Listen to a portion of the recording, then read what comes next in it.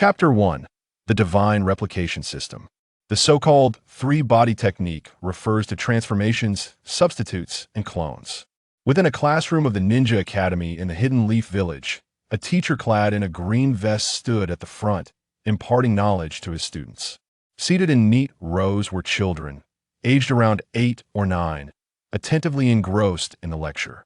The only sounds permeating the air were the scratch of chalk against the blackboard and the teacher's explanations reverberating throughout the classroom. However, in the back row, a boy wearing goggles appeared somewhat out of place amidst the diligent atmosphere. He seemed particularly unconventional as he lay sprawled over his desk, soundly asleep. "Obito, wake up. If the teacher catches you sleeping again, you're going to be in trouble." A girl with shoulder-length hair nudged the boy beside her with her elbow, whispering a gentle reminder. 2 faint lavender streaks adorned her cheeks like marks of paint. Rin, what's up? Is class over?" Obito mumbled, groggily lifting his head. Having endured a sleepless night, he had succumbed to slumber a bit too late. The consequence was a sense of lethargy as he attended class today. Yet, to his surprise, his innocent question of his class over drew the attention of every student in the room. "Ha ha ha, Obito Uchiha an idiot." Who could argue with that? He always manages to infuriate Teacher Ryota. Do you think Teacher Ryota will punish him today? Running laps, doing push-ups, or carrying sandbags? Students stifled their laughter, engaging in hushed whispers among themselves. A few had already begun to revel in the prospect of Obito's impending embarrassment. "Obito, it's you again. Always late to school, and now disrupting the class." Teacher Ryota unleashed a thunderous roar, saliva and snot flying. This was a unique phenomenon reserved for the instructors of the Ninja Academy. No student could withstand such a formidable admonition. Sorry, Teacher Ryota. They'll be more careful next time." Obito scratched his head, managing an awkward smile. Fortunately, he was seated in the back. In the front row, at the center, a classmate named Asuma was already frowning, wiping away the spittle that had landed on his face. "TCH, don't think an apology will suffice. You're responsible for cleaning the classroom this week," Ryota retorted, curling his lip. Were it not for the third Hokage's recent decree prohibiting corporal punishment, fearing its negative implications, he would have gladly sent Obito outside to do 500 push-ups right then and there. "Understood, Teacher Ryota." Obito nodded obediently. 2.5 years ago, Obito was not the person he was now. Rather, it should be said that Chun Fan had crossed over into the world of Naruto 2.5 years ago. He had taken residence in Obito's body, living under his identity ever since. In the blink of an eye, 2.5 years had passed, and Chun Fan had long accepted his identity as Obito. However, for reasons unbeknownst to him, it seemed as though Obito had been cursed with an elderly lady buff. Nearly every few days, he would encounter an elderly lady needing assistance to cross the street, compelling him to help her. As a model student with exemplary character in his previous life, how could he possibly turn his back on an elderly lady in need? Thus, every time he helped an elderly lady and rushed to school, he inevitably arrived late. And he often found himself punished by Teacher Ryota for his tardiness. Yet, Obito thought to himself, those punishments could serve to enhance his physical training, so he did not dwell too much on it. Strangely enough, today, Teacher Ryota had unexpectedly refrained from imposing any physical punishment. "All right, let's continue with the lesson." Ryota said no more, turning back to the blackboard to write and prepare for the subsequent topics. The students erupted in a chorus of discontented murmurs, clearly dissatisfied with the lack of punishment. Their enthusiasm for mischief had been piqued, yet it seemed there would be no further entertainment. Obito cast a dejected glance at his classmates, most of whom were familiar faces. Asuma, Kurenai, Might Guy, Anko Mitarashi, Shizen, Ibiki Marino, Mizuki, and Kakashi, among others. Among them was a boy named Shimura Kenichi, seated at the front. With his consistent top grades and his identity as the nephew of Shimura Danzo, he often flaunted his superiority at school, making him quite insufferable. Naturally, Obito, as the perennial bottom dweller, was no stranger to his scorn and ridicule. At this moment, Kenichi was casting a disdainful glance at Obito, his face brimming with contempt. Idiot! Obito unapologetically raised his middle finger at him, mouthing a silent greeting. How infuriating! Uchiha Obito, you're simply asking for a beating. Kenichi's rage ignited, and he silently plotted his revenge against Obito. Ding! Congratulations, host! The divine replication system has been successfully activated. Suddenly, a mechanical voice echoed in Obito's mind, startling him. System? You finally loaded? I thought you were never going to show up. Obito could hardly believe it, nearly flipping his desk in a fit of rage at the shameless system. The system had been a source of frustration, having made its appearance the moment he crossed over. However, it had only displayed a loading message and had taken an astonishing 2.5 years to complete.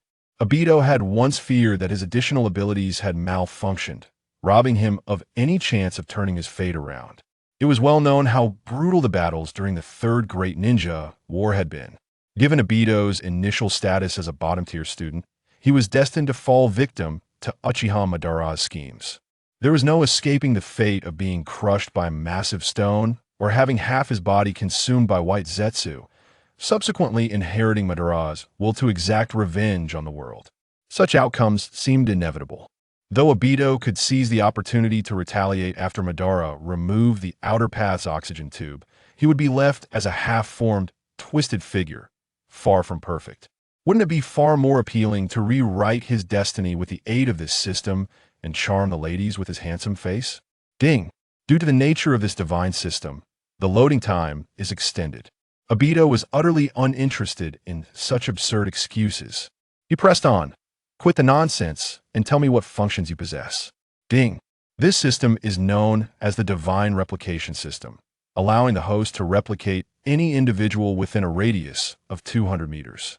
Note: the replicated subject may possess any ability categorized for the host's utilization, including ninjutsu, taijutsu, forbidden techniques, and more.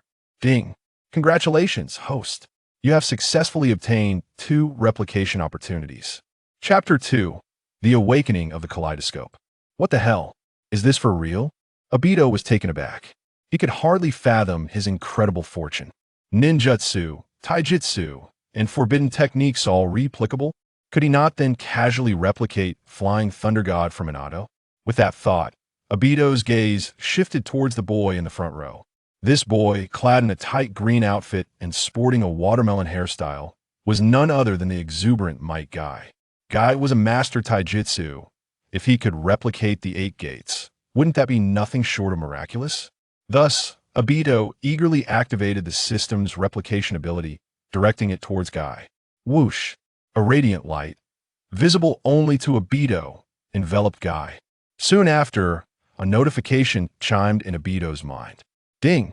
Congratulations, host! You have replicated Might Guy's unique skill, eating while doing a handstand. What on earth? Obito was bewildered. What kind of nonsense was this system concocting? Wasn't it supposed to replicate ninjutsu, taijutsu, and forbidden techniques? What use was a skill for eating while upside down? Determined not to give up, Obito activated the replication ability once more, this time targeting Asuma in the front row. If he couldn't replicate the 8 gates, perhaps he could at least acquire a fire release technique? Ding! Congratulations, host! You have replicated Asuma's unique skill, identifying cigarette brands. Note: the host can instantly recognize the brand of any cigarette simply by inhaling it. What the hell? What kind of absurdity is this? Where are the taijutsu, ninjutsu, and forbidden techniques? This trash system. I want to uninstall it. Ill-report it. Obito was so furious he nearly kicked over his desk. Ding! Please listen carefully, host. The skills that may appear from the replicated subjects include ninjutsu, taijutsu, forbidden techniques, and more. Obito was once again taken aback. So, the system was simply playing word games with him. By using the phrase and more, it had effectively brushed him off. Notification: the higher the intimacy between the host and the replicated subject, the more powerful the abilities acquired from that subject. Intimacy refers to the degree of friendship between the host and the replicated subject. Only with heightened intimacy can one replicate more formidable abilities. No wonder Obito managed to replicate only 2 times, and both instances were mere life skills. It turns out that his lack of closeness with those two individuals was the underlying reason. It's utterly shameless of the system to have withheld the importance of intimacy until now. System, are you doing this on purpose? Are you trying to sabotage me? Ding. This system is dedicated to serving its host with unwavering loyalty. Please rest assured, host, your loyalty means nothing. 2.5 years. A full 2.5 years you have been absent. Do you have any idea how I have endured these 2.5 years? Do you even know? Have you made me suffer so terribly and yet failed to provide me with a beginner's gift package? Obito's heart seethed with rage. System. Ding. The system now presents the host with a unique beginner's gift package. Please be attentive to its arrival. Congratulations, host. You have received a limited edition power of the Eye gift package. Congratulations, host. You have acquired 5 replication opportunities. Note, for every year that passes, the host will automatically receive 1 replication opportunity. Additionally, the system will occasionally issue tasks to the host, completing which will also yield replication opportunities. The system's notifications echoed incessantly in Obito's mind. Upon hearing about the limited edition power of the Eye gift package, Obito was already eager to unveil it, scarcely paying heed to the subsequent 5 replication opportunities. Hurry, open the power of the Eye package. Ding. The limited edition power of the Eye package has been opened for you.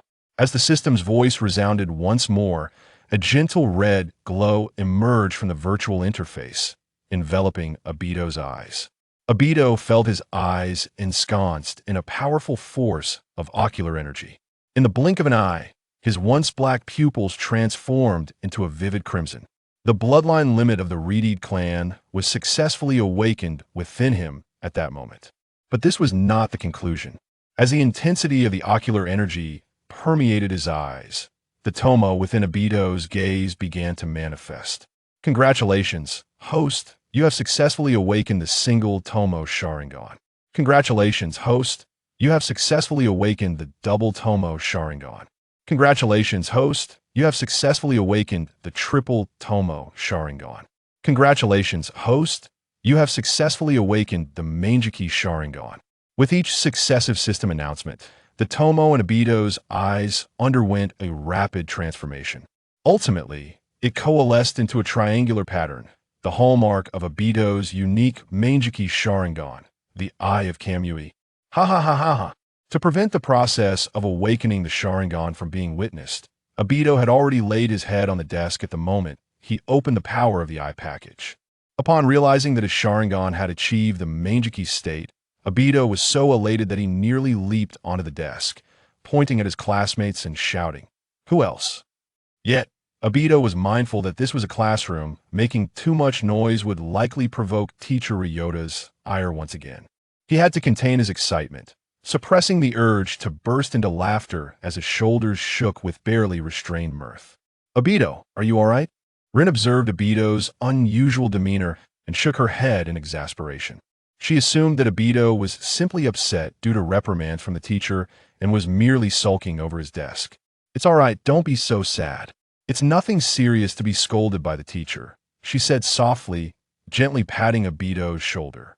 Obito finally managed to quell his impulse to laugh, lifting his gaze to Rin, who was squinting at him with a smile, her face radiating warmth. "Don't worry, I can stay behind to help you clean the classroom." "Rin, you." Obito found himself momentarily entranced by her visage. No wonder the original Obito was so smitten by Rin, to the point of being obsessed with creating a world where she existed. Who could resist such a gentle and understanding girl? The reason Rin could become the sole moonlight in Obito's heart likely lay right here.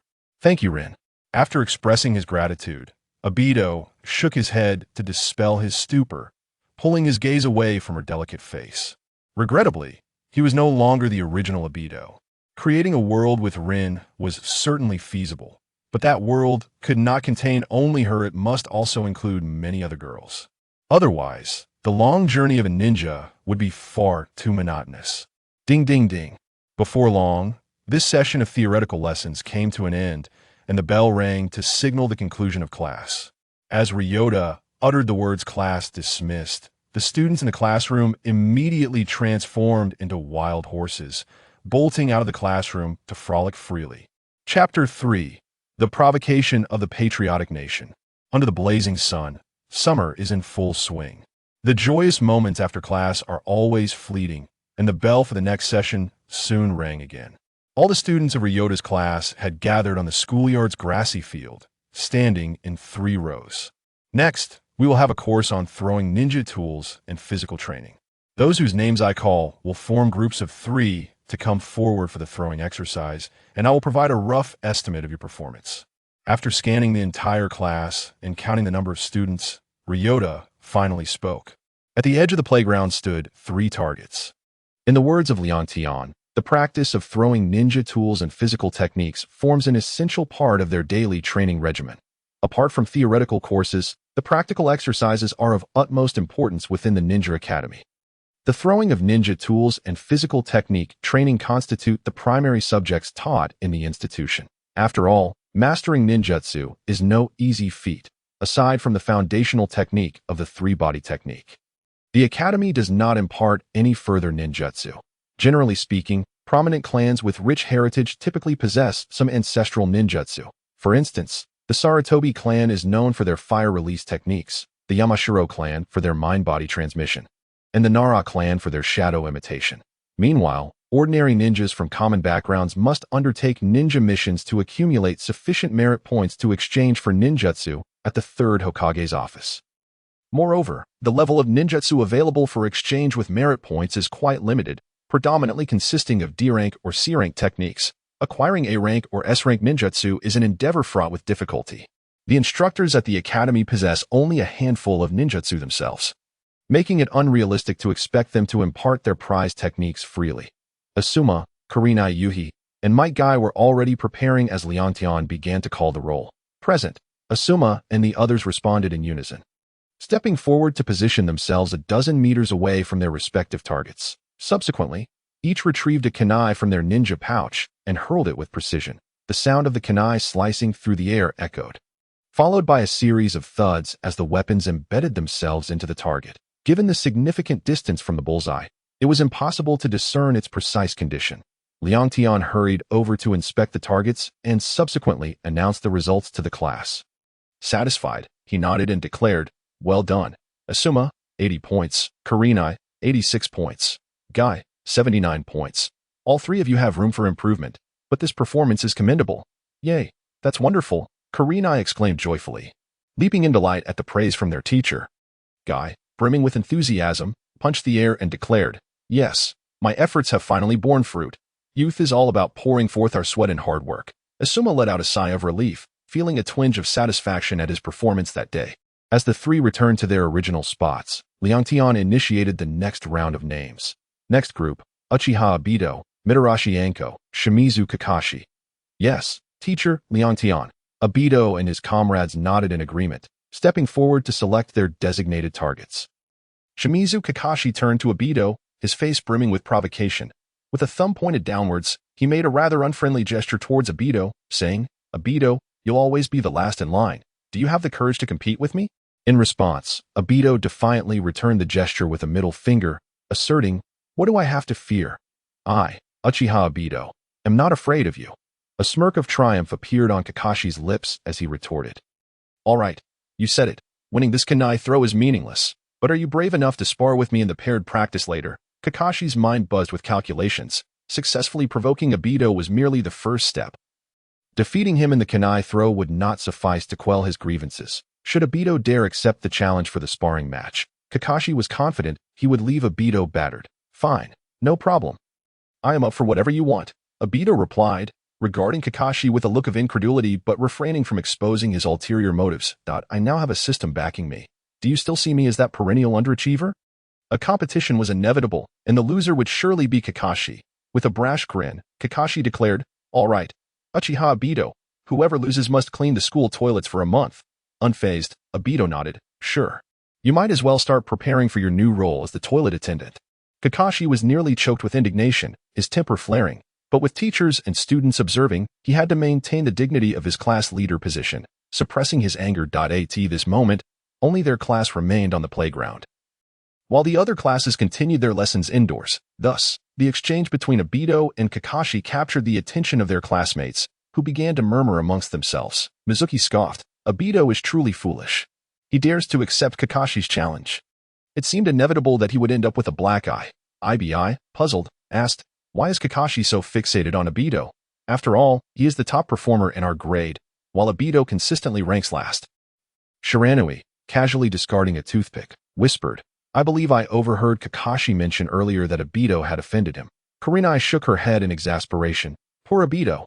Although he is a perennial underachiever, Kakashi is clearly trying to take advantage of him during this competition. Lin clasped her hands, concern etched on her face. Come on, Obito, I believe in you. As the instructor, Leontion naturally overheard the exchange between Obito and Kakashi. However, he merely crossed his arms and stood by, patiently awaiting the competition. The Ninja Academy was fundamentally a place for cultivating ninjas. Teachers often tacitly allowed students to resolve their conflicts through such competitions, as it incited their competitive spirit and expedited their growth. All right, Obito, Kakashi, and Anko commenced the kunai throwing. With the students' enthusiasm piqued, Leontion nodded approvingly and issued the command to begin. Although the kunai throwing had yet to commence, everyone had already formed some expectations that Kakashi's abilities were exceptional, and he would likely score above 95. Anko was also adept at kunai throwing, probably reaching around 90 points. Only Obito, during the last kunai throwing test, had been a source of amusement. His kunai had landed on other targets, and one even flew towards Leontion's face, prompting the teacher to stand safely beside the competitors rather than near the targets. As Leontion called for the start, the three, Obito, Anko, and Kakashi, simultaneously launched their kunai. However, Obito's eyes transformed from black to red, the three tomo of his Sharingan flickering momentarily. Thuds resounded as the kunai struck the targets. Leontion rushed back to the targets. He first examined Anko's target, announced her score with satisfaction. Mitarashi Anko, 90 points. Well done. Yay. Anko beamed, giving her classmates a thumbs up. Leontion then turned to Kakashi's target, nodding in approval. Next up, our grade's top performer, Kakashi. His score is 95 points. Truly a stable performance. Leontion was quite pleased with Kakashi, as excellent students like him had helped him secure numerous awards for outstanding teacher. In contrast, Obito, being a perennial underachiever, was merely a stumbling block in his pursuit of accolades. Furthermore, Obito was often late and engaged in inexplicable antics, so Leontion held little affection for him. Having anticipated Obito's poor performance, Leontion's expression was already tinged with disdain before he even glanced at Obito's target. However, when his gaze finally fell upon the center of Obito's target, his eyes widened in disbelief. What? How can this be possible? 3 shuriken were thrown with such precision that they struck the red center of the target with barely any gap between them. This unprecedented throwing technique was unparalleled. Even if Ryota were to attempt it himself, he could not guarantee achieving such a level of accuracy. The proximity of the shuriken made it exceedingly difficult to land the second one precisely on the target after the first had already hit it. As the two would inevitably overlap, the second shuriken would strike the tail of the first, knocking it off course or causing it to miss entirely. Yet, Obito managed a remarkable triple hit, all landing perfectly on the red. Obito, a perfect score of 100. As the students in the back began to murmur and their impatience grew, Ryota had no choice but to announce the results loudly. What? This cannot be. Asuma's eyes widened in disbelief. Mirroring Ryota's incredulity, Shimizu's face was filled with skepticism as he shouted, Teacher Ryota, you must be mistaken. Obito, that underachiever, cannot possibly score full marks. It must be KK who achieved that. Seeing Obito approach with a steady gait, Rin's face lit up with joy. Obito, did you really do it? Most of the other students shared Asuma and Shimizu's sentiments, believing that Ryota had confused the targets and mistaken KK's for Obito's. A perfect score of 100 in shuriken throwing? Such a jest could not be taken lightly. Even Kakashi, that super genius who graduated early, only managed a record score of 98. The expectation of achieving a perfect score was exceedingly stringent. Although the students were largely unaware of the criteria for a score of 100, they were almost certain that Uchiha Obito could not possibly attain such a feat. The image of Obito's clumsy demeanor had firmly settled in everyone's minds. Only the ever-watchful Ino, observing Obito's confident smile, began to discern the truth. Perhaps Obito truly had won. She murmured to herself, Ryota found no surprise in their reactions. He cast a complex glance at Obito. Class, I did not misread the target. You can trust the teacher's judgment. Obito truly scored 100.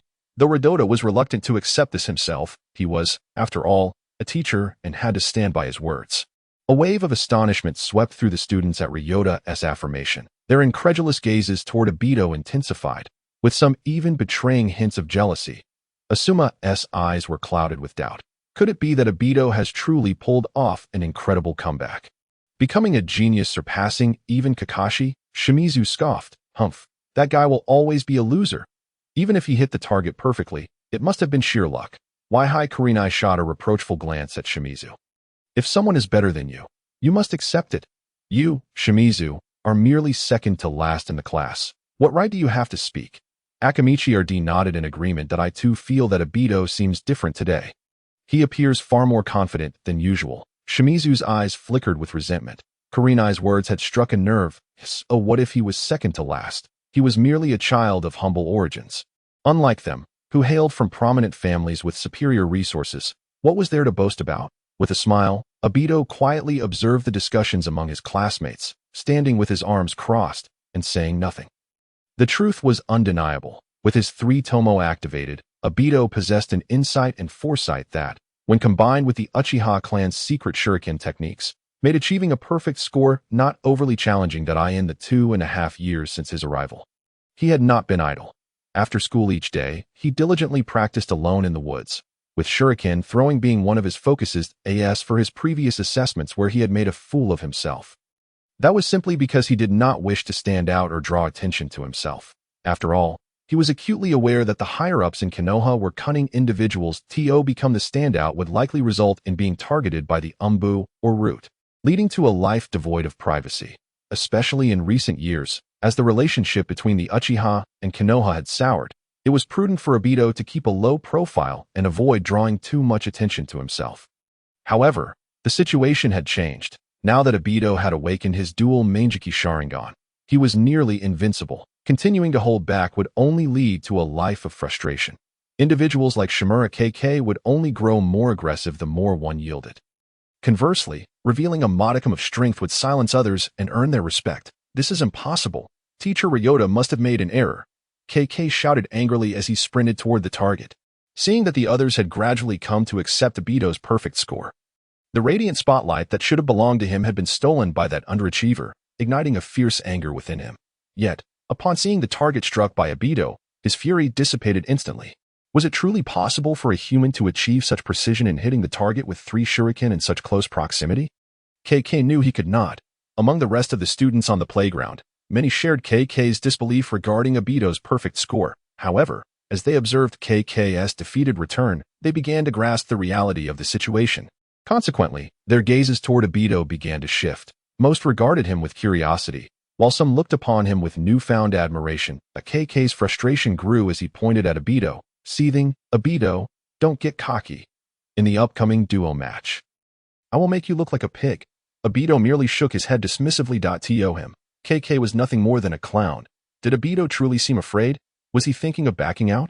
Noticing Obito's lack of a direct response, Shimizu began to stir the pot within the crowd. Obito shot a cold glare at Shimizu, who was truly insufferable, always hovering around KK like a sycophant and constantly making life difficult for him. "All right, everyone, quiet down. We will continue with the shuriken throwing. Any further discussions can wait." Before Obito could voice his thoughts, Teacher Ryota called out. Glancing down at his clipboard, he continued, "Next group, Ino, Ibiki, Shimizu. Step forward and begin the shuriken throwing assessment." Yes, Ino and the others nodded in agreement, stepping forward to commence their assessment. Ino excelled, scoring 92 points in shuriken throwing, surpassing most present. Ibiki also performed well, earning a score of 86, and only Shimizu, the second to last in class, scored a mere 76, 3 points lower than the inept might guy. Oh dear, it appears the second to last has now become the last. Obito couldn't resist teasing. As he caught Shimizu's furious glare, he felt a surge of satisfaction. Well, how about that? It seems that only KK is allowed to belittle others, while no one else is permitted to turn the tables. Individuals like Shimizu, having lingered in Konoha for so many years, were still merely genin by the time of Naruto. Poor talent was one thing, But his narrow-mindedness and dubious intentions were another. Always acting as a lapdog for KK, what future could he possibly expect? If only he were to devote himself to rigorous practice after school, as I do, he wouldn't be stuck at the bottom of the class. Speaking of which, KK, as depicted in the original story, never really made an appearance, did he? Such characters likely ended up as mere cannon fodder in the Third Great Ninja War, perishing on the battlefield at an unknown time. The trio's shuriken throwing continued. And with nearly 30 students in the class, it took about half an hour to complete the assessments. All right, now we will proceed to the next round of evaluations, the paired combat match. Leontion stood at the forefront of the line, his gaze sweeping over all the students as he began to arrange the upcoming course content. Upon hearing the mention of paired practice, the students instinctively turned their eyes towards Daito and Baogu. Engaging in hushed discussions. Do you think Daito can defeat Baogu? I believe his chances of winning are quite slim. Baogu is proficient in both ninjutsu and taijutsu. Yet, I can't shake the feeling that Daito might emerge as a dark horse among this year's graduates. Just moments ago, everyone witnessed Baogu's provocation towards Daito.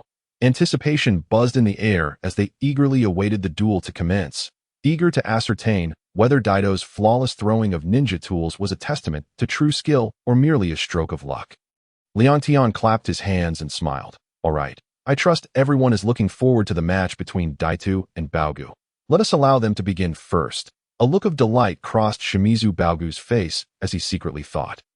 Excellent, it's my time to shine now. I will surely knock Daito to the ground. The two, however, remained composed, stepping forward towards the center of the training field. Just a few steps in, Rin's voice rang out from behind him. Daito, go for it. If it gets too tough, just surrender. Daito turned back, offering Rin a reassuring smile. Don't worry, Rin. A guy like that is no match for me. Humph, such bravado. Came the sarcastic remark from Mizuki. Daito and Baogu had already reached the center of the field.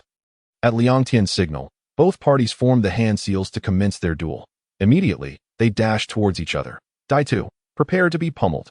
Baogu roared, launching a punch aimed at Daito's chin. A left hook. Daito leaned back slightly, effortlessly evading the blow. Here comes my right whip kick. Baogu pressed the attack, leveraging his superior speed for a sweeping kick directed at Daito's side. Daito raised both hands to block, and after catching Baogu's sweeping kick, he retaliated with a kick aimed at Baogu's abdomen. Bang! The kick landed squarely, sending Baogu staggering back several meters, clutching his abdomen in disbelief. How could you so easily block my ordinary attack? Daito scoffed. Your ordinary attack? Pathetically weak. Though he spoke with bravado, Daito was acutely aware that in his previous self, he would not have easily triumphed over Baogu. However, the Uchiha clan possessed a seemingly supernatural lineage. The strength of Uchiha members escalated with the evolution of their Sharingan. A double tomo could at least reach the level of a Chunin, while a triple tomo could attain the rank of Jonin. Although Daito had not yet activated his Sharingan, the subtle enhancements it provided had significantly elevated his abilities. Humph!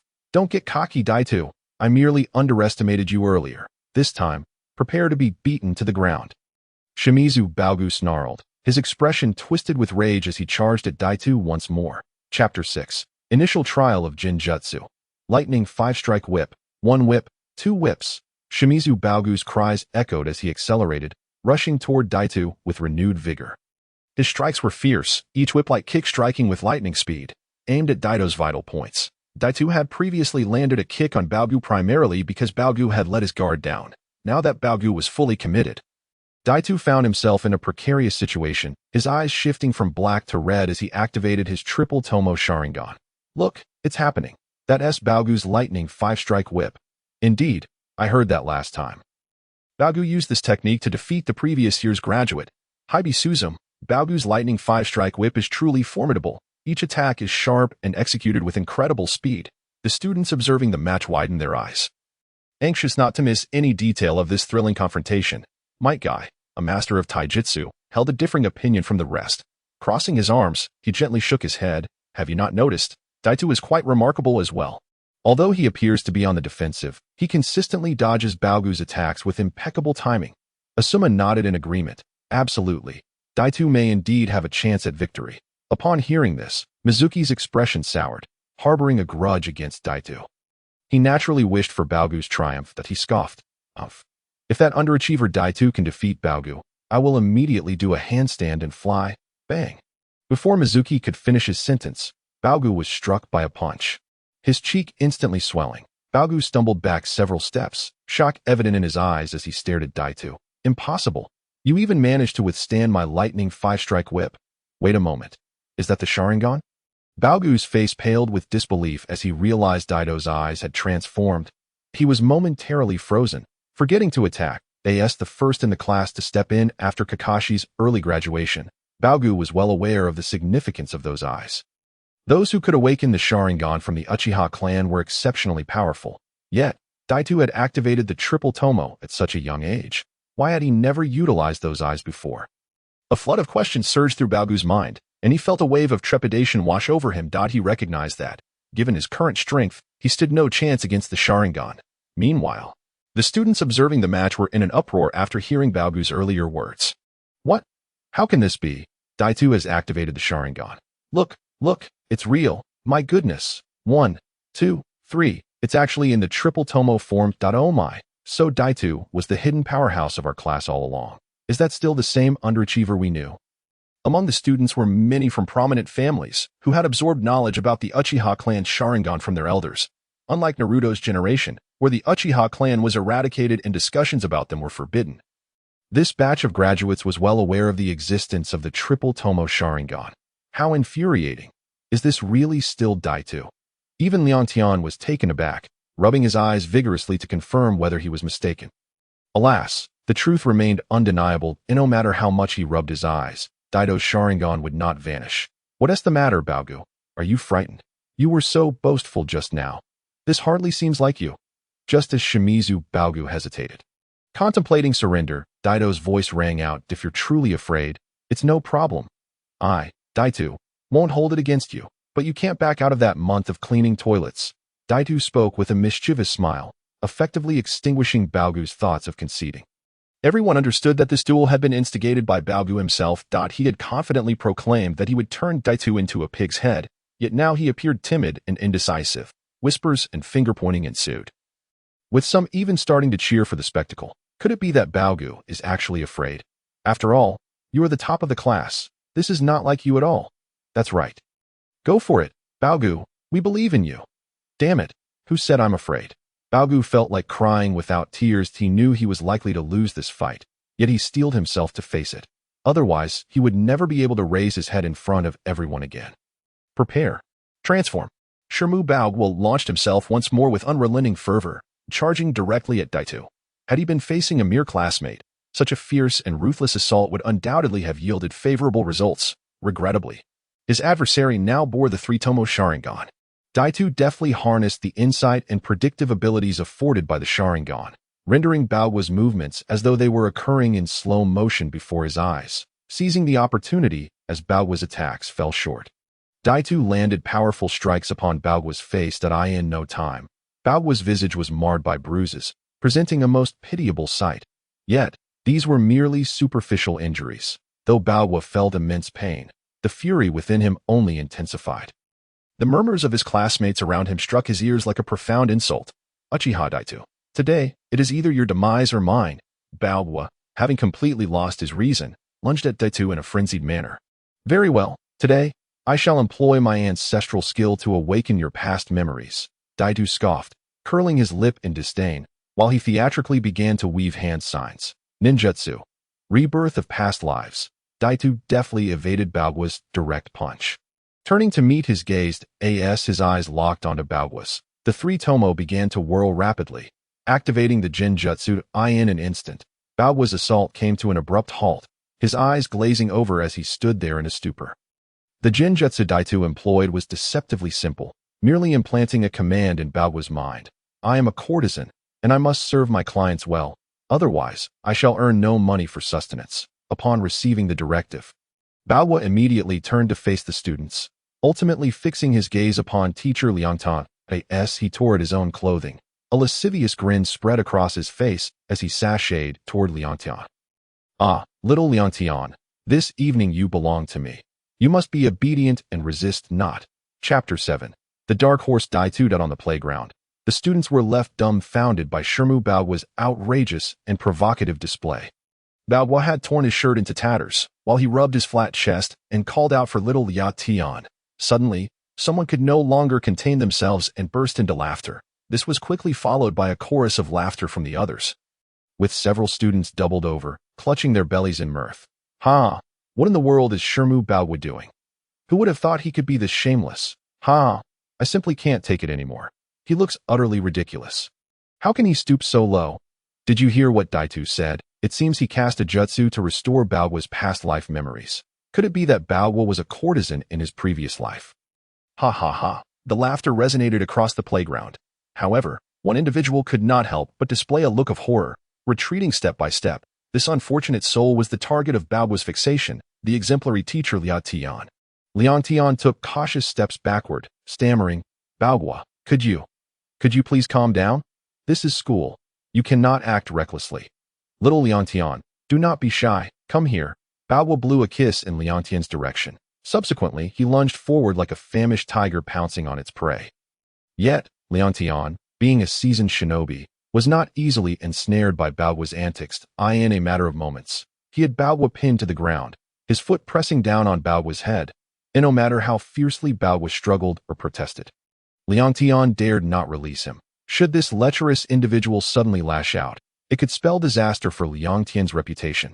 Daitu, what on earth have you done to him? Liao Tian roared at Daitu in exasperation.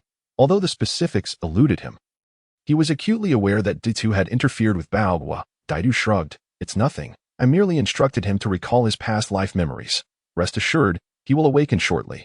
Liao Tian shot Daitu a fierce glare before turning to the crowd, calling out, Uezaki Hong, come here and assist the teacher. While not overly familiar with the intricacies of the three tomo, Liao Tian at least understood that shinobi possessing the Sharingan often excelled in Jinjutsu.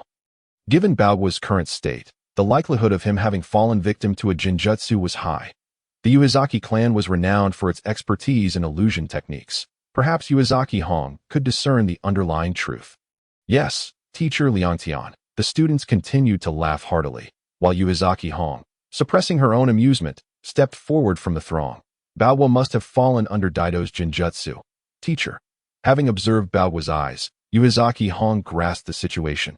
While speaking, her gaze inadvertently drifted toward Daitu, revealing a hint of envy. Though the Uezaki clan was not particularly large within Konoha, it had established itself through its mastery of illusion techniques. Yet, even with skills comparable to her father, Zhenhong, they could not rival the potency of Daito's Sharingan, which could easily ensnare foes. Daitu truly was remarkable. Who would have thought he possessed such prowess, cleverly concealing it until now? Uezaki Hong muttered to herself. Liao Tian nodded. Indeed, Uezaki Hong. Well done. Can you dispel it? I should be able to, Uezaki Hong replied, her hands beginning to weave signs. Release. With the final sign completed, Uezaki Hong uttered a soft command, lightly tapping Bao's forehead with her fingers. Instantly, Bao ceased his antics, his eyes regaining clarity. What just happened? Teacher Liao Tian, why are you stepping on me? Bao inquired, visibly perplexed. Liao Tian shot him a withering look. How can you even ask that? What were you doing just now? Bao, somewhat bewildered, sprang to his feet. Upon noticing his classmates' pointing and stifling laughter, he glanced down at his own attire. His brown kimono had been torn to shreds, and he was covered in dirt. As the delayed memories flooded back, the image of his earlier shameless behavior caused Bao to flush with embarrassment. He glared furiously at Daitu, bellowing, Uchiha Daitu, today, either you perish or I shall. Daitu dismissively shook his head. UVE already proclaimed that once. Bao, repeating threats excessively diminishes their weight. This remark struck Bao as a profound insult and mockery. Igniting his rage, you despicable Uchiha Daitu, I shall not let this go. As he spoke, Bao charged at Daitu in a frenzy. However, having taken only a few steps, he was once more subdued by Liao Tian. You are no match for him. Do you not feel enough shame already? But he, Bao wept, I am the top student in my year. When have I ever faced such humiliation? All of this stemmed from Uchiha Daitu, who was utterly detestable, despite Bao's inability to swallow his pride or accept the reality of the situation. He ultimately regained his composure under Liao Tian's scolding. The farcical confrontation between Daitu and Bao drew to a close. However, Bao once the pride of his class, now found his reputation irrevocably tarnished in the eyes of his peers. Meanwhile, Daito truly became the dark horse that some students had predicted, that a shinobi with the 3-tomo Sharingan was no laughing matter, whether positioned within the Uchiha clan or under the auspices of the third Hokage. Daito was destined to be a key figure in their training. This signified that the previously inconspicuous Uchiha Daito had vanished from that moment onward. Henceforth, the path before Daito would be smoother and more promising than ever before. On the playground, Liang Tian continued to oversee the ongoing matches, though many participants harbored their own thoughts and concerns. Uchiha Daito, I will exact my revenge. Baogua's gaze was filled with venomous intent as he looked at Daito. Liang Tian furrowed his brow, muttering to himself, why has Daito concealed his strength until now? This is all too suspicious. I must inform the third Hokage at once. Uezaki Hong gazed at Daito's retreating figure, curiosity and admiration flickering in her eyes. Why did Daito choose to hide his abilities until now?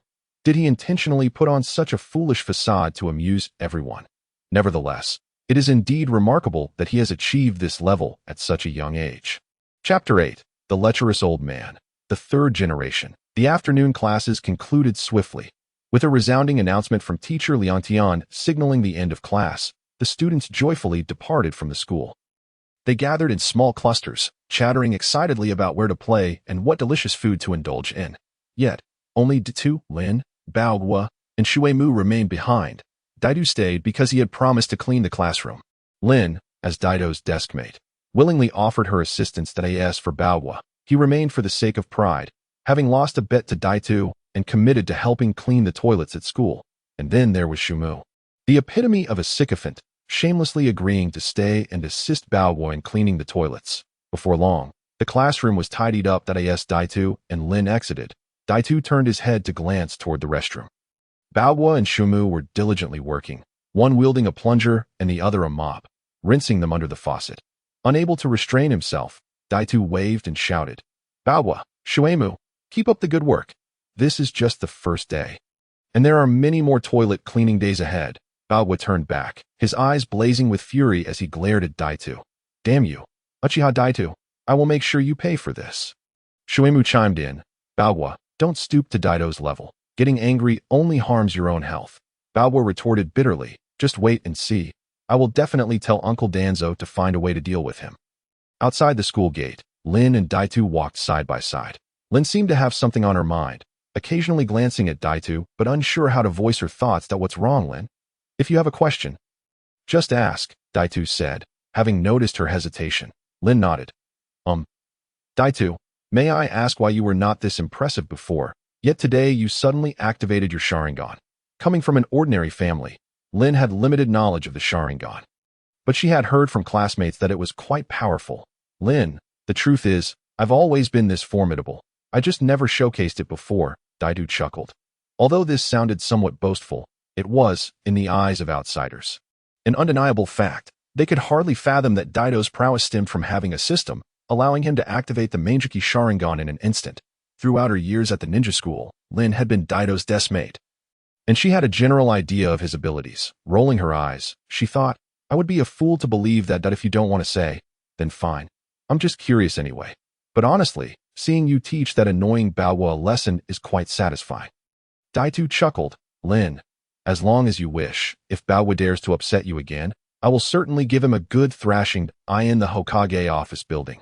On the second floor, Sarutobi Hiruzen sat behind his desk, cradling a crystal ball in his hands. The images displayed within were of a women's bathhouse in Konoha, where dozens of young maidens lounged by the pool, frolicking and splashing about.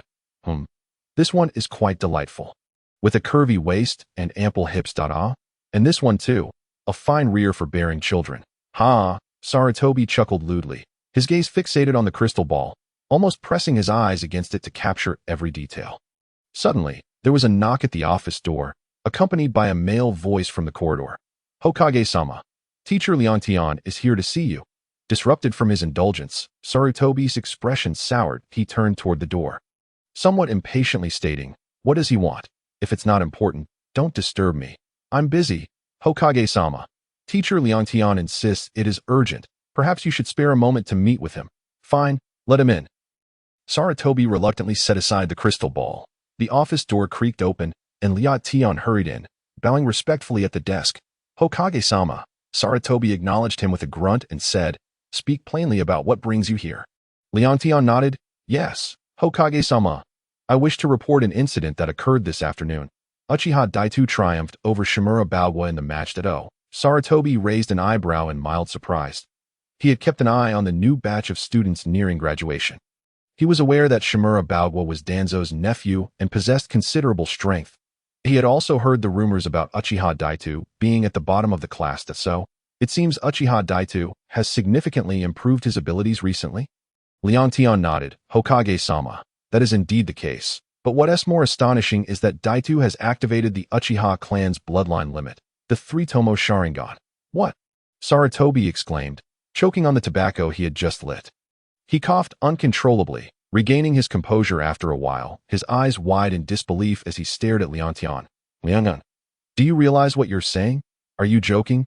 Daito activated the 3-tomo Sharingan. The process of awakening the Sharingan typically begins with a single tomo, evolving gradually through increased strength. That I have thoroughly investigated this. Even prodigies from the Uchiha clan usually only activate the double tomo upon their first awakening, but to awaken 3 tomo at once, that is unheard of. Leontion, sensing Sarutobi's skepticism, hastily clarified. "Hokage-sama, I speak only the truth. The entire class witnessed Daito activating the 3-tomo Sharingan this afternoon on the playground." Seeing the earnestness in Leontion's eyes, Sarutobi surmised that his words might indeed be true. He collected his thoughts, displaying a smile. "Well done, Leontion. You have performed admirably in this matter. I will commend you with a 20% increase in your monthly salary next month." "Thank you, Hokage-sama," Leontion replied joyfully. Bowing deeply, the 20% raise was not the most crucial aspect. What mattered was earning the Hokage's recognition, which could lead to future promotions. Sarutobi said, "You may return now." Leontion expressed his gratitude once more before turning to leave. "Uchiha Daito, Sarutobi murmured to himself, contemplating. Chapter 9, Hidden Intentions. Awakening the 3-tomo Sharingan is a hallmark of a pillar talent within the Uchiha clan. If a means could be found to recruit this Uchiha Daito into the Hokage's direct faction, he would undoubtedly become a significant asset in the future. After concluding his thoughts, Sarutobi wrapped his fingers on the desk and softly commanded, "Summon someone." As soon as he finished speaking, a ninja clad in a silver vest leaped through the window and knelt before the desk. "Hokage-sama, how may I serve you?" Sarutobi instructed. "Gather Daito's information for me." "Yes, Hokage-sama." The ninja nodded and vanished from the room in a flash. Approximately 10 minutes later, the silver-vested ninja returned, handing a document to Sarutobi. "Hokage-sama, Uchiha Daito's parents are deceased, both having perished on the battlefield. The only family member he has left is his grandmother. Additionally, Uchiha Shursui is Daito's cousin." "Shursui, you say?" In the eyes of Sarutobi Hiruzen, a flicker of surprise briefly glimmered. Although he had not paid much attention to Obito, he was quite familiar with Shursui. Shursui was a descendant of the Uchiha clan, formerly a guard of the second Hokage, Senju Tobarama, and had been a longtime comrade of Sarutobi Hiruzen. The relationship between the Uchiha clan and Konoha had been fraught for many years. At that time, Shursui acted as a lubricant for the tenuous relationship between Konoha and the Uchiha, playing a pivotal role in easing tensions and preventing further deterioration. However, following the deaths of Shursui and Senju Tobarama during the Great Ninja War, the Uchiha clan had not produced another individual capable of bridging the gap between the two factions. In recent years, due to their control over the Konoha Police Department, the Uchiha clan frequently found themselves embroiled in various conflicts with other prominent families and the villagers. As these tensions escalated, the relationship between the Uchiha and Konoha continued to decline. Deep down, the third Hokage was reluctant to witness this unfolding scenario. Regardless of the circumstances, the Uchiha clan remained a part of Konoha and should not be so isolated. Yet, some matters were beyond his control as the third Hokage. He could not manage the villagers' sentiments, nor could he dictate the Uchiha clan's approach to handling issues within the Konoha Police Department. If he could cultivate this young man named Obito, perhaps he could, in time, become a significant ally, much like Shursui had been. Sarutobi Hiruzen stroked his chin, feeling a sense of satisfaction at devising such a brilliant strategy. He had also taken a close look at the dossier on Uchiha Obito, which primarily indicated that Obito was at the bottom of his class and not particularly well liked by his peers. while Obito's sudden awakening of the Sharingan did indeed raise eyebrows and seemed quite extraordinary. His remarkable abilities had already made him a coveted asset in the eyes of the third Hokage. The minor flaws in his character were not something the third Hokage wished to dwell upon. It would suffice to inquire about the details from Obito later on. Make sure to observe this boy, Obito, closely. After the graduation assessment, arrange for him to be placed in Minato's class. Hiruzen instructed the Umbu before him. Minato was a disciple of Jiraiya and could be considered a pupil of his Uchiha.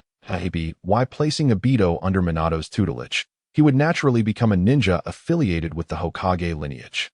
In the future, whether as a protector or as a mediator for the relationship between the Uchiha and Konoha, everything would fall into place. The Umbu ninja nodded. Hokage-sama, rest assured, I will make the necessary arrangements. Sarutobi Hiruzen waved his hand, signaling that there was nothing more to discuss. That will be all. You may leave the residence of the Shimura clan. Within a spacious and opulent courtyard, Shimura Danzo sat in the main hall, cradling a teacup as he savored the exquisite brew. Before long, hurried footsteps echoed from the corridor outside, accompanied by a youthful voice calling out, "Uncle Danzo, are you there?" Even before the visitor arrived, a smile had already graced Danzo's face upon hearing the voice. "Ah, it's Keikatsu. What brings you here today?" Danzo had once had a beloved son, tragically lost on the battlefield during the war. Fortunately, the Shimura clan had since been blessed with the presence of Keikatsu, his young nephew. Though Keikatsu was still quite young and had yet to graduate from the Ninja Academy, he displayed exceptional abilities, earning Danzo's admiration. In no time, Keikatsu dashed into the room. Upon seeing the bruises on his face, Danzo's expression shifted to one of concern. "What happened? Did you get into a fight?" Keikatsu, with a look of indignation, recounted, "Uncle Danzo, you won't believe it. It was that guy Uchiha Obito who did this to me. You must send someone to teach him a lesson." "Uchiha Obito? Who is that?" Danzo inquired, perplexed. Keikatsu, filled with indignation, recounted the events that had transpired that afternoon on the school playground, embellishing the story with tales of Obito's misdeeds, including rumors of peeping in the girls' bathhouse and not bathing for 3 months. Yet, the more Danzo listened, the more astonished he became. His focus was not on how Keikatsu had been bullied or beaten, but rather on the fact that Obito, at such a young age, had awakened the Sharingan. Like the third Hokage, Danzo felt a desire to recruit Obito for his own purposes. Keikatsu, are you sure you're not pulling my leg?" he asked. Keikatsu nodded earnestly. "Of course, Uncle Danzo. You must help me teach Obito a lesson." Danzo shook his head. "We cannot go that route. Keikatsu, that a true man must rise above petty grievances. The fact that Obito could awaken the Sharingan at such a tender age suggests his future potential is limitless. Hiruzen has already gathered many capable ninjas around him. This Uchiha Obito must be brought into the fold. I will make it my mission to recruit him into root." With tears streaming down his face, Keikatsu cried out, "Uncle Danzo, what do you mean? You won't help me. You don't love me anymore." Danzo placed a reassuring hand on his shoulder. "Keikatsu, for now, you must endure. There may come a time when you both have the opportunity to work together in root." "Uncle Danzo, I hate you!" Keikatsu exclaimed, bursting into tears as he stormed out of the room. "This child," Danzo sighed in exasperation, then rapped on the table, commanding, "Come here." Outside, 2 figures swiftly appeared, kneeling before Danzo. "Lord Danzo, how may we serve you?" Danzo instructed. "A and B, I need you to take care of something for me regarding the Uchiha clan." Meanwhile, in a certain street of the Uchiha clan's territory, Obito followed his usual routine. Walking home with Rin after school, ready to enjoy a meal. "Grandma, I'm back." At the end of the street, Obito stopped in front of a somewhat dilapidated wooden house and pushed the door open. "Oh, little Obito is back. Wash your hands quickly. Dinner is almost ready," his grandmother's gentle voice called from the kitchen. A delightful aroma wafted through the air upon his entrance, piquing his curiosity. "What delicious dish have you prepared today?" "Grandma?" Obito asked, rushing into the kitchen and giving her a playful hug around the neck, standing on tiptoe. "Today, we are having your favorite, corn stew with spare ribs," his grandmother replied while patting his hand. "Be a good boy and wash your hands." "Spare ribs? What's the occasion for such a feast?" Obito asked, slightly surprised, as he turned on the tap to wash his hands, given that both his parents had passed away and his grandmother was quite elderly. Their household had little income. His grandmother was frugal, often denying herself good food to ensure Obito had the best. This thought warmed his heart, yet also filled him with concern for her well-being. There's no special occasion.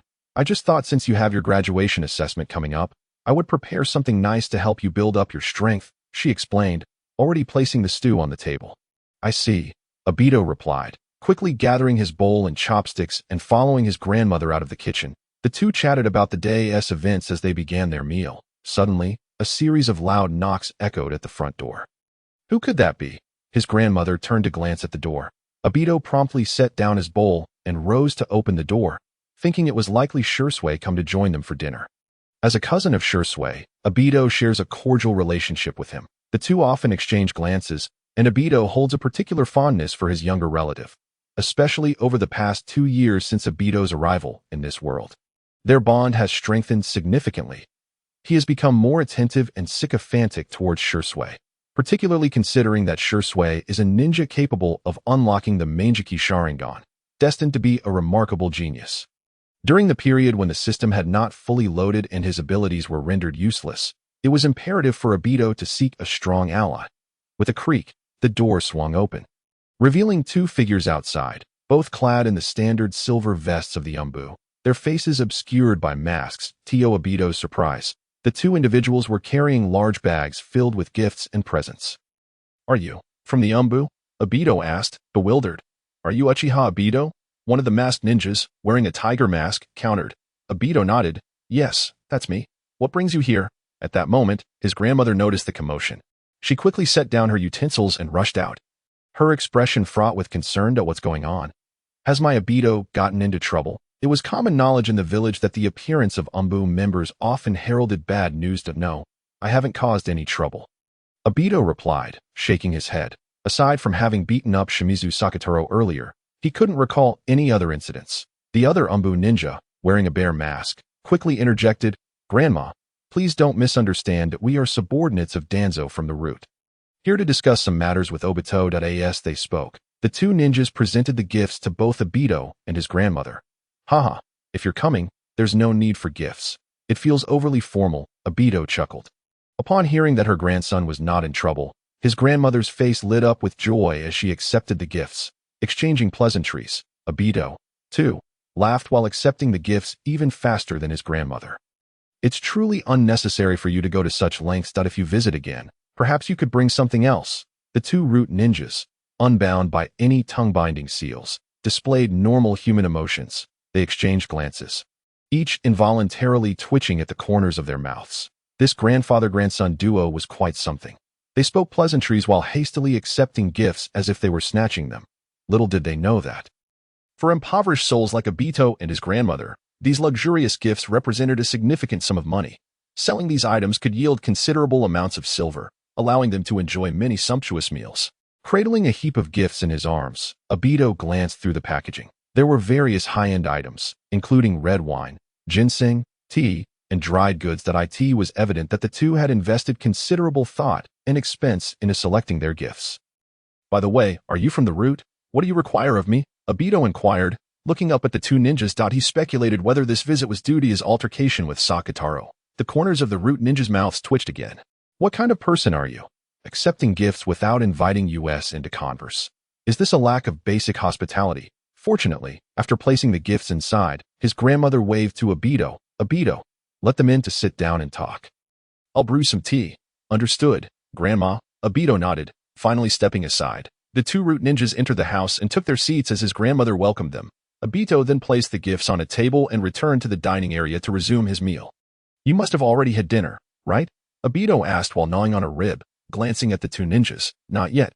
The tiger-masked ninja shook his head, intending to say that they hadn't had the chance to eat. However, he was interrupted by Obito's voice. My grandma and I only prepared enough for two, so we won't be able to offer you a meal. The tiger-masked ninja's mouth twitched once more. Does Uchiha Obito truly think we would be hungry for your family's meal?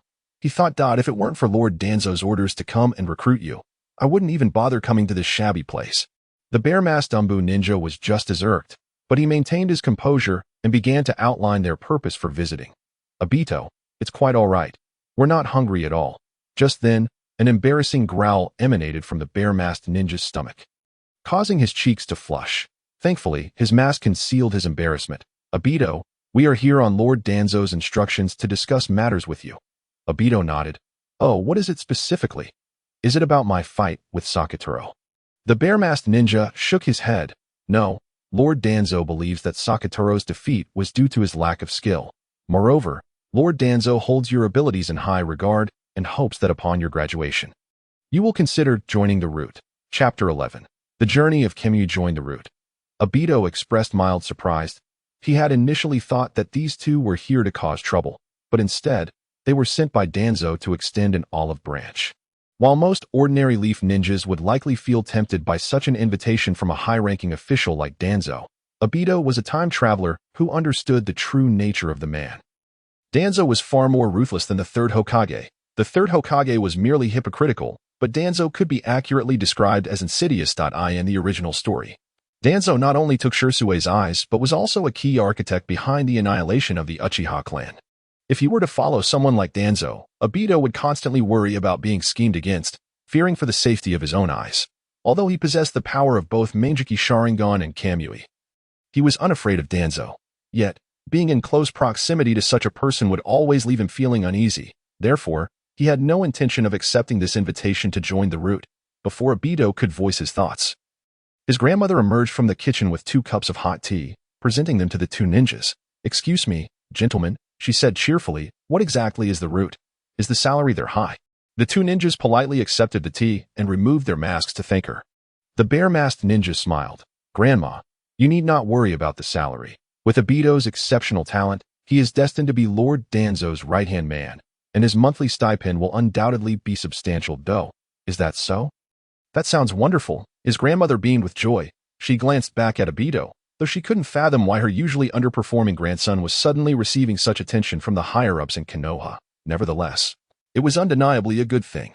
"Grandma, please come back and eat," Obito said. Feeling a bit helpless, his grandmother had endured hardships while raising him and was understandably eager to inquire about his future earnings. Fortunately, he was on the brink of graduation, and after completing some ninja missions, he would be able to earn commissions.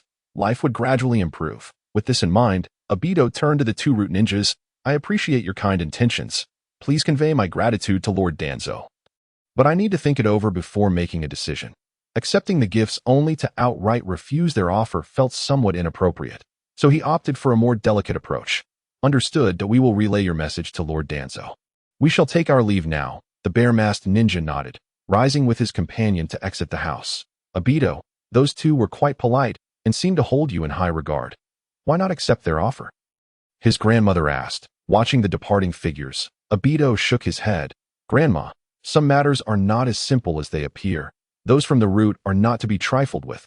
Grandmother merely inquired casually about Dato's future plans, expressing no desire to be overly involved. After dinner, Dato took the initiative to wash the dishes. Subsequently, he informed his grandmother that he was going out to train and dashed out of the house.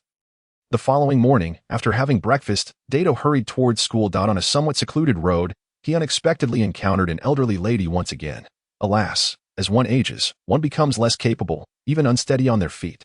The old woman, hunched over, trembled as she attempted to cross the road, lamenting continuously. "Grandmother, where are you headed? Allow me to escort you." Dato, demonstrating his commendable character, swiftly lifted the old lady onto his back. He carried her across the road, charging determinately to the right. The old lady, jostled about, quickly patted Dato's back, exclaiming, "Young one, do slow down. You're heading in the wrong direction. My way home is on the other side." Dato nodded, turning around while still carrying her, and sprinted in the opposite direction. "Why didn't you mention that sooner, grandmother? I pride myself on being Konoha's most enthusiastic citizen, and I shall ensure you reach your destination safely." Upon safely delivering the old lady to her doorstep and setting her down, Dato noticed that she had become dizzy, her eyes spinning as she collapsed onto the ground.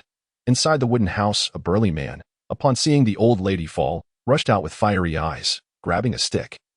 He shouted at Dato, "You little rascal, what have you done to my mother?" Dato promptly turned and fled, exclaiming, "Sir, she is perfectly fine. I merely escorted her home." "Stop right there. You won't be leaving without paying me 100,000 Rio." As the man pursued and shouted, Dato dashed away, quickly disappearing around a corner. Is this lad a rabbit? He runs exceptionally fast. The man, panting heavily, resignedly turned back towards his home. Dato leaped down from a nearby tree, still shaken, and patted his chest. That was quite the thrill. It seems I must be more cautious when assisting elderly ladies in the future to avoid being wrongly accused at a tea present. There was not much time left before class commenced. Data was far from school, and he would certainly be late if he hurried there now. However, he remained unperturbed. For the night prior during his training, he had conducted numerous experiments and had a solid grasp of the abilities of his space-time ninjutsu.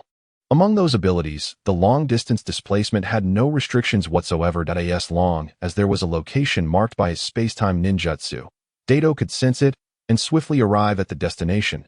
He had already left a mark outside the Ninja Academy the night before.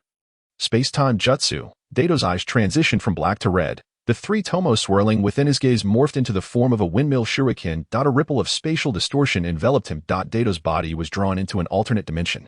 Following the direction of his mark, he activated his space-time ninjutsu once more. Outside the Ninja Academy, amidst the thicket by the roadside, a ripple of spatial distortion occurred, and Dato stepped forth from the void. Ah, what a surprise! As soon as his feet touched the ground, Dato sensed something amiss. Behind him came a series of blush-inducing moans, accompanied by the heavy breathing of a man. What is going on? No way. Dato was utterly bewildered. Could it be that early in the morning, someone was engaging in a rather stimulating outdoor duel? Turning around, Dato beheld a couple a few meters away, partially clothed, engaged in some rather indescribable activities. Isn't that Mr. Ryo? Dato's face was alight with astonishment. Though he could only see the back of the man's head, Dato recognized him instantly. It was indeed Mr. Ryo, having served as the homeroom teacher for 4 to 5 years. Dato was thoroughly familiar with him. Now that Dato had stumbled upon such compromising evidence, wouldn't it be the perfect opportunity to have some fun at his expense? A mischievous grin crept onto Dato's face as he concealed himself behind a large tree and silently formed a series of hand signs for a ninjutsu. Fire release. Great fireball technique. Dato tilted his head back slightly, cheeks puffed out. As he exhaled, a stream of flame erupted from his mouth. The fire coalesced into a sphere, rolling towards the thicket, igniting various weeds and drywood along its path. As soon as the ninjutsu was completed, Dato swiftly dashed out of the bushes. Standing on the pathway, he raised his voice, shouting, "Fire! Quick! Everyone, come help! Where's the fire? Where is it? Look over there! It's in the woods!" At this hour in the morning, many students and teachers were hurrying to school. Upon seeing the smoke billowing from the thicket, several rushed in to assist in extinguishing the flames. Mr. Ryo's chosen location for his escapade was less than discreet, and the spectacle he and the female teacher were involved in was instantly exposed to the public. The female teacher's scream pierced the air as she bashfully covered her face. Mr. Ryo, adjusting his trousers while waving his hands in a flurry, exclaimed, "Don't misunderstand. We didn't start the fire." The crowd fell silent, their expressions a mixture of disbelief and amusement. Everyone knew they hadn't set the fire. They were preoccupied with their own affairs, lacking any time to ignite flames. Mr. Ryo, Ms. Keiko, I must say, as educators, how can you engage in such behavior in broad daylight? Indeed, it's utterly disgraceful and shameful. I feel embarrassed for both of you. Dato, the instigator of this commotion, could not suppress a chuckle at the uproar unfolding before him. To avoid drawing too much suspicion, he did not linger and proceeded towards the school entrance. However, as Dato entered the campus, he noticed many students casting glances in his direction. They were whispering and pointing, discussing something among themselves. Look, that person seems to be the perennial underachiever, Uchiha Dato. Wasn't he the one who awakened the 3-tomo Sharingan yesterday? Don't you dare call him an underachiever anymore. Haven't you heard how powerful the 3-tomo Sharingan is? Even the prodigious Shimizu clan's genius, Shimizu Hashin, got thoroughly trounced. I heard my father mention it yesterday. A Uchiha ninja who can awaken the 3-tomo Sharingan will undoubtedly possess immense power in the future. This Uchiha Dato will surely be favored by the 3rd Hokage. Is that true?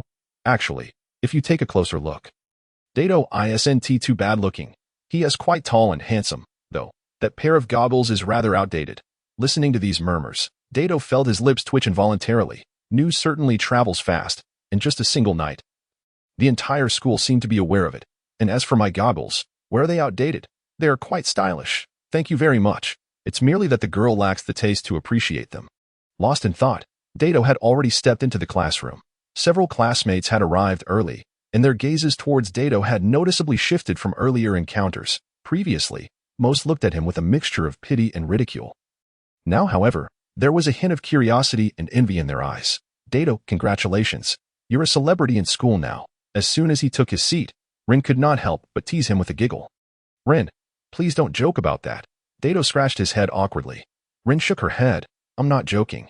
I genuinely wish you the best. As they spoke, Kurenai suddenly approached, hands clasped behind her back, and came to a halt in front of Dato. Dato-kun, may I train with you after class today? As the setting sun cast a crimson hue, Hinata's demeanor appeared somewhat bashful. Her cheeks flushed with a delicate shade of red. She cast a nervous glance towards Obito.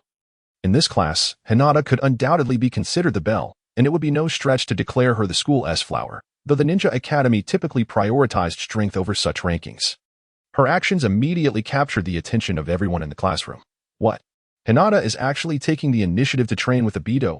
What is going on here? The implication was clear. Hinata was undoubtedly expressing her interest in Obito, making this a sensational piece of gossip within the school. Oh no.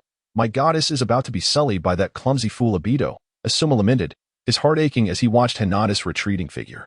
He quietly returned the pack of cigarettes he had prepared for her back to his pocket, realizing that Hinata's affection seemed to lie with someone like Obito, making his carefully chosen gift likely unwelcome. Shin pulled on Shurtera's arm, stirring the pot. Shurtera, that Obito is despicable. He has stolen your spotlight, and now even Hinata has begun to favor him. Shurtera seethed. Don't worry, I've already arranged for someone to deal with that guy. He won't have an easy night. Obito, caught off guard, stared blankly at Hinata, unsure of how to respond. Why would she want to train with him? Was this some sort of unexpected fortune? Ding. A notification chimed in Obito's mind. Hinata has expressed her affection towards the host. Please respond to Hinata with the designated dialogue to receive a replication opportunity.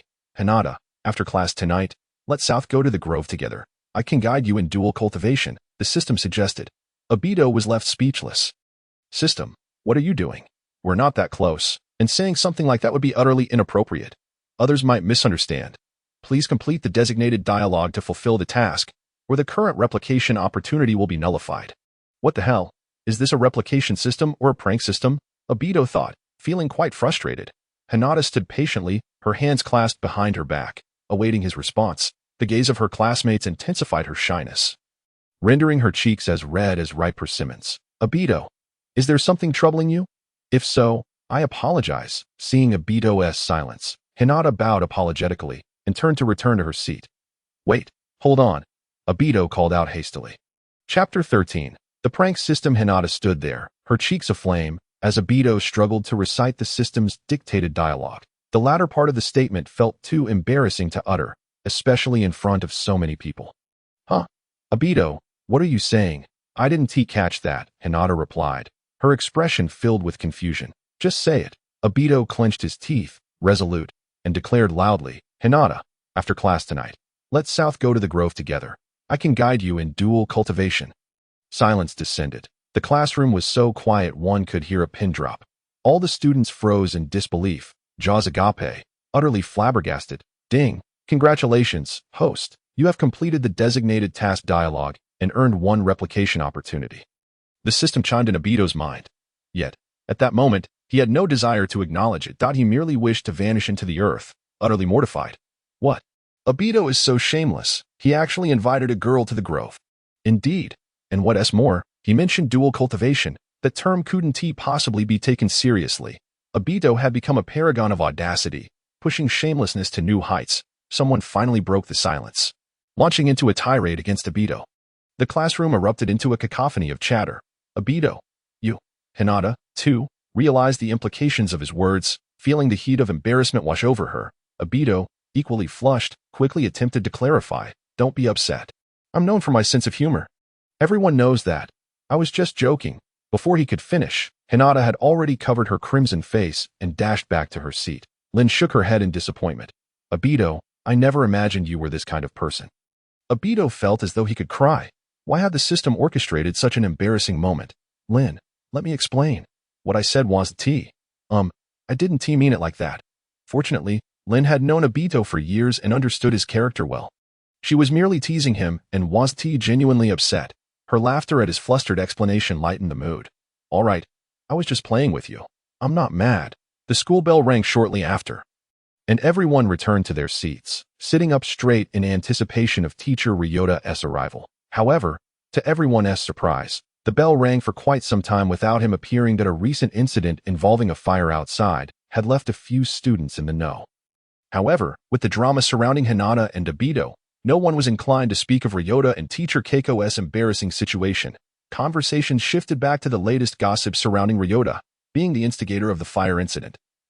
Obito was well aware of the details but had no intention of discussing Ryota's predicament. Instead, he activated his replication ability and directed it towards Hinata in the front row. I wonder if, after all that, she has lost all her goodwill towards me, he mused, just as the system chimed in his mind. Congratulations, host. You have replicated Hinata's illusion technique. Magical tree binding kill. Note: the caster disappears from the enemy's sight. A large tree grows from behind the enemy, binding them, while the caster emerges from the tree to deliver a fatal strike. Impressive. A direct replication of an illusion technique. Obito felt a surge of joy. The system's replication ability depended on the host's closeness to the target. Since he could replicate an illusion technique, it indicated that Hinata's feelings for him remained intact, despite not fully understanding why Hinata had developed an affinity for him. Obito didn't dwell on it. After all, having a girl interested in him was undoubtedly a positive development. Squeak. After a little over half an hour of class time, the classroom doors swung open. A somewhat unfamiliar figure clad in a green vest entered and stood at the podium. The previously noisy classroom fell silent, all eyes fixed on the newcomer. The green-vested ninja surveyed the students, nodded, and began to introduce himself. Hello, students. I am your new instructor, Makushi. You may call me Teacher Makushi. A murmur of surprise rippled through the students. Teacher Ryota didn't come to class? It seems the rumors about him and Teacher Keiko are indeed true. A bold student inquired, Teacher Makushi, where is Teacher Ryota? Makushi nodded, providing a vague response. Due to unforeseen circumstances, Teacher Ryota cannot attend for the time being. Let us all put aside our discussions and begin class. Liang Tian and Keiko were caught in the act. Such unbecoming behavior from a teacher is far from admirable. Moreover, this is a ninja school. Despite the children's precociousness, it still casts a negative influence. Mookie preferred not to dwell on the matter, and everyone could understand his discretion. The students were not particularly invested in switching teachers. After all, whoever takes the class is still a teacher. However, the students were somewhat reserved in their curiosity.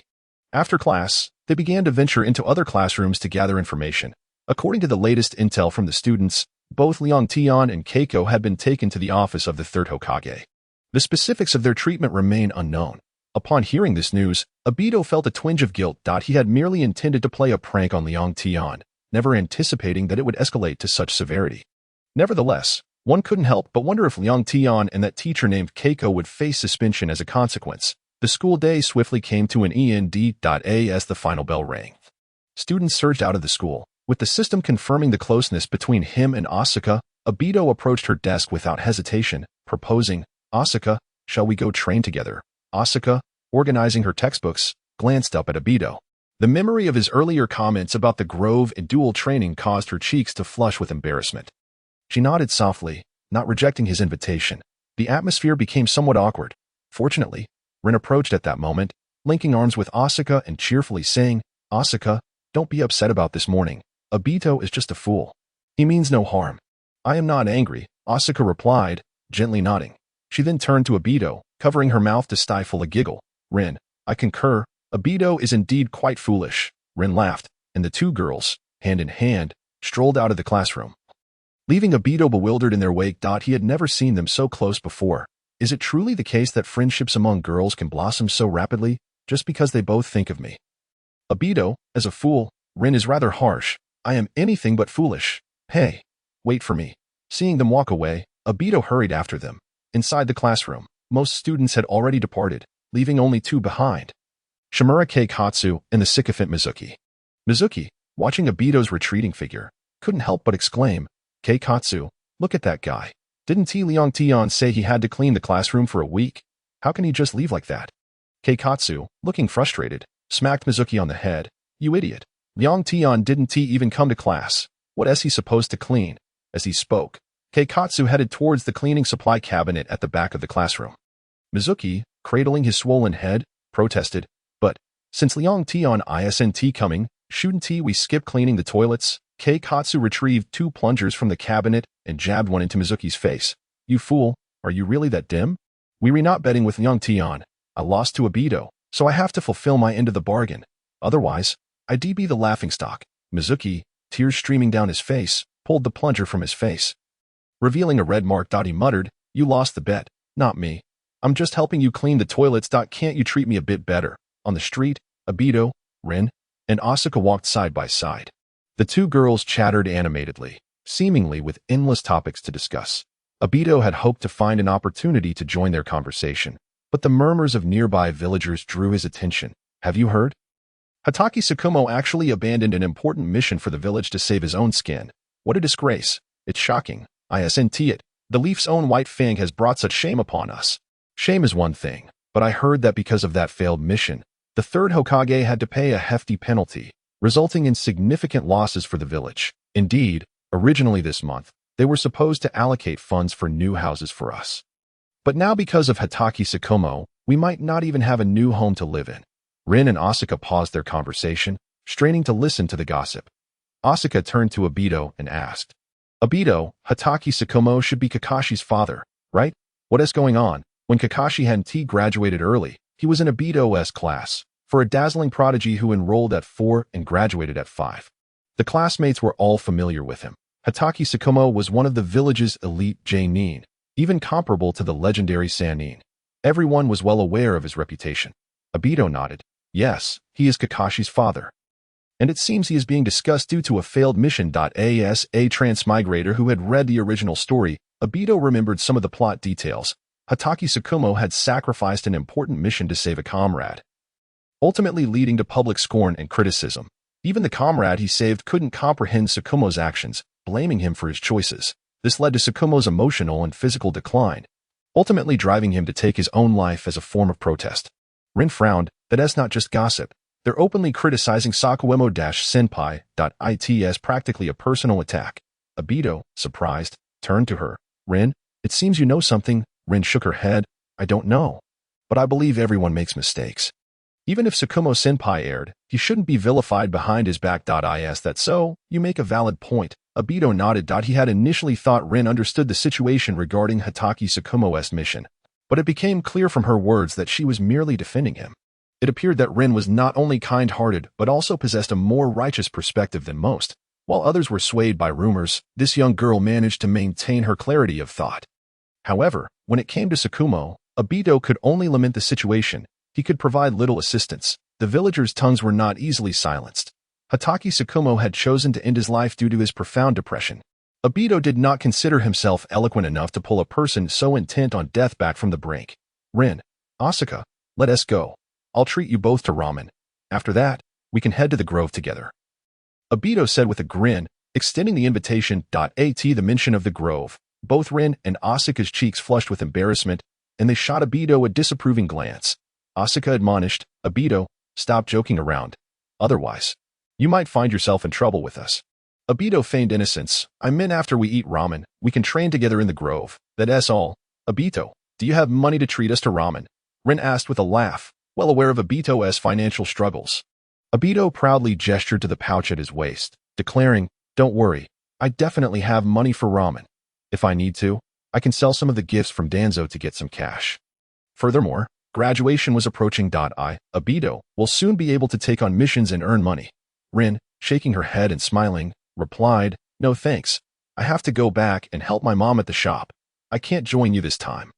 Next time, maybe." She spoke. Rin waved goodbye to Asuka and turned towards a fork in the road. "Asuka, goodbye." Asuka nodded.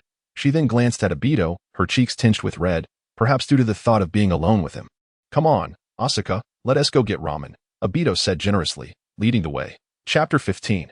Three Fools. "Hello, big brother. I'd like a bowl of chashu ramen." Outside the Ichiraka ramen shop, Dato pushed aside the fabric curtain and stepped forward, accompanied by Akane, to take a seat at the counter. As Dato casually attempted to address the proprietor as old man, he quickly realized that the owner, Ichiraku, was actually a young man, prompting him to change his words. Ichiraku was likely not yet 30, and his daughter, Ayam, was merely 6 years old, 3 years younger than Dato and Akane. "I would like a bowl of noodles with sauce, please," he declared. Akane settled down beside Dato. "Certainly, please hold on a moment." Ichiraka greeted them with a warm smile, exuding enthusiasm. Ayam, too, was diligent. assisting in setting the bowls and arranging the condiments. By the way, Akane, what prompted you to want to train with me? Dato, driven by curiosity, could not suppress his question. He had intended to ask this earlier that morning, but hesitated due to the crowd in the classroom. Actually, my father encouraged me to spend more time with you. Which is why Akane's cheeks flushed slightly, and she chose not to conceal the truth. Dato, puzzled, inquired, "Your father, does he know me?" Akane shook her head. "No, it's just that when I returned home yesterday, I mentioned to him about your competition with Bikoku. And that's why he suggested I engage with you more. Oh, I see." Dato nodded thoughtfully, realizing that his recent fame from unlocking the three-tomo Sharingan had attracted attention. Akane's father might be akin to Danzo.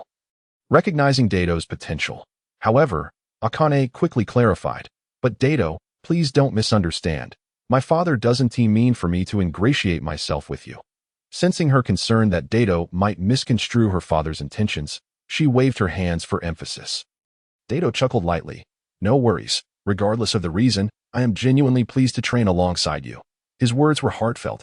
After all, who wouldn't prefer to train with a lovely companion like Akane rather than enduring solitary practice? Whether or not her father had ulterior motives was inconsequential. Even if there were, it was a testament to Dato's own capabilities. Subsequently, Akane elaborated on her conversation with her father. Naturally. I am expressed admiration for Dato's remarkable talent and boundless potential.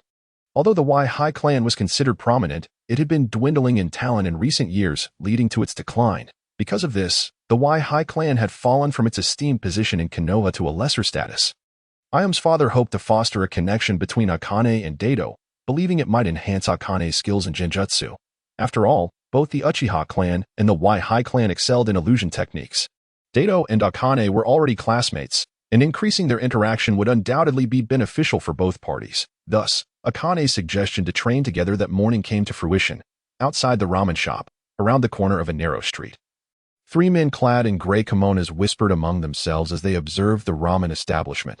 "The Uchiha Dato that young Master Bikoku instructed us to teach a lesson to. He must be that kid." One of them asserted confidently. "Absolutely. He bears the Uchiha clan's crest." Another chimed in. By the way, isn't there a rumor that he has awakened the three-tomo? One of the men questioned. Upon hearing this, one bald man among them grew displeased. He confidently thumped his chest and declared, "What are you afraid of? Just follow my lead. As a special J-nin, I can handle a mere rookie, even with you two nin alongside me." Young Master Bikoku has mentioned that this Uchiha Dato just unlocked his eyes yesterday. Even if he is a super genius, he surely cannot wield that power yet. The leader agreed. "Right, let us change our clothes quickly, so we don't get recognized." With that, the three men pulled out tattered villager garments, hastily donning them. "I'm full," Dato remarked, patting his stomach contentedly. Akane, however, had a small appetite and could not finish her bowl of noodles. Adhering to the principle of not wasting food, Dato polished off his char siu noodles and then devoured the remaining half bowl left by Akane. "Let us go, Dato," Akane called, rising and lifting the curtain to exit. Dato nodded, following closely behind her. As they approached a crossroad ahead, three burly men suddenly emerged from the corner, advancing towards Dato and Akane with menacing expressions, reminiscent of bandits descending from the mountains. "Dato, what do they want?" Akane instinctively took a step back. The presence of three adult men approaching so aggressively made her genuinely fearful. Seizing the opportunity to impress the girl, Dato stepped forward, placing himself protectively in front of her. "Akane, don't be afraid. I will protect you." Akane nodded, her admiration for Dato growing as she observed his determined stance. "What do you want? Who are you?" Dato demanded, his voice resonating loudly. The commotion drew the attention of several passers-by. The three thugs, however, remained unfazed. One of the bald men stepped forward, confronting Dato. "You are Uchiha Dato, correct? My family lost 200,000 ryo yesterday, and you must have stolen it. Return the money at once." The moment these words escaped his lips, the surrounding villagers began to murmur in speculation, some accusing Dato of misbehavior at such a young age. Akane's face was filled with shock as she tugged at Dato's sleeve, whispering, "Dato, what is going on?" Dato shook his head. "These three are clearly looking for trouble. How could I trust such nonsense?" As he spoke, Dato pointed at the shabby clothing worn by the trio, chuckling mockingly. "Come on, if you three are trying to disguise yourselves as villagers, at least do it convincingly. The symbol of the Shimizu clan is visible on that shirt. You're talking nonsense." "No way," the bald man exclaimed, his complexion shifting to one of alarm as he hastily lifted the tattered outer garment to inspect the clothing underneath. The other two men mirrored his actions, tugging at their villager attire in a frantic search. After a moment, one of the shorter men scratched his head and inquired, "Taro, I sense it's strange. Our Shimizu clan attire doesn't have any family insignia."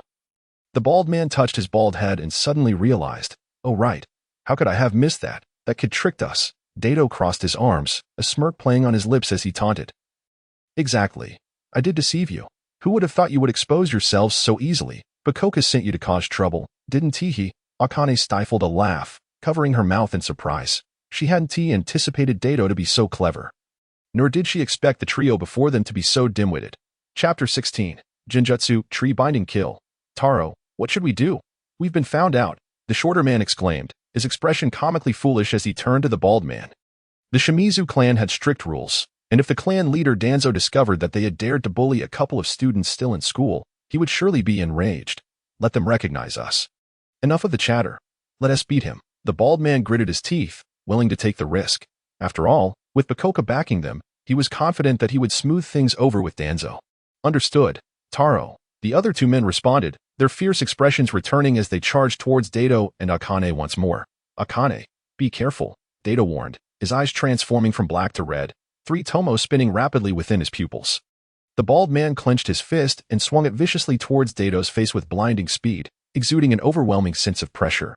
Though they had only just begun to engage, Dato could gauge his opponent's strength, likely above that of a nin. Yet, Dato remained unfazed. Utilizing the insight and predictive abilities of his three-tomo Sharingan, he effortlessly sidestepped the powerful punch. The wind from the strike whooshed past him. And seizing the opportunity, Dato raised his leg, delivering a swift kick to the bald man's abdomen. A dull thud resonated as the blow landed squarely, eliciting a painful yelp from the bald man. However, being a special nin and an adult, he possessed significantly more strength than Dato. Though the kick caused him pain, he only retreated a step, swiftly grabbing Dato's ankle. "Kid, you're asking for death." The bald man, consumed by rage and humiliation, grasped the ankle of Dato tightly and forcefully hurled him towards a wall several meters away. In an instant, Dato felt weightless. However, even mid-flight, he did not forget to retaliate. Delivering a sharp kick to the bald man's cheek with the instep of his other foot. "Ouch!" The bald man cried out in pain, a trickle of blood appearing at the corner of his mouth. Clearly, Dato's kick was not without force. On the other hand, despite being thrown, Dato leveraged his hands against the wall just before impact, dissipating much of the force from the collision. He then executed a graceful flip in midair, sliding down the wall and landing firmly on his feet. The bald man wiped his mouth, discovering blood on his palm, which intensified his fury. He bellowed to his two companions, "What are you standing around for? Get that brat." "Yes, Taro," the two responded, charging towards Daito. In the meantime, Kurenai Yuhi, witnessing Dato being besieged, was beside herself with anxiety, pacing restlessly. She desperately wished to assist him, but with their numbers and evident strength, she hesitated. "Dato, I'm coming to help you." Ultimately, Kurenai summoned her courage and dashed forward, positioning herself in front of the hefty ninja. Illusion technique. Binding trees. Kurenai's hands danced as she completed a series of hand seals for a genjutsu. A tempest swirled around her, and in an instant, she vanished from the hefty ninja's sight. Suddenly, a massive tree emerged behind him, its vines ensnaring his body tightly. The previously vanished Kurenai then emerged partially from the trunk, wielding a kunai, aiming to place it against the hefty ninja's neck to compel his surrender. "Damn it, you little brat," the hefty ninja roared, thrashing violently in resistance. The vines binding him began to crack under his strength, splintering apart. With a final snap, the vines shattered entirely. Kurenai, forced by the strain of the illusion, felt a shock to her spirit, blood trickling from the corner of her mouth. She gasped in pain, clutching her chest. Her face contorted in anguish as she collapsed to the ground.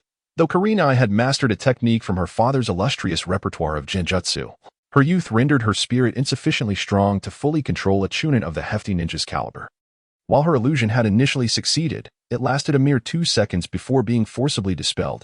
"You little girl, with such meager skills, you think you can use genjutsu against me? What a fool's errand." The hefty ninja, now enraged, paid no heed to Kurenai's identity and lifted his foot to deliver a kick towards her. Fire release. Great fireball technique. However, just as the hefty ninja raised his rotund foot, a massive fireball rolled towards him, leaving a scorching trail on the concrete. If the hefty ninja were to continue his assault on Kurenai, he would undoubtedly be scorched by the fireball, despite his lack of intellect. He instinctively knew how to react. He rolled to the side, narrowly evading the trajectory of the fireball. With a resounding crash, the fireball collided with the wall across the road, igniting a burst of flames. The villagers who had gathered to watch gasped in alarm, but fortunately, their distance spared them from harm.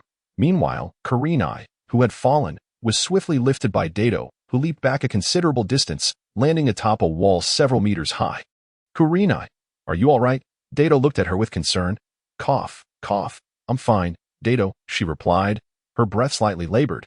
For reasons unknown, from this angle, Dato's profile appeared more handsome than ever. You say you're fine. You're bleeding. Dato felt a pang of guilt. Knowing Kurenai had been injured while trying to help him, he then cast his gaze down at the three ninjas standing below, a fierce glint in his eyes. You three, today you shall not leave unscathed. At the very least, one of you will be missing something. The hefty ninja scratched his head, inquiring, missing what? The bald man kicked the hefty ninja's backside in irritation, exclaiming, Are you stupid? Why are you engaging him? Just take him down. Dato chuckled coldly. Anything will do. An arm, a leg, or even a finger.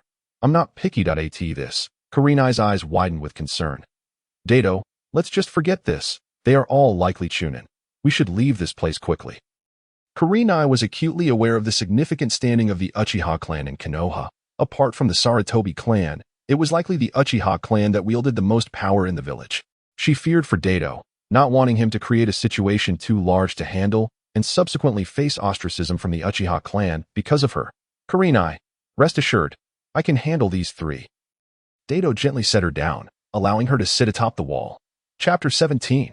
Who is that little genius? Regardless of the situation, Dato was now armed with the power of dual divine might and the invincible replication system of the protagonist.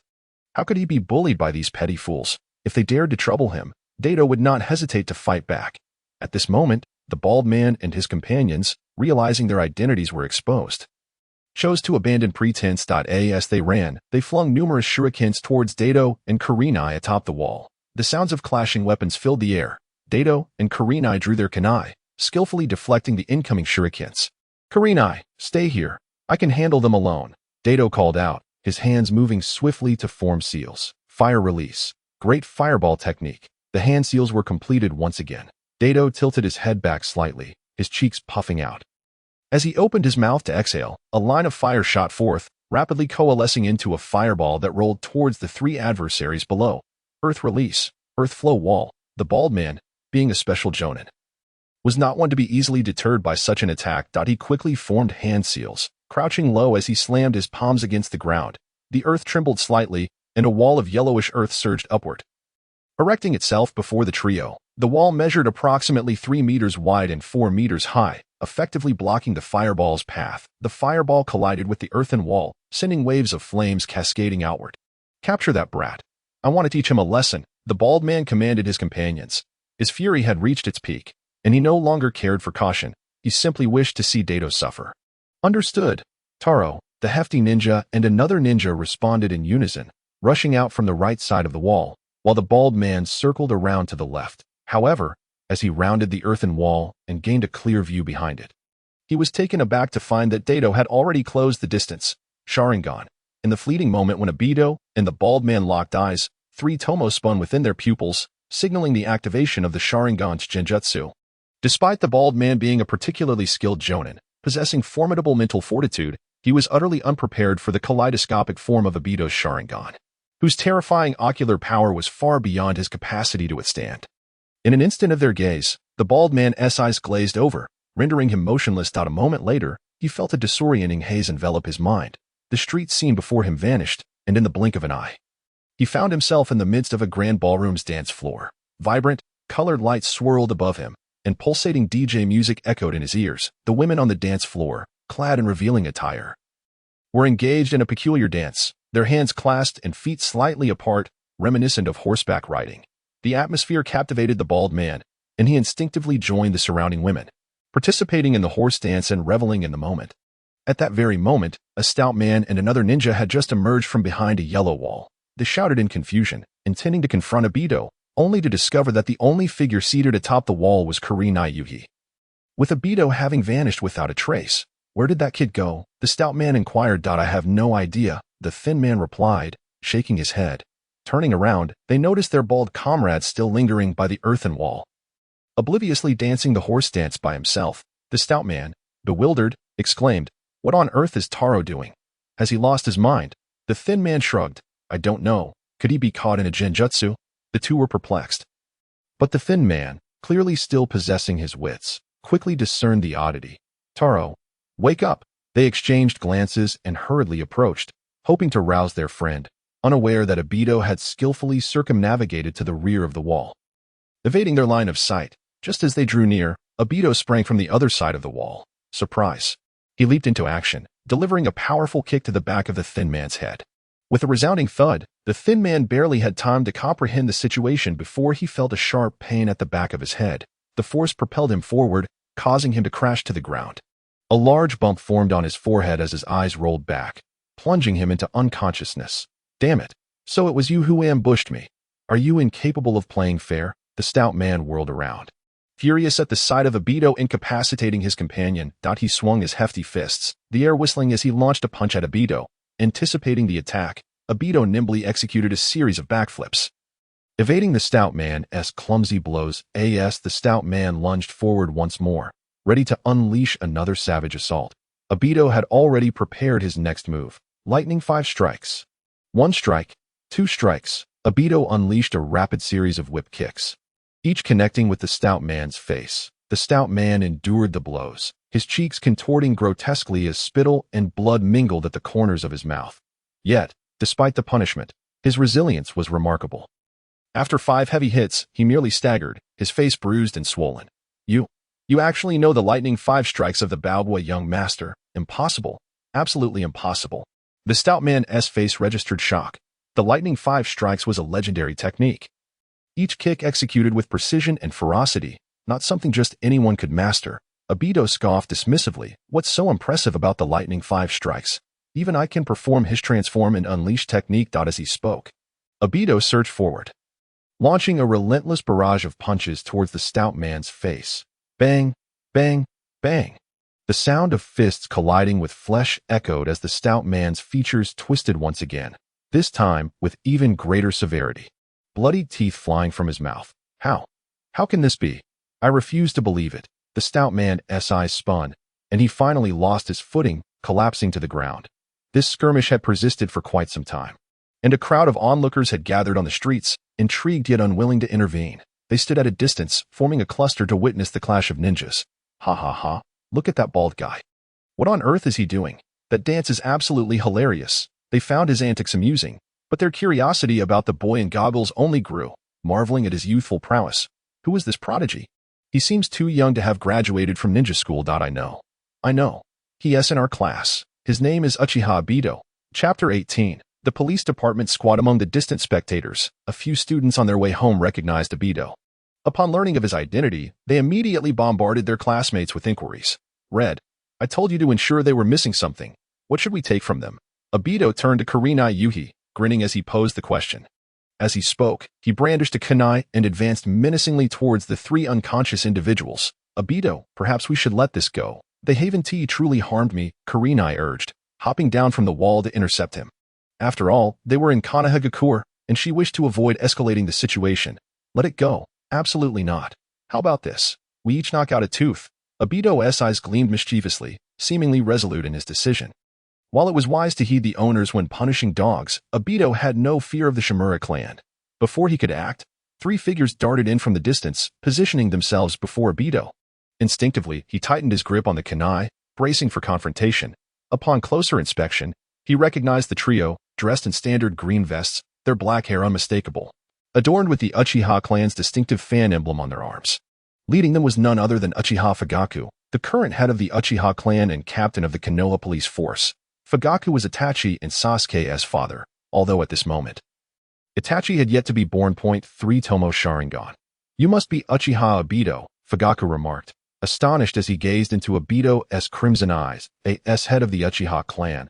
Fugaku was a busy man and could not possibly know every member of his family. Furthermore, Obito had been a mere inconspicuous student, hardly garnering Fugaku's attention. However, the circumstances had changed. The news of Obito's awakening of the 3 Tomo had spread throughout the ninja school. Being well informed, Fugaku was aware of this development and found it hard to believe that someone could unlock the 3-tomo form on their first activation. Was it possible that Obito had been concealing his abilities until now? Yet, Fugaku refrained from pressing Obito for details, mindful of the crowd surrounding them. As a member of the police force, it was prudent to manage the situation effectively. So, the clan leader has arrived, and even you are concerned, Obito replied, nodding politely. Yet internally, he couldn't help but scoff at the police force's timing. They had not intervened when the 3 troublemakers approached. Only after the fight had concluded did they decide to intervene. We happened to pass by and heard the commotion, so we came to see what was happening, Fugaku explained, glancing at the 3 unconscious members of the Shimura clan. What exactly transpired here? Obito, with his arms crossed. Obito candidly remarked, "It's nothing. Those few guys were looking for trouble, and I merely retaliated." Fugaku furrowed his brow. Although he grasped a fragment of the situation, Obito's vague explanation left him feeling perplexed. "Hello, uncle, allow me to assist Obito with the explanation." Kurenai stepped forward, seemingly anxious that Obito might cause further commotion, and quickly proceeded to elucidate the matter to Fugaku. "Uncle," the corners of Fugaku's mouth twitched, "what kind of eyes does this little girl have? Am I really that old? I'm still a young and handsome lad in my 20s. After all." Kurenai paused, realizing that the man before her, with his square face, seemed somewhat sensitive to the term uncle. She promptly corrected herself. Brother, I meant to say, let me help Obito explain. I know the entire sequence of events." "Well, all right then." Fugaku nodded with resignation. Feeling a tinge of frustration, it was evident that Kurenai's change in address was forced. She must still regard him as an uncle in her heart. Kurenai then recounted the entire story, including the entanglement involving Kogitsu and Obito, and the fact that Kogitsu was a nephew of Danzo, as well as that the 3 individuals were subordinates sent by Kogitsu, among other details, members of the Uchiha clan. "This situation is becoming rather complicated," Fugaku mused, his brow furrowing. "Danzo, that fellow, controls the roots and is notoriously protective of his own. If he were to discover that a member of his clan had been assaulted, Obito would likely face serious repercussions." Having made up his mind, Fugaku inquired of Obito, "How about this, Obito? You should accompany me to the 3rd Hokage to report this incident and have him help you resolve it. Otherwise, when those 3 return to Danzo to lodge a complaint, it could spell a great deal of trouble for you." Fugaku understood all too well that when it comes to the Uchiha clan, even the police department would not be easily managed. Fortunately, the matter seemed to be in Obito's favor. As long as it reached the 3rd Hokage, he would surely be able to navigate through Danzo's territory without issue. Fugaku expressed all these concerns, awaiting Obito's response. "Obito, perhaps you should heed the clan leader's advice and visit the 3rd Hokage," Kurenai urged, tugging at Obito's arm. Hoping to avoid escalating the situation, Fugaku's proposed course of action was indeed the most prudent choice. "All right then, let's proceed." Obito nodded. He was genuinely surprised that the clan leader was so considerate of his predicament. Was it because he had awakened the Sharingan, indicating limitless potential, that he garnered such attention? Or was it that this clan leader truly cared for his kin? Regardless of the true reason, following Fugaku's arrangement seemed to be an excellent choice. "You two, bind them and take them to the Hokage's office." Fugaku commanded the 2 police department members behind him. "Yes, Captain," the 2 responded in unison. As members of the police department, the Uchiha clan referred to Fugaku as Captain while outside, but reverted to calling him clan leader upon returning home. "Obito, let us go," Fugaku beckoned. Obito nodded and then turned to Kurenai. "Kurenai, I can't train with you today. Would you prefer to join me at the Hokage's office, or head home first?" Kurenai rolled her eyes and retorted, "Obito, your confidence is astounding. You call this a mere outing when you have such a significant matter to address at the Hokage's office." With a confident smile, Obito replied, "Of course, I believe this situation won't affect me." "They won't do anything to me." Kurenai's expression turned inquisitive. "Why not? Didn't clan leader Fugaku just say that the one named Danzo is difficult to deal with? That's a secret for now." Obito smiled mysteriously as he followed Fugaku down the street. He was well aware of Danzo's reputation. Not only was he hard to approach, but he also had a penchant for underhanded tactics. However, Obito was willing to trust that these 3 troublemakers had been sent by Kogitsu, and that Danzo was still unaware of the incident. Otherwise, why would Danzo have sent someone to deliver gifts to Obito just yesterday, attempting to recruit him into the roots? That would be contradictory. "Obito, stop keeping me in suspense. Tell me why," Kurenai pouted, catching up to Obito's stride. "If I told you, you'd know soon enough." He. As they conversed, the trio soon arrived at the base of the Hokage office. During their journey, Fugaku subtly attempted to glean more about Obito's awakening of the Sharingan. But Obito skillfully deflected the inquiries, leaving Fugaku with no further questions. Wait, Mr. Fugaku, what is this? At the base of the stairs. Two guard ninjas blocked the path of Obito and his group. We have urgent business to discuss with the third Hokage. Please inform him, Fugaku replied, recognizing that further explanations to the guards would be futile. Understood. Please wait a moment. One of the green-vested ninjas acknowledged and swiftly ascended the stairs. In a short while, the ninja returned, saying, Mr. Fugaku, you may proceed. All right, Obito, let's go. Fugaku nodded and led the way up the stairs. Obito and Kurenai exchanged glances and followed closely behind. The other two Uchiha members struggled slightly, as they were tasked with carrying the three hefty members of the Shimura clan upstairs. At this moment, all three men had regained consciousness, and although their hands and feet were bound and their mouths gagged, they struggled fiercely, making it quite a challenge to transport them. Fortunately, the two guarding ninjas came to assist, allowing them to carry the three up together. Fugaku, what is the meaning of this? On the second floor of the Hokage office, Sarutobi Hiruzen, seated behind his desk, regarded the three men unceremoniously tossed onto the floor. His eyes filled with bewilderment. Third Hokage, these three individuals are members of the Shimura clan, Fugaku stated plainly.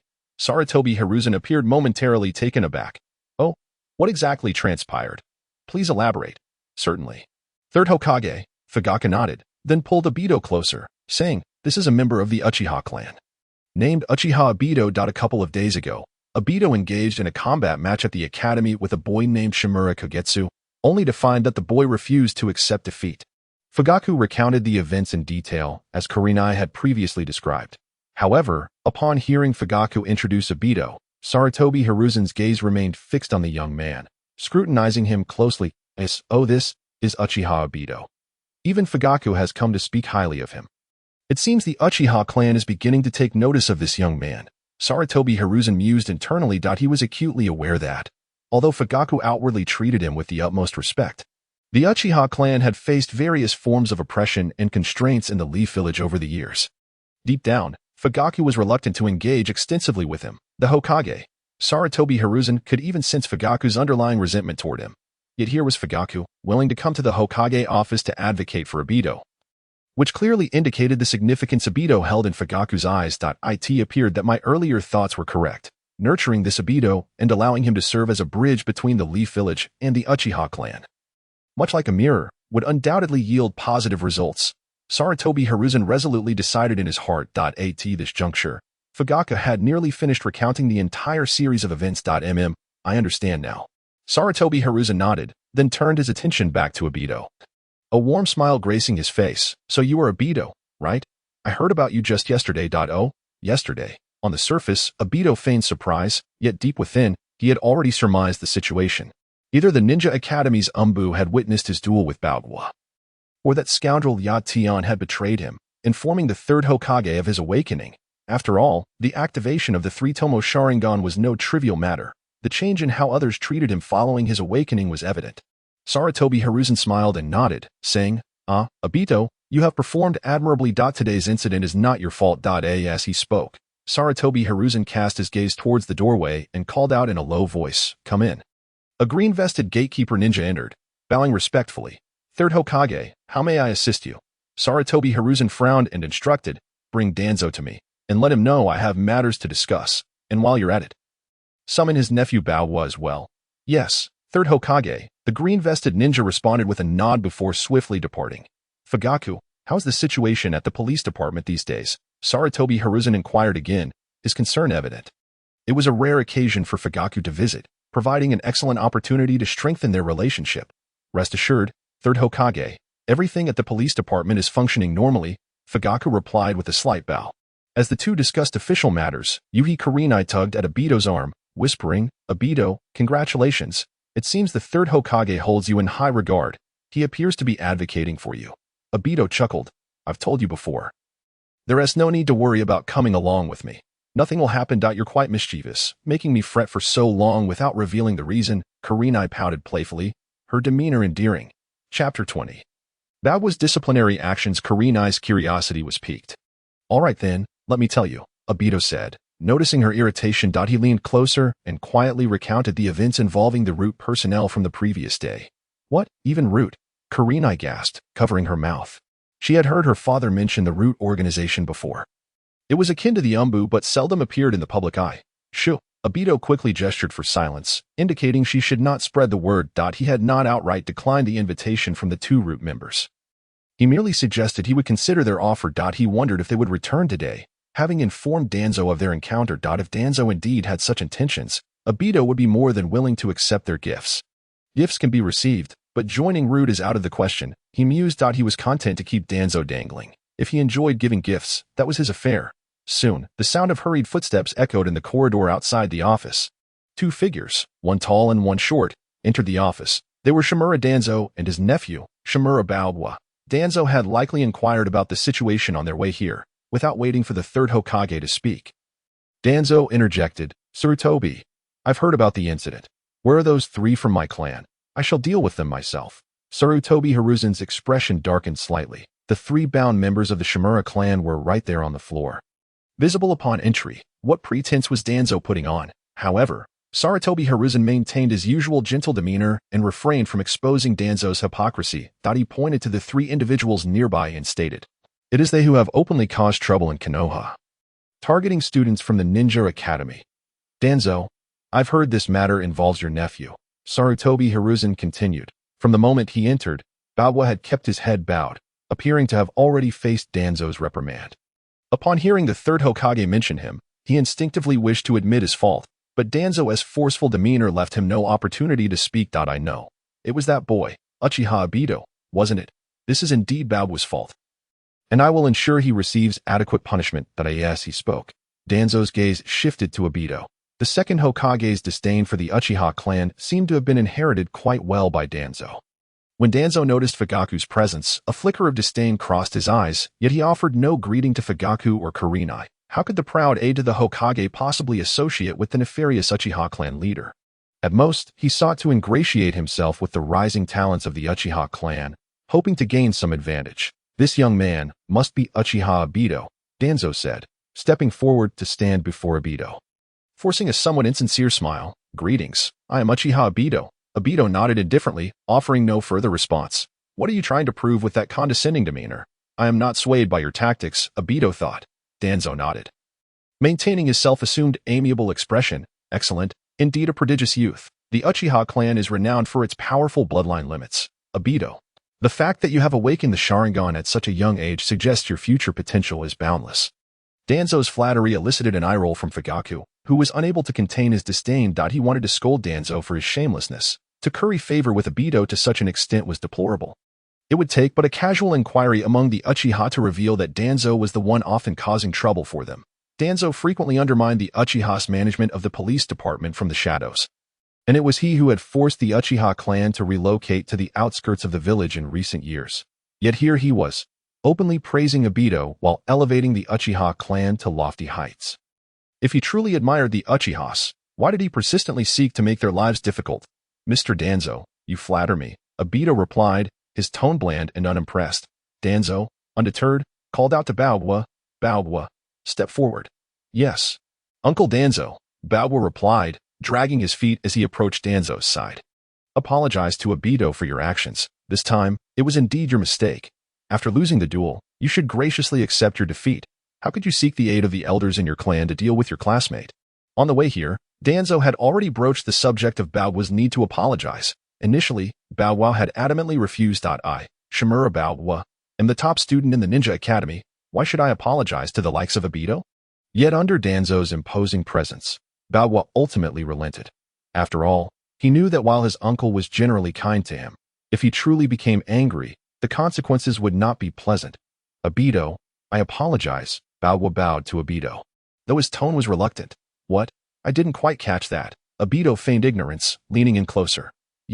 Baowa's temper flared, and he felt the urge to retaliate. However, catching Danzo's sidelong glare, he immediately deflated. "Obito, I apologize. This incident was indeed my fault. I hope you can forgive me." Kurenai quickly tugged at Obito's arm, signaling him to be magnanimous. Understanding her intention, Obito nodded, pretending to be gracious. "Baowa, in light of your sincere apology, I shall overlook this matter. However, resorting to seeking help from your clan elders when you cannot win a fight is quite low." Balwa clenched his teeth in frustration but could not express his anger. He merely glared at Obito, remaining silent, for Danzo was present. Danzo stepped in to mediate once more, saying, "Obito, rest assured, upon my return, I shall discipline Balwa thoroughly." Obito shook his head. "There is no need for that. Whether you do or do not, I will not witness it." Danzo's lips twitched slightly, perplexed by the unexpected demeanor of Uchiha Obito, who seemed to be becoming rather audacious, although he felt a twinge of displeasure within. Danzo refrained from expressing his agitation at that moment. He turned to Sarutobi Hiruzen and remarked, "Hiruzen, let us conclude this matter here. What do you think?" Chapter 21. A conversation with Fugaka. Sarutobi Hiruzen was no stranger to cunning, observing Danzo's recent maneuvers. He discerned that Danzo was intentionally attempting to win over Obito. However, he chose to refrain from voicing any objections or taking counterproductive actions, despite Hiruzen's own desire to cultivate a rapport with Obito. He felt no urgency. He understood that Obito was on the cusp of graduation. Furthermore, after his graduation, the allocation of classes would fall under his purview. At that juncture, placing Obito in Minato's class, where Minato could nurture the young lad, would render Danzo unable to meddle excessively. Hiruzen nodded and replied, "Indeed, you may take those three from the Uchiha clan with you." Thus, the matter reached a temporary resolution. Danzo escorted the three members of the Uchiha clan away, while Hiruzen resumed his official duties. Subsequently, Obito, Rin, and Fugaka departed from the Hokage office. Now, twilight had passed, and darkness gradually enveloped the sky. Outside the office, Rin waved goodbye to Obito, saying, "Obito, let us forego today's training. We shall resume together tomorrow." After enduring the earlier jutsu forced upon her by the overweight individual, Rin felt somewhat unwell and wished to return home for a proper rest. "All right, farewell. Travel safely," Obito replied, waving back at Rin. "I understand." Rin nodded before turning to walk towards the right side of the road. At this moment, Fugaku, having reached the end of his workday, intended to return to the Uchiha compound. However, upon encountering the incident involving Obito, he decided to accompany him to the Hokage office. "Let us head back, Obito," Fugaka said. Obito nodded, responding with a soft as he walked alongside Fugaku. "Obito, congratulations on successfully awakening your Sharingan at such a young age," Fugaku exclaimed after they had walked a short distance. "Thank you," Obito replied nonchalantly. Over the past few days, he had heard similar sentiments too many times. People often behave this way when one is just an inconspicuous figure. Few pay attention. Yet, once one achieves a notable success or acquires wealth, distant relatives and acquaintances alike rush to offer their congratulations and express goodwill. Previously, Obito could not comprehend the meaning behind such remarks, but now he felt it deeply. Fugaku, astute as he was, immediately sensed Obito's indifference, recognizing that Obito was merely being polite. "Obito, I understand you might think that I, like Danzo, approach you with ulterior motives. As a member of the Uchiha clan, I have previously ignored you, and now, upon your awakening, I am suddenly so enthusiastic," Fugaka stated. Obito was taken aback, surprised that Fugaku could perceive his thoughts so swiftly. "Clan leader, you," before Obito could finish, Fugaka gestured for him to listen. "Allow me to finish, Obito. Indeed, there are many members of the Uchiha clan, and as clan leader, I have numerous responsibilities and cannot attend to everyone. You must have noticed that in recent years, our clan's situation has not been ideal. Our clan members in the police force often find themselves at odds with the villagers. Sometimes, when I visit taverns, I frequently overhear derogatory remarks about the Uchiha clan, accusing us of abusing our power and employing excessive force." The situation was far more complex than it appeared. Most of the discord was instigated by those lurking in the shadows. Furthermore, the Uchiha clan now found itself in a precarious position, caught in a significant divide with the village despite being part of it. Fugaka seemed genuinely burdened as he openly discussed the Uchiha clan's difficulties in front of Obito. While Obito had his suspicions about the clan's plight, hearing it directly from Fugaku was still astonishing. "Clan leader, are you suggesting that someone is deliberately trying to harm the Uchiha?" "Shill. Keep your voice down," Fugaku admonished, shaking his head with a frown. That he leaned in closer and continued, "Obito, I am already investigating these matters, but refrain from speaking of the Uchiha's plight in public. Be mindful, walls have ears." Obito quickly covered his mouth and nodded. "Understood, clan leader." Fugaka smiled and patted Obito's shoulder, saying, "To be frank, I, like Danzo, place great importance on your talents. The ninja world has always been one that reveres strength. Previously, Without manifesting your extraordinary abilities, you are naturally excluded from such matters. However, now that you have awakened your eyes at this age, even if I do not seek you out, the clan elders will certainly take a keen interest in you. Moreover, as a member of the Uchiha, there will inevitably be responsibilities you will need to shoulder in the future. Obito glanced at Fugaku. Feeling a surge of compassion, the young clan leader bore a heavy burden, tasked with ensuring the survival of their family within Konoha. This survival was predicated on the discontent of countless villagers towards the Uchiha and the rumors and discord sown by the higher-ups in Konoha. Simultaneously, Fugaku had to rein in the impetuous youth of the clan, preventing them from causing disturbances within the village. It was no wonder that at just over 20, Fugaku possessed such a mature visage. With so many worries, it was a miracle he had not lost all his hair. If he could confide such thoughts to me, it must indicate a considerable degree of trust, Obito mused internally as he glanced at Fugaku once more. Subsequently, Obito activated his copying ability and directed it towards Fugaku. With a flourish, a burst of white light enveloped Fugaku, accompanied by a system notification echoing in Obito's mind. Congratulations, host. You have successfully copied the ninjutsu. Fire Release. Phoenix Fire Technique from Uchiha Fugaku. Phoenix Fire? Not bad. Obito thought with delight, feeling validated in his belief that Fugaku indeed harbored goodwill towards him. Once more, Obito invoked his copying ability again. Congratulations, host. You have successfully copied the ninjutsu. Fire Release. Great Fireball Technique from Uchiha Fugaku.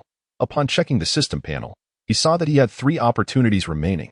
Obito decided against using any further chances, as another fire technique would not be worth the effort.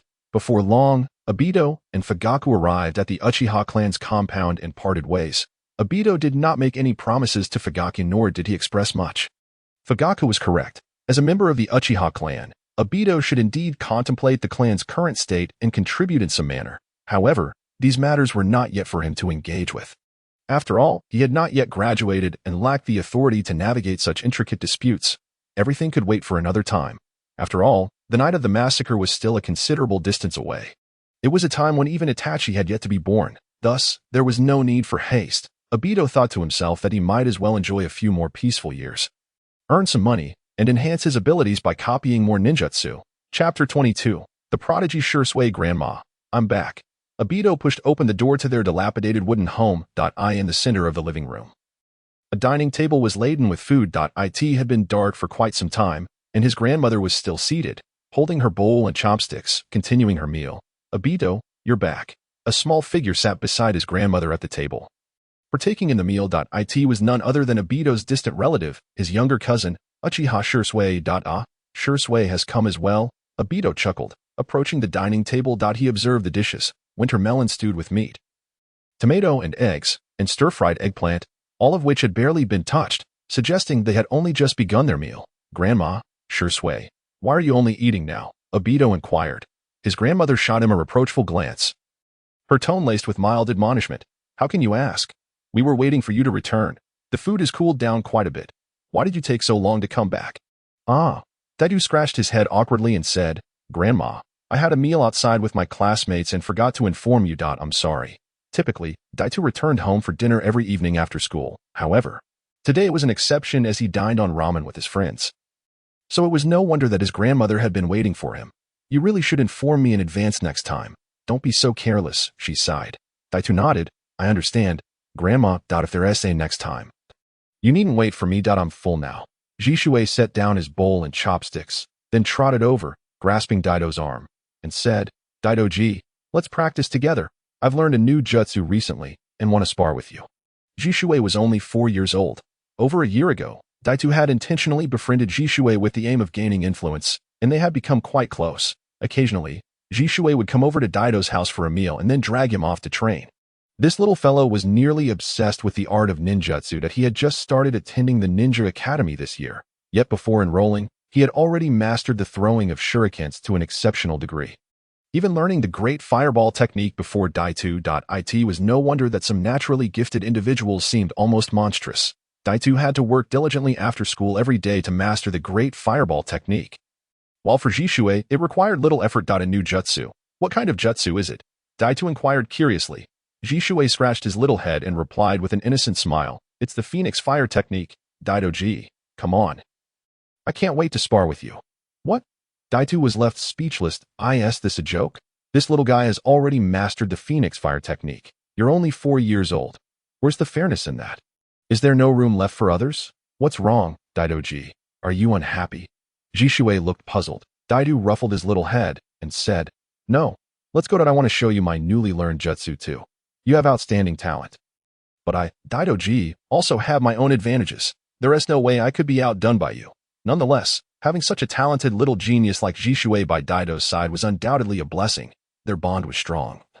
And in a few years, when Jishui truly matured, Daito could directly learn jutsu from him. It remained uncertain whether Jishui's unique Heavenly God Eye technique could be replicated by the system. Just the thought of being able to replicate the Heavenly God while already possessing the Double Sharingan seemed excessively formidable. Grandma, we're heading out now. I'll be back later, Daito said as he wrapped an arm around Jishui's shoulder and walked towards the door, turning back to speak to his grandmother. She nodded in response. All right, don't stay out too late. Come back early to wash up. I'll prepare hot water for you. 3 months swiftly passed. Daito and Rin, along with their peers, were now on the verge of graduating from school. During these 3 months, numerous events unfolded. For instance, Daito and Yuhi Kurenai had been spending nearly every day together in the woods after school, and their relationship had progressed rapidly. Additionally, shortly after the rumors concerning Hatake Tsukumo emerged, he chose to end his life, making a statement through his death. Before Tsukumo's demise, Daito, Rin, Kurenai, and others had even discussed visiting his home under the pretext of being classmates with Kakashi. Daito had offered some words of encouragement to Tsukumo, hoping he would find the strength to carry on. However, as just a child, his words were not taken seriously by the adults. Ultimately, the outcome remained unchanged. Tsukumo succumbed to the crushing weight of public opinion and chose to end his life. Furthermore, instructors Ryotai and Keiko were reassigned by the third Hokage to patrol duties for city defense. Meanwhile, the old Coot Danzo continued to send gifts to Daito through his subordinates. Naturally, Daito accepted them without hesitation. Yet he had never expressed any inclination to join the Roots. Moreover, within the Uchiha clan, the clan leader Fugaku's wife was pregnant. Fugaku's wife, Mikoto, was the mother of Uchiha Itachi and Uchiha Sasuke. If all went well, Mikoto's unborn child was likely to be Itachi, heralding the emergence of another prodigious talent from the Uchiha clan. In the Hokage office building, on the second floor, Sarutobi Hiruzen sat behind his desk, puffing on his pipe. Shortly after, a ninja clad in a green vest entered. This man, with blonde hair and blue eyes, bore a gentle smile. He was none other than the future fourth Hokage, Namikaze Minato. Minato stopped at the desk and inquired, "Third Hokage, I'm here." The ongoing wars in the ninja world had led to constant friction between the nations. Minato had just returned from the field and was surprised to be summoned by the third Hokage after only a brief respite. "Minato, have you been resting well lately?" Sarutobi Hiruzen asked with a smile. Minato nodded. "Yes, third Hokage. You called me here regarding the new graduating class from the Ninja Academy, didn't you?" Sarutobi Hiruzen set down his pipe and replied. "You're correct, Minato. This afternoon marks the graduation ceremony for the new class, and I hope you will take the time to properly guide those children." Minato had already been notified of his role as the lead instructor for the new graduates upon his return. But the list of students assigned to other lead instructors had been distributed long before. Minato had not yet received the list of students, so it was unexpected for him to be called in by Sarutobi Hiruzen personally. Minato looked puzzled. "Which students do you mean?" Chapter 23, Namikaze Minato. Sarutobi Hiruzen responded, "The 3 you will be responsible for are Uchiha Daito, Noera Rin, and Hatake Kakashi." "Hatake Kakashi? Hasn't he already graduated early?" Minato asked. Despite being on the battlefield, he had kept somewhat informed about events in the village, including Kakashi's early graduation and the recent death of the Leaf's White Fang. Sarutobi Hiruzen nodded. "Indeed, Kakashi has graduated some time ago. However, after the incident involving Tsukumo, Kakashi was deeply affected and has since been acting rather impulsively. I have received numerous complaints from team leaders stating that Kakashi has been excessively reckless in his missions, disregarding the safety of his teammates. Recently, I arranged for Kakashi to be placed in another team, but he hasn't integrated well with his new comrades and remains somewhat isolated. Minato, Kakashi is an exceptionally talented child, and I don't wish for him to be overshadowed by the tragedy of Tsukumo's death. That would ruin him." Minato nodded thoughtfully, realizing the third Hokage's intent. The other team members did not accept Kakashi. Unable to accommodate his impulsive nature, "Third Hokage, are you asking me to help Kakashi overcome his trauma and return to a normal path in life?" Sarutobi Hiruzen affirmed. Yes, Kakashi's mentality is still immature. And I believe you can provide him with the proper guidance. Additionally, keep an eye on a boy named Uchiha Obito as well. Minato asked, Uchiha Obito, the prodigy who awakened the three-tomo Sharingan at the age of 9? The Uchiha clan has produced another remarkable individual. The news of Obito awakening the three-tomo Sharingan had already spread throughout the village, and Minato was well aware of it. Sarutobi Hiruzen replied, That's correct. I've had a few interactions with Obito, and he is a good child. However, I'm sure you understand the complex and delicate relationship between the Uchiha clan and Konoha. I hope Obito can become a bridge to facilitate better relations between the Uchiha and Konoha. Much like Uchiha Kagami, Obito possesses exceptional talent, so I entrust him to your guidance as well. Minato nodded. I understand. Third Hokage. In Konoha village, at the Ninja Academy, within a classroom, Maki held a form, conducting roll call for the students. Class 3, Mike Guy, Shino Aburame, and Tsurugi Yada, Class 4, Asuma Sarutobi, Karina Yuhi, and Kakashi Hitaki, Class 5, Jisheng Baowa, Shuemu, Naratsuewa, Class 6, Mitachi Akane, Senneru, Yamashiro Aoba, Class 7. Uchiha Obito, Noera Rin, Hitaki Kakashi. The classmates attentively listened, eagerly awaiting the mention of their names. However, upon hearing Kakashi's name, an air of restlessness swept through the room, with whispers and murmurs echoing among the students. Akane turned to Obito and Rin, inquiring, Didn't Kakashi graduate long ago? Why is he still in the same class as you two? Ino also chimed in, her voice low. Yes, I heard Kakashi has already been promoted to CH Nin. Why is he still mingling with us? Rin, with a puzzled expression, shook her head and asked, Do you know? Obito? I'm not sure either. Once we see him, you can just ask him. Obito replied nonchalantly, resting his hands behind his head and leaning back in his chair. Although Obito had read the original story, he could no longer recall the specific reasons for Kakashi's current predicament. Soon, Teacher Muki finished calling the roll for class assignments.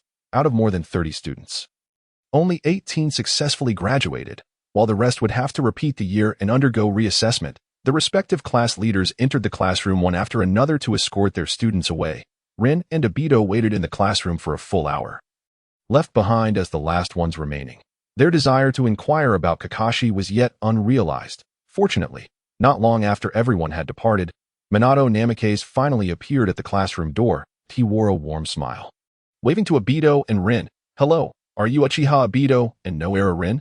Obito pouted, complaining. Teacher, you're so slow. Minato scratched his head awkwardly, chuckling. I apologize. I got held up on the way. Rin tugged at Obito's arm, squinting with a smile at Minato. It's all right, teacher. We haven't waited long. Minato nodded. I am Minato Namikaze, and I will be your guiding teacher from now on. As he spoke, Minato turned to the classroom door. Kakashi, come in and meet them. A soft rustle of footsteps heralded the entrance of a silver-haired boy, his face concealed by a black mask. It was Hitaki Kakashi. Kakashi stood beside Minato, indifferent. We can skip the self-introduction. They already know me. Previously, when Obito, Rin, and Akane visited Kakashi's home, he happened to be there. During that time, rumors about Hitaki Tsukumo had circulated throughout the village. Yet, Obito and Rin had visited Kakashi out of goodwill. Deep down, Kakashi felt grateful for Obito and Rin, as few in Konoha interacted with the Hitaki family. Aside from this group of classmates, Minato, unfazed by Kakashi's aloof demeanor, nodded. I see. Very well. From today onward, Class 7 will officially be established. Let us leave this place. With that, Minato turned and walked out of the classroom. Understood, Teacher Minato. Rin and Obito replied, following in his footsteps, while Kakashi remained silent, trailing behind. Before long, Minato led the trio out of the school and, after crossing a street, arrived at a grove behind the school. The ground was lush with green grass, and a gentle breeze caressed their faces, offering a sense of comfort and ease. Minato halted outside the grove, glanced back at the three, and declared, All right, this will be the location. Today, you will complete your first task after graduation assessment. What task? Obito asked curiously. According to the regulations following graduation from the Ninja Academy, shouldn't there typically be a bell-stealing test, or something similar? While the bell-stealing test was not fixed, the content usually revolved around team collaboration. Minato surveyed the trio, and then began to form hand seals, shadow clone jutsu, with a puff of white smoke. An identical Minato appeared. The task is quite simple. You three must defeat my shadow clone. Only then will you successfully pass your graduation. My shadow clone possesses all the jutsu I am skilled in, including my Flying Thunder God technique. Although the shadow clone would dissipate upon taking damage, its strength was proportional to that of the original, given that Minato was a jonin, renowned for his extraordinary teleportation skill. It was indeed a considerable challenge for 3 young students like Obito. Obito speculated that Minato intended to emphasize the importance of teamwork through this assessment. However, Rin's face was filled with astonishment. Teacher, are you kidding? You're a jonin. Even if it's just a shadow clone, we can't defeat it so easily. Minato shook his head. Rin, you are mistaken. Kakashi has already been promoted to CH9. His strength is not to be underestimated. Moreover, according to my investigation, Obito has defeated a special jonin from the Uchiha clan. Thus, your team is indeed quite formidable. The previous incident where Obito had fought 3 Uchiha clan members in the street had been witnessed by many. However, to prevent any negative repercussions, Danzo and the 3rd Hokage had intervened to suppress the matter. Those who had witnessed the event were silenced, forbidden from speaking of it. Hence, although Rin had heard about Obito's street brawl, she was unaware that one of those individuals was a special jonin. Kakashi, indifferent to such rumors, was even less informed that a flicker of surprise crossed Kakashi's usually indifferent face as he involuntarily glanced at Obito. Thinking to himself, could he really be that strong? Rin's face was equally astonished as she reproached Obito. Is this true? Why didn't I ever know? Obito recognized Rin's concern for him, but he awkwardly smiled. Rin, it's true, but I'm fine. Don't worry. Kakashi maintained his expression of indifference, pointing at Obito, and remarked, Teacher, is this guy really that impressive? Then why has he been stuck in the ninja academy without graduating? Obito's mouth twitched. Young Kakashi was indeed sharp-tongued, quickly honing in on the crux of the matter. Was he trying to expose Obito's secret? The question was indeed quite pointed. This was also a lingering suspicion held by Danzo and the 3rd Hokage regarding Obito's sudden surge in strength. So, Kakashi, is it true that you want to test him? Obito mechanically turned to Kakashi and asked. Immediately after saying this, he regretted it. Why should he compete with this guy? Kakashi had merely become somewhat aloof due to his father's suicide. However, Kakashi seriously nodded. Is that so? Perfect. I would like to experience your abilities as well. In an instant, neither party was willing to yield, their gazes locking with a spark of electricity crackling between them. Sensing the rising tension, Rin quickly stepped forward, positioning herself between the two. She waved her hands. Kakashi, Obito, let us not. Teacher Minato has assigned us a task. Completing the task is the priority. Minato observed Rin's back, a glimmer of relief softening his expression. It turned out that the 3rd Hokage had placed no error Rin in this class for this very purpose. Rin's gentle yet resolute nature would serve to enhance collaboration between the strong-willed Kakashi and Obito. Minato quickly added, Indeed, Kakashi, Obito, let us focus on my assessment first. We can discuss other matters later. Humph. Kakashi turned his head aside, choosing to say no more. Obito nodded and leaned closer to Rin, whispering something in her ear. The more Rin listened, the more her small face was etched with astonishment. Finally, she vigorously nodded, affirming, Yes, I understand. Kakashi felt a twinge of frustration, perplexed by the exchange between the two. However, none of it mattered to him. His sole focus was on charging forward and defeating Minato's clone. Obito glanced at Minato and chuckled. Minato-sensei, we are ready. Minato nodded in response. Yes, I will observe your battle closely and provide ratings for each of you at the end. With that, Minato's form flickered and he appeared atop a large tree at the edge of the forest. Begin. As Minato's words fell, Kakashi swiftly retrieved several shuriken from his ninja tool pouch and hurled them towards Minato's clone. The clattering sound of weapons echoed as the shuriken were deftly knocked to the ground by the clone. Seizing the opportunity, Kakashi dashed forward, drawing a kunai from his pouch, spinning it in a dazzling display before thrusting it towards the clone's abdomen.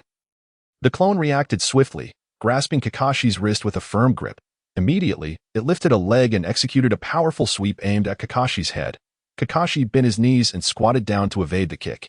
In a flash, he drew a short blade from his back, creating a magnificent flourish of blade work as he aimed to strike at the clone. Alas, Minato was an elite J-nin. His reflexes were astonishingly quick, and he anticipated Kakashi's move that he crouched low and delivered another sweeping kick, sending Kakashi tumbling to the ground. The clone then seized the kunai that had been knocked from Kakashi's grip and swung it towards Kakashi's face.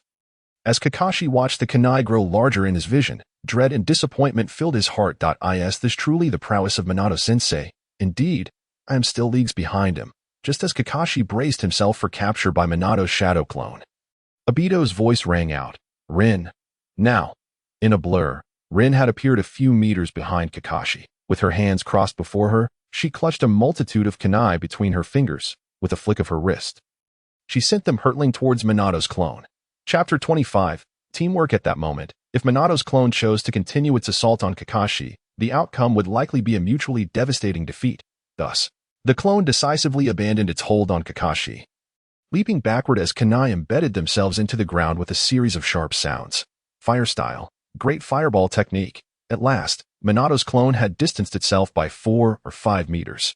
But no sooner had its feet touched the ground than Obito's assault followed closely behind.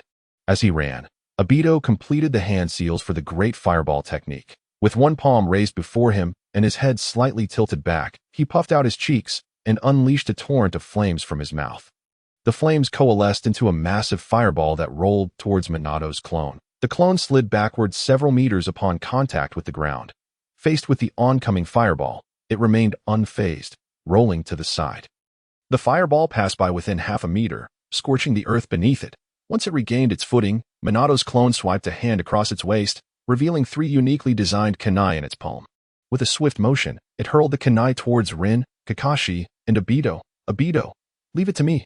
Rin's face was serious as she positioned herself between Kakashi and Obito. With determination, she grasped her kunai and launched them once more. The tips of Rin's 3 kunai collided with Minato's 3 kunai, sparks flying as the sounds of impact rang out. The force of the 6 kunai neutralized one another, sending them careening off to the side. Just moments ago, Obito had discreetly briefed Rin on their strategy, emphasizing the need to keep an eye on Minato's kunai, since they bore the unique markings of the Flying Thunder God technique. They could not allow him to close the distance. As for the main offensive, that would be left to Obito. Fire style, Phoenix Fire technique. At this moment, Obito had completed the hand seals for his next technique. He positioned his fingers in front of him, and with a puff of air, basketball-sized fireballs erupted from his mouth, zigzagging and crackling as they sped toward Minato. These two, Kakashi stood in momentary shock. Taken aback by the seamless coordination between Obito and Rin. He had not anticipated their synergy to be so remarkable. Kakashi, being astute, quickly grasped the concept that their combined efforts produced an effect greater than the sum of their parts. Rin herself was not particularly strong, but as long as she operated within her domain, she could effectively intercept Minato's kunai. This task was relatively straightforward for her. Had they been strategizing such a plan moments ago? A hint of doubt flickered in Kakashi's eyes. Tightening his grip on the short blade, he charged once more toward Minato's clone. Together, Obito and Kakashi engaged in a fierce exchange with the clone. After a series of taijutsu clashes, it was Obito who successfully cast a genjutsu, momentarily ensnaring Minato's clone. Kakashi seized the opportunity, plunging his short blade into the clone, which erupted in a puff of white smoke, signifying their triumph in the examination. The genjutsu Obito employed was not derived from the Sharingan, but rather a technique he had replicated from Kurenai, known as the tree-binding death. Kurenai's family technique was indeed a high-level genjutsu. However, Minato was quick-witted and had extensively studied methods to dispel genjutsu. Thus, even though Obito executed the tree-binding death, it only managed to control Minato for a fleeting second. Had Obito utilized the Sharingan's genjutsu against Minato's clone, the outcome would have been altogether different. He would likely have found it far more challenging to break free. "You 3 did well." Minato leaped down from the tree, a smile gracing his face as he regarded the trio. Obito was the whispered exchange with Rin about formulating a battle strategy. Minato had observed the recent battle with keen interest. The coordination between Obito and Rin was clearly defined. Rin provided cover while Obito took the lead in offense, indicating a well-executed plan. "Indeed, Minato-sensei," Obito nodded affirmatively. "Excellent. I'm quite pleased." Minato nodded with satisfaction before directing his gaze toward Rin, asking, "Rin, do share what Obito whispered to you." Rin hesitated momentarily, glancing at Kakashi before ultimately divulging. "Obito said that Kakashi would undoubtedly charge recklessly into combat with you, and instructed me to find ways to provide cover for him. Then, during the fight, I was to focus on keeping an eye on your shadow clone and ensure that you couldn't get close with your Flying Thunder God kunai." Minato's surprise grew with each word. Although the plan seemed simplistic, Obito's ability to devise a strategy under limited information and leverage the power of teamwork was truly commendable. This young man possesses remarkable leadership potential. Minato mused inwardly. However, He quickly refocused, surveying the three of them once more, and continued. The theme of this graduation examination was primarily centered around teamwork. Prior to arriving, I thoroughly investigated each of your abilities. While both Kakashi and Obito are exceptional, in a one-on-one scenario, you would still struggle to defeat my shadow clone. Hence, I devised this approach to help you understand the essence of teamwork. As he spoke, Minato's gaze settled on Kakashi.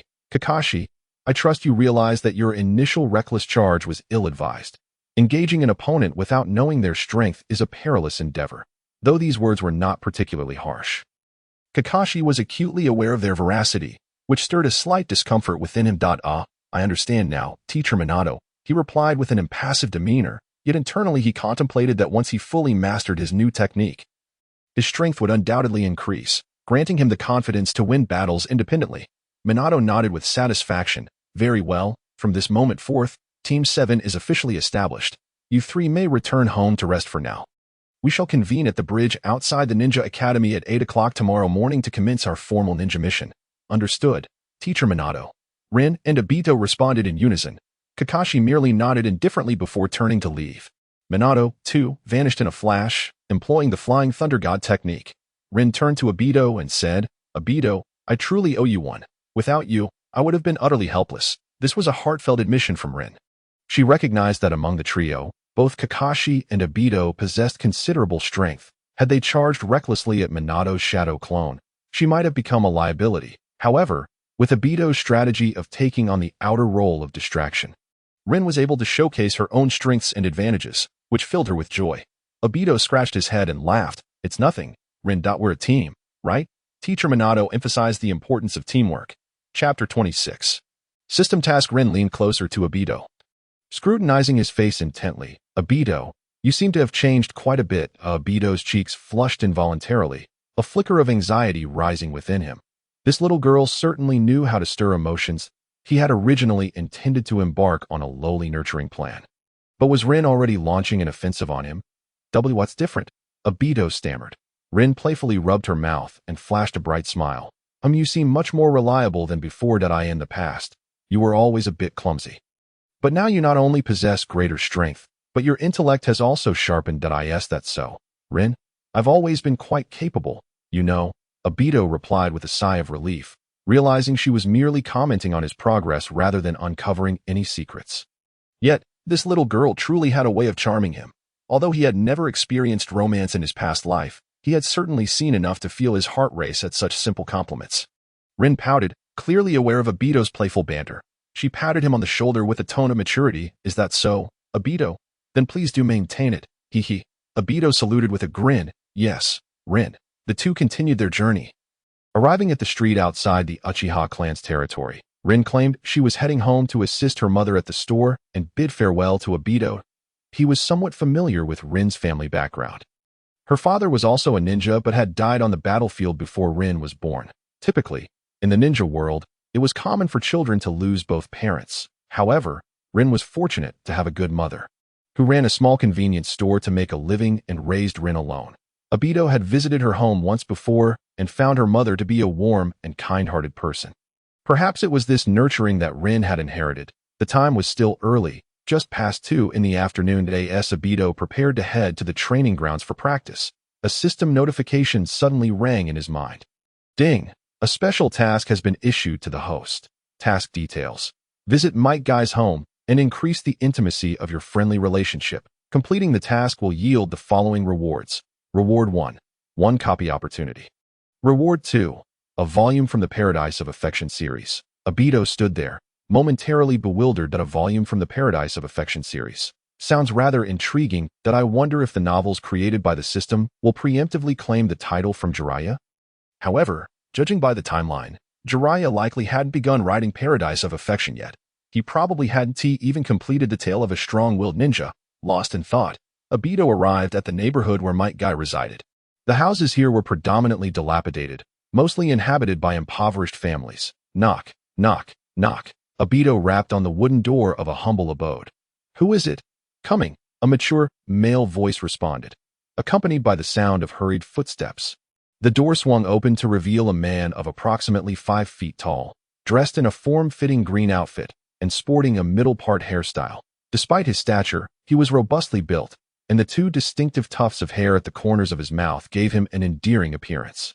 Obito recognized him as Might Guy's father, the perennial genin Might Dai. Dai was often the subject of ridicule in the village, known for his sole proficiency in taijutsu and his perpetual status as a low-ranking ninja without much promise. Yet, he never bothered to clarify, allowing others to think as they wished. It was only after he unleashed the eighth gate of death on the battlefield, defeating several members of the 7 ninja swordsmen of the mist, that he gained notoriety. "You are?" Dai asked, his brow furrowing in confusion. "Hello, Uncle. I'm Uchiha Obito, a classmate of K.A.I.S.E. home." Obito scratched his head and offered a hearty smile, politely introducing himself. Although his interactions with Kai at the Ninja Academy had not been extensive, they were still somewhat familiar with one another. Dai initially seemed taken aback, but his reaction left Obito somewhat dumbfounded. Tears streamed down his face as he grasped Obito's hand and pulled him into the house. "So you're Kai's classmate? Come in. My son Kai is not very sociable and doesn't have many friends, so it's a rare occasion for a classmate to visit him. You're Obito, right? You must make an effort to keep in touch with Kai." "I truly worry about him." Obito scratched his head, awkwardly chuckling. Don't worry, Uncle. I will. At this moment, Obito was still in a daze. Dai's enthusiasm was so overwhelming that it was hard to adjust immediately. However, he could deeply empathize with the love and concern of a father for his son. "Dad, who's here?" A figure clad in a similar green outfit emerged from inside, walking on his hands. Upon recognizing Obito, he straightened up, somewhat surprised.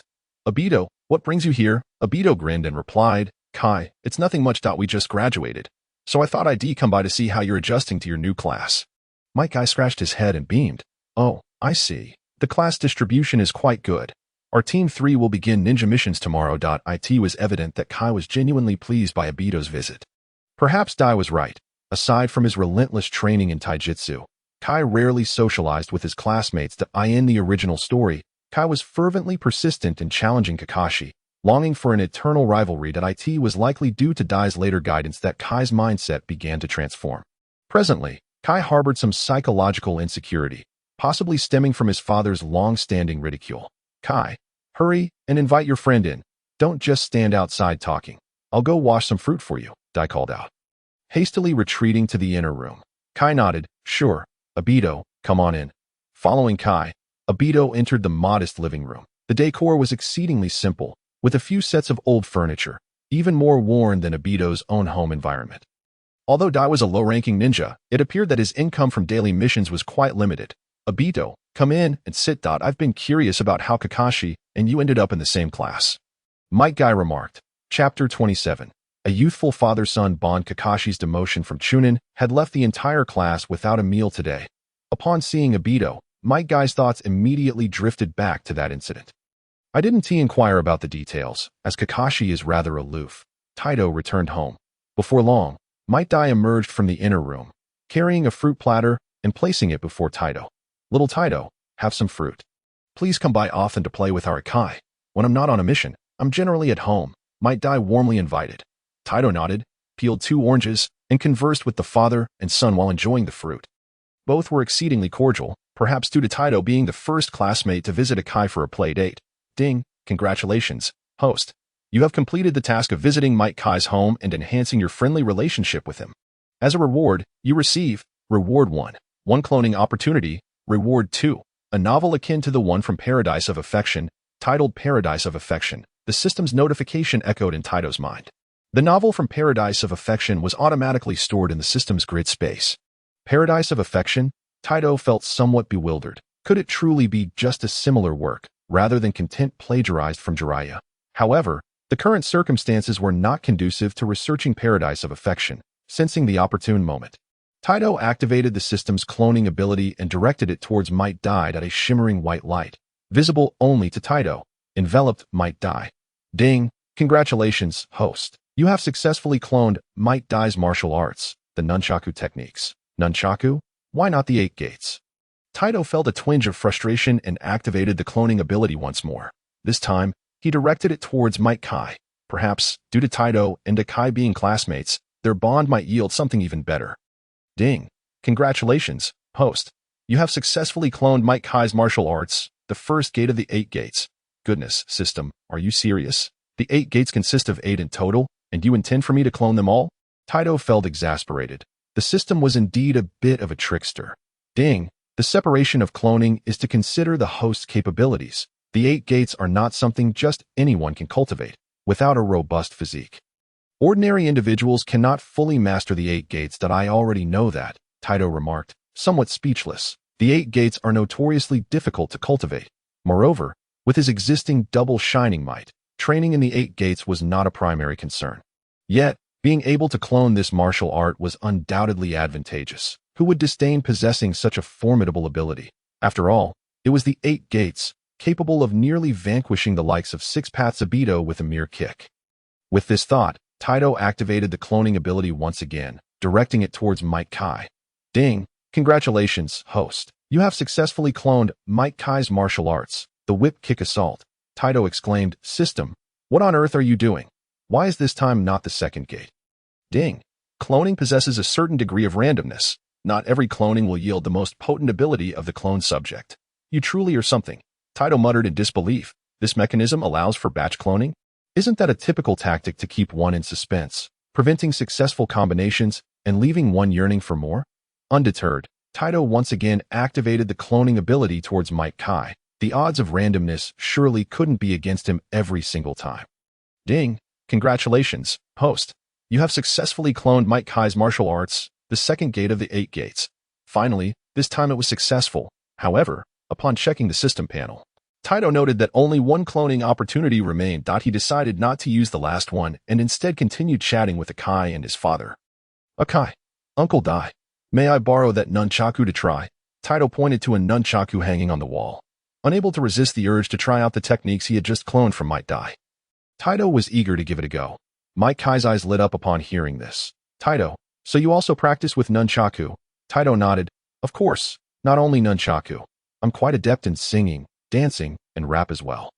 Might Dai expressed his delight, standing up and patting Taito on the shoulder. I never expected that. Taito, not only do you train in martial arts like us, but you also have accomplishments in music.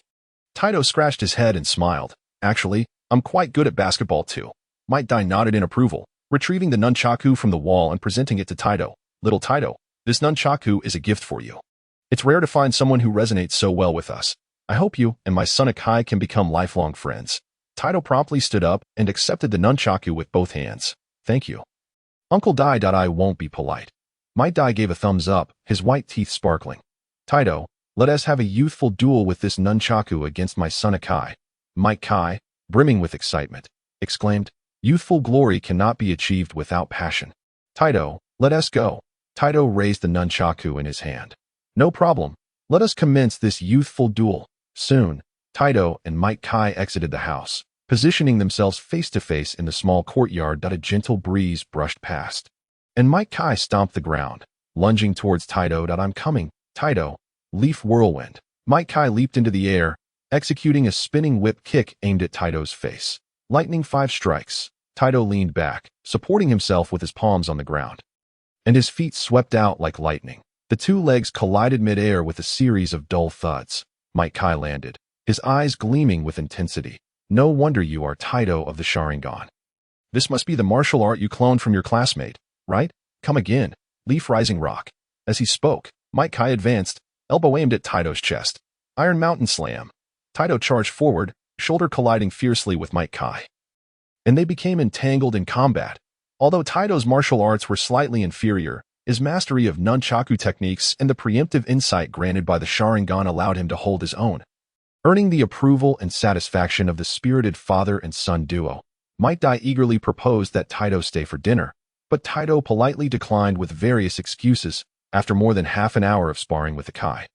Drenched in sweat, he felt it best to return home for a shower. Chapter 28. Would release ninja, grandmother. I'm back. Taito entered his home, pushing the door open. Taito, how was the graduation class division today? His grandmother, busy in the kitchen preparing dinner, turned to him with a smile that illuminated her wrinkled face. That IT went quite well. My team leader is Minato Namikaze. You must have heard of him, Taito replied. Taking a swig of the cold tea on the table, his grandmother's eyes widened in astonishment. The Yellow Flash? Even though I'm old, I certainly know of such an outstanding figure. The title of Yellow Flash had been recently acquired by Minato in the ninja world. Renowned as the fastest man in the ninja realm, he won battles through sheer speed. After chatting with his grandmother for a while, Taito headed to the bathroom for a shower, following a refreshing wash. He didn't emerge immediately, but instead lingered in the bathroom, secretly examining the book from Paradise of Affection that the system had provided. In truth, there wasn't much to see. It was only after about 2 hours. With his grandmother urging him several times to hurry up for dinner, that Taito reluctantly closed the book. In the back mountains of the Shimura clan's ancestral land, within a secluded underground space, there stood 2 rows of enormous transparent jars. Inside these jars were filled with green liquid. Children, each around 4 or 5 years old, were submerged within, connected to various tubes. They wore expressions of pain. Their eyes tightly shut, their skin wrinkled as if they had long since passed away. Creak. The heavy iron door of the underground space was pushed open from the outside. 2 figures entered, turning their heads to survey the situation of the transparent jars. One of them leaned on a cane, his right arm wrapped in bandages. He was Shimura Danzo, the leader of the root. The other, with long black hair and pale skin, bore a smile at the corners of his mouth, occasionally extending a long red tongue to lick his lips. He was Orochimaru, one of the disciples of the third Hokage. It seems it still won't work. The cells of the first Hokage are too dominant, making full-body transplantation impossible. These children have already perished. Orochimaru's eyes brimmed with disappointment as he shook his head and sighed. Danzo, leaning on his cane, spoke in a grave tone. Orochimaru, you must expedite your research. I care not what means you employ, but you must devise a solution with utmost urgency. Sarutobi has already dispatched individuals to investigate this matter. Orochimaru's expression turned icy, his gaze laced with a murderous intent as he shot a glance at Danzo. Your urging is futile. The cells of the first Hokage are not so easily manipulated. If you wish for a more refined transplantation, you shall have to wait patiently. With that, without waiting for Danzo's response, Orochimaru turned and strode toward the door. Danzo's eyes reflected a flicker of helplessness. This fellow remained unchanged, and it was my impatience that spurred this exchange. Muttering to himself, he glanced once more at the transparent jars. Originally devoid of hope, his eyes suddenly sparkled with realization. For within the innermost jar, the green liquid was bubbling vigorously. The glass of the jar had begun to show faint cracks. Suddenly, several sharp branches pierced through the glass. And with a resounding crash, the jar shattered, scattering glass shards across the floor. The child within the jar tumbled out, splashing onto the ground. I am still alive. Help me. The child reached out toward Danzo in a plea, but soon closed his eyes and fell into unconsciousness. Indeed, the final experiment bore fruit. That must have been wood released. Danzo's face illuminated with joy as he hurried forward to lift the child. Examining him closely at that moment, 2 figures wearing masks emerged from the basement, landing gracefully before Danzo. Kneeling on one knee. One of the ninjas, adorned with a tiger-faced mask, reported, Lord Danzo, Uchiha Obito has ultimately declined to join Root. He has successfully graduated from the academy and has been assigned to Minato's class. Danzo furrowed his brow, a cruel glint flashing in his eyes. So it is. That brat Obito has been toying with me all along. For the past 3 months, I had intermittently sent gifts to the Uchiha household, yet Obito consistently rebuffed the notion of joining Root. Danzo had sensed something amiss, realizing that Obito likely would not align himself with Root. However, he had clung to a sliver of hope. Hearing of Obito's assignment to Minato's class today, Danzo's fury truly ignited. Minato was a ninja aligned with the third Hokage's faction, and Danzo was acutely aware that should Obito join Minato's class, he would sever all ties with Root. Had Obito rejected the offer from the outset, Danzo might not have been so enraged. Yet the feeling of being played with left him profoundly dissatisfied. Danzo commanded, Kia, arrange for personnel and ensure that Uchiha Obito disappears. Yes, Lord Danzo, the 2 Root ninjas replied in unison, rising to depart. Just as they stepped away, Danzo's voice echoed once more. Wait, bring back Obito's Sharingan. Furthermore, this operation must be executed with utmost discretion. No one must know. The 2 Root ninjas turned back, bowing deeply. Yes, Lord Danzo. The following morning, shortly after 8 o'clock, just a few kilometers from the Ninja Academy, Kakashi and Rin stood at the railing of an arched wooden bridge, awaiting Obito and Minato's arrival. Apologies, I'm late, Obito exclaimed, jogging up the bridge and waving to Kakashi and Rin. You've kept us waiting. Kakashi seized the opportunity to tease, always looking for a chance to poke fun at his formidable rival. Obito patted his chest to catch his breath and retorted, "What does it matter? I was helping an old lady cross the street. An act of kindness, you see." Kakashi replied indifferently. "You've used that excuse for the past 4 or 5 years, and yet here you are again." Obito's mood soured, and he pointed at Kakashi, saying, "Kakashi, you're unusually talkative today. This ice and tea like you." Rin, noticing the brewing argument, quickly intervened, stepping between them. "Obito, Kakashi, let us keep it down. After all, Minato-sensei ice and tea here yet. So a little delay is no big deal." "Humph." Kakashi turned away haughtily, disinterested in further discussion. It that moment, Rin noticed something peculiar about Obito and inquired, "Obito, did you not get enough rest last night? You have dark circles under your eyes." The hint of embarrassment crossed Obito's face as he stammered, It's nothing. I was just studying diligently." Rin looked puzzled. "Studying? But you've already graduated from the Ninja Academy. What are you still studying for? What book am I reading? I couldn't possibly divulge that. Do you think I, Obito, could let you, a little girl, know about my late-night readings of Intimate Paradise?" Obito asserted with feigned righteousness. "Of course, I was reviewing the Ninja Academy's textbooks. Even after graduation, one must continue to revise." That Rin's suspicion deepened as she recognized Obito's fabrications. She knew he had hardly ever applied himself in his studies. Typically, he was either napping or daydreaming in class, lacking any inclination to review. Fortunately, at that moment, a figure clad in a green vest appeared, alighting on the support beam of the wooden bridge. It was their tardy instructor. "Minato Namikaze. Apologies, I was delayed by some matters on the way." Minato's gentle smile accompanied his descent from the beam. Rin stepped forward with a hint of anticipation, asking, "Minato-sensei, what task do we have to complete today?" Minato replied calmly, "Today's task is quite simple. Assist the villagers in driving away wild boars from their planting fields." "Wild boars?" Obito, Rin, and Kakashi widened their eyes, questioning if they had misheard. "Sensei, this task seems far too easy." Obito complained. Just yesterday, Minato had remarked on the impressive strength of their team, yet here they were, assigned the tedious D-rank missions. Kakashi shot Obito a glance and said indifferently, "As a ninja, one should not be overly ambitious.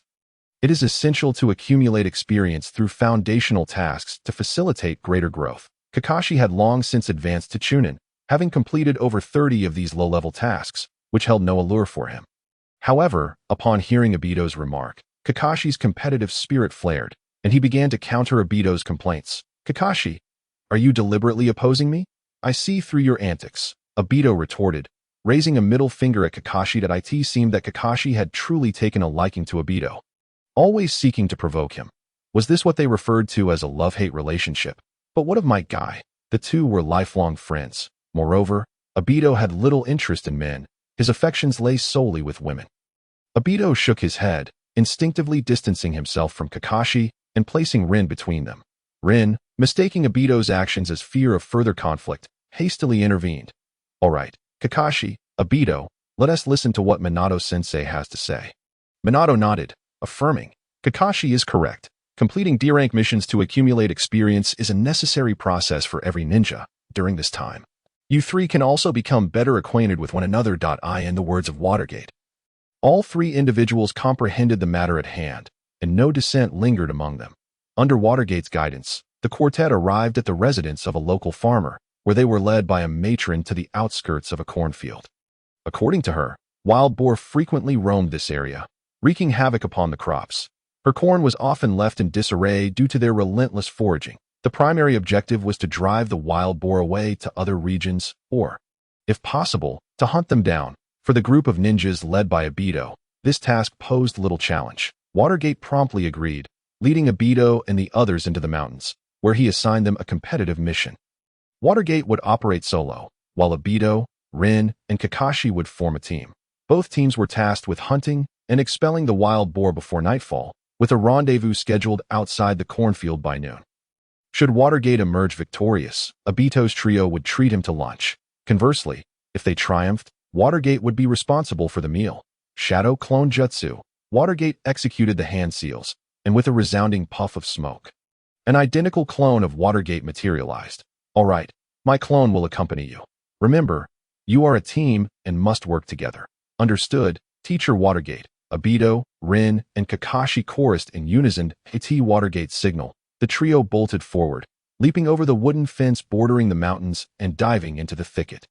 Within this jungle, other beasts existed, not solely wild boar, but the boar were particularly troublesome. They would break through fences, encroaching upon the crops and troubling the villagers. "Look, Kakashi, there's movement over there. Let us check it out," Rin exclaimed, her face etched with concern as she scanned the surroundings. She was the first to notice the disturbance, alerting Obito and Kakashi. Obito glanced in the direction Rin indicated, where a dense thicket rustled ominously. "Let us flush them out," he declared, retrieving 2 shuriken from his pouch and hurling them into the underbrush. The shuriken pierced through the foliage, eliciting a sharp squeal from a wild boar. A massive boar, over a meter long, burst forth from the thicket, its blood-red eyes glaring angrily at the trio. The shuriken Obito had thrown lodged itself in the creature's rear, only partially embedding itself in the tough hide, indicating the boar's formidable resilience. With a swift motion, Kakashi unsheathed his short sword and charged at the boar. His blade glimmered fiercely as it swept through the air, slashing the boar with precision. The boar, revealing its sharp tusks, attempted to retaliate against the masked youth, but was swiftly felled, numerous deep gashes marring its flesh. "Nice job, Kakashi. You snatched my kill," Obito grumbled in frustration. The term snatch kill caught Kakashi and Rin by surprise. Yet seeing Obito's anxious demeanor brought an inexplicable satisfaction to Kakashi. Finally, a chance to outdo Obito. "Enough chatter. What's wrong with taking the kill? If you can, try to snatch it back," Kakashi retorted, resolutely forging ahead. He was determined to surpass Obito in the number of boar slain that day. Chapter 30. Selling the summoning beast. The mission to hunt wild boar progressed exceedingly well. Watergate's arrangement of teams indeed fostered camaraderie and understanding among the members. Despite Kakashi's tendency to compete with Obito, the trio grew increasingly synchronized throughout the task. Rin primarily took charge of observing their surroundings from the high branches of trees, while Obito and Kakashi followed her lead. Vying for the highest kill count, the expanse of the forest was vast, harboring not only boar, but also ferocious creatures like tigers and leopards deeper within the world of ninjas, perhaps influenced by the natural energies of the 3 great sanctuaries.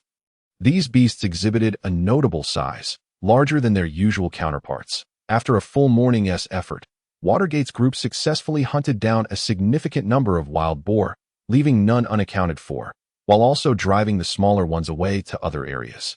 Ultimately, Watergate emerged victorious, living up to his reputation as the fastest man in the ninja world. In just one morning, he had dispatched over 400 wild boar, while Obito, Kakashi, and Rin collectively managed to slay fewer than 300. However, Obito had an unexpected gain. As the trio emerged from the jungle back to the cornfield around noon, a colossal tiger stalked closely behind them, its steps deliberate and light. This tiger measured over 3 meters in length and nearly 2 meters in height. Its white fur adorned with striking black stripes. The deep paw prints it left in the soil testified to its formidable presence. Yet, its once yellow eyes now glowed a chilling red, with 3 black tomos swirling within its gaze. The sudden appearance of the tiger sent shockwaves through the nearby villagers, many of whom dropped their tools in terror and fled. Such a ferocious creature typically resided in the depths of the jungle, rarely seen at the periphery. "Obito, is this tiger under your control via your Sharingan?" Watergate inquired, instantly discerning the situation. Obito nodded. "Yes, Teacher Watergate. This tiger would make an excellent summoning beast. I plan to take it back to the village to sell it." This magnificent beast was indeed ideal for summoning, and given its immense size, Obito speculated it would fetch a handsome price. Rin and Kakashi were already aware of the tiger's presence, and on their journey back, Obito had shared his intentions with them. Rin hurriedly reassured the nearby villagers, "Don't be afraid, everyone. This tiger is under control and poses no threat to you." Having heard Watergate's earlier words, the villagers felt a sense of relief upon Rin's assurance.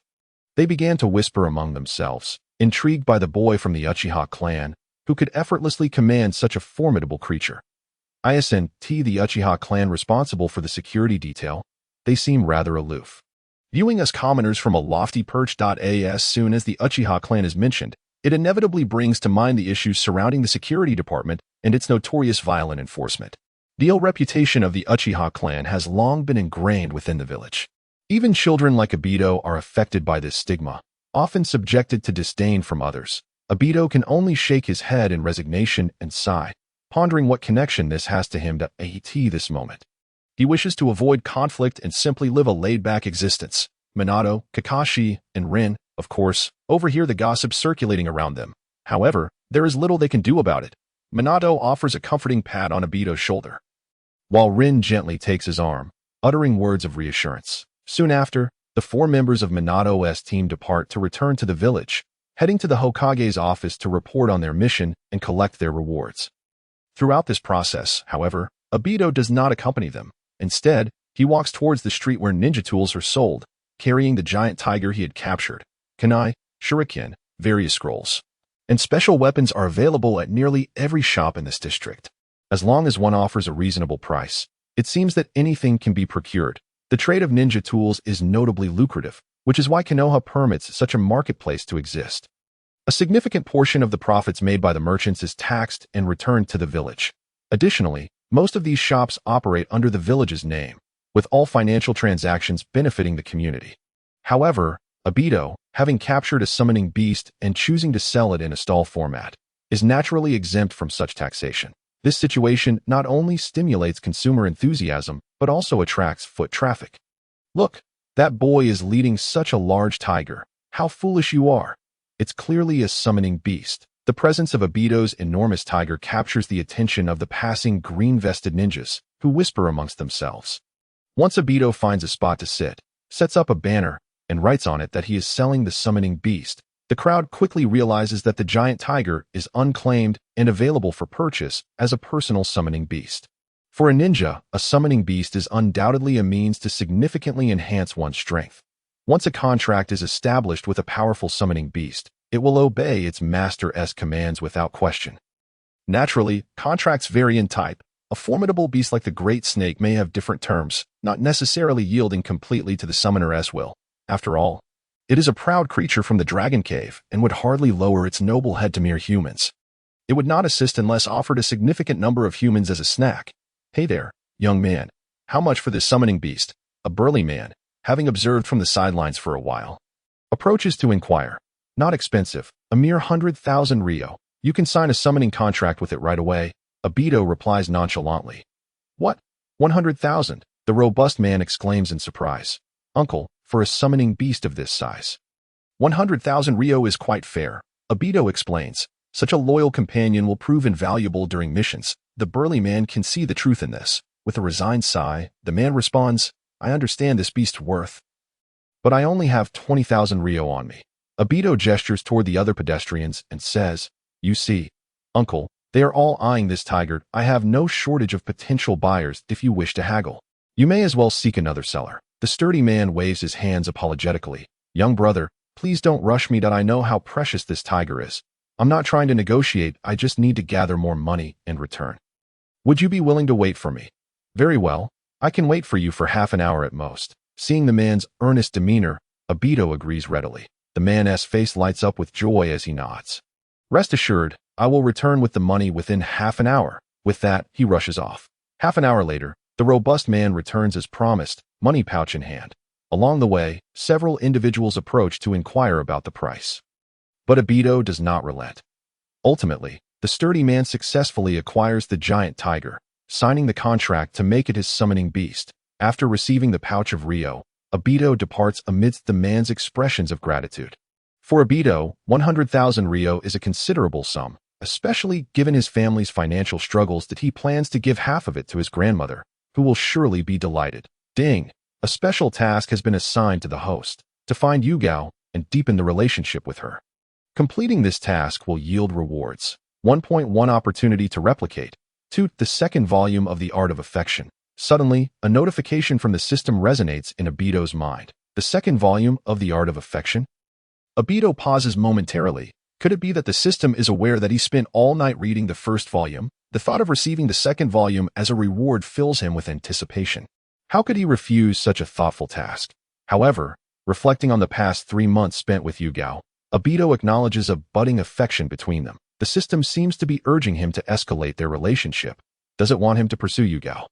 System, how can you be so shameless? We are merely young teenagers, too young for romantic entanglements. Host, just express your desires. The The system replies, "Did I want to?"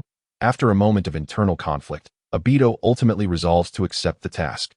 Convinced that his motivations are solely to obtain the rewards. Soon, Obito reunites with Minato, Kakashi, and as the newly affluent Obito treats them to a sumptuous barbecue feast. He bids them farewell and heads towards Yugao's residence. Yugao's home is located in the heart of Konoha, significantly more spacious and affluent than Gai's. Although the Yuhi clan's territory is not vast, its members reside closely together. Obito recalls visiting Yugao's home once while escorting her back, and he now approaches her residence with ease. Knock, knock, knock. Is anyone home? The door is ajar, yet Obito politely raps on it. Yes. Who is it? A woman's voice calls from within, and soon a middle-aged woman emerges. Dressed in a gray dress with an apron tied around her waist, she is Yugao's mother, Ino. Obito recognizes her from his previous visit. Upon seeing Obito, Ino's face brightens with a smile. Obito, what a pleasant surprise. What brings you here today? Obito nods politely and inquires, Auntie, is Yugao at home? I came to invite her to train with me. Ino replies with a smile, she's home. She went out on a mission this morning, but returned early. Ino then calls out towards the inner room, Yugao, come out. Obito is here to see you. Oh, I'm coming. Yugao's voice echoes from upstairs, followed by the sound of hurried footsteps. Breathless, she rushes out and beams upon spotting Obito. Obito, what a surprise. Obito nods. It's been a couple of days since I last saw you. I wanted to see if you're free to train this afternoon. A blush spreads across Yugao's cheeks, and she shyly glances at her mother. After receiving a nod of encouragement from Ino, she replies, I'm free. Then let us go. Taito waved his hand to her. The two walked side by side, exiting the ancestral grounds of their clan and making their way towards the familiar training woods. Inside the house, the setting sun cast a crimson glow as Akane stepped out, standing beside Inako and wrapping an arm around her shoulder. Observing Taito and Kurenai departing together, Akane smiled and remarked, it seems my previous judgment was indeed correct. These two youngsters might truly end up together. Inako shot a disapproving glance at Akane, saying, all you think about is strengthening the clan. I fear that if those two really do end up together, it may not necessarily bode well. Akane looked puzzled and asked, why is that? Inako replied, do not forget that Taito belongs to the Uchiha clan, which is not held in high regard in Konoha. I worry that Kurenai might face some repercussions in the future. Akane gently patted his wife's back, offering reassurance. That is still far off. Whether it turns out to be a blessing or a curse depends on Kurenai's own fate. Besides, I believe she rather likes that boy Taito. Meanwhile, Taito and Kurenai traversed several streets and soon arrived at the training grounds, entering the woods. The nature of their relationship had progressed further, though Taito wondered how the system defined such advancement. Did holding hands count? He silently mused as they entered the woods, with no one else around. Taito swallowed hard and tentatively reached out to take Kurenai's small hand. Taito, why have you been so quiet? Kurenai suddenly inquired, her large eyes blinking as she turned to him. I was just about to say something. Taito quickly retracted his hand, feeling a mix of nervousness and embarrassment. What was happening? How could he? Taito, feel so timid in front of a little girl? This was entirely unlike him. Kurenai huffed lightly. What are you talking about? You haven't come to see me in days. I thought you had forgotten about me. Taito hastily explained. We are training partners. How could I forget you? I came to find you. Didn't I? Kurenai pouted and shot him a sidelong glance. Who wants to be your training partner? You really are such a dense blockhead. Taito was taken aback. If she didn't want to be his training partner, what did she want to be? Was she hinting at something? Gathering his courage, Taito decisively took Kurenai's hand. Her delicate, pale hand felt soft and fragile in his grip, sending a ripple of warmth through Taito. Yet, the system's notification of task completion did not immediately follow. Frustrated, Taito wondered what the system wanted from him. Suddenly, Kurenai's hand was grasped, causing her to freeze momentarily. Her heart raced, and her cheeks flushed a deep crimson. Nevertheless, she did not resist, allowing the boy beside her to lead her forward. Could it be? Taito, that thick-headed fool, has finally wised up, Kurenai thought to herself. A secret delight bubbling within her. Taito, feeling a surge of nervousness, realized he should say something to ease the atmosphere. Kurenai, I think. As the words lingered on his lips, he still couldn't find the right thing to say. Kurenai's heart raced even faster, her entire face a rosy hue. She cast an expectant glance at Taito, only to quickly avert her gaze in shyness. Has my foolish boy finally come to his senses? Is he about to confess? At last, Taito managed to articulate his thoughts. I think the weather isn't great today. It might rain tonight.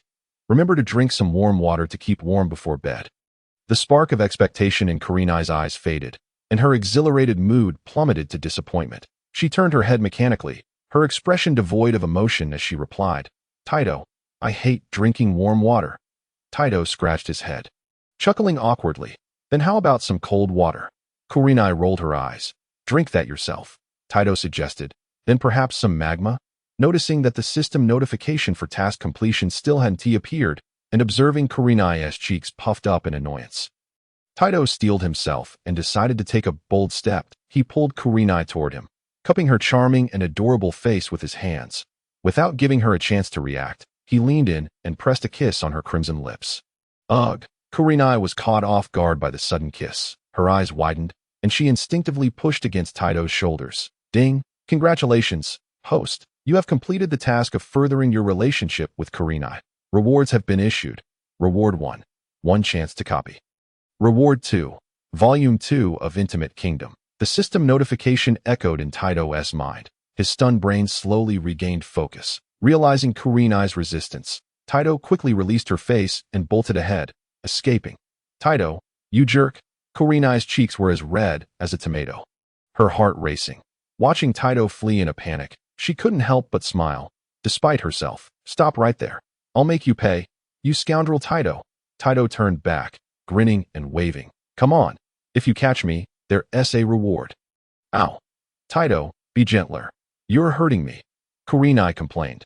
Sorry, I shouldn't have been so forceful.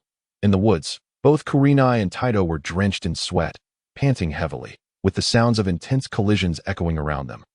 Their breaths grew increasingly labored as they exchanged blows in a spirited sparring match. After a long afternoon of physical training, both were clearly exhausted, their faces flushed with fatigue. Whoa, I can't go on. I am too tired. Let me rest for a moment, Kurenai exclaimed, taking a few leaps back and leaning against a sturdy tree trunk to catch her breath. Taito retrieved a bottle of 1982 mineral water from the system's inventory, offering it to Kurenai. Here, drink some cold water to quench your thirst. Kurenai looked puzzled, wondering where Taito had gotten the water from. However, she did not inquire further and simply accepted it, twisting off the cap and gulping it down. After resting against the tree for a while, they resumed their training. Hidden in the shadows of the dense foliage, 3 men clad in black robes observed Taito and Kurenai from a distance. What should we do? Uchiha Taito is always accompanied by that girl. Should we dispose of her as well? One of them suggested. That girl is from the former clan. Let us find a way to incapacitate her first before dealing with Uchiha Taito. Another replied. Let us act cautiously. Although we have measures against the Uchiha Sharingan, we must remain vigilant, they whispered amongst themselves. Once their plans were finalized, the 3 men vanished silently into the treetops, leaving no trace behind. Taito, that's enough for today. It's getting late. We should head back, Kurenai proposed, glancing up at the darkening sky. Why now? Evening had fallen, and Taito, having trained all afternoon, was quite hungry. He immediately agreed. Sure. Let us go. I'll treat you to a feast. You. Do you even have money? Kurenai asked, a skeptical expression on her face. Having spent time together over the past few days, she knew very well that Taito was quite the penny pincher. Usually, she ended up footing the bill when they went out. Taito nodded emphatically. Of course. I'm a wealthy man now, with a full 100,000 ryo in my pocket. Kurenai was taken aback.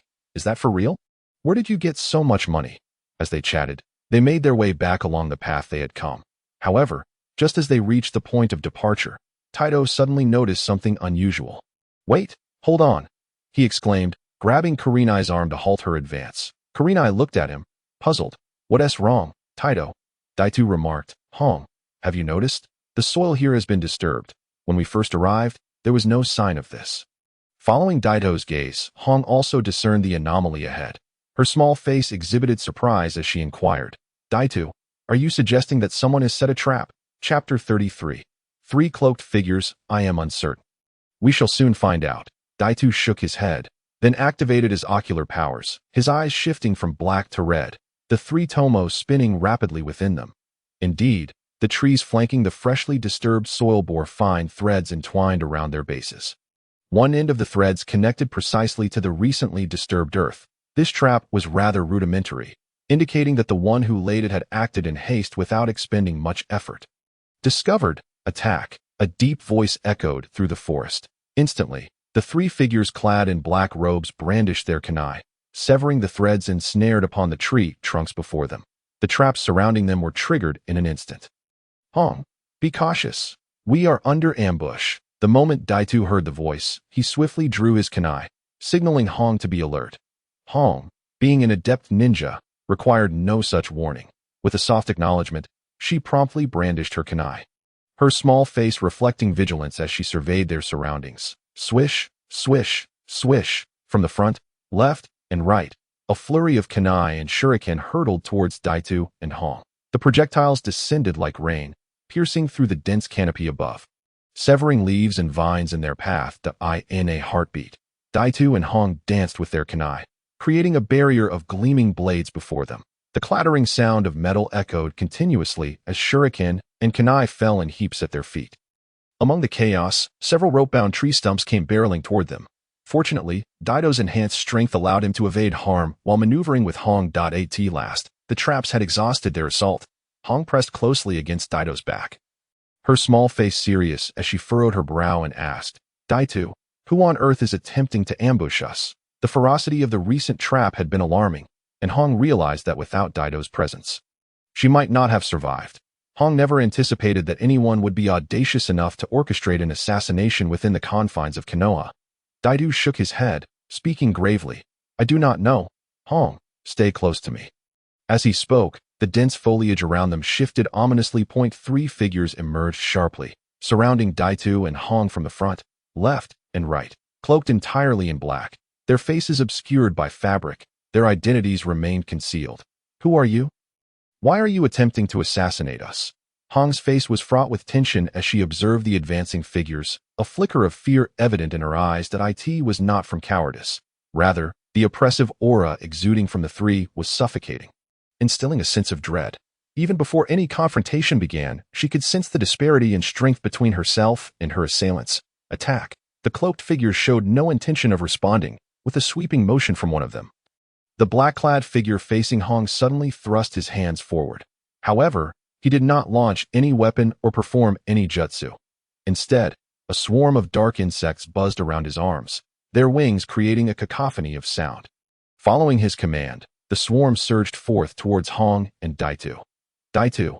As the countless insects loomed larger in her vision, Hong's voice trembled with anxiety. The oppressive sensation was unbearable, as though she could foresee their demise unfolding before her. Fire release. Great fireball technique. Daito had already completed the necessary hand seals. Without a moment's hesitation, he turned and unleashed a torrent of flames from his mouth, coalescing into a massive fireball. The fireball crackled as it surged through the air, engulfing the approaching swarm. Upon contact, the insects were instantly ignited, their bodies charring into ash. The once dense swarm plummeted to the ground, lifeless. However, this was merely the first wave of their adversary's assault. Following this, the three figures drew their ninja swords and charged towards Daito and Hong. Hong, you need to rest for a moment. Daito raised a hand, delivering a gentle strike to Hong's neck. She immediately felt a wave of dizziness wash over her, her eyes fluttering shut as she collapsed.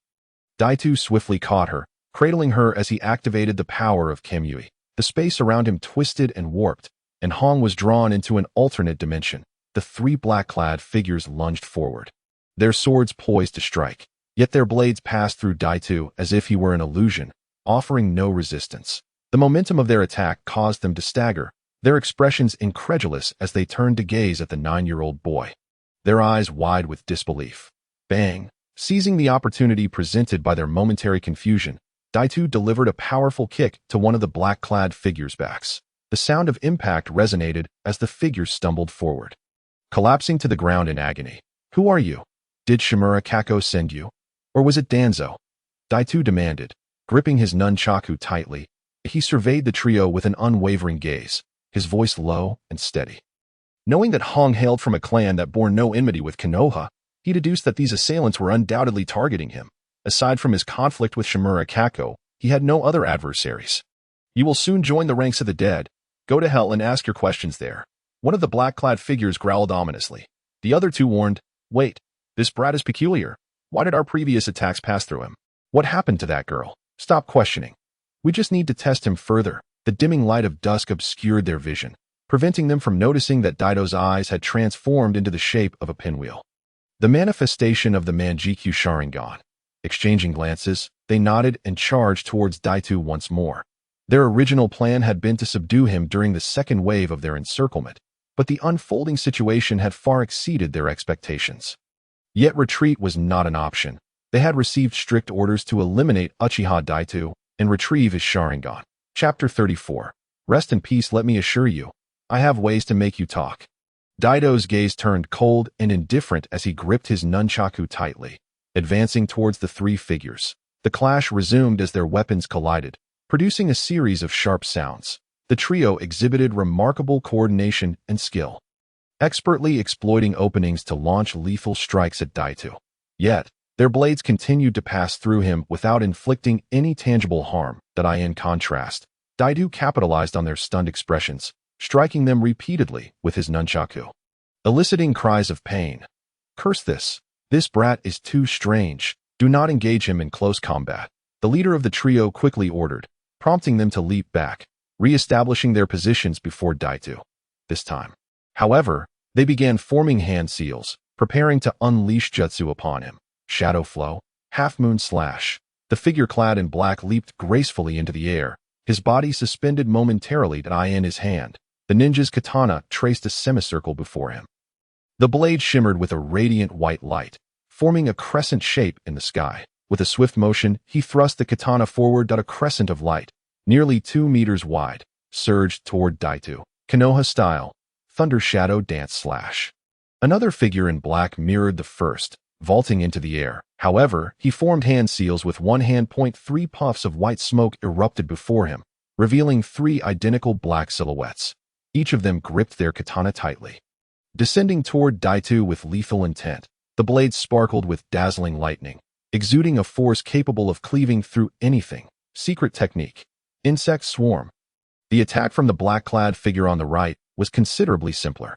He swung his arms, generating a massive swarm of black insects that coiled around him. The buzzing swarm trembled with anticipation, hurtling toward Daito. Daito surveyed the trio with a hint of disdain in his eyes. It was nearly time for them to meet their demise. The malevolent aura surrounding the three was palpable. Each strike was aimed at ending Daito's life. Naturally, Daito harbored no illusions of mercy, nor did he intend to merely subdue them. The tomo in his eyes flickered ominously. In an instant, his form vanished into the ground. Boom! The combined assault of the three exploded upon the earth, erupting in a cacophony of sound. The ground was rent asunder, creating a massive crater, while debris and dust filled the air. "Everyone, be cautious.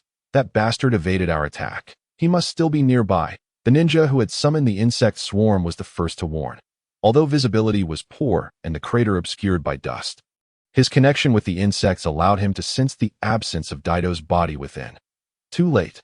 Almost as soon as the words left his mouth, Daito erupted from beneath the feet of another black-clad ninja. In a flash, he struck the ninja's abdomen with a powerful punch, and as their eyes locked, the genjutsu was unleashed. The black-clad ninja screamed, doubling over in agony in the next moment, as he met Daito's gaze. His mind faltered, consciousness slipping away. Kamui. Daito activated his ocular technique, distorting space before him. The ensnared ninja was swiftly absorbed into the void, disappearing without a trace. Damn it, what just happened? How can he devour people so effortlessly? The remaining two ninjas felt their scalps prickle with dread. The techniques they had executed together were their strongest attacks. Ordinarily, even the third Hokage might struggle against such a combination.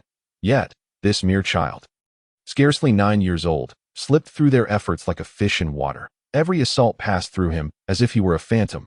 What manner of monster was this? You must escape. Find a way to relay the message back.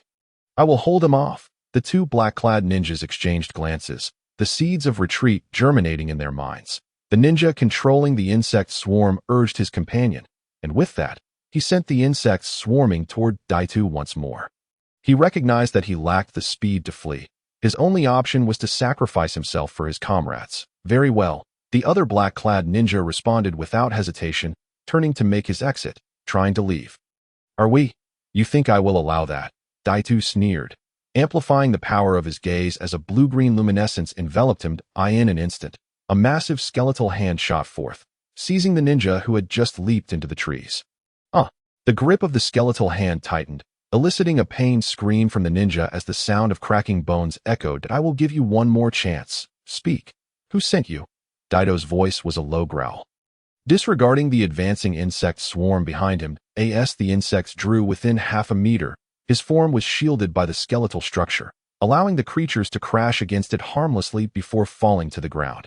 We will never speak. Revealing our secrets would mean a far worse fate. The ninja, ensnared in the skeletal grasp, coughed blood, forcing out a reply through gritted teeth. Though he longed to surrender, the terrifying punishments within his organization loomed larger than death itself. Very well, I shall grant you your wish, Daito scoffed, his eyes narrowing as he tightened his grip. The ninja's body crumpled, grotesquely warped, blood oozing from every orifice. With a finality, the skeletal hand vanished, and the deformed ninja collapsed to the ground with a thud. Now, it's your turn. Daito spun around, glaring at the remaining black-clad ninja, who was now trembling with fear. How despicable. The insect-controlling ninja, witnessing the gruesome fate of his comrade, was pushed to the brink of madness. Losing all semblance of reason, he tore off his black garb, revealing a muscular torso, and as he formed hand seals, holes appeared in his exposed skin. Black insects surged forth from the openings, flapping their wings as they raced toward Daito. Chapter 35.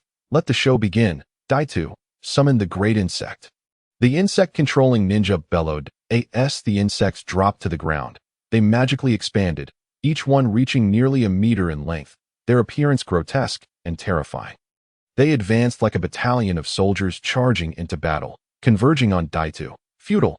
I have already warned you. Daito scoffed, dismissing the advancing swarm with a wave of his hand that he strode directly toward the insect-controlling ninja. Passing through the swarm as if it were mere mist, in the face of the ninja's horrified gaze, he stood directly before him. Susanoo. To protect himself from any potential venom, Daito activated his Susanoo. A half-formed skeletal figure enveloped him, and a skeletal hand emerged, grasping the insect-controlling ninja and drawing him closer. Daito's eyes met his. The genjutsu was unleashed once more. The ninja's gaze became vacant, his body offering no resistance as he languidly surrendered to the skeletal grip. The insects, now devoid of direction, flailed helplessly before scattering in disarray. Daito paid them no mind. They posed no threat to him. Kamui. The space around him warped once again. The other black-clad ninja, previously absorbed into the Kamui space, materialized and fell to the ground with a thud. Daito approached, pulling away the cloth concealing their faces. Only to discover he did not recognize them, he pried open their mouths, finding no cursed seal upon their tongues. Speak. Who sent you? Daito demanded, striking one across the face with a resounding slap. The depth of the genjutsu was determined by the power of his ocular technique. The two ninjas remained firmly ensnared, unable to awaken from their stupor. I don't know. We don't know him. We only know he is the captain of the route. Don't know? Daito's brow furrowed in confusion. Is Route's hierarchy so stringent? What does the captain look like? I don't know.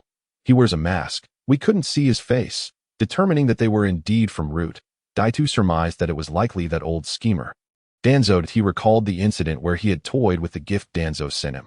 Could it be that the old coot was so petty that he would seek to eliminate him over such a trivial matter? As the clock struck 8 in the evening, the lights flickered on in every household, and the streets became a bustling thoroughfare of pedestrians. The vicinity surrounding the Hokage office building was equally vibrant. Yet, at the center of the street stood a small boy, donned in goggles, his attire stained with vivid crimson blood, and burdened by a thick rope slung over his shoulder. He trudged forward with great difficulty, as if he were dragging something of considerable weight behind him. The passers-by could not help but gawk at the unsettling sight, their expressions a mix of shock and concern, parting ways to allow the boy passage. What on earth was he doing, drenched in blood and emanating an aura of fear? Look closely. He was dragging 2 lifeless bodies with that rope. What could possibly be the intention behind such a gruesome act? The boy bore the crest of the Uchiha clan, suggesting he was indeed one of them. Whispers erupted among the onlookers, their fingers pointing in disbelief. Nevertheless, the boy paid them no heed, his determination unwavering as he continued to pull the 2 bound corpses along. The villagers, intrigued by the unfolding drama, abandoned their prior engagements, trailing behind him as he made his arduous journey. Yet his blood-soaked appearance was undeniably alarming, and the notorious reputation of the Uchiha clan deterred anyone from approaching him to inquire further. Finally, the boy arrived near the Hokage office building, where the hidden Umbu, observing from the shadows, were stricken with astonishment. They were baffled by the large crowd that had gathered behind the boy, utterly clueless about the situation at hand. "Wait, what is the meaning of this?" Uchiha Obito demanded two guards stationed at the stairwell, who recognized him from his previous visits to the Hokage office. With tears welling in his eyes, Obito looked up at the two ninjas, his expression one of helplessness. "Please, uncles, assist me in taking these bodies upstairs. I must report this to the third Hokage." "What? Report?" The two were taken aback, unable to comprehend what Obito was intending to do. However, bringing two bloodied corpses upstairs along with his own disheveled appearance was not something they would allow. "Obito, what on earth is going on?" They exchanged glances, probing for clarity. "You wouldn't understand. I need to find the third Hokage," Obito insisted, his eyes brimming with tears and a sense of urgency in his voice. "Calm down, Obito. Let me go inform the third Hokage." One of the ninjas, realizing the gravity of the situation, turned and hurried upstairs. Wary of the throngs of villagers following Obito, a subtle smile crept across Obito's lips. The first phase of his plan was already in motion. Earlier, in the woods, Obito had been engulfed in rage, his initial thought being to storm the route and confront that old coot, Danzo. However, the system had assigned him a task, to disgrace Danzo, which would grant him 2 opportunities for replication and a random reward. Upon reflection, Obito deemed it unwise to recklessly attack the route alone. Though he possessed the power of the Sharingan, he was still too young and his abilities not fully developed. Rather than risk a direct confrontation with Danzo, he resolved to fulfill the system's task and relish in Danzo's humiliation. Moreover, Obito could not ascertain whether it was Shimura Danzo himself or his subordinates behind this treachery. With that uncertainty, he decided it was more prudent to secure the system's rewards first. Meanwhile, the crowd below had swelled from several hundred to nearly 1,000, their chatter growing more fervent. Sensing the commotion, Sarutobi Hiruzen, the third Hokage, descended the stairs to investigate. "Obito, what in the world is happening?" Hiruzen's face was a mask of confusion and alarm as he beheld the bloodied child before him. This boy was one of the new generation I had hoped to cultivate. "Lord Hokage, while I was training in the woods, I was ambushed." Obito's words sent a ripple of astonishment through the gathered villagers, who had been following him and were left in suspense about what he would reveal. The notion that a young Uchiha had been targeted for assassination, especially in the peaceful confines of Konoha, was met with incredulity. Isn't that the name of the brilliant young prodigy, Uchiha Obito? What could possibly lead to the attempted murder of a child? Who would dare commit such an act? Perhaps the Uchiha have made too many enemies, someone speculated. This could be retaliation for their clan's actions. But shouldn't our focus be on how this boy managed to turn the tables and kill 2 ninjas? Another voice chimed in, prompting a momentary silence before the villagers resumed their discussions, now fixated on Obito's remarkable feat of defeating 2 assailants. Seeing the situation spiral out of control, Hiruzen knew he needed to maintain his benevolent image as Hokage and could not dismiss the villagers. He forced a smile and gestured to Obito. "Come, Obito, let's discuss this matter upstairs. Allow the authorities to handle the bodies." "Absolutely not. Lord Hokage, with everyone here as my witness, I can feel more secure." Obito continued to feign tears. A look of grievance plastered on his face. Hiruzen's expression darkened. Did this child suspect him of being unfair? Yet, to preserve his image, he refrained from showing his irritation. "Very well, Obito. How do you propose we proceed regarding these individuals? Who exactly are they?" "They are from Danzo's route. They confessed to their intentions while attempting to kill me in the woods. I demand accountability. If this is not resolved, I fear for my life and safety." Obito's agitation grew, but internally, he reveled in his cunning. Danzo wanted to eliminate me, Obito thought, but he would see that such ambitions were utterly futile. Furthermore, he had already considered his grandmother's safety. She was elderly and rarely ventured beyond the confines of the Uchiha compound. If Danzo wished to send assassins into their territory, he would be sorely mistaken in his assumptions. The Uchiha clan had long harbored grievances against the villagers of Konoha. Anyone entering their domain would undoubtedly be met with scrutiny. "What? The root?" Hiruzen's expression shifted to one of horror as he connected the dots, realizing that this was likely orchestrated by Danzo. Enraged, he declared, "How dare you target a talent under my watch? Danzo, you have crossed a line." Fuming, he turned to the three Umbu who had accompanied him. "Find Danzo and bring him to me at once." "Understood, Lord Hokage," the Umbu responded, vanishing in an instant. Hiruzen quickly instructed another Umbu, "Summon someone familiar with the root ninjas. I need to verify the identities of these two corpses." "Yes, Lord Hokage."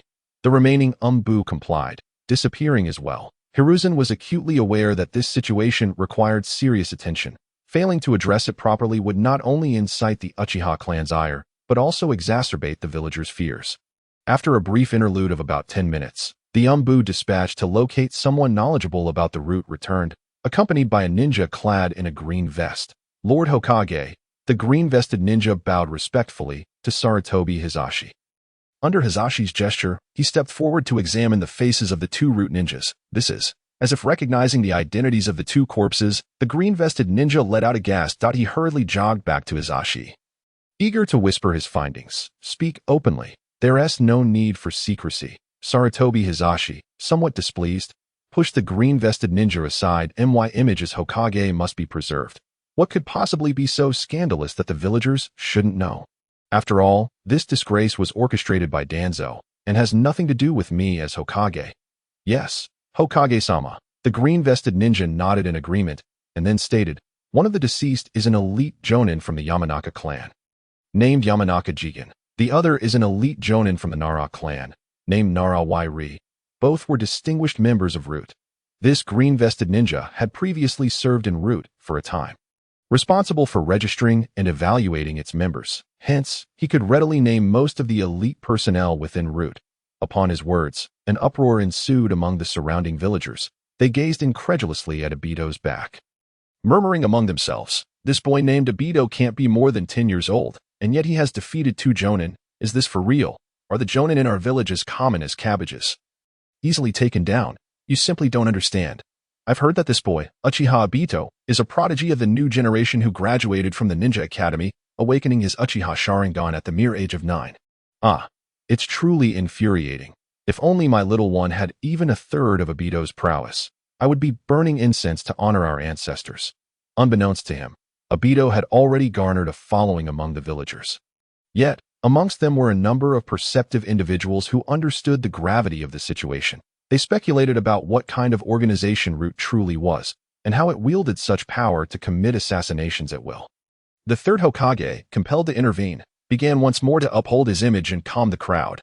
Fortunately, the mastermind behind this incident soon arrived on the scene, Shimura Danzo, leaning on his cane and flanked by several masked Root ninjas, emerged from the throng. "Sarutobi, what urgent matter has compelled you to summon me?"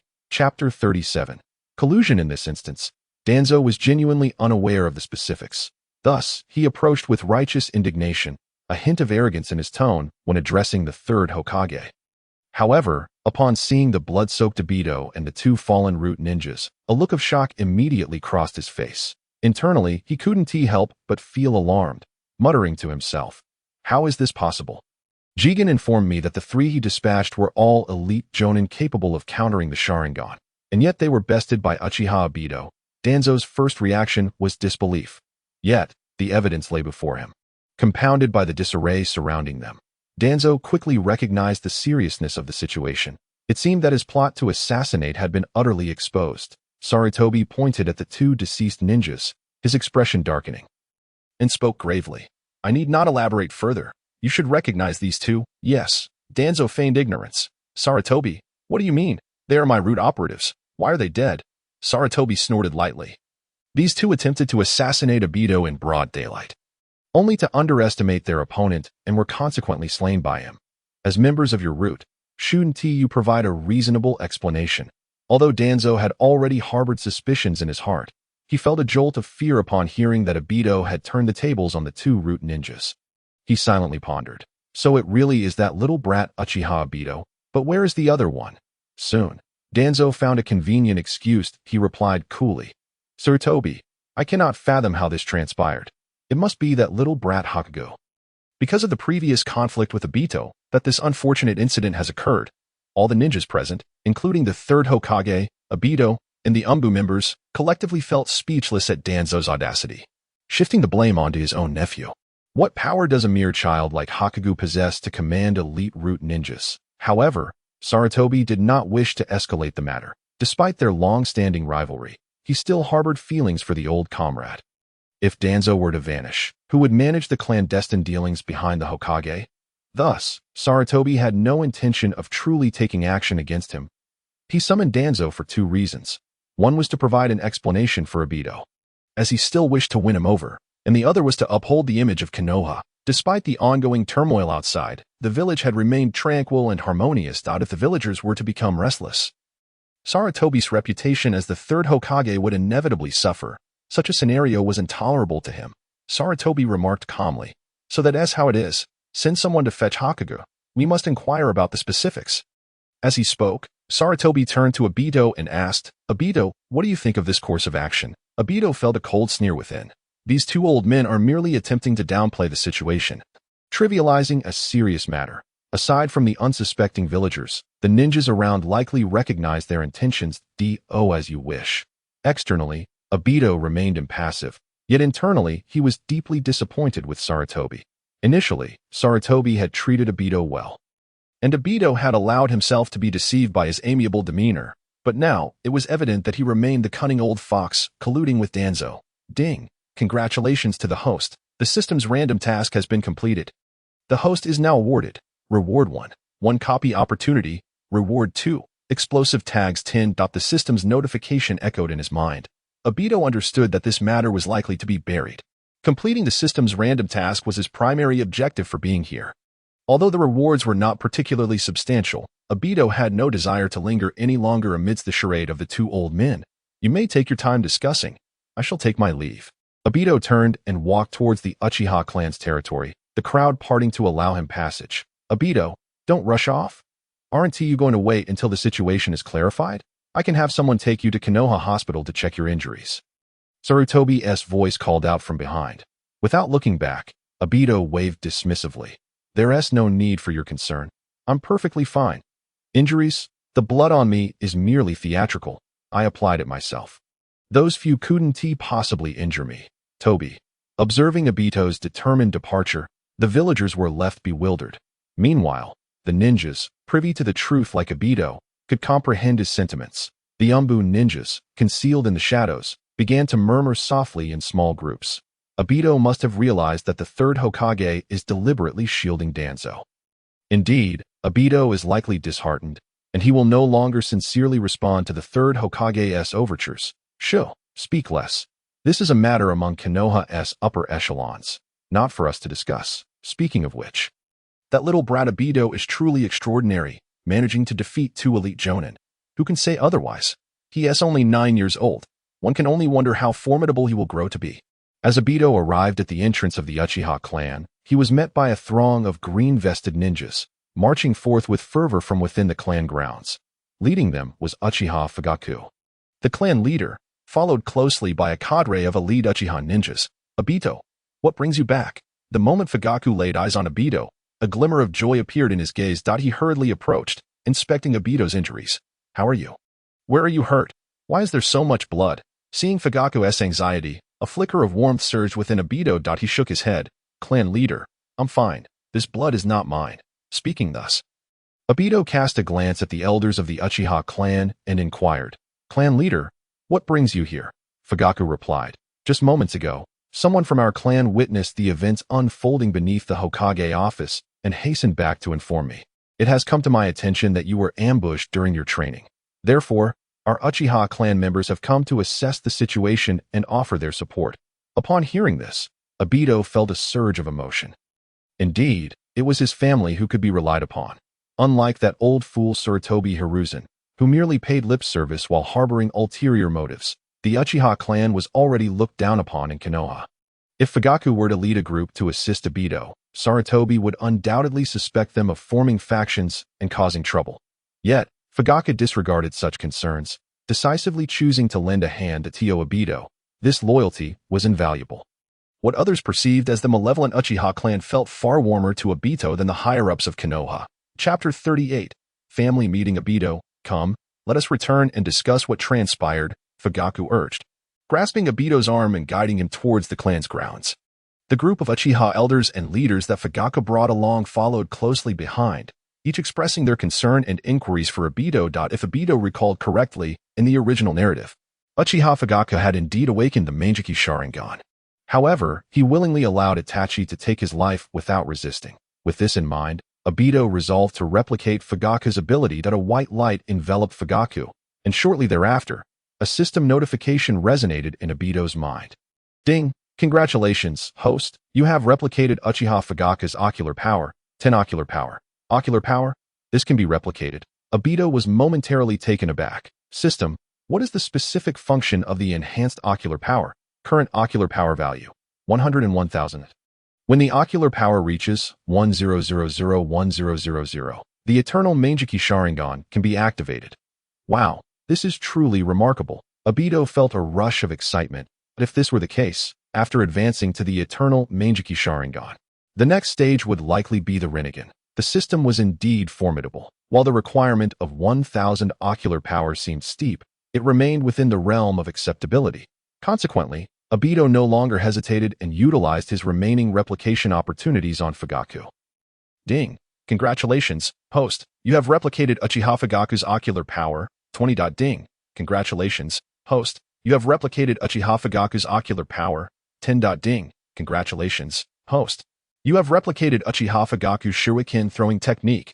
Understanding of shuriken throwing 10. Before long, the group arrived at Uchiha Fugaku's residence. Uchiha Mikoto welcomed Obito and led him to their bathroom for a much-needed wash, as he was covered in blood and grime. If his grandmother were to see him in such a state, she would surely be alarmed. Meanwhile, Uchiha Fugaku and the clan's higher-ups settled into a conference room, deliberating the ongoing unfavorable perception of the Uchiha clan within the village. Additionally, they awaited Obito's emergence to elucidate the events of the day. Clan leader, perhaps we should reconsider our roles in the security department. We strive to mediate disputes within the village, yet it proves to be a thankless endeavor, one elder suggested. Indeed, those higher-ups in Konoha are becoming increasingly brazen. Our Uchiha clan has finally produced a prodigy like Obito, and yet they resort to assassination, another elder interjected. Let us refrain from hasty conclusions. We shall wait for Obito to emerge and provide us with the specifics. Fugaku cautioned. Just as Obito finished his shower, he was guided by Mikoto to the conference room door, where he overheard a flurry of discussions taking place inside. Knock, knock, knock. Mikoto raised her hand and knocked on the conference room door. Subsequently, she opened the door and let Obito inside. The spacious room housed over a dozen Uchiha clan members seated on cushions in a circle. Obito, come sit with me, Fugaku beckoned. Certainly, clan leader, Obito nodded, taking his seat without ceremony. As soon as Obito settled down, the Konoha higher-ups could no longer contain their curiosity and began to question him. The first elder's son, Uchiha Tetsuhan, asked, Obito, what exactly transpired? Why did Root send assassins after you?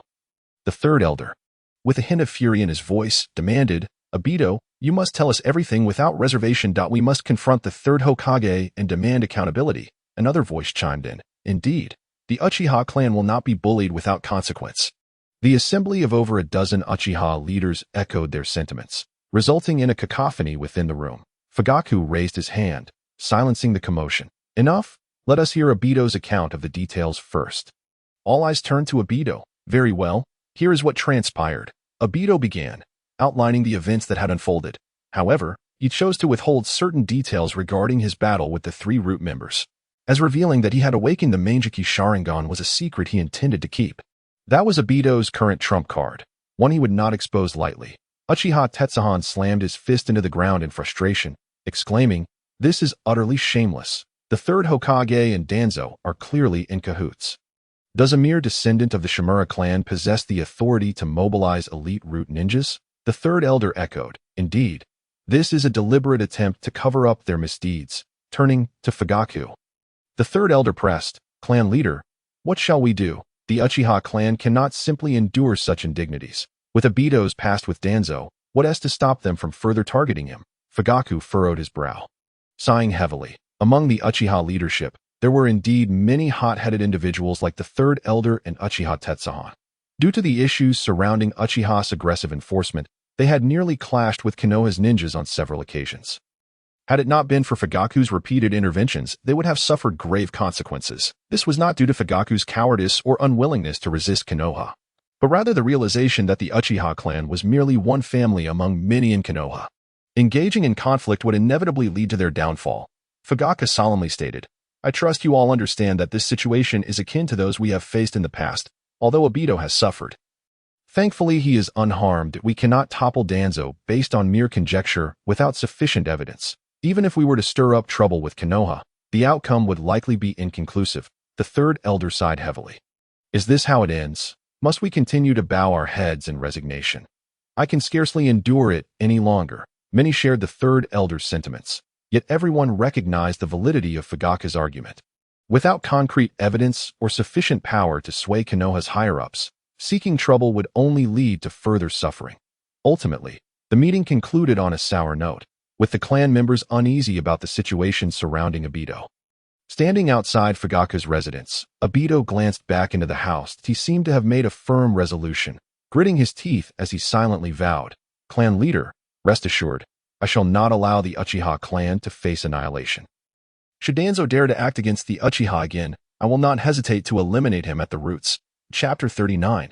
Minato's team grandmother, "I have returned," Obito announced as he stepped through the door of the dilapidated wooden house.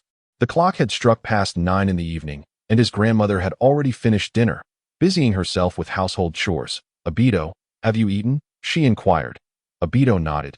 "Yes, grandmother, I have already eaten," exchanging a few casual words with his grandmother. Obito made his way to his room. From the early evening until now, he had kept Rin confined within the Kamui space, and he was uncertain if she had awakened by now. It was imperative that he release her promptly. Kamui. The double tomo in Obito's eyes shifted from black to red, as the spiral space in front of him twisted and undulated. From the void, the figure of Rin was released, gently descending onto Obito's bed. She remained with her eyes tightly shut, ensconced in a state of unconsciousness. Obito leaned in closer, scrutinizing Rin with great care. Her beautiful, fair face bore a hint of blush. Long eyelashes framed her features. A well-defined nose led to a small, cherry-like mouth that occasionally moved, stirring a flutter within Obito's heart. Truly, she was a stunning beauty, possessing such charm even in her youth. Chuckling to himself, Obito found his face unconsciously drawing nearer. Pouting, he aimed to plant a kiss upon her delicate lips, yearning to savor the taste he had missed earlier in the afternoon. Creak. "Obito, you need to wash up before sleeping. It's so hot these days." The door swung open as his grandmother peered in. Her words abruptly halted as she caught sight of Obito in his current predicament. Instantly, her fury ignited. She flung the door wide, seizing a broom from just outside, and stormed in, ready to discipline Obito. "Obito, what on earth are you doing? You're both still so young. How could you do this? Whose girl have you brought back?" Despite her advanced age, his grandmother could evidently deduce that Rin was in a state of unconsciousness. She merely presumed that Obito had intentionally rendered Rin unconscious to bring her home for unsavory purposes. "Grandma, I was wrong. Please let me explain. Oh, don't hit me." In the year 47 of the Hidden Leaf, Obito was 10 years old. Over the past year, under the guidance of Minato, he, Kakashi, and Rin had completed 48 D-rank missions and 23 C-rank missions together. D-rank missions were quite simple, primarily involving tasks such as catching cats, weeding, or picking up trash from rivers. C-rank missions were of relatively higher difficulty, involving roles like bodyguarding a wealthy individual or escorting them to a particular location while guarding against potential bandits. Ever since the incident that had exposed Danzo, he had become considerably more restrained. Perhaps he had received a stern reprimand from Hiruzen Sarutobi, as he had not troubled the Uchiha clan again. Recently, the situation at the front lines had intensified, with various ninja villages scheming against the Land of Fire. Danzo had taken command at the front lines of the Rain Village. The Uchiha clan finally enjoyed a period of relative peace.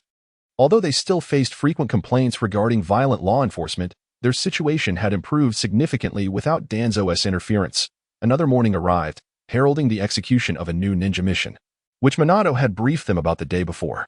After finishing breakfast at home, Obito organized his ninja tools and attire, bid his grandmother farewell, and headed out the door.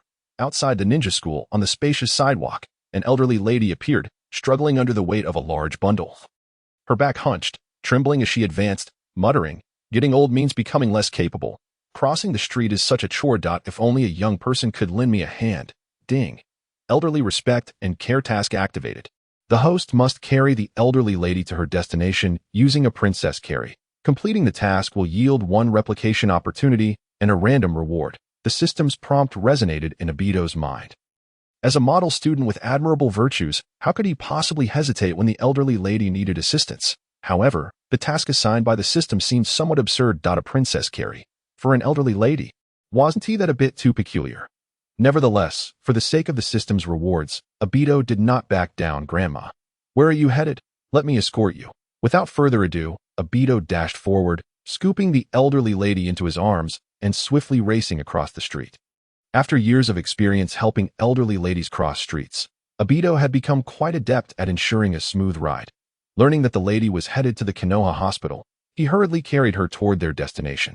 The elderly lady chuckled joyfully the entire way, likely relishing an experience she had never encountered before. My dear child, you've done splendidly. Here's a little reward from Grandma at the entrance of the Konoha hospital. The elderly lady beamed as she retrieved a handful of candies from her pocket and placed them in Obito's hand. Ding! Elderly respect and care task completed. Rewards: one replication opportunity and a complete set of ninja tools. Following the system's notification, the rewards materialized in his system inventory. Obito glanced at the contents. A complete set of ninja tools, including 20 shurikens, 10 kunai, 5 explosive tags, and 3 windmill shurikens. All of it neatly contained within a backpack. Thank you, Grandma. Wishing you good health. Obito accepted the candies and waved goodbye to the elderly lady. Noticing that only 5 minutes remained until the assembly time, he hurriedly made his way toward the ninja school. A few kilometers away, upon a wooden bridge, Kakashi, Rin, and Minato had already arrived punctually at their destination. Kakashi turned to glance back at the road and remarked indifferently, as expected, Obito is late again. Rin, hands clasped behind her back, smiled. Let us wait a bit. Perhaps Obito got held up. Minato concurred. Yes, Kakashi, let us wait a little longer. He should arrive shortly. Kakashi shook his head in resignation. Rin, Minato-sensei, you two always defend him. He'll never change his bad habits.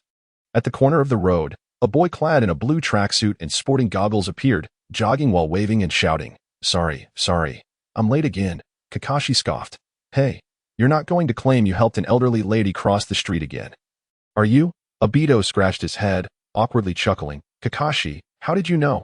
You saw me, didn't you? I took that old lady to the Konoha hospital. Chapter 40. Chunin registration. You always tell the same tale.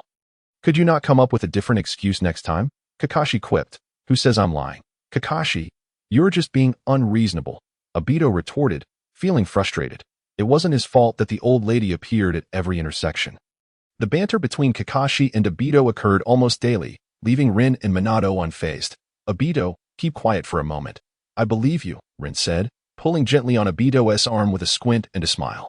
Obito grinned. Indeed, Rin-chan is the most gentle and kind. She treats me the best. Minato then approached, placing a hand on each of their heads, grinning. You two, stop the antics. Be quiet. I have good news to share. Obito and Kakashi exchanged bewildered glances. Minato-sensei had no idea that messing up their hairstyles was quite inconsiderate. Rin's face lit up with anticipation as she asked, Minato-sensei, what is the good news? Minato produced 3 forms from his ninja tool pouch and handed them to the trio. The Chunin exam is about to commence. I've brought the registration forms for you. I know that with Kakashi and Obito's abilities, you've long surpassed the Chunin level. Rin should also feel confident about this assessment. The Chunin exam is typically held once every 3 years, and according to the timeline, it was indeed time for the assessments. Just as Minato had stated, both Obito and Kakashi had already surpassed the Chunin level. This assessment posed no challenge for them. Over the past year, Rin had also diligently trained, influenced by Kakashi and Obito. So she likely felt quite prepared for the Chunin exam. Rin scrutinized the form, her face displaying confusion as she turned to Minato and inquired, Minato-sensei, hasn't Kakashi already passed the Chunin exam? Why does he need to participate again? Minato explained.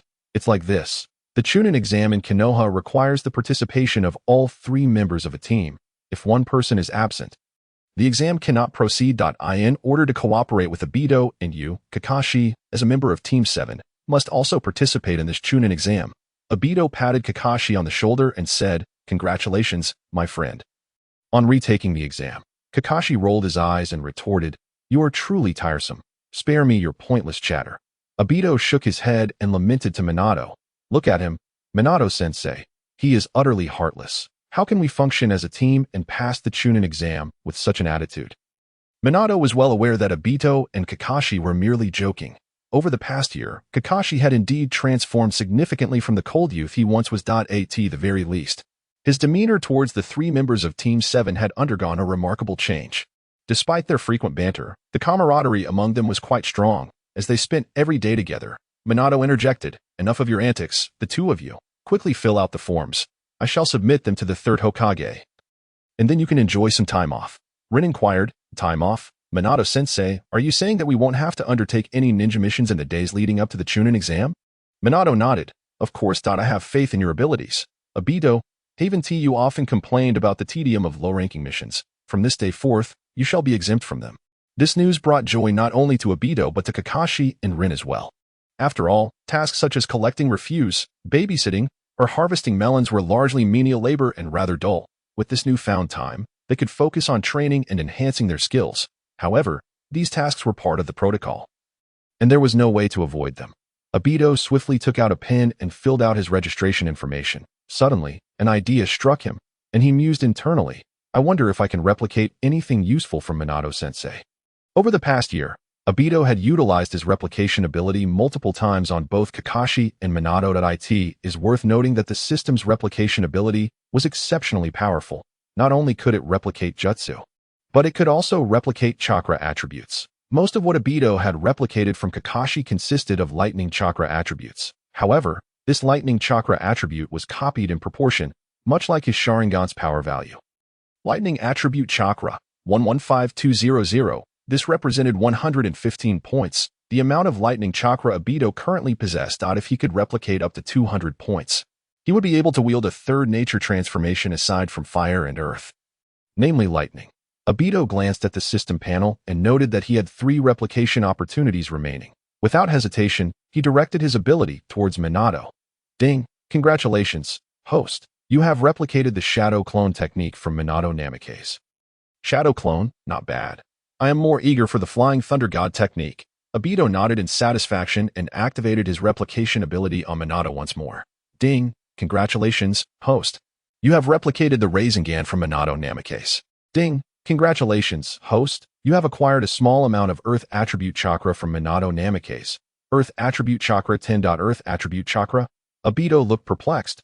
"I already possess Earth Attribute Chakra, so why am I receiving this?" Nonetheless, with the Shadow Clone and Rasengan in his repertoire, Obito felt quite content. "All right. You 3 may disperse. I shall take my leave." Minato collected the completed forms. "Goodbye, Minato-sensei." Obito and Rin waved their farewells. Kakashi merely nodded indifferently. Minato activated the Flying Thunder God technique and vanished in an instant. "Kakashi, Rin, shall we find a place to train?" Obito turned to his companions. Kakashi glanced at Obito and shook his head. "No thanks. You two can train together. I need to continue developing my new technique. I can't let you in on it." Obito rolled his eyes in response. "Your so-called new technique is just Chidori. What is there to hide?" "I, Obito, have known all along. I just haven't exposed you." Without waiting for a reply, Kakashi strolled away with an air of nonchalance. Obito turned to Rin. "Rin, shall we go?" Rin smiled apologetically. "I'm sorry, Obito, but I can't accompany you to train today. I need to return to the shop to help." Obito sighed in disappointment. "Not even you."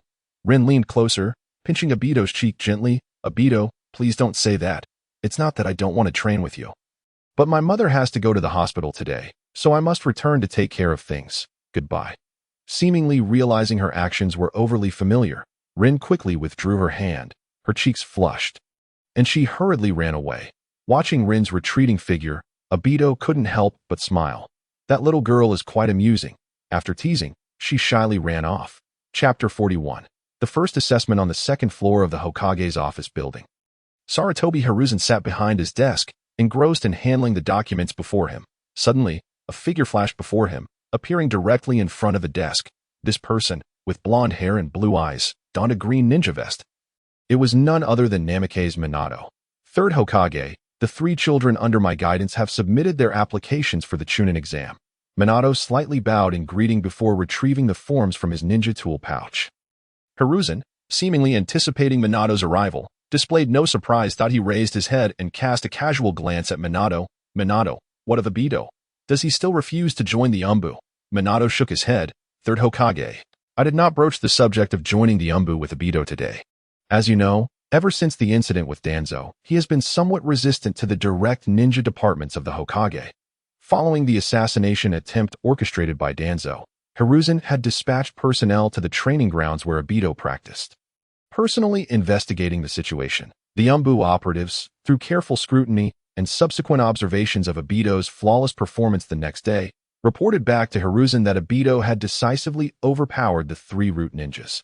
All 3 of those root ninjas were elite jonin. This indicated that Obito possessed the strength to dominate 3 elite jonin at that young age, perhaps even exceeding that level of power. Upon discovering this, both Hiruzen and Danzo were filled with trepidation. It turned out that this 9-year-old prodigy from the Uchiha clan concealed such profound strength. However, despite deploying numerous skilled Umbu operatives to monitor Obito, no unusual behavior was detected. Apart from following Minato's team on missions, he mostly trained with Kakashi, Rin, and Kurenai in rotation. Among the valuable information the Umbu gathered, aside from noting Obito's romantic inclinations and entanglements with the 2 young girls, there were no other issues of concern. Thus, Hiruzen finally lowered his guard regarding Obito. Or rather, it could be said that Hiruzen continued to feel a sense of compassion for Obito, wishing to integrate him into his own department. After all, everyone has their privacy. Becoming a genius at 9 and wishing to keep one's strength concealed is hardly something to condemn. Consequently, Hiruzen began to subtly influence Minato, encouraging him to persuade Obito to join the Umbu under Hiruzen's direct command.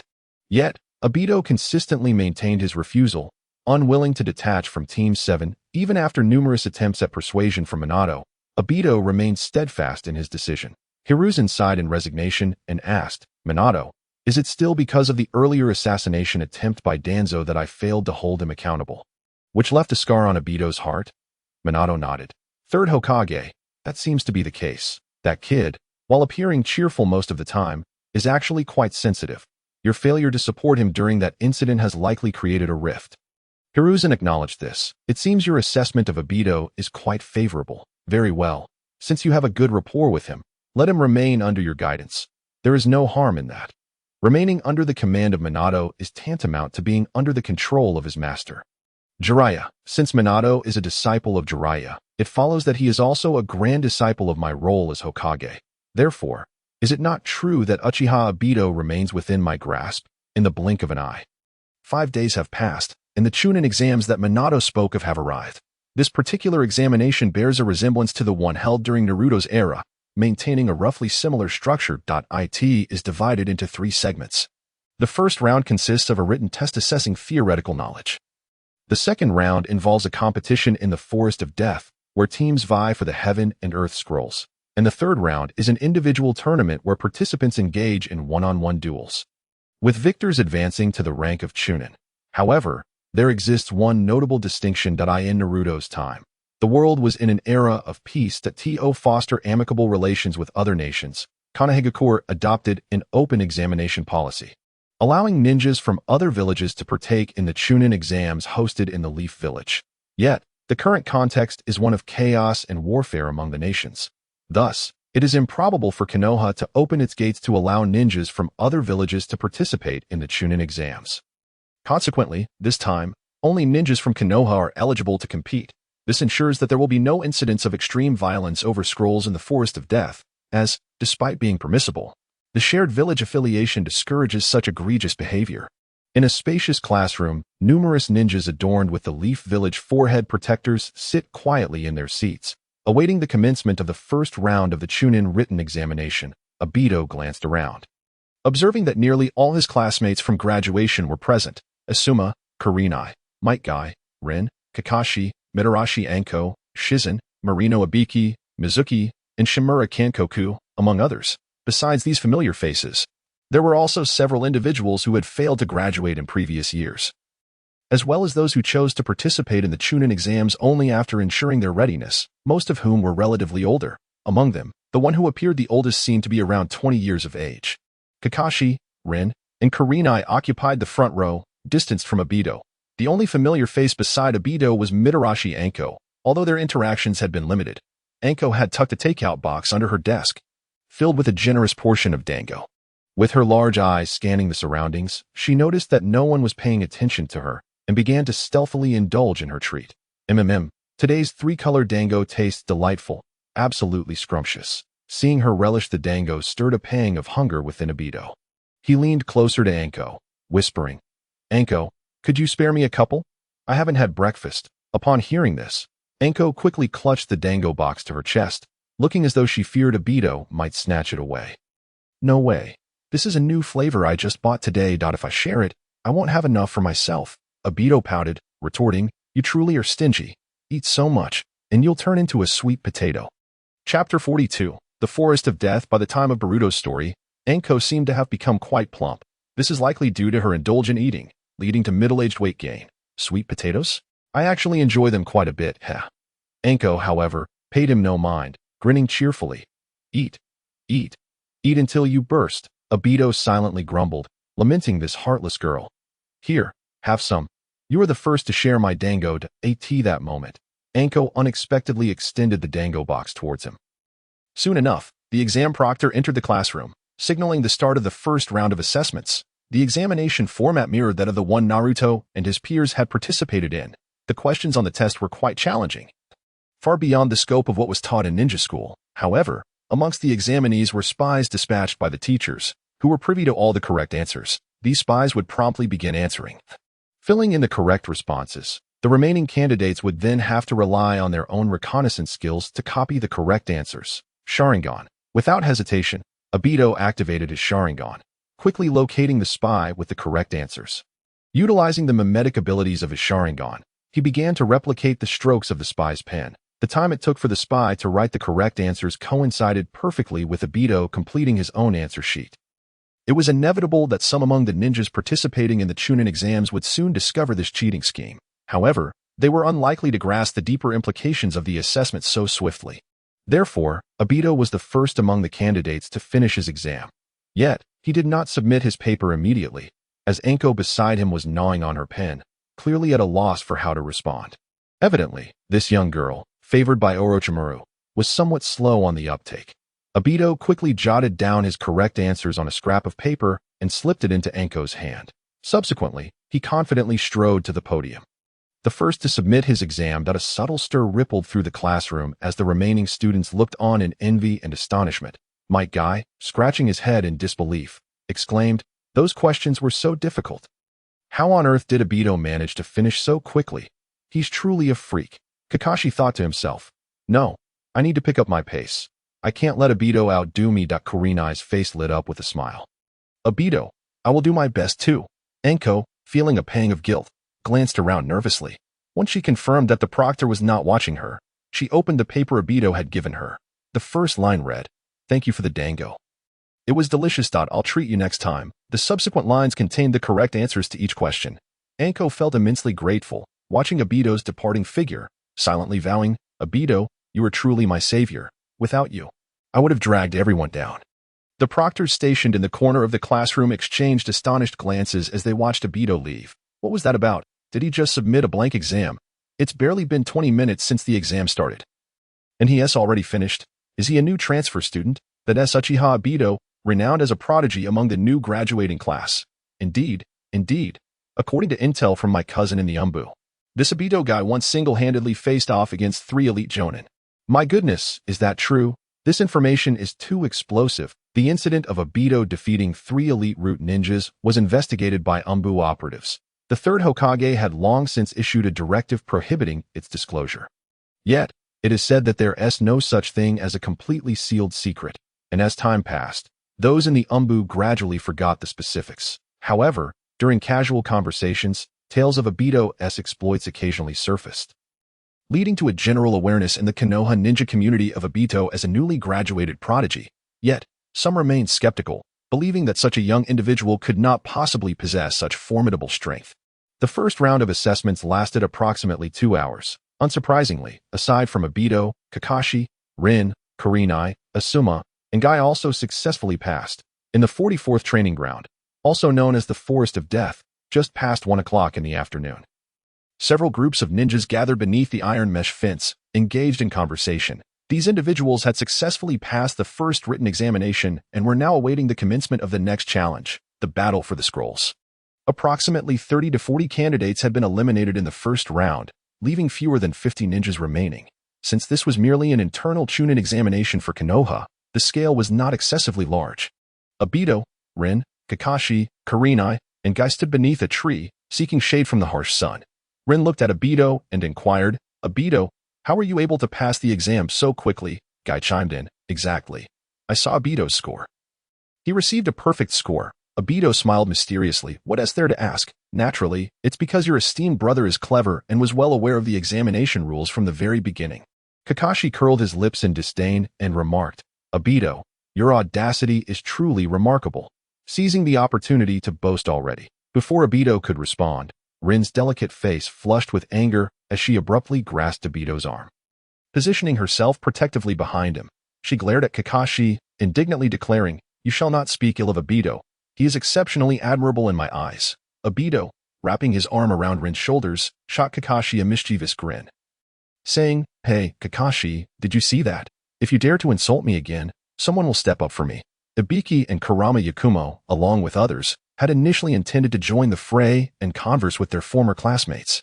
However, they were unexpectedly bombarded with a mouthful of dog food as they approached. Asuma discreetly retreated to a corner, silently wiping his tears, lighting up 2 cigarettes, desperately seeking calm. It appeared that Rin, a classmate from his own group, remained oblivious to his affections, choosing instead to be with that scoundrel Obito.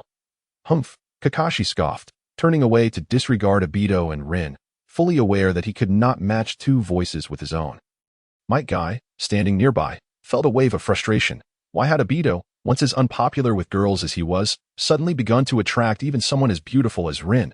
Nevertheless, over the past year, through friendly competitions with Obito, Guy had already established a rapport with Kakashi. Chapter 43. Encountering Asuma again, Might Guy realized that he ought to cherish his friendship with Kakashi for eternity. It was as though an unseen force was guiding him to challenge Kakashi for the rest of their lives. Witnessing his steadfast companion Kakashi rendered speechless by Obito's antics, Might Guy promptly approached, affectionately patting Kakashi on the shoulder in a gesture of comfort. "Kakashi, it's all right. You still have me. I will always be your best friend," he proclaimed, flashing a radiant smile that showcased his pearly whites. Kakashi cast a cold glance at Guy, retorting, "I never agreed to be your friend. I hope you don't take it upon yourself." Instantly, Guy felt as if struck by lightning, tears streaming down his face as he exclaimed, "No, how could you be so heartless, Kakashi?" Obito shook his head and sighed at the spectacle, realizing that Guy aspired to win Kakashi's friendship. However, it was evident that Guy would need to exert much more effort to achieve that goal. Meanwhile, oblivious to the sentiments of no-era Rin behind him, Obito reveled in jesting and laughter with Rin. Rin quietly stepped back a few paces, glancing at Obito and Rin with a fleeting expression of sorrow and loneliness in her eyes. While the trio engaged in lively conversation, 3 tall competitors lurked nearby, stealthily surveying their surroundings and scrutinizing something intently. These 3 individuals stood around 1.8 meters tall and appeared to be in their 20s, evidently veterans of several failed attempts at the Chunin exams. Among this year's candidates, there seemed to be members of the Hyuga clan with Byakugan and the Uchiha clan wielding Sharingan. Indeed, Lord Raikage had orchestrated their infiltration with the intent of seizing the Byakugan and Sharingan. This time, they were determined to succeed. Let us not be too careless. We shall wait until we are inside the exam venue to act, as only then can we strike without detection.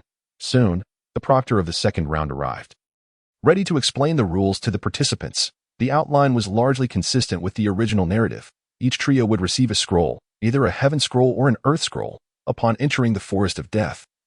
They must successfully acquire both types of scrolls. Only then could all 3 members of the group access the central tower to commence the third round of assessments.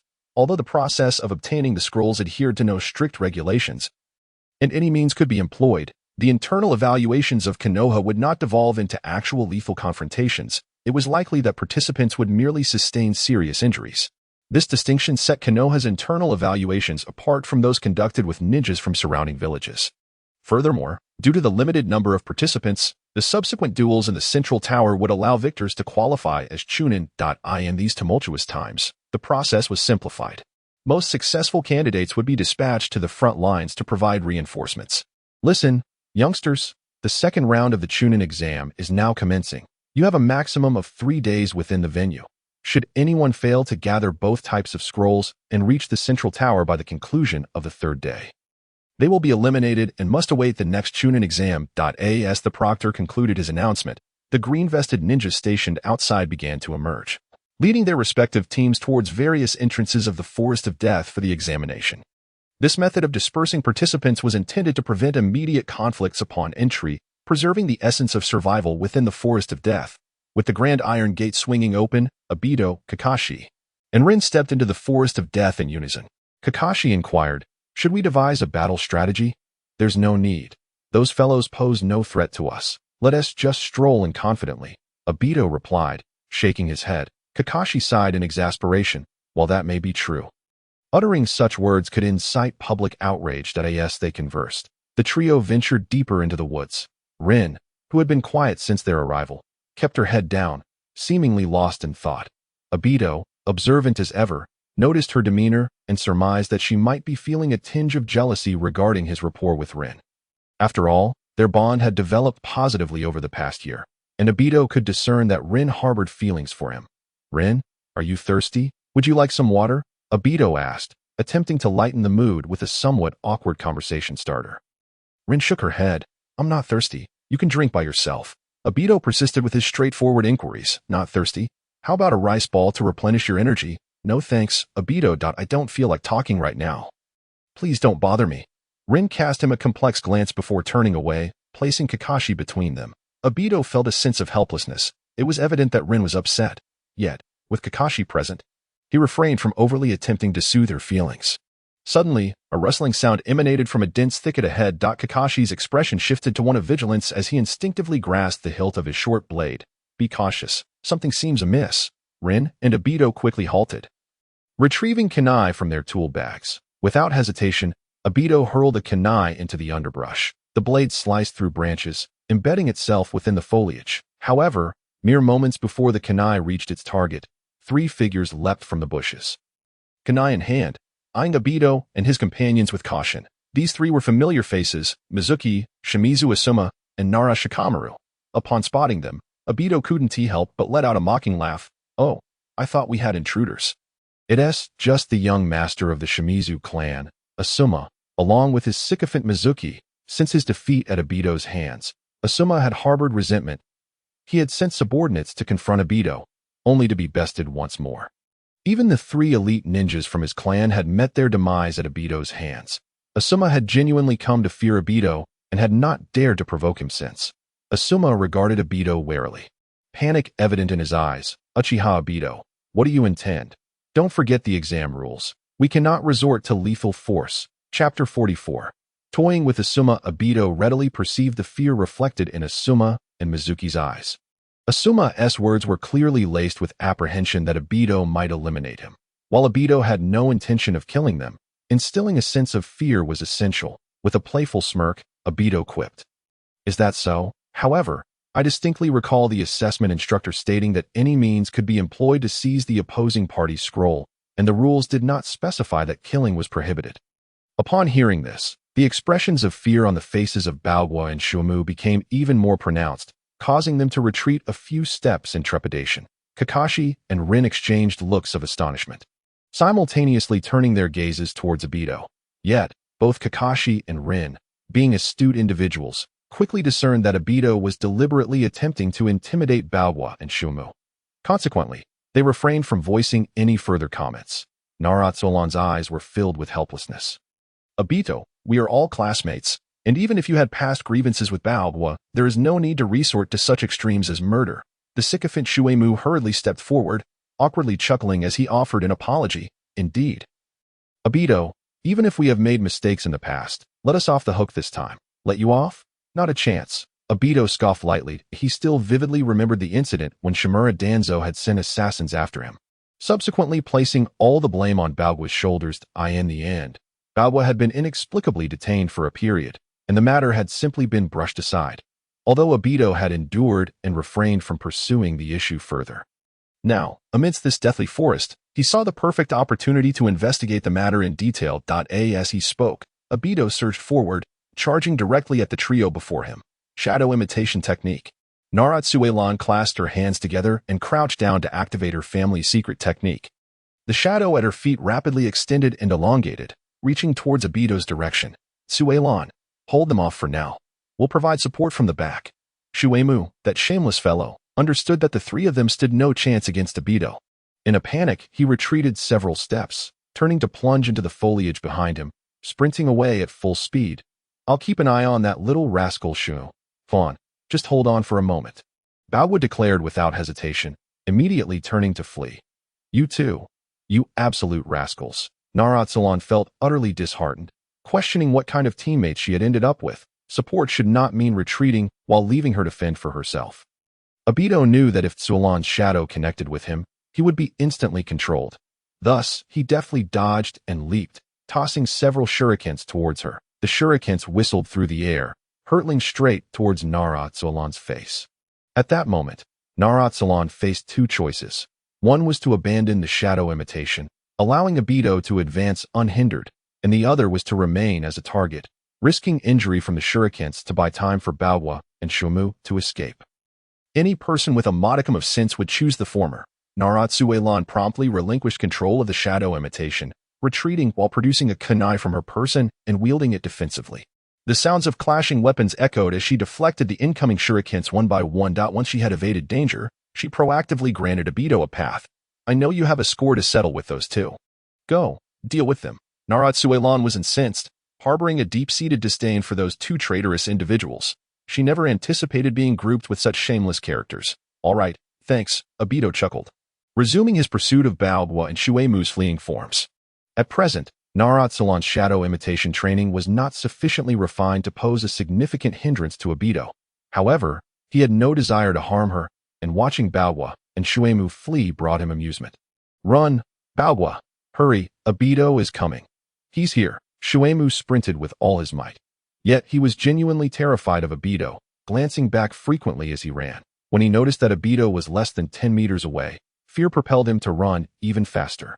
Cursing himself for not having grown 2 extra legs. Stop talking. Just hold him off for a moment. He after me. Not you. Baowu was acutely aware of the deep-seated animosity between himself and Obito. Realizing that Obito's true target was him, Shimizu Baowu. Thus, Baowu shamelessly initiated yet another act of betrayal that he yanked Shuemu's arm and forcefully hurled him towards Obito. Rascal. Shimizu Baowu. You scoundrel. I shall forever despise you. Shuemu flipped the bird at Baowu while soaring through the air, cursing his despicable act of treachery. Boom. Just as the words left his mouth, Shuemu suddenly felt a powerful force strike his back, nearly sending him into unconsciousness, blood spurting from his mouth. Get lost. I'm not interested in you. Obito kicked Shuemu aside, relentlessly pursuing the desperately fleeing Baowu. Ha! Baowu, I'm coming. Are you terrified? Are you angry? You won't escape my grasp. Ha!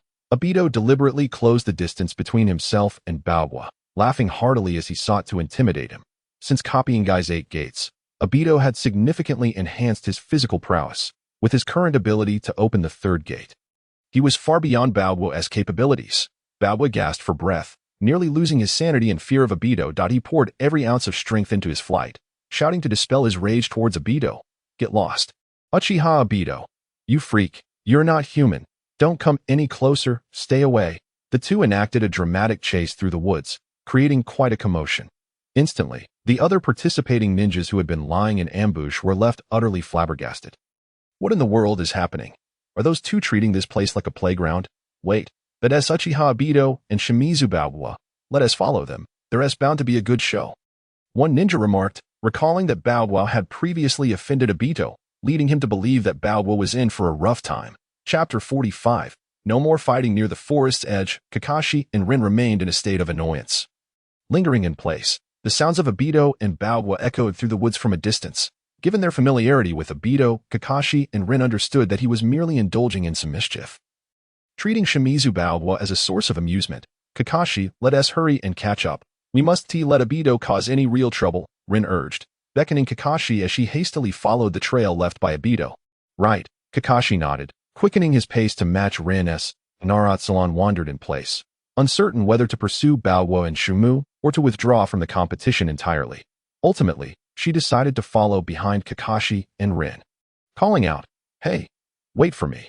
Meanwhile, Obito continued to chase after Balwa, playing with his fear, seeing Balwa frightened to the point of losing control, repeatedly falling to the ground, yet still striving to escape. Obito couldn't help but feel a twinge of compassion and decided to put an end to the jesting. Boom. Obito accelerated, planting a foot firmly on Balwa's back. Balwa let out a pitiful scream, stumbling and crashing to the ground. However, he was still an outstanding talent among the younger generation of the Shimizu clan. Instead of crying out in pain, he swiftly rolled over and sprang to his feet, adopting the initial stance of the lightning 5 whips, preparing to retaliate against the approaching Obito. Yet, in that fleeting moment, his eyes locked onto Obito's crimson gaze, Sharingan. As the tomo spun, the genjutsu took effect, rendering Balwa dazed and motionless, drool trickling from the corner of his mouth. "Speak. Tell me the full story behind your imprisonment a year ago." Obito commanded coldly. Balwa numbly nodded. Then, like a simpleton, opened his mouth to respond. I was imprisoned because Uncle Danzo told me that I needed to take on some responsibility for Root and help quell certain matters." "What was the specific incident?" With furrowed brows, Obito inquired. "I am uncertain. Uncle Danzo did not disclose anything to me. He merely mentioned that once I emerged, he would bestow upon me some superior ninjutsu and would be willing to personally guide my training." Upon hearing these words, Obito immediately realized that seeking answers from Kagaya would yield nothing. That fellow Danzo was indeed meticulous, revealing not a shred of information regarding the assassination plot against Obito to Kagaya.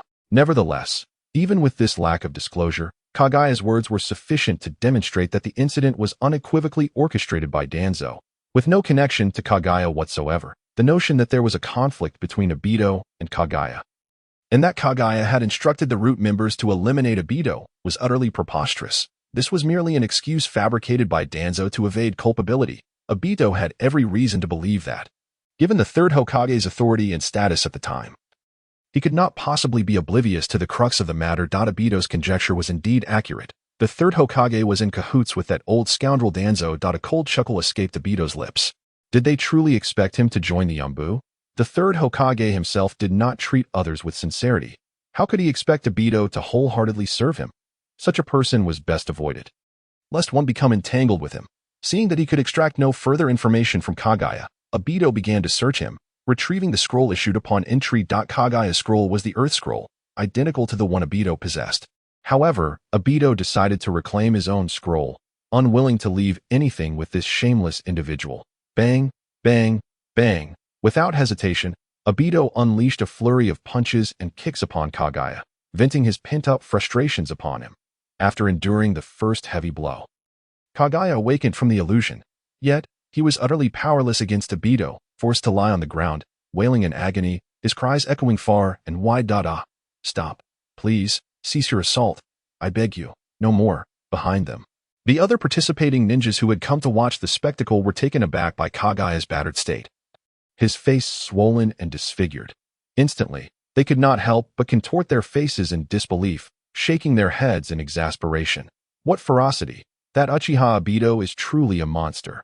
Not only did he seize the scroll, but he also left Kagaya in such a pitiful condition. Enough. We should depart quickly. Did you not see that he is currently in a rampage?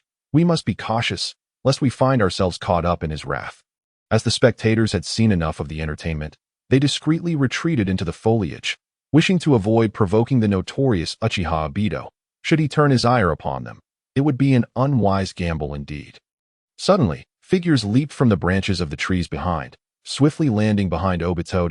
It was Kakashi and Rin, who had been pursuing the commotion. In the rear, Narashikaku was supporting Mizuki, slowly making their way toward the scene. Mizuki, still feeling unwell, had been moaning incessantly, but upon spotting Obito, he was so frightened that he clung to a large tree trunk, refusing to advance further. Kakashi, witnessing Kagaya's dismal state, remarked, "You truly hold nothing back." "Do you?"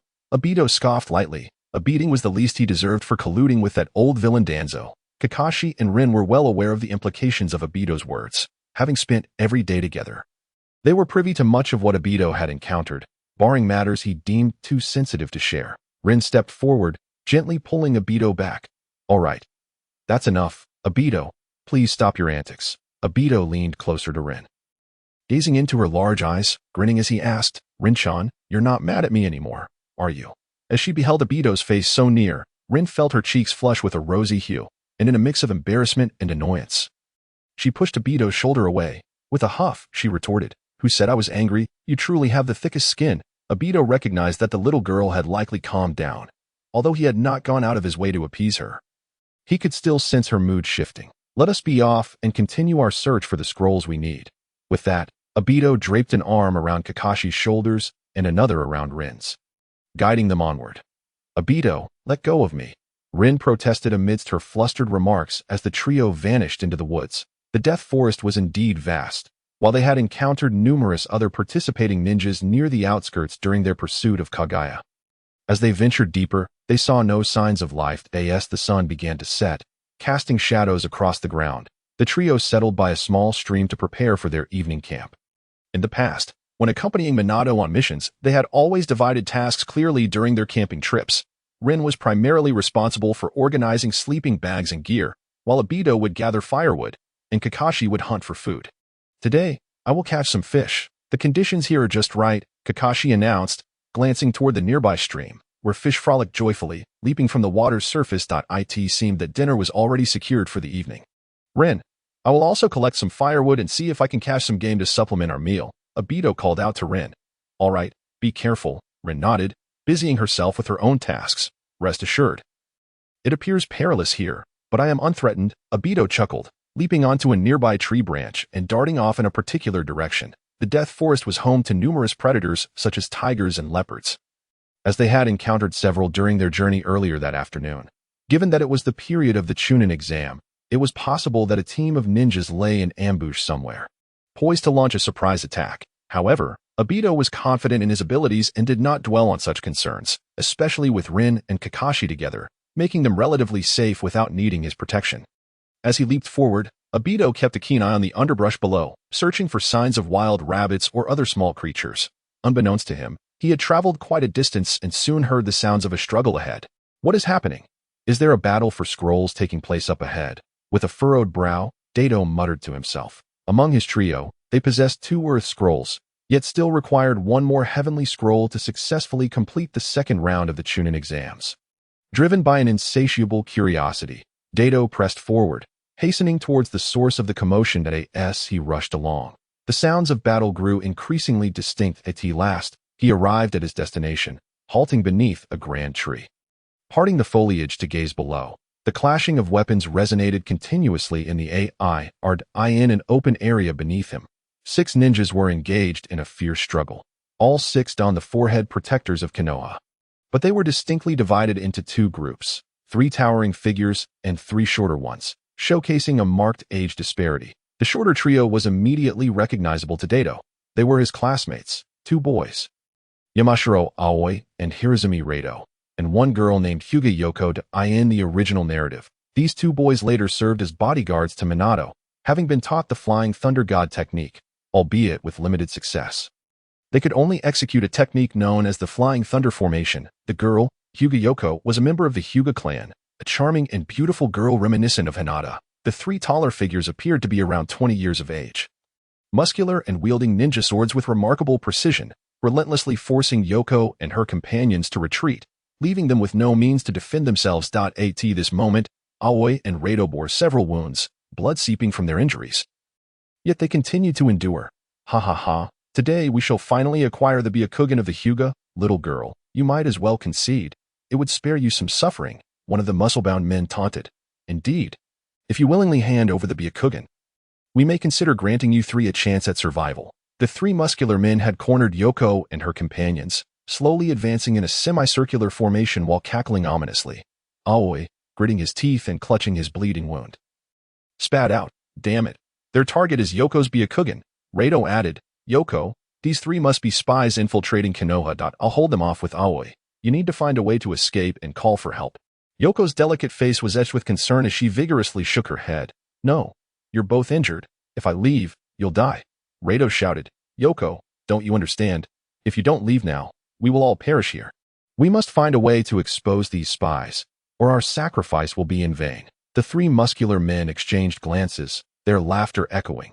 Having lived undercover in Konoha for years, they had to constantly conceal their identities to avoid detection. which had rendered their lives uneasy. Now, capturing the Byakugan of this young girl would mean the successful completion of their mission, allowing them to escape back to Kumogakure. Ah, how touching. The spirit of sacrifice among Konoha's youth is truly admirable. One of them sneered. Enough of this. Eliminate them all. Seize the Byakugan and depart at once. Tears welled in Yoko's eyes. Her emotions tangled. She had not anticipated her teammates would go so far for her sake. Even if their motivations were primarily rooted in loyalty to Konoha, it still moved her heart. Determined, Yoko nodded resolutely and leaped backward, stepping onto the gnarled trunk of an ancient tree, intending to climb and escape. Futile, you little girl, you think you can run? One of the bald-headed men bellowed, launching himself into the air, brandishing his sword towards Yoko. Lightning release. Lightning binding technique. The blade in the bald man's hand crackled with electric energy, resembling a serpentine bolt as it snaked forward, ensnaring Yoko tightly. Ah. Yoko cried out, her body paralyzed and crashing heavily to the ground. Move in. Eliminate them. The three muscular men closed in, each selecting a target, ready to strike down upon Yoko and her compatriots. Suddenly, a figure adorned with goggles leapt from the treetop, hands forming seals in midair. Two billowing clouds of white smoke exploded, revealing two identical shadow clones, resulting in three Uchiha Daido standing before Yoko and her friends. With a resounding clash, the three Daidos brandished kunai to intercept the descending swords of the attackers. The muscular men were momentarily taken aback, their strength failing to breach Daido's defense. Sharingan. Daido's eyes shifted from black to red, three tomos swirling rapidly within. Locking eyes with one of the muscular men, he activated the illusion of the Sharingan. The man immediately succumbed to dizziness, losing control of his body, and his sword slipped from his grasp as he collapsed to the ground. Damn it. It's the Uchiha Sharingan. The remaining two muscular men recognized the danger and attempted to rush to their comrades' aid. But it was too late. Daido had already crouched down, thrusting his kunai mercilessly into the heart of the entrapped ninja, ending his life on the spot. The last two men, a bald giant and one with a scruffy beard, swiftly retreated, creating distance while brandishing their swords defensively against Daido. Daido, what are you doing here? Yoko, still on the ground, her eyes glistening with tears, had just regained her senses after the paralysis. She gazed at Daido's silhouette, filled with gratitude and astonishment, perceiving him as incredibly heroic.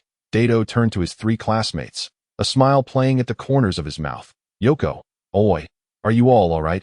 Yoko nodded vigorously, hands clasped over her heart, her eyes brimming with adoration. Yes, Daido, we are so grateful for your timely arrival. Aoi removed his sunglasses, his gaze reflecting gratitude and complexity as he looked at Daido. Rado exclaimed, Daido, make sure those two don't escape. They are definitely spies from another village, aiming to seize Yoko's Byakugan. As relief washed over them for being saved, the trio struggled to articulate their gratitude towards Daido, having narrowly escaped death at the hands of those three ninjas. It was as if they had brushed against the gates of the afterlife, only to be forcibly pulled back by Daido. Don't worry, those two won't stir up any trouble, Daido assured, nodding as he scrutinized the two bewildered muscular ninjas before him. They all wore Konoha's forehead protectors, and their skin tone bore no significant difference from that of the villagers. Yet, as Rado had pointed out, their intention to seize Yoko's Byakugan clearly indicated their roles as spies from another village. However, Daido could not ascertain which village they hailed from just yet. Speak. Where do you three come from? Daido inquired, advancing slowly towards the two men, kunai in hand. The muscular men exchanged glances but remained silent, maintaining their watchful stance as they retreated further. What do we do? It's the Uchiha Sharingan. The bearded man muttered. We retreat. We need to find a way to escape this place. This kid is not to be underestimated. The bald man replied. Despite the fact that Uchiha Obito's reputation in Konoha was not particularly illustrious, these three ninjas were still unfamiliar with him. However, from the earlier strike that had effortlessly eliminated one of their own, it was evident that this youth from the Uchiha clan possessed strength that far surpassed theirs. As the bald, muscular man finished speaking, both of his companions swiftly produced black iron balls from their person, slamming them forcefully against the ground. With two resounding thuds, the moment the iron balls made contact with the earth, they erupted. Yet, there was no fire or hidden weapon, only a thick, purple smoke billowed forth, rapidly enveloping the area, carrying a pungent odor. The two muscular men then turned and leapt into the forest, fleeing for their lives. Ding! The host has triggered a temporary mission. Apprehend the remaining two spies and deliver them to the central tower of the Death Forest for Konoha ninjas to handle. Completion of the mission will yield the following rewards. Reward 1. 2 opportunities for replication. Reward 2. A random item reward. Obito, quickly stop those 2. We cannot let them escape. They are spies. As the 2 fled, the anxious voice of his companion called out to Obito. Obito cast a sidelong glance at him, realizing that this guy had been thoroughly brainwashed by the will of fire, placing the village's safety above his own. Though Obito did not possess such noble ideals, the system had indeed issued a task.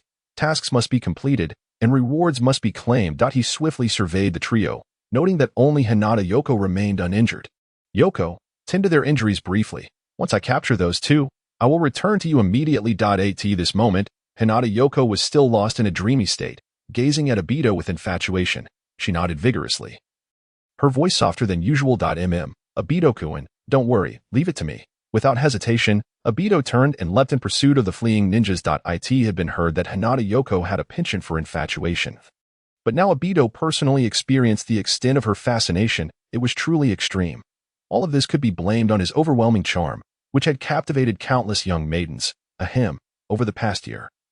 Obito had primarily trained in taijutsu, thus his speed was remarkable. Although he had been a step behind the 2 muscular ninjas, it was not long before he caught up, closing the distance to less than 10 meters. Chapter 48. Confrontation with 2. Damn it. That brat is catching up. The bald man, while sprinting over the treetops, occasionally glanced back. Upon seeing Obito closing in, panic flickered in his eyes. Leave it to me. The bearded man abruptly halted. He then formed several hand seals with one hand, and a brilliant flash of lightning erupted from the blade of his ninja sword. Lightning release. Lightning strike.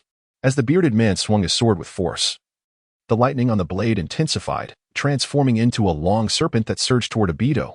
Unfortunately, it did not strike Obito. Instead, it passed right through him. A thunderous crash echoed as the serpent's head collided with a large tree behind him, causing it to splinter and debris to scatter. The fallen tree blocked Obito's path. Curse it!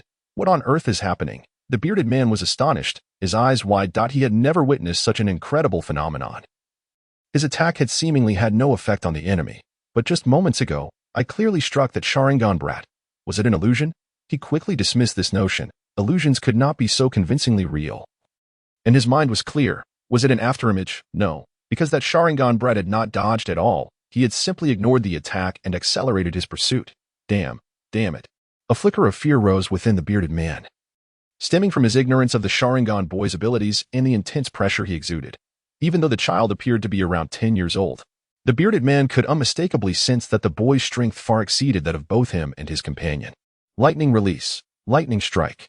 The bearded man unleashed his ultimate technique once more. He swung his ninja sword toward Obito. The lightning crackled, becoming a long serpent that roared toward him. This time, Obito chose not to charge straight ahead.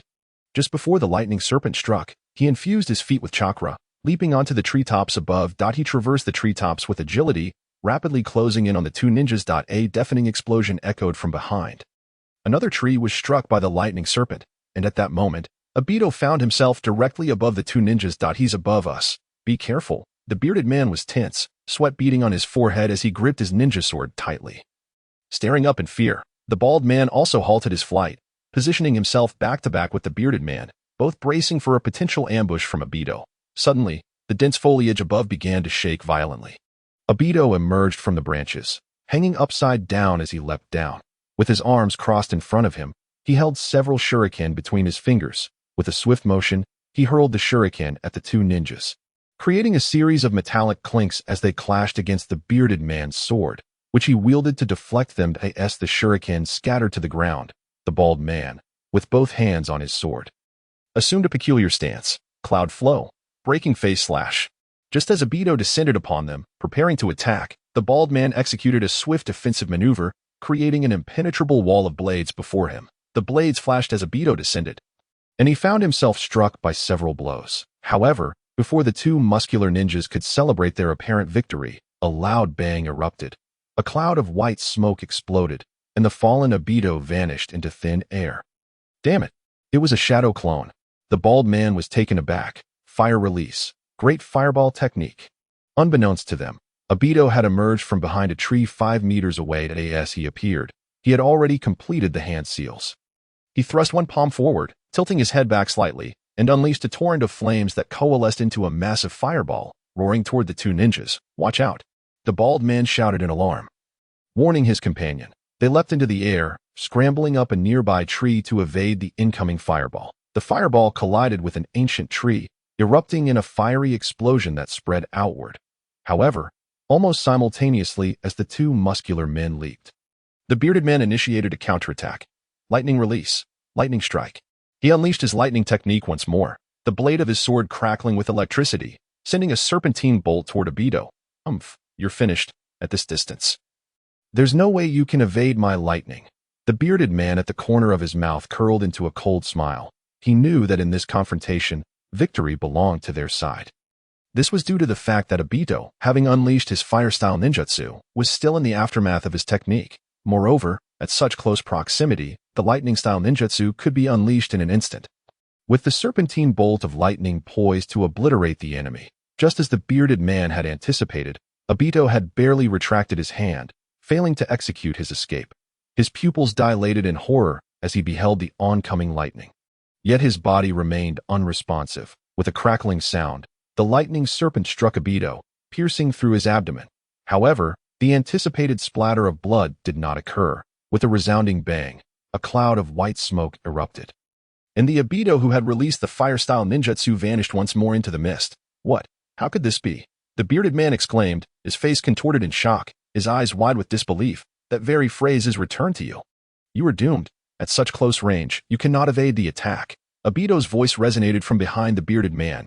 Obito raised his right palm slightly, revealing a swirling blue chakra sphere that had coalesced in his palm unbeknownst to him. The sphere was surrounded by a vortex of energy, indicating its formidable offensive capability. Rasengan. Obito struck with his right hand, the Rasengan crashing into the back of the bearded ninja. A thunderous explosion echoed. The bearded man let out a piercing scream, blood erupting from his mouth as he was struck. The violent energy of the Rasengan scorched a massive crater into his back. Subsequently, the bearded man's body followed the momentum of the Rasengan, spinning through the air before being flung away. Meiteon. Damn it! The bald, muscular man, witnessing his companion's grievous injury, was instantly thrown into a panic, wide-eyed with terror as he gazed at Obito. What kind of terrifying power did this 10-year-old boy possess? The proficiency with which he wielded his shadow clone surpassed all imagination. Not only had he effortlessly deceived his opponent, but his offensive tactics were also exceedingly fierce. As Meiteon's body crashed through several large trees before coming to a halt, the bald man felt a chill of dread. However, he realized that he was no match for Obito's speed. There was no opportunity to flee. Gritting his teeth, he brandished his ninja sword and charged at Obito. You seem weaker than the two of them. Obito chuckled, leisurely defending against the bald ninja's attacks. With deft movements, he dodged the strikes of the ninja sword with impeccable timing. Simultaneously, he had drawn out a pair of nunchaku, which he wielded with dazzling agility, accurately finding gaps in the bald man's defenses and delivering powerful blows. Ouch, that hurts. The forest echoed with the cries of the bald man, who became bruised and battered, blood trickling from his mouth, his face a tapestry of contusions. Stop. Enough. I surrender. Finally, the bald man could endure no more of this torment. He discarded his ninja sword and raised his hands in surrender. It was not that he was truly cowardly. He simply realized that he was no match for Obito. Whether in blade techniques or ninjutsu, he could do nothing against his opponent. Instead, it felt as if Obito was toying with him, a smirk playing on his lips as he struck with the nunchaku. The bald man's psychological defenses crumbled entirely, and he had no choice but to capitulate. Both hands on your head. Stand still. Obito commanded, pointing the nunchaku at the muscular man. Yes, sir, the bald man replied with a woeful expression, tears in his eyes that he could only lament internally, wondering why he had never known that Konoha harbored such a monster. Had he known that someone like Obito would participate in the Chunin exams, they would have postponed their plan to seize the Byakugan for at least 3 years to avoid this freak. Now, it seemed that 2 of their comrades might be dead, leaving him as the sole captive, uncertain of his fate. Well, you are obedient. Now bind yourself. Obito nodded in satisfaction, lightly tapping the bald man's head with the nunchaku.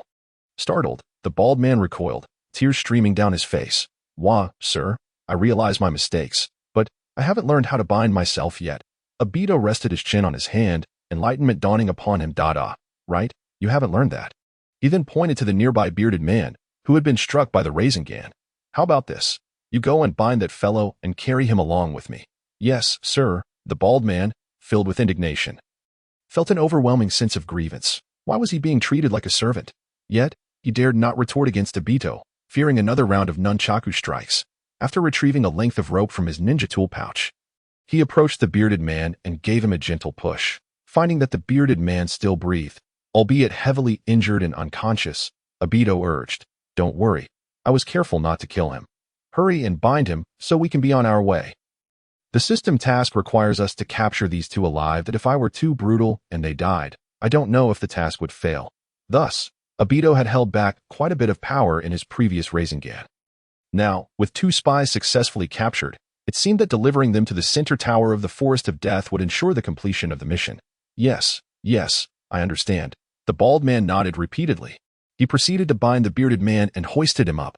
Under Obito's urging, he trudged toward Hinata Yoko and her companions. Upon arriving at the area where Hinata Yoko and the others were engaged in battle, Obito noticed that the situation had changed. Yamashiro Aoi and Inuzuka Raido had already received rudimentary first aid and leaned against a tree, their eyes closed as if in a deep slumber. Hinata Yoko, however, appeared unscathed, anxiously glancing in Obito's direction, seemingly awaiting his return. Beside Hinata Yoko stood three other familiar faces: Might Guy, Shizune, and Shimura Tada. The trio stood vigil over Yashiro Aoi and Inuzuka Raido, scanning their surroundings with vigilant gazes. Obito. Upon spotting him, Hinata Yoko's face lit up with joy, her voice ringing out as she waved energetically. "Is everything all right here?" Obito replied casually, although the situation was already quite evident. Might Guy and Shizune must have arrived just in time to hear the commotion, and with their presence, there was no doubt this area was secure. "Yes, we're all fine. Obito, are you injured?" Hinata Yoko seemed to have forgotten to ask how Obito managed to bring the two muscular men back. With a starry-eyed expression, she nestled close to him, nuzzling against his side. While Hinata Yoko was blissfully oblivious, Might Guy, Shizune, and Shimura Tada approached with incredulous expressions when they had arrived. They had already heard Hinata Yoko describe the terrifying power of the three foreign spies. In mere moments of skirmishing, they had knocked her and her companions to the ground. Yet now, the sight before them was quite different. The two fleeing men appeared to be severely injured, and one bore a comically pitiful expression as he trudged ahead. Bruised and battered, Shizune exchanged bewildered glances with Tada, both recognizing the shock and astonishment on each other's faces. Shizune's lips twitched. What on earth did Obito do to that bald man? He looks utterly miserable. Tada gulped hard. I think he must be terrified of Obito. Truly, he lives up to the title of freak. Might Guy raised his thumb towards Obito, his pearly white teeth glinting with a golden sheen. "Truly, you are one of my eternal rivals. Obito, this is precisely how youth should manifest itself." Chapter 50. The infatuated Yoko Akai. "Shizune, you should join us too." Obito smiled and waved at the three of them. Subsequently, he casually exchanged a few words with Akai and the others, briefly recounting the process of capturing the spy.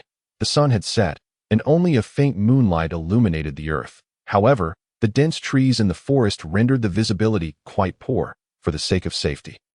Obito decided to lead everyone back to the temporary camp to reunite with Kakashi and Rin. Shimura Tada carried the unconscious Nizuki Raido on his back, while Akai hoisted the unconscious Yamashiro Aoba. Waving to Obito, "Obito, let's go." "All right." Obito nodded. Just as he was about to take a step forward, he felt a heaviness in his body. It was then that he realized Yoko Hyuga was clinging to his arm, rubbing her cheek against him. With a hint of exasperation, Obito remarked, "Yoko, what are you doing?" This could easily lead to misunderstandings. That Yoko's eyes sparkled with adoration as she tightened her grip on Obito's arm. "Oh, Obito, I don't care. I feel safe only when I'm by your side, and your handsome appearance, along with your unique aura, captivates me deeply. I don't want to leave your side so easily." Obito was taken aback, raising his hand to gently push Yoko's forehead away. "While I cannot deny the qualities you mentioned, we need to move. Look, Akai and the others have already gone far ahead." Yoko giggled. "That's even better. Let them go, and we can enjoy our own little world together." Obito called out to the distant Akai and Shizune, waving his hands vigorously. "Hey, is anyone going to take care of her? Someone here has gone mad." However, Shizune and Akai paid little mind, merely turning back to wave, signaling him to hurry up. With no other option, Obito raised his hand and delivered a swift blow to Yoko's nape. Caught off guard, she fainted immediately and was then thrown over his shoulder. "Let us go, big guy." Obito urged the captive who had lingered behind, continuing down the path. The burly bald man seemed intimidated by Obito's earlier actions, remaining silent and compliant, wearing a look of aggrieved submission. Soon, the group navigated through the darkness, successfully arriving at Kakashi and Rin's temporary camp. By the stream, Kakashi had finished catching fish and had gone to gather firewood. Setting up a bonfire. He had even grilled 3 fish, which were now sizzling and exuding a mouth-watering aroma. When Kakashi and Rin heard rustling from the bushes behind them, a flicker of vigilance crossed their faces. However, upon recognizing the voices of Obito and Akai's group, they relaxed. "Obito, is that you?" Rin stood up and jogged towards the sound. She had been worried since Obito had mentioned he was going to gather firewood and had not returned for quite some time. Kakashi, too, set down the fish skewers, rising to follow her, moving towards the source of the voices. "Rin, it's me. I'm back," Obito called out in response. As he spoke, he and Akai, Shizune, and the others emerged from the foliage. Appearing at the stream's edge, "Obito, where have you been? We were just about to look for you." Rin's furrowed brow finally relaxed. "See, Rin? I told you. This guy will be fine," Kakashi quipped, crossing his arms. Yet, the trace of concern in his eyes did not go unnoticed by Obito. "I'm sorry, Rin, for making you worry," Obito said, gently setting Yoko down from his shoulder and handing her over to Kakashi. Kakashi, taken aback, instinctively caught the unconscious Yoko in his arms. Before he could speak, Obito patted his shoulder. "Kakashi, if you're worried about me, just say it. No need to keep up that indifferent facade." "Humph, your skin is as thick as ever," Kakashi retorted, turning his head slightly. Kai gave Kakashi a thumbs up. "Kakashi, it's wonderful to see you again. One of my lifelong rivals." Kakashi shot a dispassionate glance at Akai. "Why is it always you? That green jumpsuit is truly an eyesore." Instantly, Kai's spirit dampened. But soon his eyes blazed with fiery determination as he roared at Kakashi. "You despicable Kakashi, this outfit symbolizes my youth, representing the fervor of my spirited youth. It is not as disgraceful as you claim." Everyone stood in stunned silence, taken aback by Kai's dramatic outburst, their expressions a mix of bewilderment and disbelief. Shizune stepped forward, urging, "Everyone, let us not discuss this here. Can we find a place to sit down and talk?" Kakashi and Kai exchanged a few glances. Kakashi nodded. "Indeed, it symbolizes your spirited youth, but it is somewhat unappealing. Kai once again suffered a blow, clutching his head and weeping. However, the Yamashiro Aoba he had been carrying on his shoulder fell unceremoniously to the ground. Already injured, Aoba's condition worsened due to the fall. Wincing in pain, he groaned. "Kai, could you not treat me like this? I'm an injured person." The farcical exchange finally came to an end. Rin took Kakashi, the sharp-tongued one, aside for a stern talk. Shizune and Akai helped Yamashiro Aoba up from the ground, guiding him toward the bonfire. Obito turned around to bind the bald man securely. Earlier, on their way, he had tied him up, albeit not as tightly, since he needed to allow him to walk. Now that they had arrived at the campsite, Obito felt it necessary to ensure the captive posed no risk of escape. Both Rin and Kakashi were somewhat bewildered by Obito's return with such a large group, alongside several injured individuals. Nevertheless, they refrained from asking too many questions at that moment. Once Rin had finished her lecture to Kakashi, he pulled out a light source from his belongings and resumed fishing in the stream. With so many people returning, 3 grilled fish were clearly insufficient for dinner. Chapter 51. Arrival at the central tower. Rin was then called over by Obito for assistance. After all, Insho, Aoba, and Nizuki Rado were severely injured. Rin had made significant progress in her medical ninjutsu over the past few days, so it was no trouble for her to perform basic wound treatment and healing. "Rin, could you help me treat that guy over there? His injuries are quite severe, and I fear he might not survive the night," Obito said, pointing to the bearded ninja lying on the ground. Rin nodded. "Of course, leave it to me." "Thank you, Rin, you're truly wonderful," Obito grinned. Noticing that Rin was sweating from the effort of treating the injuries, Obito leaned in closer, gently wiping her brow with his sleeve.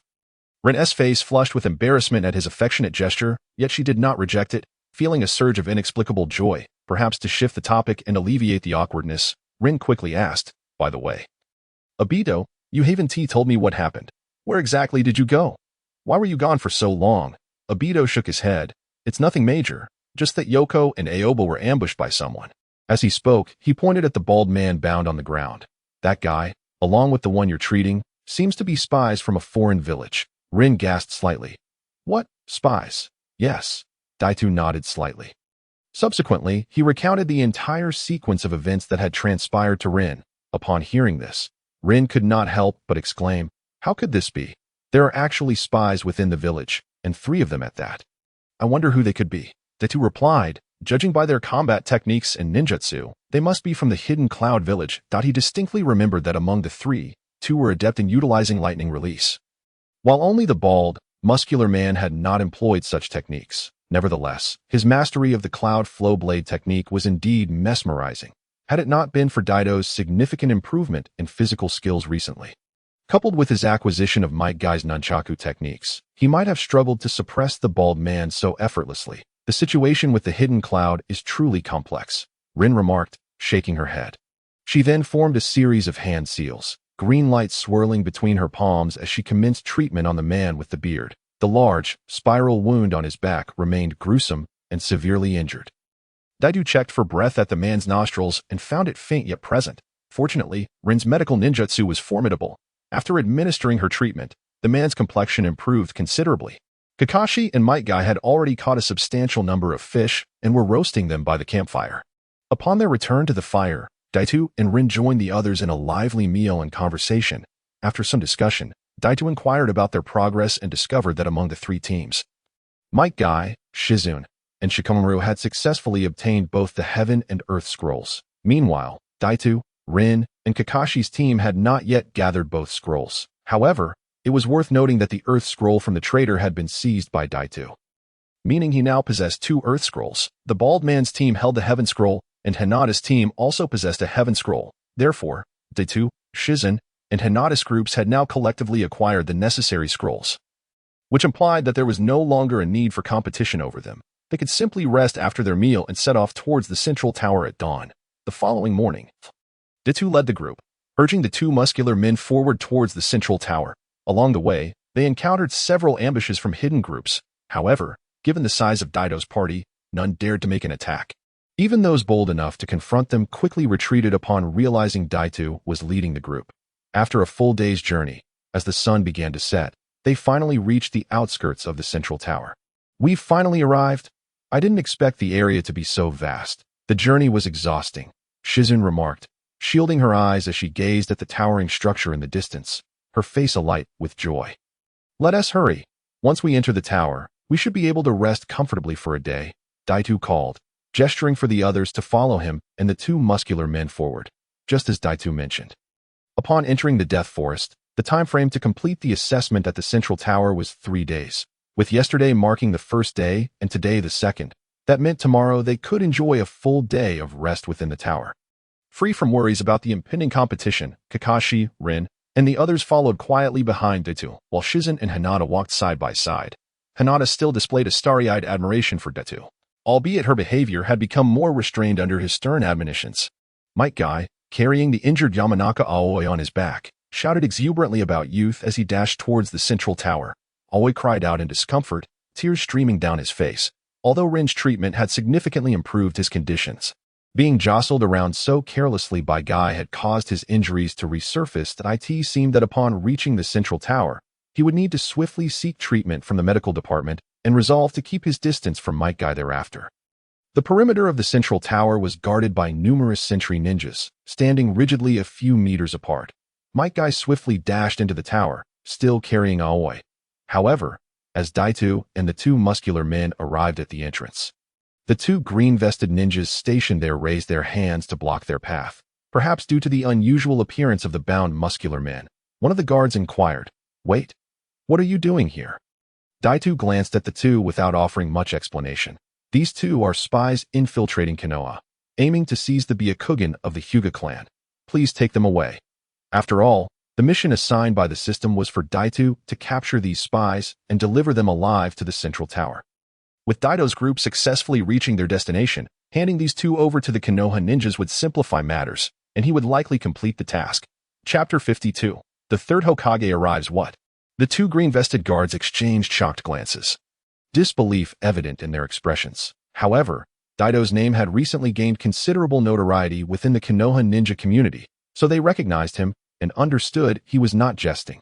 Other nearby green-vested ninjas, upon hearing the mention of spies, cast bewildered looks in their direction. "We understand. You can hand them over to us. You all may proceed inside." The two guards nodded in agreement. Each took hold of one of the spies and cleared a path for Daito's group. Ding! The host has successfully captured the two spies and delivered them to the central tower for Konoha ninjas to handle the temporary mission. The following rewards have been granted. Reward 1. 2 opportunities to copy. Reward 2. 50 soldier pills. Daitu led the group into the tower, and at the same time, the system's notification echoed in his mind. Soldier pills, Daitu grimaced. While these were essential for maintaining stamina and chakra during marches, they were rather tasteless and lacked flavor. Nevertheless, as an additional reward, receiving 50 soldier pills was not too shabby. What Daitu truly desired were those 2 opportunities to copy. Without hesitation, he tossed one of the recently acquired opportunities towards Kakashi. With a flash, a white light visible only to Daitu enveloped Kakashi. Ding! Congratulations to the host. You have copied Kakashi's lightning release chakra attribute. Lightning release chakra 15. Ding! Congratulations to the host.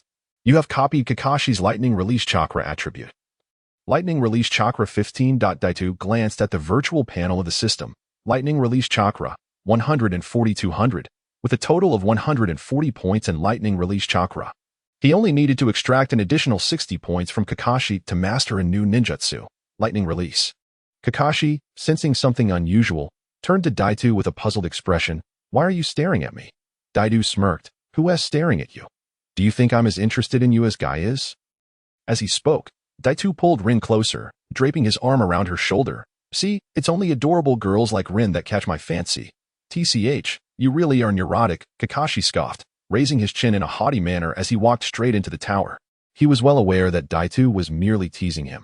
Daitu had previously mentioned that he and Might Guy would be eternal comrades. Initially, Kakashi had been oblivious to the meaning of the term comrade. However, after witnessing Daido's peculiar glances at him and Guy, he quickly grasped the underlying implications of Daido's thoughts, categorizing them as neurotic behavior. Daitu. Please don't do that. Rin's face flushed a deep crimson as she wriggled free from Daitu's embrace and dashed into the tower. Hey, why are you so shy? It was just a hug. Daitu chuckled. With a mischievous grin, Obito teased Rin as he watched her retreating figure. Hey, that moment, Hinata Yoko approached, grabbing Obito's arm and draping it over her shoulder. Come on, embrace me, Obito. I am willing to be held by you. Get away. Obito raised his hand to gently push Yoko's forehead, distancing himself from her playful harassment, and quickly jogged off in pursuit of Rin. My dear Obito is fond of teasing girls, yet being teased in such a manner feels rather peculiar. Thus, it is best to make a hasty escape. Obito, I hate you. Yoko pouted, stomping her foot in frustration. Pretending to wipe away tears, after receiving no response from Obito, she reluctantly took Shizen's hand and followed her towards the side of the tower. At the entrance of the central tower. The 2 guarding ninjas did not immediately leave after taking custody of the 2 spies from Obito. The ninja in the green vest on the left waved to his companion not far away.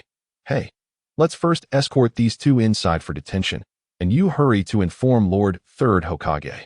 Understood. The other 2 green-vested ninjas nodded in agreement and promptly dashed off towards the forest. Originally, the 3rd Hokage intended to make time to observe the 3rd round of the Chunin exam's ninja combat trials. However, since there remained a full day and a half until the conclusion of the 2nd round scroll battle in the Forest of Death, the 3rd Hokage was still at the Hokage office and had not yet made his way to the Forest of Death. Given the urgency of the situation, it was imperative to report to the 3rd Hokage as soon as possible. Consequently, the green-vested ninjas guarding the central tower had to leave the Forest of Death and head to the office to relay the information. Meanwhile, the ninjas participating in the 2nd round of the scroll battle were still striving within the forest. Obito and his companions were the first to successfully reach the central tower, shortly after they entered the tower and took a brief rest. Specialized ninjas arrived to lead Obito and the others to the dining hall for dinner. It must be said that the central tower, with its vast expanse and towering structure, served a purpose beyond mere aesthetics. Inside, there were dedicated chefs preparing meals. After dinner, there were designated rooms provided for rest. The rooms were well equipped with daily necessities and even had areas for bathing. In the deep of night, after Obito and his companions had eaten their fill, bathed, and drifted into slumber, over a dozen ninjas rushed towards the tower entrance. Leading the charge was a figure clad in a gray robe and a broad-brimmed hat, adorned with a large kanji for fire. This man, appearing to be in his 60s, was none other than the 3rd Hokage, Hiruzen Sarutobi. Beside him stood a golden-haired man with blue eyes, radiating a charming and sunny demeanor, his most capable assistant. Minato Namikaze, Following behind Minato and Hiruzen were a group of Umbu ninjas dressed in silver vests and various masks. Upon their swift arrival at the tower entrance, they finally halted. Lord Third, the green-vested ninjas stationed around the tower bowed in greeting to Hiruzen Sarutobi. Hiruzen nodded. And what of the two individuals captured by Obito? Where are they now? The two guarding ninjas gestured towards the interior of the tower, respectfully responding, Lord Third, they are inside and have already been detained. Please, follow us. Chapter 53. The third interrogation. Minato. Let us proceed. Hiruzen called to Minato, who promptly followed the two guarding ninjas. Yes, Lord Third, Minato replied, joining the Umbu ninjas in their wake. As they walked, Hiruzen inquired about the situation from the two green-vested guards. While the specifics were unclear and they had not conducted a detailed inquiry with Obito, the guarding ninjas had previously confirmed the general circumstances with Obito during dinner. It was known that two of the three individuals were skilled in lightning release, while the other employed cloud flow blade techniques. Thus, it was likely that they hailed from the village hidden in the clouds. Moreover, these three had long infiltrated the village with the intent of seizing Hinata's Byakugan. Finally, they believed they had found an opportune moment to act amidst the chaos following the second graduation exam and planned to escape. As Hiruzen processed this information, he entered a closed room and took a seat. Minato and the Umbu ninjas stood attentively nearby. Shortly thereafter, the two injured spy ninjas were brought in. They were shackled and appeared utterly defeated, with one burly man sporting a beard looking particularly pale, as if he might faint at any moment. Although Rin had performed first aid on him in the Forest of Death, it was merely a temporary measure to preserve his life after a day of travel. His injuries had flared up again, and the pain in his back was unbearable. Just as Hiruzen was about to ask his first question, the bearded man succumbed, his eyes closing as he collapsed to the ground with a thud. What happened? Quickly, check on him, Hiruzen commanded urgently. Yes, Lord Third. The two green-vested guards promptly knelt to assess the bearded man's condition. The expressions of Minato and the Umbu ninjas were filled with astonishment as they gazed at the horrific wound on the man's back. The injury was grotesquely severe, resembling a large, spiral-shaped crater. The flesh was mangled, and despite some rudimentary medical care, the man's spine was starkly visible. The Umbu ninjas exchanged glances, their expressions concealed by their masks. Yet their astonishment was palpable. What kind of attack could inflict such an injury? Is this truly the work of Obito? It looks more like the result of Lord Minato's Rasengan, they whispered among themselves. Minato and Hiruzen, too, overheard the murmurs. They exchanged a glance, both wearing expressions of complex surprise. Lord Third, this man has already perished. His injuries were too grave. That he lasted until now is nothing short of a miracle, reported the green-vested ninja responsible for the examination. Hiruzen nodded, then turned to Minato with a gesture. Minato understood immediately and approached the bearded man's corpse, examining it closely before turning back to Hiruzen to say, Lord Third, this injury was indeed caused by the Rasengan. Only the Rasengan could produce such a wound. Hiruzen exclaimed in shock. Oh, Minato, have you taught Obito the Rasengan? Minato shook his head. No, Lord Third. Hiruzen was puzzled. What? You haven't taught him?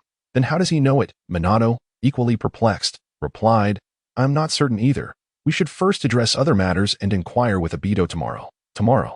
Am I to wait until tomorrow to question a mere boy who has yet to become a Chunin? Hiruzen's eyes flickered with a hint of disdain. Even at this late hour, he deemed it necessary to summon Obito from his slumber for a thorough inquiry. You two, go find Obito and anyone else related to this matter. There are still many suspicions surrounding this incident, and I need to question him in detail, Hiruzen ordered, directing his gaze at the two green-vested ninjas. Yes, Lord Hokage. Two green-vested ninjas nodded respectfully in agreement before promptly turning to leave the room. At Sarutobi Hiruzen's gesture, two Umbu ninjas stepped forward. They escorted the bald, muscular ninja aside to commence the interrogation. The sound of a whip cracking echoed intermittently, accompanied by the Umbu ninjas' pressing inquiries, resonating throughout the chamber. Meanwhile, Sarutobi Hiruzen and Minato waited quietly for Uchiha Obito's arrival. Lord Hokage, Uchiha Obito and his companions have arrived. A voice announced from outside shortly thereafter. Upon Sarutobi Hiruzen's affirmative signal, the door swung open. Obito entered, leading Hyuga into the room. Obito, what is the purpose of this? Hyuga tugged at Obito's arm, appearing somewhat apprehensive about the atmosphere within, especially considering that this was an interrogation room and the third Hokage was a figure she could hardly reach. Do not worry, Yoko. Just answer their questions truthfully when the time comes. Nothing will happen to you, Obito assured her with a reassuring glance. The old man Sarutobi Hiruzen truly was, it was rather late. And while my brother Suji had indeed not yet retired for the night, disturbing others who were engrossed in a late-night viewing of Intimate Paradise was decidedly unpleasant. Obito, come here, Sarutobi Hiruzen greeted with a cheerful tone, removing the pipe from his mouth to reveal a somewhat disingenuous smile. MHM, Obito, already harboring some discontent towards the old man, responded dismissively. He exchanged a glance with Minato, nodding slightly as a form of greeting. Obito, the injuries on him must have been caused by you, correct? Sarutobi Hiruzen pointed to the lifeless body of the bearded man sprawled on the floor. Obito glanced back briefly and nodded. Indeed, I caused them. Were they not spies from enemy territory? What is there to question? Sarutobi Hiruzen shook his head. Obito, that is not my intention. I mean to say, the wounds on his back were likely inflicted by a Rasengan. Correct? How did you learn Minato's Rasengan? Chapter 54. Learned casually. How did he learn Minato's Rasengan? Indeed, Obito had momentarily forgotten about that detail. He had been so focused on mastering ninjutsu that this particular matter slipped his mind. The injuries caused by the Rasengan were distinctive, easily recognizable by anyone familiar with the technique. Moreover, Minato had never taught Obito how to practice the Rasengan. Thus, this situation could undeniably raise suspicion. Obito surveyed the room.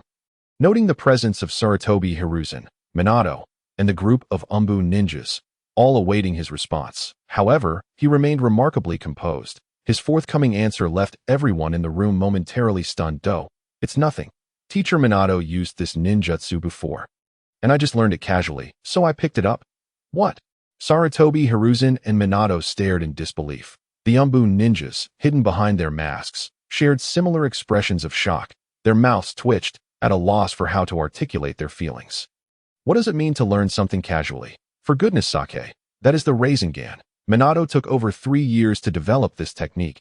In recent years, he gained immense renown in the ninja world, thanks to his combination of the Rasengan and Flying Thunder God technique, earning him the famed title of the Yellow Flash. Minato had even attempted to teach the Rasengan to his trusted allies, but the technique was notoriously difficult to master, requiring exceptional control of chakra and a considerable amount of innate talent. Otherwise, it was impossible to learn such a ninjutsu.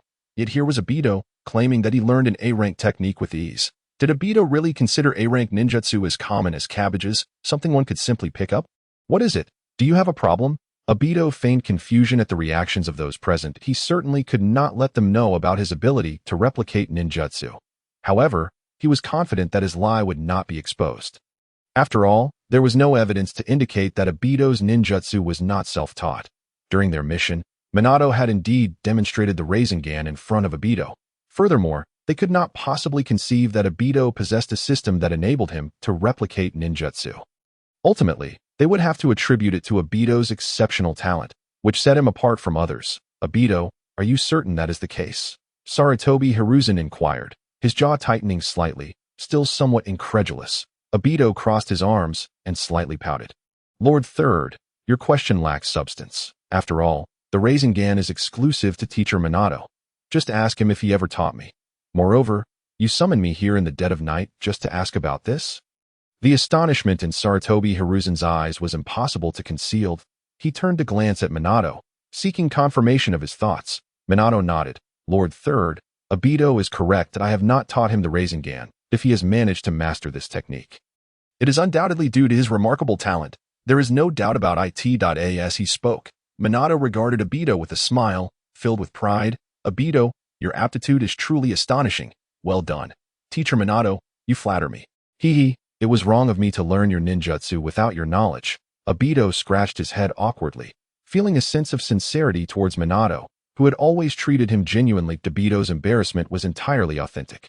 The Rasengan was a result of the system's replication ability. As for the talent Minato praised, Obito considered it rather average. At that moment, the Umbu ninjas standing behind Sarutobi Hiruzen could no longer contain their whispers. This Uchiha Obito kid is truly absurdly strong to learn a technique like the Rasengan on his own. Indeed, Lord Minato has truly acquired a remarkable disciple. He is bound to become an extraordinary figure in the future. Sarutobi Hiruzen, receiving Minato's confirmation, felt a storm of emotion surge within him. Obito's talent was not merely impressive, It was astonishingly unparalleled. At the age of 9, he awakened his three-tomo Sharingan and had now, merely by observing Minato utilize the Rasengan, managed to learn it independently. While it was well known that the Sharingan possessed formidable copying abilities, not every wielder of the Sharingan was gifted with such extraordinary talent. Otherwise, every Uchiha clan member capable of awakening the Sharingan would have been an unparalleled existence. Reflecting on this, Sarutobi Hiruzen regretted his previous efforts to protect Danzo, disregarding Obito's feelings. Presently, he had attempted multiple times to subtly encourage Minato to recruit Obito into the Umbu, only for Obito to repeatedly refuse with various excuses. Now, with Obito right before him, Sarutobi Hiruzen gritted his teeth, deciding to make one last attempt to personally extend an invitation to Obito, demonstrating his regard for him. He donned his characteristic benevolent smile and spoke, "Obito, you need not be modest. Minato is correct. You are indeed an exceptionally gifted child. How about this? You shall not need to continue with the Chunin exams. I will grant you special permission to become a Jonin and serve in the Umbu. What do you say?"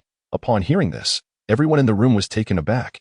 Such exceptions had never been made before. Although Obito undoubtedly possessed the capability to assume the role of Jonin, the third Hokage's offer was an overt gesture of goodwill towards him. "Obito, congratulations. You should accept Lord Third's offer," Hyuga Yoko exclaimed, her face a mixture of disbelief and joy as she quickly congratulated Obito. Minato chimed in, advocating for the third Hokage's proposal. "Yes, Obito, this is a wonderful opportunity, given the urgent situation ahead, if all goes well. You may find yourself fighting alongside me on the battlefield after the Chunin exams. Remaining by Lord Third's side would spare you from undertaking perilous missions at the front lines. You are all still quite young. This age is more suited for growth and training. What Watergate has stated is indeed the truth. The battlefield is a realm where circumstances shift in the blink of an eye, and the level of peril far exceeds that of undertaking missions in Konoha. However, the third Hokage, that old coot, has a penchant for presenting one facade to your face while concealing another behind your back. Obito does not harbor fondness for him. Should Obito genuinely decide to join the Umbu, it is likely that he would have to endure the third Hokage's directives on a daily basis. Chapter 55. Passing the examination. The mere thought of having to bow and scrape before the third Hokage every day fills Obito with a sense of resistance. He gazes at Sarutobi Hiruzen, speaking with a hint of politeness. "Third Hokage, Lord Watergate, I think it might be best to decline that I believe my current situation is quite satisfactory. My qualifications are not yet sufficient for joining the Umbu. Furthermore, I hold no aversion to heading to the battlefield after the Chunin exams. I have no complaints about that." Upon hearing this, the individuals in the room are struck with astonishment. Goodness. This Uchiha Obito possesses remarkable audacity. Boldly rejecting the third Hokage, the olive branch extended by the third Hokage, if offered to an ordinary person, would likely be a dream come true. Yet Obito, how could he show such blatant disregard for the third Hokage? The smile on Sarutobi Hiruzen's face abruptly freezes that Obito's rejection leaves him feeling somewhat humiliated, and a surge of anger rises within him. Nevertheless, he must maintain the benevolent and amiable image of the Hokage and will not allow himself to lose his temper. He forces a smile and says, "Haha, Obito, it's quite all right. Remaining by Watergate's side is also beneficial. You can contribute to Konoha alongside him." "Yes, thank you for your understanding, third Hokage." Obito nods in polite acknowledgement. Subsequently, Sarutobi Hiruzen and Watergate inquire in detail about the events surrounding the infiltration incident with Obito and Hinata Yoko. Once all matters have been clarified, Obito and Hinata Yoko take their leave. Meanwhile, Sarutobi Hiruzen and Watergate await the interrogation results of the bald, muscular man. "Obito, why did you not accept such an excellent offer from the Hokage?" "That is the Umbu."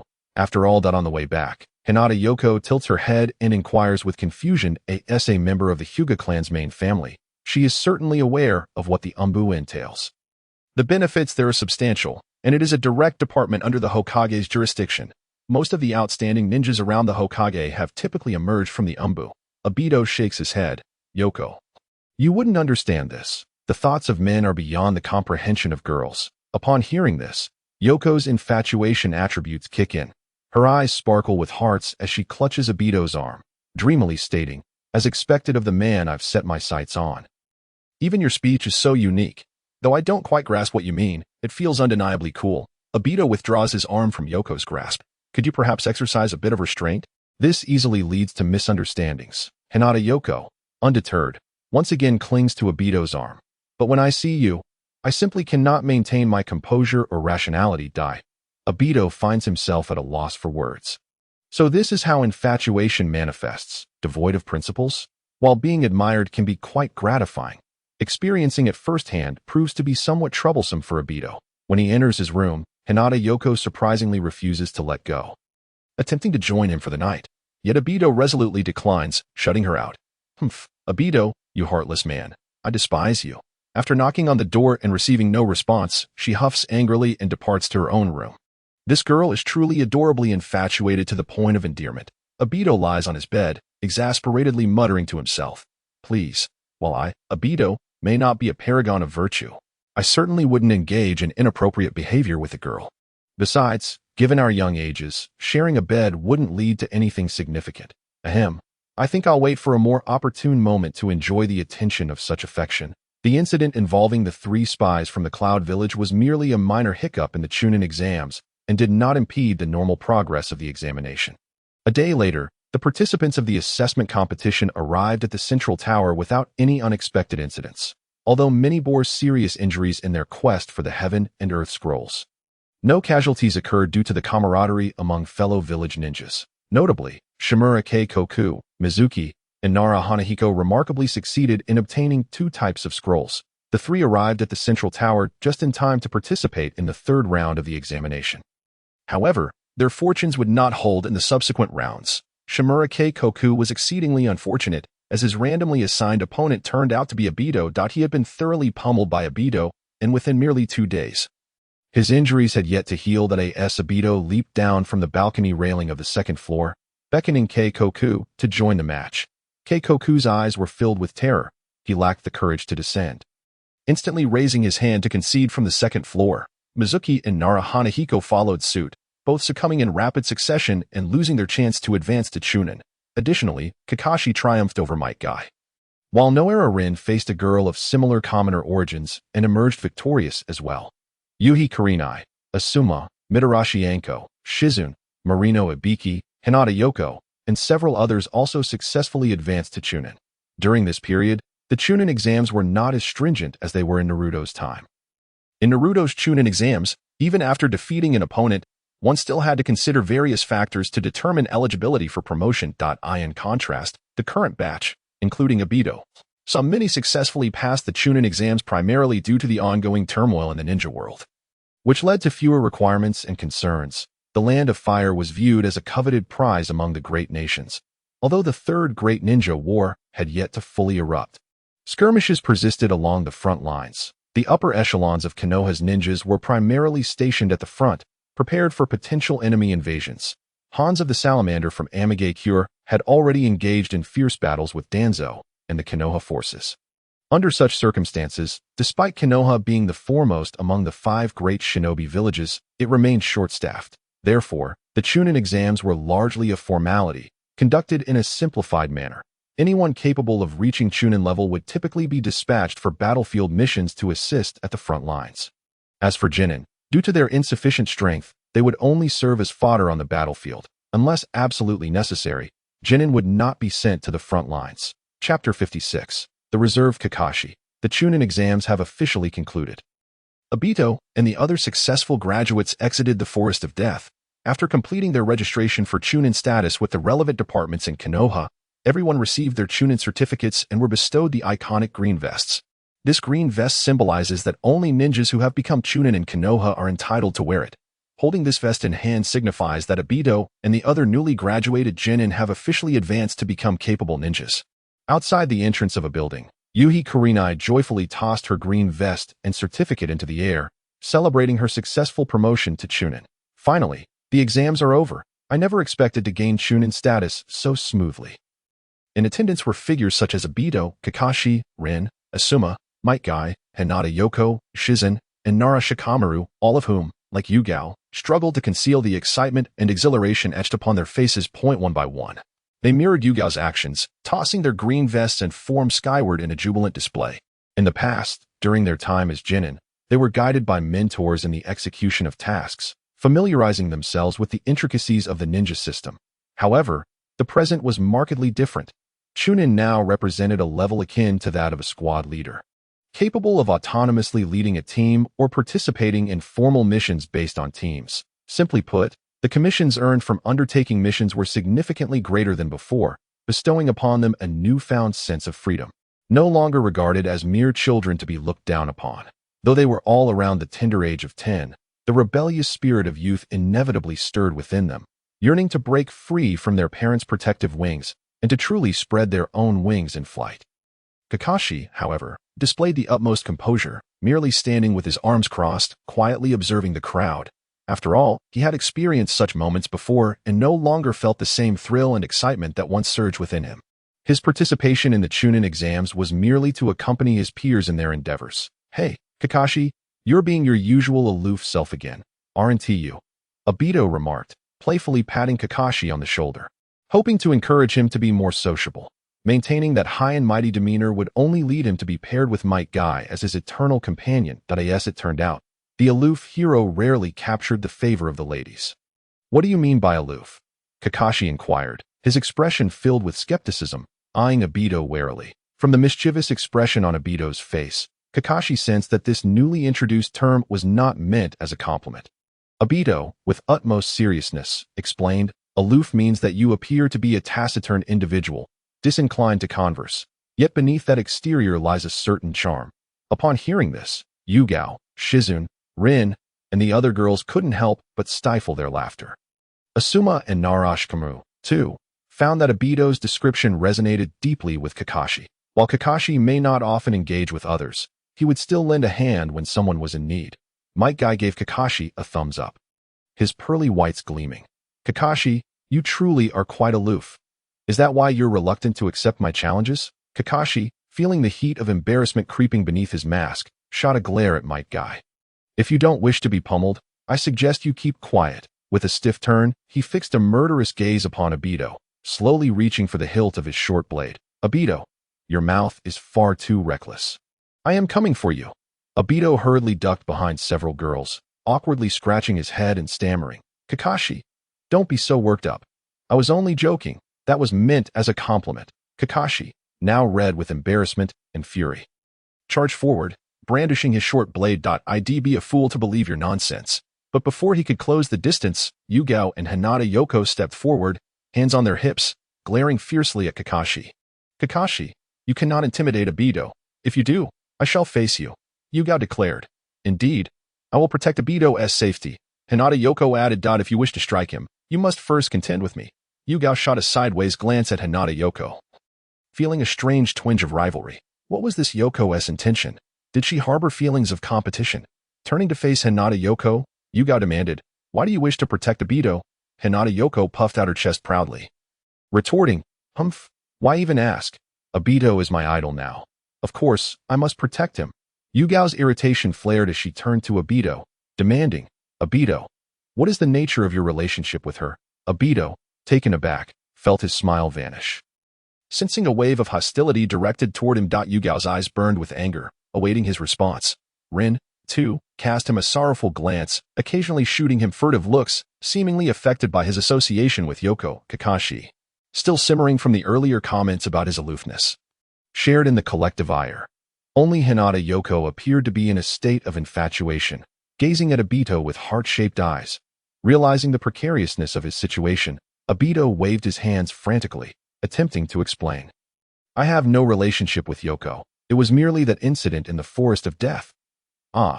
Before he could finish, Kakashi was the first to leap into action, launching a retaliatory strike against Obito. He tackled him to the ground, binding his arms and legs tightly, as if ensnaring him in a rope-like grip. Do not harm him, Yugao and Hinata Yoko cried in unison, rushing forward to restrain Kakashi. "Obito, Kakashi, cease this ruckus," Rin urged, anxiously hurrying to intervene. "Indeed, you two are undoubtedly my sworn rivals. How could this fervent battle exclude me?" Might Guy exclaimed, his eyes ablaze with fervor as he charged forward, raising a foot to deliver a kick to Obito's head. "Hey, Guy, you scoundrel, if you want to settle the score for the last time I bested you, just say so," Obito exclaimed, alarmed. Since Obito's visit to Guy's home, Guy had been incessantly seeking to challenge him, and the relentless pursuit was becoming unbearable. Obito, known for his charm with the ladies, sought to cultivate bonds with Yugao and Rin, not to be perpetually tangled with a green-clad youth. If that were to happen, he would become just like Kakashi.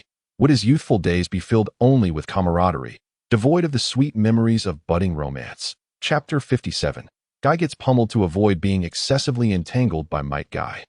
Obito decisively dealt him a blow, and subsequently devised a plan to introduce Kakashi to Gui at last. This shifted Guy's focus onto Kakashi.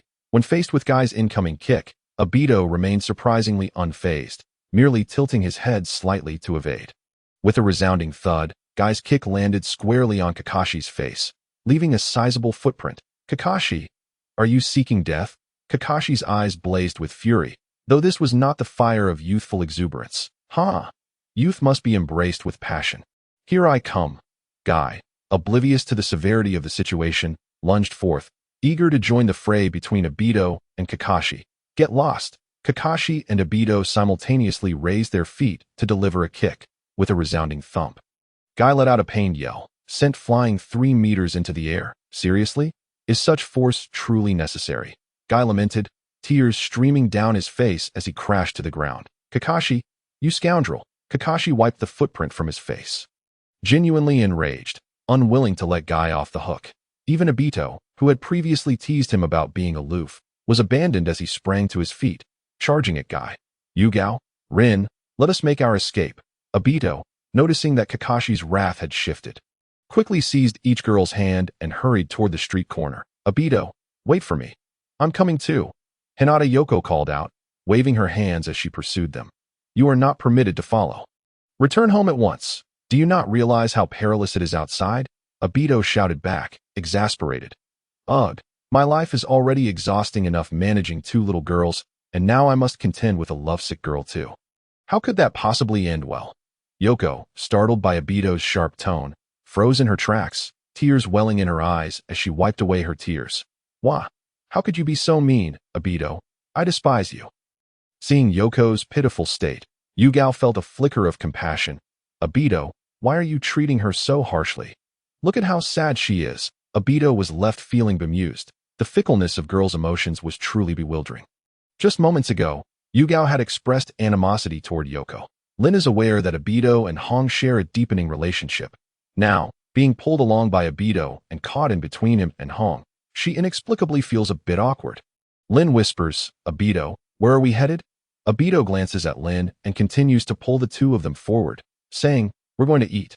Aren't you too hungry? After yesterday's Chunin exams, aside from the 3rd Hokage and Minato Namikaze, who had urgent duties and left overnight, most of the remaining personnel rested in the central tower of the Death Forest for the night. The following morning, Obito led Hong and the others straight out of the Death Forest, hurrying to the building for Chunin registration. With noon having long passed, it was clear that everyone was indeed still hungry. Of course I'm hungry. I haven't even had breakfast yet. Upon hearing the mention of food, Hong's eyes lit up, momentarily forgetting the earlier events. Lin swallowed hard and allowed herself to be pulled by Obito, offering no further resistance. Grandma, I've gone out on a mission, and I might not be back for a few days. The next morning, at the dining table, Obito explained the situation to his grandmother while eating breakfast. Minato had already briefed him yesterday. Today, Team 7 would be undertaking a rather important mission, escorting a certain official under the Fire Lord to a remote hot spring for a soak. Given the long journey, the estimated round trip would take about 6 days. Thus, Obito and the others would be away from home for quite a while, necessitating an early notification to his grandmother.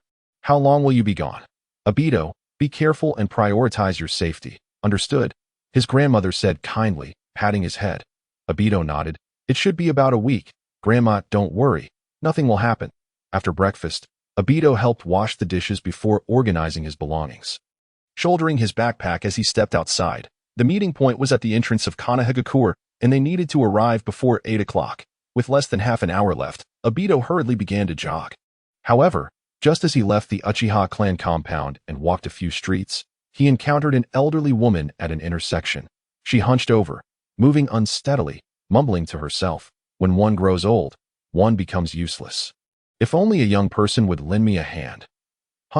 Obito scratched his head, confusion etched on his face. Although the elderly woman's locations varied each time, why were her lines always the same? How peculiar. Ding! A task to assist the elderly has been triggered. Please escort the elderly woman to her destination to complete the task and receive rewards. Reward 1. 1 replication opportunity. Reward 2. 1 random reward. The system's notification echoed in Obito's mind. He scoffed, internally grumbling, "System, do you think I need such rewards to entice me into doing good deeds? I'm a model citizen. I wouldn't ignore an elderly woman." System, host, just tell me if you want the rewards. Don't make me cancel them. Obito quickly waved his hands. Hey, no, I want them, of course, system. What a petty person. Obito, what did you say? How dare you criticize me? Am I not still your master? After a moment of silence, the system ceased its banter and ignored Obito. With the gathering time fast approaching, Obito realized that if he helped the elderly woman reach her destination now, he would likely be late. However, he remained unfazed, moving his hands to form seals, shadow clone jutsu. With a puff of white smoke, an identical Obito appeared beside him. The shadow clone jogged ahead, politely greeting the elderly woman before assisting her towards her destination. Chapter 58. Escorting the official. The system never stated that the shadow clone couldn't complete the task. The shadow clone technique was Obito's ninjutsu, perfectly suited for such tasks, thus counting towards Obito's efforts. Obito, hurry up! At the entrance of Kamui, Lin waved and called out to him, "I'm coming." Obito responded, quickening his pace. "You really are something. Always either late or just on time." Kakashi stood nearby, arms crossed, casting a cold gaze at Obito as he teased him. Minato stood behind them, all three carrying their belongings. "Sorry for making you wait, Lin, Minato-sensei." Obito laughed sheepishly as he shot a smirk at Kakashi. "You always sabotage me, so I won't greet you today." Kakashi turned his head away. "Immature." Minato placed a hand on each of their heads, displaying a gentle smile. "Obito, Kakashi, let's keep the chatter to a minimum. I have something to discuss with you both." Obito quickly brushed off Minato's hand. "Minato-sensei, don't mess up my hair. I just styled it this morning. Sorry." Minato replied, a hint of embarrassment on his face. He then became serious, saying, "Obito, Kakashi, Lin, I won't be able to join you on this mission. I've just received an urgent task from the front lines that I must attend to." Huh. Lin's face showed confusion as she asked, "Minato-sensei, you mean you're leaving us to carry out this mission alone?" Minato nodded. "That's right. You three are already Chunin. Each of you can handle yourselves. I believe you can complete this mission on your own." Obito gave a thumbs up to Minato. "Don't worry, Minato-sensei. We will definitely complete the task." Minato smiled approvingly. "Based on your previous mission experiences, I think it would be best for Obito to temporarily act as your team leader." Kakashi, Lin, do you both agree? Sure. As long as this guy can stop being late," Kakashi replied, nodding nonchalantly. Although he often clashed with Obito, he still respected his abilities and leadership skills. There were times during missions when Obito thought of things even Minato overlooked. Obito felt a bit down, a black line appearing on his forehead. Kakashi was now fixated on this point. He had no other faults to seize upon, so he was stuck with this one. Lin smiled warmly. "Of course, I believe in Obito." Minato handed Obito a scroll containing details of the mission. "Obito, this is the information for this mission. Make sure to review it on the way. I have to part ways with you here." Obito took the scroll and nodded. "Got it, Minato-sensei." Escorting an official to a hot spring isn't particularly difficult. Although the journey is long, it's still within the Fire Country, with the ninja world not yet fully embroiled in war. It shouldn't be too dangerous. "Goodbye, little ones. Do your best." Minato waved farewell and then dashed off in another direction. "Let's go, Lin, Kakashi," Obito called to the two as they headed toward the Fire Lord's estate. The Fire Lord's estate is not located in Kamui and is quite a distance away. Traveling at full speed would take over half a day.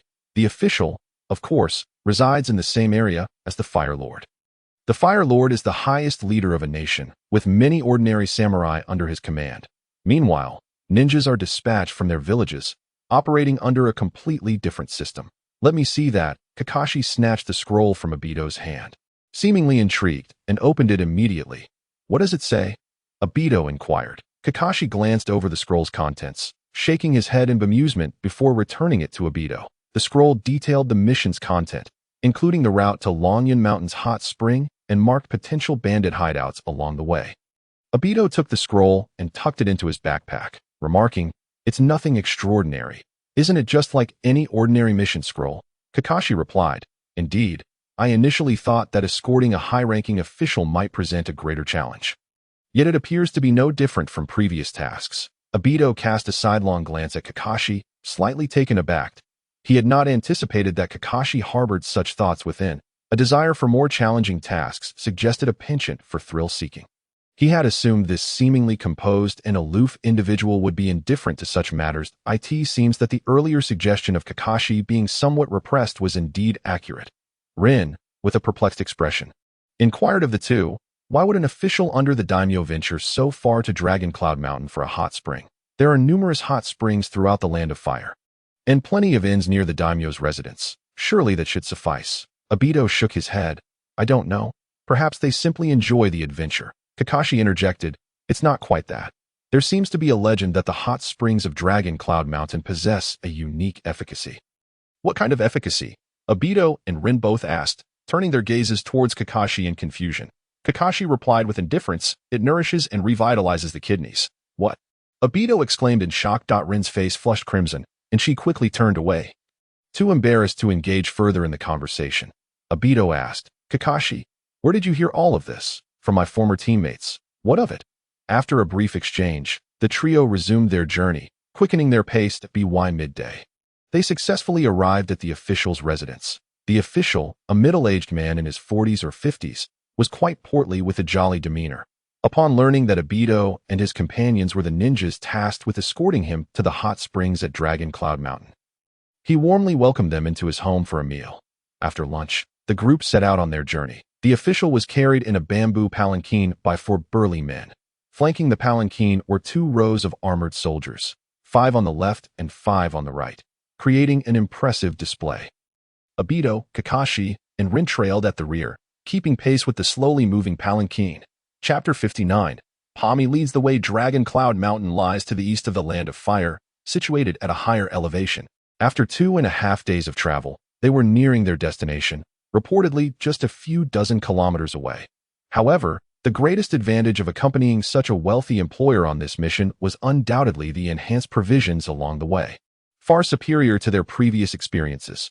Previously, under Minato's leadership, Obito and his team often found themselves camping in the wilderness, subsisting on ration pills to stave off hunger. Finding an inn for even a single night was considered a significant stroke of luck. Yet, traveling with this rotund official, Obito and his companions were indeed enjoying their share of luxury. They stayed in upscale hotels and dined on seafood and abalone. Although the leisurely pace was primarily due to the lack of urgency in this escort mission, the opportunity to engage in such a relaxed and relatively safe task was undeniably uplifting. The Land of Fire, blessed with an advantageous geographical position, boasted numerous natural hot springs. However, as Kakashi had mentioned, the hot springs at Dragon Cloud Mountain were said to have kidney-nourishing properties, a notion that Obito had never encountered before. Yet, observing the plump official's enthusiastic demeanor as he reclined in the palanquin, it seemed plausible that he was indeed motivated by such promises. Dragon Cloud Mountain. I must remember that, Obito muttered to himself. Although he was only 10 years old, he had resolved to soak in the beauty of the shinobi world and its charming maidens. Without 2 robust kidneys, how could one achieve great things? What did you say? Rin, having caught a snippet of Obito's musings but unable to discern the entirety, turned to inquire. Obito, feeling a bit embarrassed, shook his head. Nothing, that I merely remarked how these officials truly know how to indulge themselves, traveling so far just for a hot spring. Unfortunately, Obito had forgotten to lower his voice, causing the corpulent official in the palanquin to catch the remark. He turned back with a smile, but said nothing. Suddenly, a strong scent of blood wafted through the air. Kakashi sniffed the breeze and furrowed his brow, alerting the group. What? A scent of blood? I don't smell anything. Obito replied, puzzled, taking a few deep breaths. Apart from the faint floral fragrance wafting from the nearby foliage, he detected nothing unusual. Rin followed suit, her face reflecting confusion. Kakashi, are you sure? I don't smell it either. Kakashi shook his head. You don't understand. Due to my contract with the Inuzuka clan, my sense of smell is much sharper than the average person's. If there is a situation, I will ascertain it with a technique. While speaking, Kakashi bit into his thumb, drawing blood, and swiftly performed a series of hand seals. Summoning technique. As Kakashi crouched down and slapped the ground with one hand, a black circular pattern spread out. With a loud bang, a cloud of white smoke erupted, revealing a wrinkled-faced bulldog emerging from the mist. The bulldog panted, speaking to Kakashi. Yo, Kakashi. Kakashi nodded. Kamui, please check the surroundings for any unusual occurrences. I just caught a whiff of blood. Obito, perplexed, murmured to himself, Pami, shouldn't it be Pakin? Upon closer inspection, he noted that although Pami was indeed a bulldog like Pakin, there were some differences in appearance. Was Pami perhaps Pakin's father? Don't worry. Leave it to me. Pami replied, immediately beginning to sniff the air. Dogs have an extraordinarily keen sense of smell. In an instant, Pami raised his nose and detected a significant odor of blood ahead, likely emanating from humans. The expressions of Obito, Kakashi, and Rin all shifted to one of alarm that it seemed Kakashi's intuition was indeed correct. Something had likely transpired ahead. What should we do? Kakashi turned to Obito, the leader of their trio. For direction. Obito furrowed his brow in contemplation before stating firmly, how about this? We should be nearing the hot spring soon. Let us halt the group for now. Kakashi, you and Rin stay here to protect the official. I will scout ahead alone and ascertain the situation before returning to inform you. Kakashi nodded. I have no objections. Rin tugged at Obito's arm, her face filled with concern. Obito, please be careful. I know you are strong. But don't overexert yourself. Whatever the situation, come back first, and we will face it together. Feeling Rin's genuine concern warmed Obito's heart. He took Rin's small hand and nodded reassuringly. Don't worry, Rin, I will be fine. Rin's cheeks flushed, and she quickly withdrew her hand, nodding vigorously. Obito called out to the armored soldiers, everyone, halt, there may be danger ahead.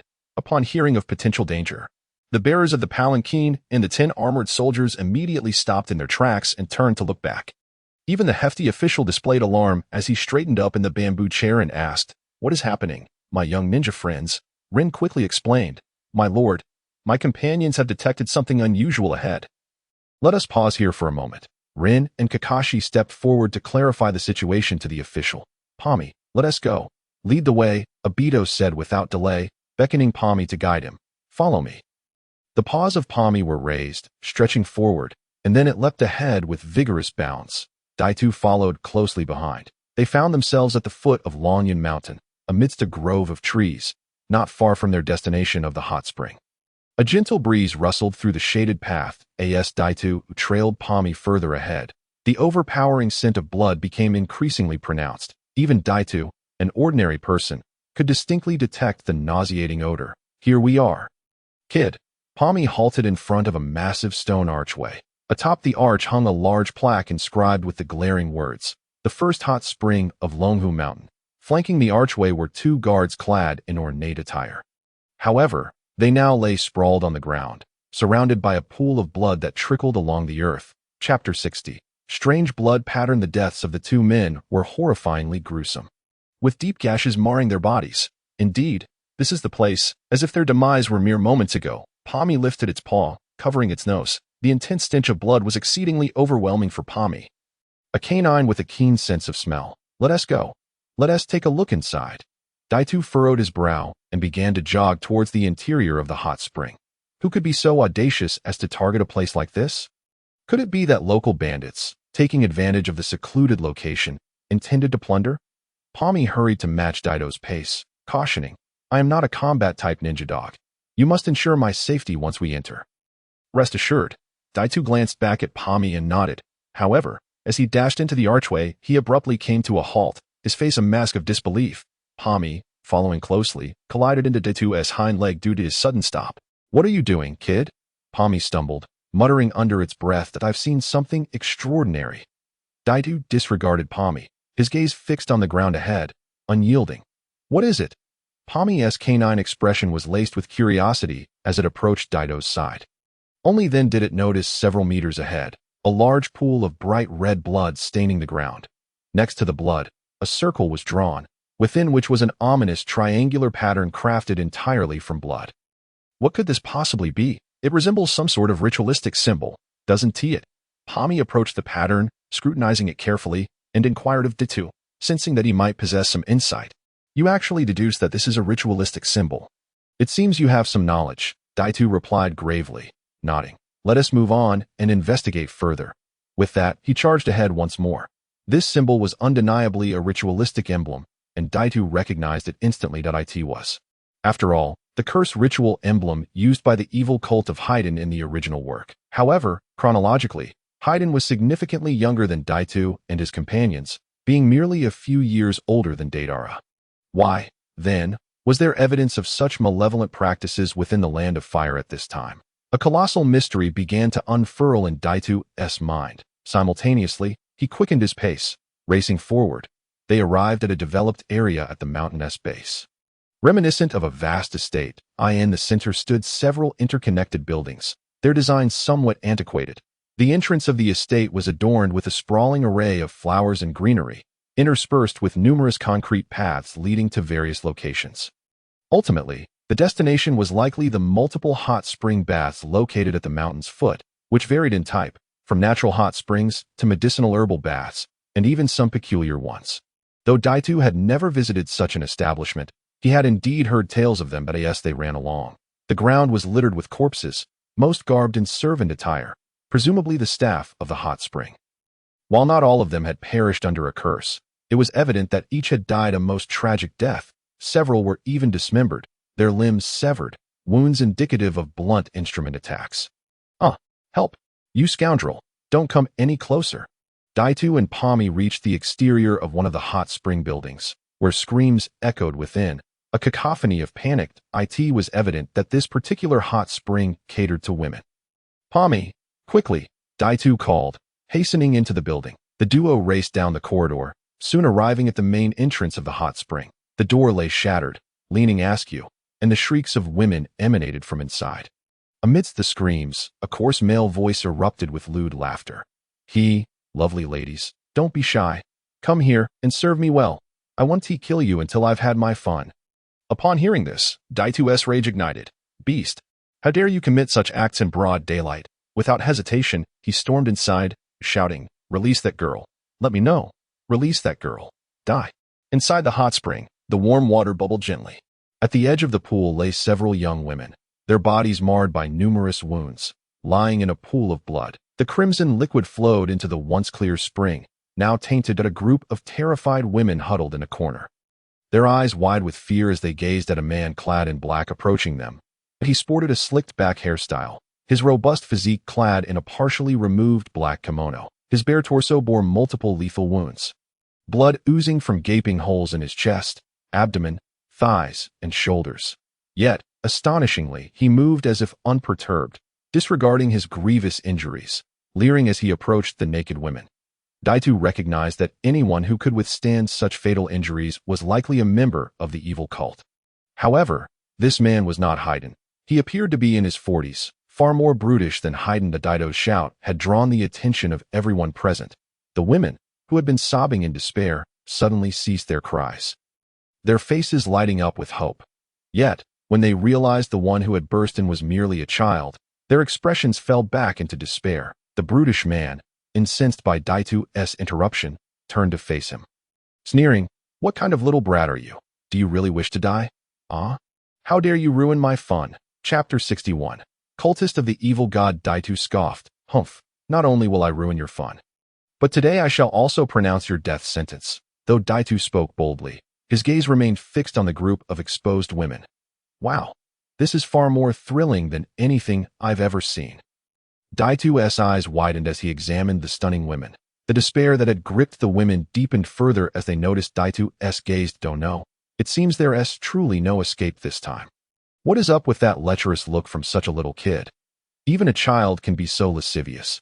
It seems all men are the same as long as that child can save me and prevent me from being trampled by that murderous demon. I would willingly serve the child. Indeed, although the child may be a bit young, I can wait for a few more years for him to grow. While the women wept with their faces covered, they chattered amongst themselves. They felt a deep sense of gratitude towards Daitu for being able to draw the attention of that cold-blooded killer. Daitu felt a twitch at the corners of his mouth. What do they mean by saying the child is a bit young? My brother Daitu hasn't fully matured yet. Just wait until I am grown. Then you shall see if I am small. Hey, you bastard. You should go die. That fierce-looking man with a slicked-back hairstyle let out a furious roar, brandishing a large machete as he charged towards Daitu. Want me dead? I doubt you possess the capability. The two remained calm, activating the power of his eyes, habitually opening his 3-tomo Sharingan before battle. He then charged directly towards the man with the slick-back hair. Enraged, the man swung his machete down towards Daito's face. Daitu deftly sidestepped the blow. The machete clanged loudly, Crashing against the edge of the hot spring, sparks flew as the concrete was gouged, leaving a deep indentation. Yet, the machete showed no signs of damage. It seemed the material was quite formidable. "You bastard." Furious at his failed strike, the man gripped the machete tightly and swung horizontally at Daito's side. Daito leaped into the air, narrowly avoiding the blade's edge. Using the momentum from his jump, he delivered a flying kick forward. With a resounding thud, Daito's shoe made contact with the man's cheek. The man staggered back several steps, leaving an imprint of the shoe on his face. While blood began to flow from his nose, "Is that all? Come at me again." Daito landed firmly on his feet, provocatively beckoning the man with a flick of his fingers. Although this man was immortal, his strength was likely comparable to Hayden's, but he focused on physical training, wielding a massive weapon, but ultimately aimed only to inflict minimal injury and leave a trace of blood on his opponent. That was how he could complete the curse ritual, with a chance to kill his enemy. "You little bastard." Provoked by Daito, the man with the slicked back hair became even angrier. He tightened his grip on the machete and charged straight at Daito once more. This time, although his attacks were still somewhat reckless, he clearly put forth all his strength, moving faster and with greater force than before.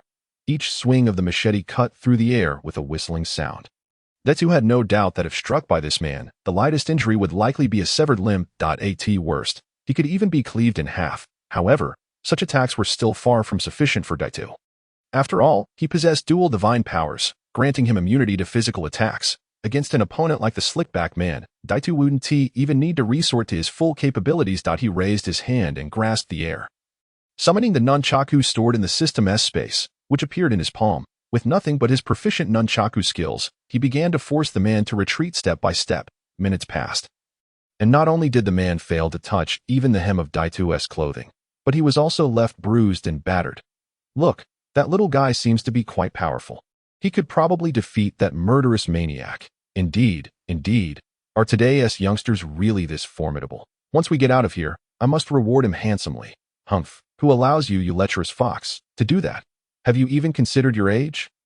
You are already in your 30s and still seek to reward a child. Such a reward should rightly be mine." The group of women huddled in the corner, witnessing Daito toy with the slicked-back man as if he were a mere plaything, began to feel a glimmer of hope. Their previous terror and fear had dissipated, and they started cheering, urging Daito on. Yet, their hands, which had initially covered their sensitive areas, were suddenly exposed to the air. Daito's gaze was drawn to the revealing curves, nearly causing him to nosebleed.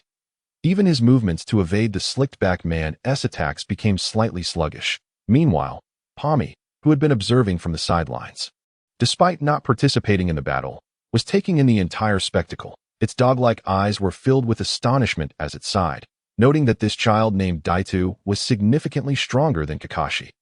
The slicked-back man, enduring the pain, was equally astonished. This little fellow was as slippery as an eel. He could do nothing to him.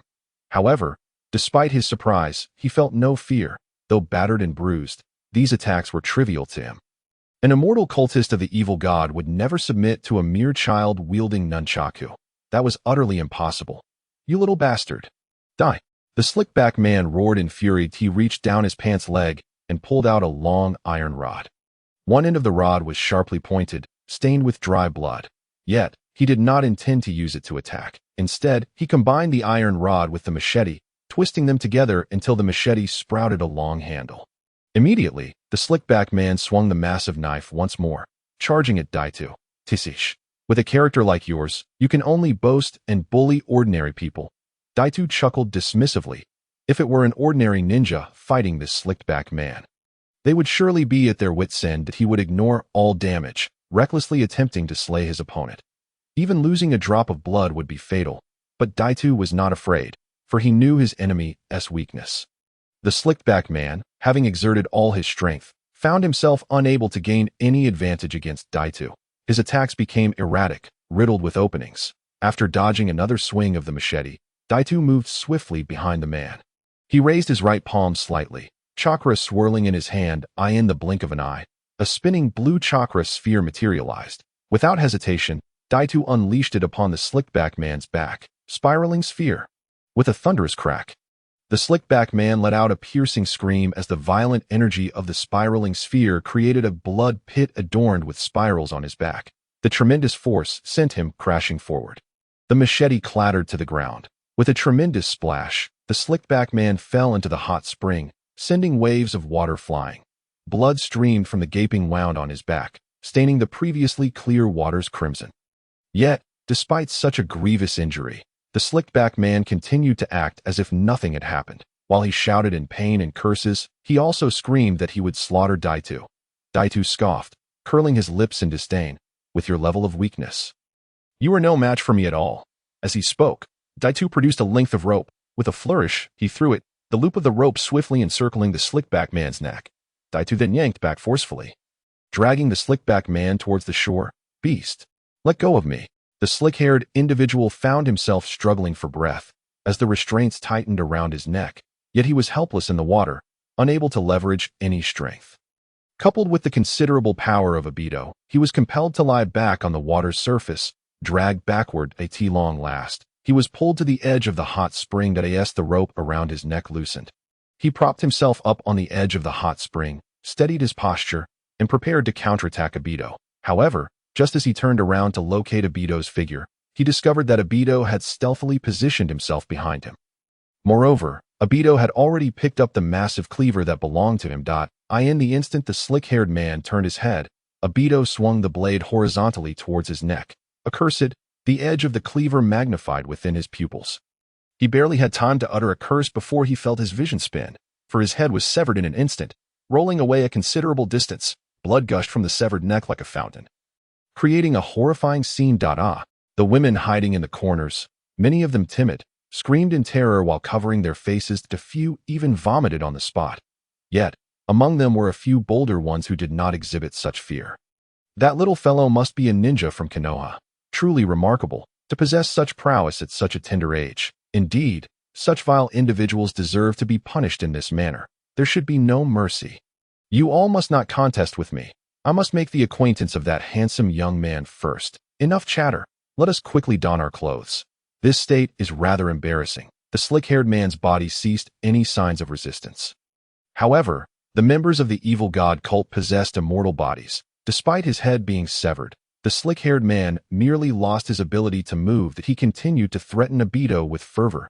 You scoundrel. You have truly angered me. How dare you treat me in this manner?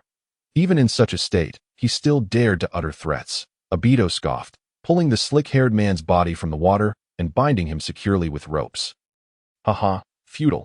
Even if you sever my head, I shall not perish. I will wait until you slumber, sneak into your bed, and with my teeth, sever your throat, allowing you to die in terror and fear. The slick-haired man roared in fury, hurling insults. Bang! Obito delivered a powerful kick to the slick-haired man's face. His head tumbled and bounced along the ground, ultimately landing in the hot spring water, sinking to the bottom. How noisy! Now you should be able to quiet down. As Obito completed this series of actions, the group of women hiding in the corners happened to pass by Obito. Instantly, the scene was tumultuous. Their voluptuous forms swaying, causing Obito to momentarily lose his composure. That a few audacious women even boldly cast flirtatious glances at him. Handsome young man, don't leave. I'll come find you shortly, Obito's nerves, already at their limit from the stimuli, could bear no more. He felt a rush of blood from his nose, his vision darkening, nearly fainting on the spot. Kamui, the dog, approached, its brow furrowed with concern, and nudged Obito's ankle with its paw, drawing his attention. Hey, you there, Obito, do not be bewitched by the allure of women. Hurry and check around for any other wrongdoers. I will return to inform Kakashi and the others. All right, Kamui. Only then did Obito regain his focus. He and Kamui dashed out of the women's hot spring. As they passed through the dressing area, the women were still in the midst of putting on their clothes. Upon seeing Obito about to leave, a commotion erupted. Handsome young man, don't go. Aren't you going to stay and protect us? Come back. We need you, big brother. Obito dared not look back, pressing forward. It felt akin to entering a den of seductive spiders, with a multitude of exposed temptresses casting their alluring gazes. One misstep could lead to their snares. Kamui raced down the mountain towards the base, while Obito took a different route, heading towards several other hot springs to assess the situation.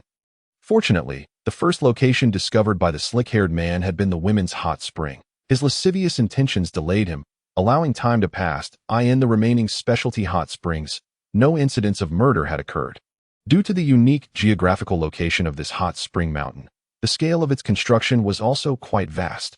Although many attendants had been killed outside, and several individuals in the women's hot spring had met their demise, the patrons in the other specialty hot springs remained blissfully unaware, leisurely soaking in the waters, oblivious to the chaos outside. Chapter 63.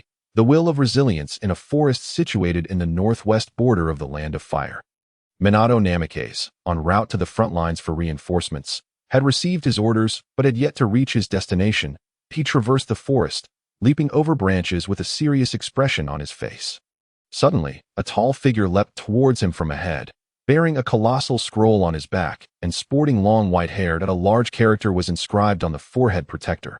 Upon seeing this person, a smile broke across Minato's face. He waved and called out, "Jiraiya-sensei?"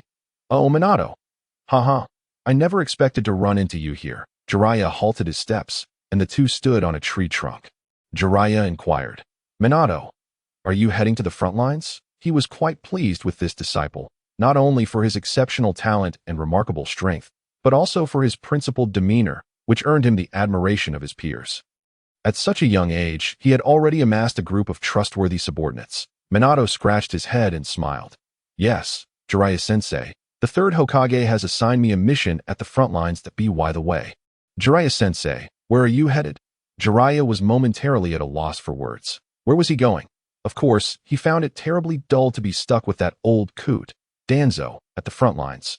Not only did he have to endure the man's bureaucratic jargon, but he also had to comply with his unreasonable directives. Fortunately, a temporary ceasefire had been established between the Rain Village and Konoha, allowing Jiraiya a reprieve from frontline duties, having gone several days without indulging in his preferred pastimes.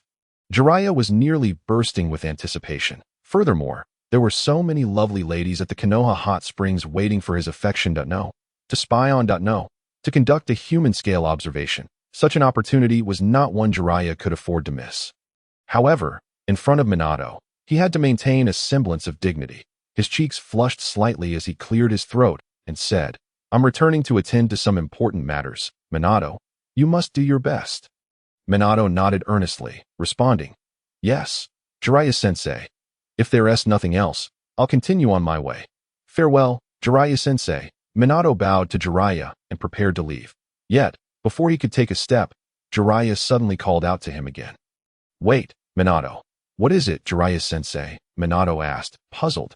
Jiraiya rummaged through his ninja tool pouch and produced a book, handing it to Minato. "Here, Minato. This is the book you requested from me last time." Minato gazed at the book in astonishment, disbelief flickering in his eyes. "The Will of Resilience. You've finally finished writing it, Jiraiya-sensei." In the eyes of Minato, a radiant joy sparkled, and he seemed reluctant to part from the book before him. Long before, when Jiraiya was still in the midst of penning this very work, Minato had perused several excerpts. Even then, he was profoundly captivated and yearned for Jiraiya to bestow upon him a copy. Regrettably, at that time, Jiraiya had not yet completed his manuscript, and the matter was deferred. Now, having finally acquired this long-coveted novel, Minato's exhilaration was palpable. Jiraiya, basking in the admiration of his disciple, felt an immense sense of pride. With an air of elderliness, he patted Minato on the shoulder and said with a gentle smile, "Minato, do your best. This book has yet to be published. The one you hold is merely a copy I wrote." Upon hearing this, Minato was beside himself with excitement. "Really? Thank you so much, Teacher Jiraiya. Teacher Jiraiya, you must come to my home for dinner next time. Kushina and I will surely treat you well." Before Minato could finish his sentence, a loud bang echoed, a cloud of white smoke erupted, and Jiraiya vanished without a trace. Minato stood there, bewildered, unable to comprehend the sudden turn of events. What just happened? Why did Teacher Jiraiya leave so abruptly? At Mayaboka Mountain, colossal mushrooms of red and blue hues sprouted abundantly. Towering peaks pierced the swirling clouds above, butterflies flitted through the forest, and birds serenaded from the treetops. This place resembled an ethereal paradise, so exquisite it was almost unbelievable. Beneath one of the peaks lay a gigantic toad, its skin a reddish-brown, a long scar etched across its face, and a massive pipe clenched in its mouth. As it exhaled, enormous smoke rings floated lazily into the sky. Suddenly, with a loud bang, a white smoke cloud erupted. A man with flowing white hair materialized before the toad.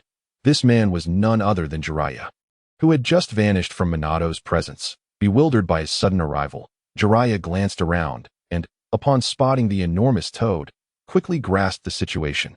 "What's the matter, Fukasaku? Did you summon me through reverse summoning?" The toad, Fukasaku, rolled its eyes and glanced down at Jiraiya. "Of course, otherwise how would you have ended up here? The old man wishes to see you. It seems he has something of great importance to discuss." Jiraiya instantly understood that the old man referred to the venerable toad elder, Gamamaru, who was said to have survived since the era of the Sage of Six Paths. Whether this was true or not remained a mystery. "What could prompt him to summon me?" "This is unprecedented," Fukasaku replied. "I cannot say for certain, but I've heard that the old man had a dream, and it likely pertains to you that I see." "I understand now," Jiraiya nodded. Accompanied by Fukasaku, he ventured deeper into Mayabuka Mountain, eventually arriving at a grand hall where two sages, Shima and Fukasaku, awaited him. Within the hall, seated upon a massive stone chair, was an extraordinarily large toad. Vastly larger than Fukasaku. Its appearance, however, bore the marks of age, with wrinkles adorning its face and lips, a testament to the passage of time. This was Gamamaru, the ancestral toad of Mayabuka Mountain, who had lived for countless years. Reclining in its chair, Gamamaru's eyes were tightly shut, as if he had long succumbed to slumber. "Great Elder, please awaken. Young Jiraiya has come at your behest," Shima called out, waving his toad-like hands in a bid to rouse Gamamaru. Yet, the only response was the sound of deep snores. Gamamaru showed no signs of waking. Jiraiya, exasperated, remarked, "Is this how he usually is?" Shima offered an awkward chuckle. "Yes, young Jiraiya. The great elder is quite advanced in age. Prone to dozing off, and somewhat hard of hearing. It is to be expected. Fear not. I shall awaken him." With that, Shima took a deep breath, his belly swelling, and cupped his hands to his mouth before bellowing. "Great Elder, young Jiraiya has come at your summons. Please wake up."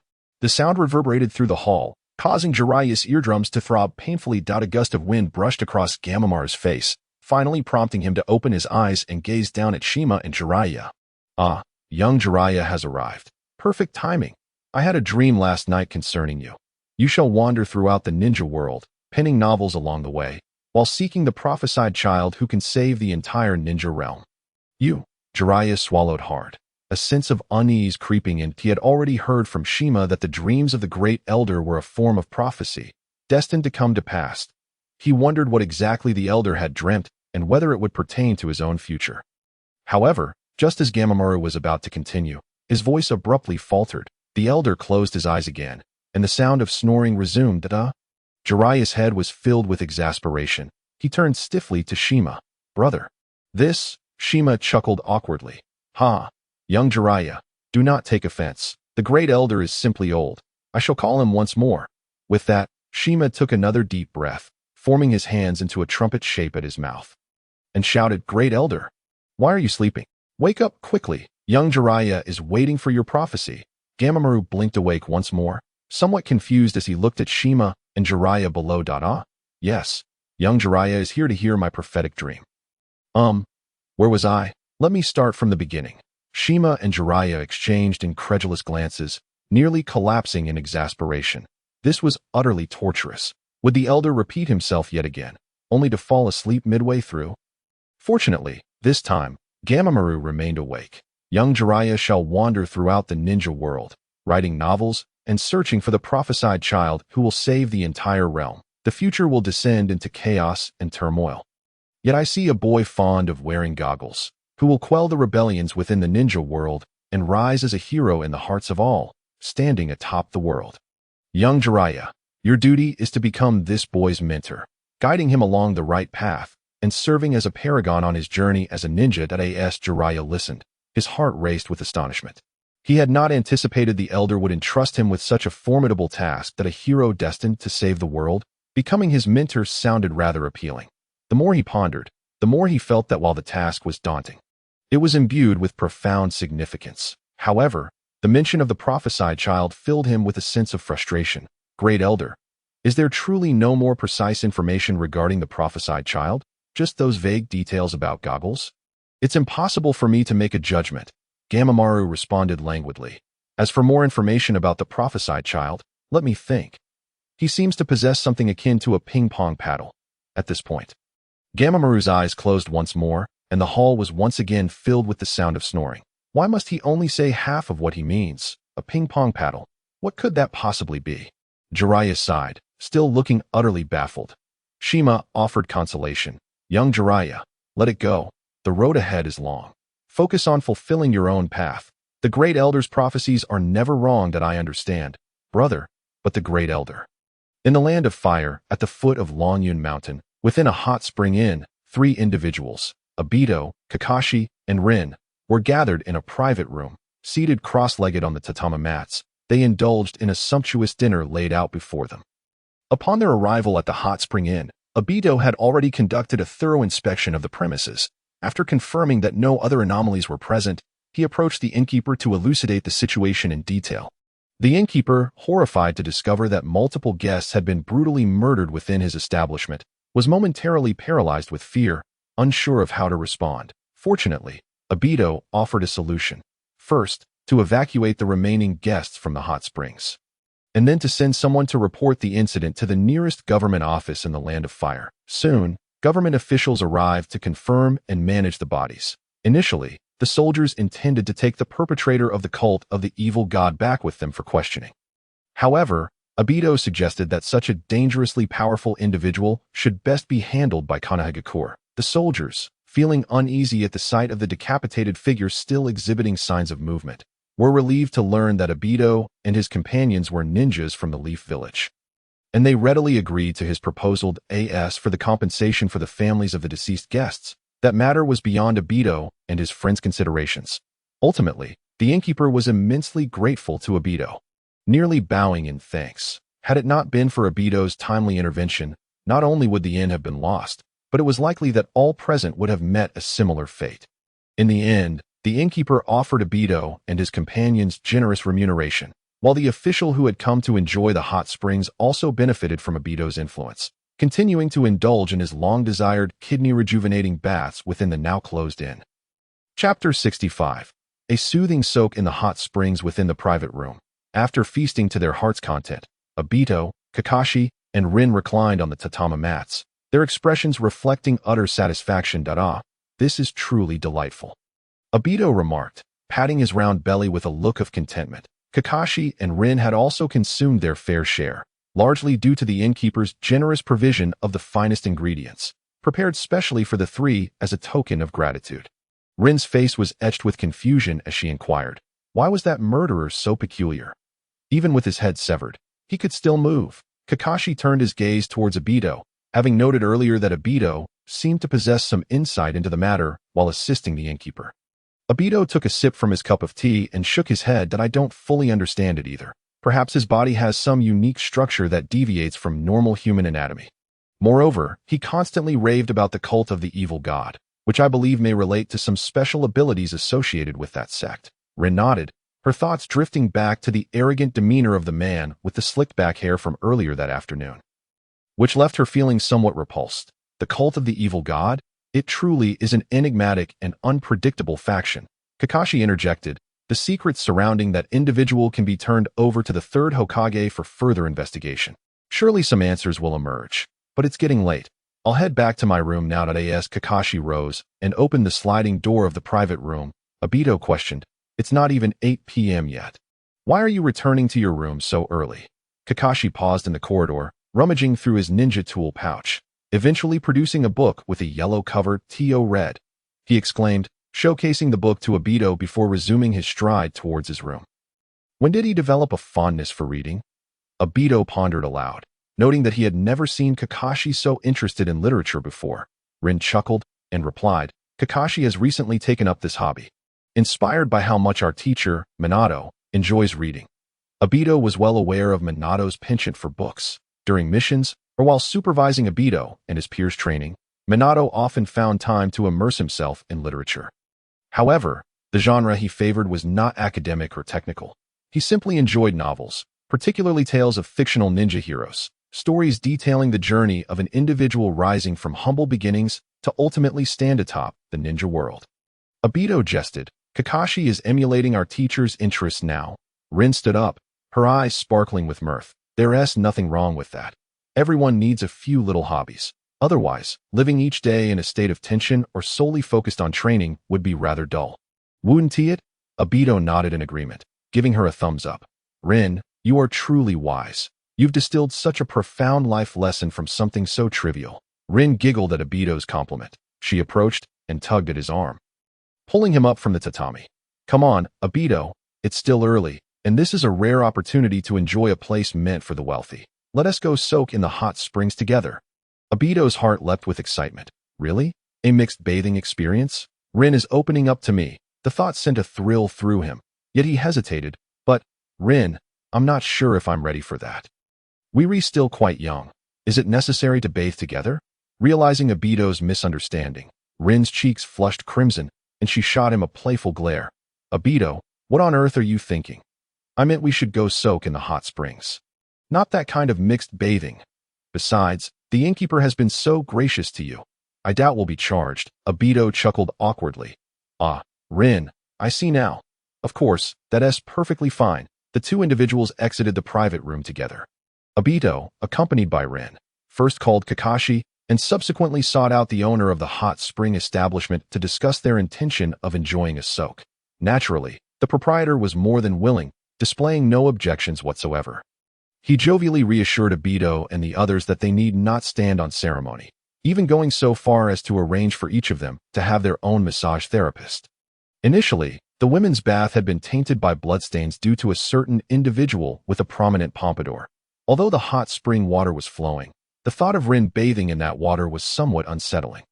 Fortunately, the establishment had suspended operations for the day. Aside from the official brought by Obito and his companions, there were no other patrons present, with a plethora of various types of bathing pools available. Rin could easily select one to enjoy privately. The owner of the hot spring was quite astute, having chosen 3 young and beautiful female massage therapists, each possessing remarkable skills if it weren't for Obito and Kakashi's tender ages. Obito would have suspected that the owner harbored ulterior motives or that there were undisclosed services available within the establishment. This marked Kakashi's first experience being completely unclothed in the presence of women.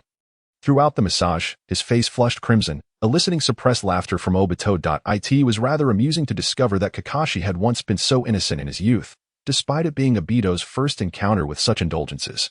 As a traveler from another world, he was relatively unfazed by the notion of being massaged by a woman. What was there to be embarrassed about? The beauty before him was quite captivating. The group lingered in the hot spring establishment for 3 full days, relishing the owner's exceptional hospitality, leading to a rather comfortable experience that it wasn't that Obito and his companions were unwilling to depart. Nor was the hot spring experience particularly exhilarating. Rather, their mission was to ensure the safe escort of the official from the Land of Fire, with the official showing no desire to leave. Obito and his companions felt it inappropriate to rush him. On the 4th day, the group set out early in the morning, escorting a member of the evil god cult while ensuring the official's safe return.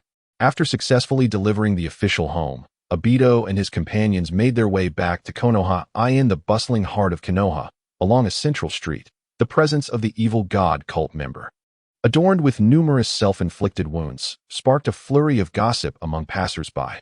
Although the wounds had healed and scabbed over, the remnants of the horrific injuries remained a topic of discussion. Chapter 66. An unexpected encounter with Jiraiya Kakashi. Rin, you two go report to the 3rd Hokage and hand over the mission details. I want to be accompanying you to the corner of the street. Obito extended the rope binding the evil god cult member towards Kakashi. Kakashi accepted the rope, looking at Obito with a quizzical expression. Why do you always skip the handover? It's nothing. I simply wish to avoid that old man, the 3rd Hokage. You two go ahead. Obito candidly expressed his sentiments. Ever since he had declined the 3rd Hokage's invitation to join the Umbu in front of everyone in the center tower of the Death Forest, he sensed a certain animosity from the 3rd Hokage whenever they crossed paths. Though the Hokage never voiced any objections, Obito could discern the underlying prejudice. Since he held no fondness for the 3rd Hokage, he aimed to minimize their interactions and dealings for the mission's remuneration. He entrusted Kakashi and Rin to retrieve it on his behalf. Farewell, Rin, Kakashi. Obito waved goodbye to the two and swiftly departed. It had been quite a while since he last saw Kurenai, and he was uncertain if she was still in the village. Given the extended absence, he figured it was time to reconnect with her. It was just past noon, around 2 in the afternoon. In their haste to return, Obito and his companions had scarcely had time for lunch. Street vendors on either side of the road called out enthusiastically to entice customers. Obito paused at a dango stall, purchasing 20 skewers to enjoy while on the move. After sampling a couple of skewers from Anko previously, he had gradually developed a fondness for the dango's flavor. While he might not reach the same level of obsession as Anko, in Obito's eyes, the dango from Konoha was on par with Ibaraka ramen in terms of deliciousness. As Obito rounded the corner, his gaze swept across the street, and he suddenly spotted a vaguely familiar figure atop a nearby building. The individual was tall, with long white hair, dressed in a dark red kimono, and carrying a massive scroll on his back. Despite this being their first encounter, Obito instantly recognized him as Jiraiya, one of the legendary three ninjas. At that moment, Jiraiya was peering through a telescope, wearing a rather lecherous expression as he observed something below, laughing unabashedly, his shoulders shaking with mirth. That lecherous old man Ison, peeping at the women's bath. Is he? Obito thought to himself, feeling incredulous as he noted the nearby women's bathhouse, marked by a large blue sign featuring an image of a partially nude woman. With the words Hot Spring inscribed above, it was abundantly clear that Jiraiya was indeed spying on the women bathing. Ding, the host has triggered a special mission. Disrupt Jiraiya's voyeuristic activities at the women's bathhouse. Completing this mission will yield the following rewards. 1. 2 copying opportunities. 2. Random task rewards. The system notification echoed in Obito's mind. He paused for a moment, then a smile crept across his face. Given the bustling street, accomplishing such a task would be a breeze. Resolute, Obito hastened to finish his dango, then sprinted up the wall. Positioning himself on the edge of the third-floor rooftop, with a pointed finger aimed at Jiraiya's back, he bellowed, "Everyone, come look. There's a pervert spying on women bathing. Is this a twisted sense of humanity or a complete moral decline? This is utterly outrageous." Given Jiraiya's prowess, he had sensed Obito's presence long before he began to climb. However, his gaze was fixated on the women in the hot spring, rendering him oblivious to Obito's approach.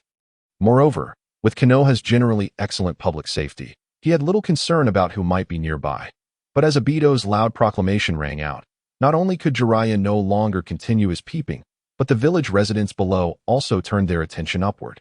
The women in the adjacent bathhouse heard Obito's boisterous shout, and as they glanced toward the source of the commotion, they spotted a lecherous old man with a telescope. Instantly, shrieks erupted as they covered their vital areas. Submerging themselves in the water, hurling insults at Jiraiya on the street below, the villagers quickly grasped the situation and began to scold Jiraiya. "Look at that old man. How can he still stoop to such behavior? It is utterly disgraceful by the looks of his attire. He must be a ninja. Yet this is truly embarrassing. Who knew there was such a lecherous character among the Konoha ninjas? This is unheard of."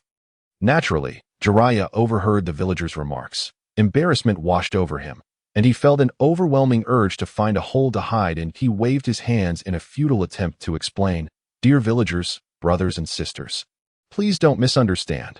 I'm merely conducting an experiment here, not what that brat claimed." Jiraiya's cheeks burned with humiliation as anger surged within him. He turned his gaze toward Obito.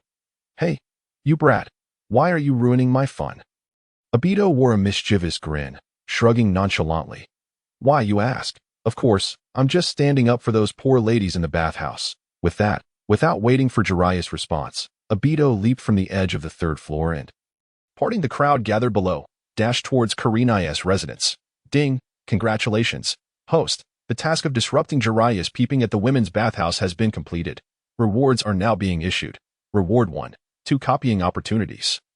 Reward 2, explosive tags 60. Jiraiya, in a fit of indignation, had initially intended to deliver a fitting punishment to Obito. However, he did not anticipate Obito's cunning. Upon sensing the shift in circumstances, he promptly fled. As Jiraiya watched Obito's retreating figure, he felt an urgent desire to escape this place of controversy, for being labeled a lecher by a throng of people was undeniably humiliating.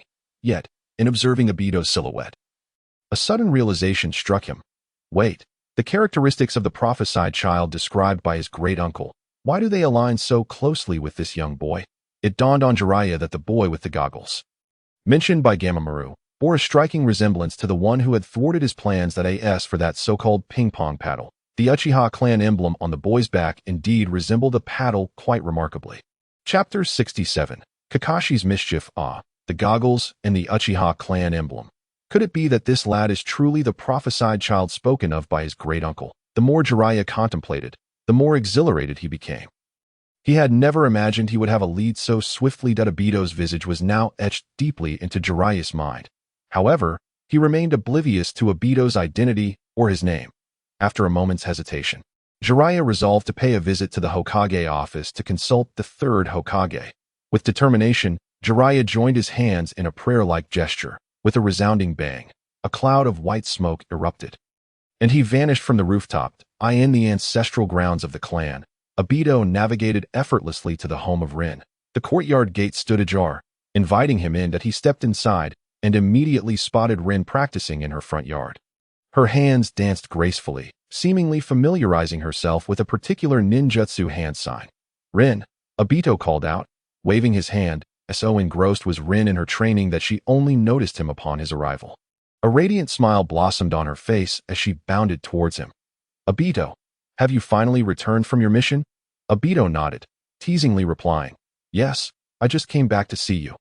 "Did you miss me?" Rin halted in front of him, her cheeks flushing crimson as she playfully shot him a reproachful glance. As if, "Why would I miss an idiot like you?" Obito chuckled, "Even if I am an idiot, you still like me, don't you?" Rin, feeling a mix of embarrassment and annoyance, playfully shoved him away. "You're insufferable. Who said I liked you? I've never said such a thing." The charmingly flustered little girl was undeniably endearing. Obito gazed at her luscious red lips, an urge to pull her close and kiss her rising within him. However, he reminded himself that they were at Rin's home, and her parents might be nearby. Such behavior at their tender age could be seen unfavorably by others. "Rin, let us go train at our old spot," he proposed. Rin, slightly shy, glanced at him and gave a soft in agreement. The memory of their previous encounter in the woods, where he had pulled her in for a kiss, still made her feel bashful. Yet, being treated that way by the boy she liked filled her heart with joy. "Wait for me. I need to tell my mom," she exclaimed, dashing inside the house. A few minutes later, she re-emerged, seemingly having changed into a different outfit. Obito's eyes lit up at the sight of her in a vibrant orange dress. "Why did you change clothes?" "We're just going to train," he inquired. Rin pouted, responding with a huff. "Why do you care so much? My previous outfit got sweaty while training, so I changed. But we're still going to train. Won't you just get sweaty again?" Obito pressed. Rin rolled her eyes dramatically. "Obito, this is why I say you have a wooden head. That you're such a fool." It was perfectly natural for a girl to want to look her best in front of the boy she liked. Yet Rin would never voice such thoughts aloud. After all, girls had their pride. "Don't be mad. I won't ask anymore," Obito said, scratching his head awkwardly. Although he did not understand why Rin called him foolish, he sensed no malice in her words, as she often said similar things before. Soon, they exited the ancestral grounds and arrived at the training area. Following the path leading into the forest, Obito noticed that they were now quite alone. Without hesitation, he took Rin's small hand in his. Rin's body stiffened momentarily. Her cheeks flushed a bright hue, yet she did not resist. Rather, she tightened her grip on his much larger hand. The warmth radiating from his palm sent a flutter of joy through her heart, sparking an indescribable happiness within her. "Is this what it feels like to be in love?" Rin mused internally, nearly bursting with glee. "Rin," Obito began, but his words trailed off. "Huh," Rin instinctively replied, turning to look at him. Their eyes met, and Obito's gaze was ablaze with intensity, as if he had come to some profound realization. They came to a halt, Obito's hands resting gently on Rin's shoulders, his eyes locked onto hers, and his face gradually drew nearer. A wave of nervousness surged within Rin. She instinctively clutched her skirt, her breath quickening, her heart racing in tandem. As she beheld Obito's face inching closer, she gently closed her eyes, seemingly conceding to his advance. "Obito, Rin, what's going on here?" However, just as their lips were a mere 10 centimeters apart, Kakashi's voice erupted unexpectedly. Both Obito and Rin leapt back in shock. Hastily distancing themselves, Rin's face turned a deep shade of crimson, extending down to her neck. She felt an overwhelming urge to hide, glancing at Kakashi, who stood a short distance away. Finally, she looked back at Obito, her words caught in her throat, unable to express anything. Obito was utterly frustrated, mentally cursing Kakashi for his poor timing. Why now, of all times, he thought, directing a glare at Kakashi. What brings you here? Though Kakashi had not intended to interrupt their moment, his keen intellect had already pieced together what had transpired from their startled reactions. He feigned ignorance, stating in a grave tone, "The third Hokage is looking for you. He wants you to come immediately, or else I wouldn't bother coming to find you." "The third is looking for me? What could he want?" Obito asked, perplexed, unsure of the third's intentions. Kakashi shrugged. "I wouldn't know." However, while Rin and I were exchanging mission details, a white-haired man barged into the office. He must have mentioned something to the third. A white-haired man? Could it be Jiraiya? Obito pondered, feeling a wave of irritation. Surely Jiraiya wasn't that petty. Was he truly going to report Obito for disrupting his peeping, despite feeling a twinge of apprehension? Obito resolved to investigate. "Rin, you go ahead and train at our old spot. I'll catch up with you later," he reassured her. Rin, still blushing, nodded in agreement and swiftly retreated deeper into the forest. Chapter 68. The Realm of Affection. "Do you want it? Let us go, Kakashi," Obito called, preparing to accompany Kakashi to the Hokage office. Kakashi replied with a nonchalant and they walked side by side. "Here, this is the reward for completing the mission," Kakashi said, pulling out a substantial stack of money from his pocket and handing it to Obito. "Why so much?" Obito asked, surprised as he accepted the coins. The commission for a C-rank mission was not typically this high. "Don't you remember? A certain official from the Land of Fire proposed upgrading the mission's rank from C to B. That the third said that the remaining payment would be delivered by that official later."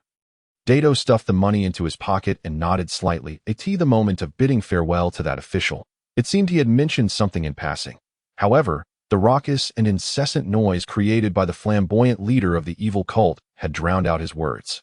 Dato was preoccupied with reprimanding the leader and did not pay much attention to listen. The elevation of the mission's level was primarily discussed between Rin and Kakashi, and Dato only vaguely caught snippets of their conversation. This matter was largely due to the conscience of that official from the Land of Fire, who, not being short on funds, understood that subduing the flamboyant leader would not be an easy task for Dato and his companions, thus offering them a bit more remuneration for their efforts. "Dato, what does it feel like?" As the two walked side by side, Kakashi suddenly turned his head to glance at Dato, awkwardly inquiring, "What sort of feeling?" Dato responded with a perplexed expression, turning to face Kakashi. "That feeling when you and Hong were just together," Kakashi stuttered, his face slightly flushed. He gestured with his thumbs, mimicking a kissing motion. Dato was momentarily taken aback. It turned out that Kakashi was asking about this. Could it be that Kakashi, influenced by my brother Dazi, was beginning to experience youthful infatuation and desire for romance? Children in the world of ninjas tend to mature early, and this notion seemed entirely accurate. However, regarding the act of kissing, how was Dato supposed to respond? Although he had indeed kissed Hong once before, at that time his mind had been completely blank, rendering him unable to truly savor the experience. "Is it really that hard to answer? Then let us just pretend I never asked," Kakashi said, his face filled with embarrassment, realizing that Dato remained silent. He sensed that this topic was rather odd, especially discussing the feelings of kissing girls with another boy. Reflecting on it, Kakashi couldn't help but shiver, finding it increasingly strange. "Actually, it's nothing much. It's just that when you're together, there's an inexplicable attraction between you, which one might call the attraction of the opposite sex," Dato explained, scratching his head. "The attraction of the opposite sex?" Kakashi continued to look bewildered, finding it hard to comprehend. Moreover, Dato's response seemed to describe the essence of love, though it slightly deviated from his original question. Indeed, Dato's eyes twinkled as if he had suddenly come up with an idea, and he broke into a mischievous grin. He then produced a book with a yellow cover from his possession and handed it to Kakashi, saying, "Here, perhaps this book contains the answers you seek. Consider it a gift." "What?" Kakashi's eyes widened in confusion as he received the book. Upon seeing the words "Kiss Paradise" emblazoned on the cover, he sensed impending trouble, associating it with potentially inappropriate content. Kakashi's cheeks flushed, and he quickly returned the book to Dato, exclaiming, "Dato, you rascal! How can you read such things? That's quite inappropriate." Dato shot a suspicious glance at Kakashi. "You really don't want it? This book includes illustrations, Nanny." Kakashi gasped, his face turning pale, his eyes widening in shock. The mental struggle of whether to take it or not lasted less than a second before he swiftly retracted his hand. Ahem. Well, I suppose I'll borrow it for now. I'm just curious about what kind of things you research daily. Dato scoffed dismissively, unmercifully exposing Kakashi's pretense. Tisich, stubborn as a dead duck, that if you want it. Just say so. I want to make fun of you. Kakashi, red-faced with embarrassment, could only stow the book away in his ninja tool pouch. This marked the first time in over a year that Kakashi had willingly conceded in their banter. Refraining from countering Dato's remarks that in the past, Kakashi had always managed to retort fiercely, but today he wished to avoid the topic, feeling guilty. Dato, naturally, noticed Kakashi's discomfort and chose not to press further. Reflecting on the 2 opportunities he had gained from Jiraiya, as well as the 2 more from assisting an elderly woman when leaving the village, he had accumulated a total of 4 chances. Casting a glance at Kakashi, a sly smile crept across Dato's lips. His lightning release chakra was nearing full capacity, and he intended to extract a few more advantages from Kakashi. Suddenly, a bright light enveloped Kakashi, and the system's voice resonated in Dato's mind. Ding! Congratulations, host. You have successfully copied the lightning release chakra attribute, gaining 15 lightning release chakra. Ding! Congratulations, host. You have successfully copied the lightning release chakra attribute, gaining 20 lightning release chakra. Ding! Congratulations, host. You have successfully copied the lightning release chakra attribute, gaining 20 lightning release chakra. Ding! Congratulations, host. You have successfully copied Kakashi's Earth Release Ninjutsu. Earth Release. Earth Flow Wall. Lightning Release Chakra. 200. Congratulations. Host, you have successfully copied the Lightning Release Chakra attribute. The system notifications echoed in Dato's mind. The final prompt indicated that Dato could now officially begin utilizing Lightning Release Ninjutsu. Previously, he had possessed fire and earth attributes, and now he had added lightning, completing a triad of elemental powers and steadily enhancing his strength. That I want to go up. The task has been handed over, and the ensuing matters don't concern me much. Kakashi came to a halt at the base of the Hokage building, addressing Dato. All right, goodbye. Dato nodded, waving farewell before striding towards the staircase. Dato, you've arrived. 2 ninjas guarding the staircase greeted Dato with smiles, their enthusiasm palpable. After all, it was well known in the ninja community that Dato was exceptionally gifted, having even self-taught the spiral sphere, a technique created by Minato. With such talent, Dato was destined to rise among the elite, akin to Minato himself. Thus, everyone understood the importance of fostering good relations with a young prodigy like Dato. Hello, esteemed seniors. Dato politely nodded to the 2 before jogging up the stairs. He ambled down the corridor on the 2nd floor. He noticed the office door ajar, with voices of conversation drifting out. Jiraiya, why are you inquiring about that kid Dato as soon as you return? What do you want with him? A voice, somewhat aged, caught Dato's attention. It was Sarutobi Hiruzen. Immediately following, Jiraiya's voice chimed in. Ha! 3rd Hokage. Don't be so wary that you'll find out once he arrives. From the tone of the 3rd Hokage, Jiraiya had gleaned some insight into Dato's background, such as awakening his 3-tomo Sharingan at the tender age of 9. Graduating just over a year ago, and currently undertaking missions under Minato's command, it was evident that the 3rd held Dato in high regard, yet there lingered a hint of worry etched on his brow, occasionally punctuated by a sigh. Considering these traits, it seemed that the prophesied child mentioned by the old sage might indeed align with this Uchiha Dato. Jiraiya smiled to himself, privately musing. After all, to be the prophesied child destined to save the ninja world, one would undoubtedly possess extraordinary power or talent. This was a belief Jiraiya had always held. Knock, knock, knock. Dato approached the door and knocked lightly, announcing, 3rd Hokage, I have arrived. Inside, both Jiraiya and the 3rd turned to face the door. Kid, how's it going? I knew I'd find you. Jiraiya grinned mischievously, pointing at Dato with a triumphant expression. Feigning surprise, Dato exclaimed dramatically, What? You, that lecherous old man, are looking for me. At this remark, Jiraiya's smile faltered, and his lips twitched. Hey, kid, what do you mean by lecherous old man? Take a good look. I'm not even 40 yet. Isn't it a bit rude to address others like that? Ah, right, you haven't aged yet. Obito was taken aback. Jiraiya indeed did not appear as old as one would expect, despite his head of white hair, which seemed to be a natural trait. Even Sarutobi Hiruzen's hair had not fully turned white. As he was only in his 50s, Jiraiya's mouth twitched again. What? What do you mean I haven't aged? Are you eager for my old age? Obito scratched his head, awkwardly chuckling. No, actually I wanted to ask. What did you ask the third Hokage to summon me for? It's not just to settle the score for me ruining your peeping at the girls in the bathhouse, is it? Jiraiya was momentarily speechless. This kid named Uchiha Obito certainly had a knack for bringing up his embarrassing moments in front of others. Fortunately, there were only Sarutobi-sensei present, who was also a bit of a lecher. However, compared to Jiraiya, Hiruzen was far more reserved. Previously, Hiruzen had even expressed a desire for Jiraiya to teach him the art of using a telescope to spy on girls while bathing. Thinking of this, Jiraiya couldn't help but chuckle to himself. Noticing the sudden awkwardness in the atmosphere, Sarutobi Hiruzen quickly interjected with a cheerful tone to ease the tension. He also temporarily set aside his previous grievances regarding Obito's refusal to join the Umbu. Quietly noting it in his mind. Haha, Obito, don't be afraid. Jiraiya wouldn't summon you for something trivial like that. With that, Sarutobi turned his gaze towards Jiraiya, asking, Jiraiya, is it time to reveal what you actually want with Obito?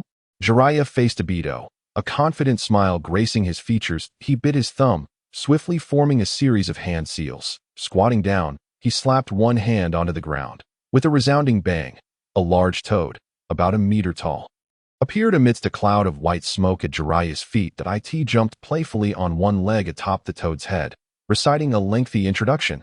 Kid, it seems necessary for me to reintroduce myself. I am one of the legendary Sannin, the renowned white-haired sage of Mount Myaboku, Jiraiya. Wow, your name is really long. Obito interrupted before Jiraiya could finish his sentence. He grimaced, thinking this guy always had to say such a lengthy introduction in front of others. Did he not feel embarrassed? With a loud thud, Jiraiya fell off the toad's head, his cheek pressed against the ground, half of his body dangling over the toad. How rude to interrupt someone while they're speaking. Kid, Jiraiya felt particularly unfortunate today. It seemed like fate had a peculiar conflict with this Uchiha Obito. Can you just get to the point? I'm rather busy right now, he added. Obito, arms crossed, appeared indifferent to Jiraiya's criticism.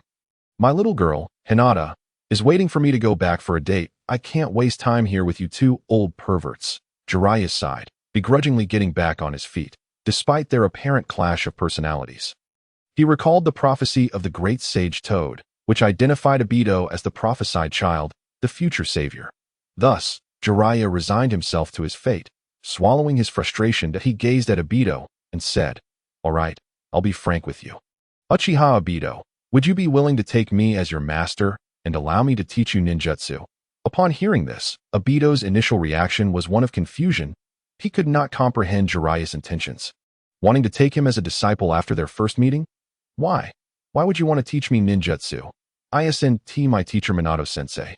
Jiraiya sighed again. Just consider it a recognition of your talent. You are exceptionally gifted, and many in the village should already be aware of this. As he spoke, Jiraiya glanced at Sarutobi Hiruzen, third Hokage. Although Obito is Minato's disciple, it shouldn't be against the rules for me to take him on as my student and teach him ninjutsu. Upon hearing this, Sarutobi Hiruzen's spirits soared. Initially, he had felt a bit strained in his relationship with Obito, losing a promising loyal subordinate, which had left him quite vexed. However, with Jiraiya proposing such a request, he was naturally very pleased. After all, Jiraiya was also his student. If Jiraiya could take Obito as a disciple, that would strengthen their bond even further. It would become much easier to win Obito back in the future. With this thought, Sarutobi nodded vigorously. Yes, of course, there's nothing wrong with that. He then turned his gaze to Obito, displaying his characteristic smile. Obito, Jiraiya is an outstanding ninja in the village. Even Minato was trained by him. I believe Minato wouldn't have any objections to your learning from Jiraiya. Are you willing to study under him and heed his guidance? Obito looked back and forth between the third Hokage and Jiraiya.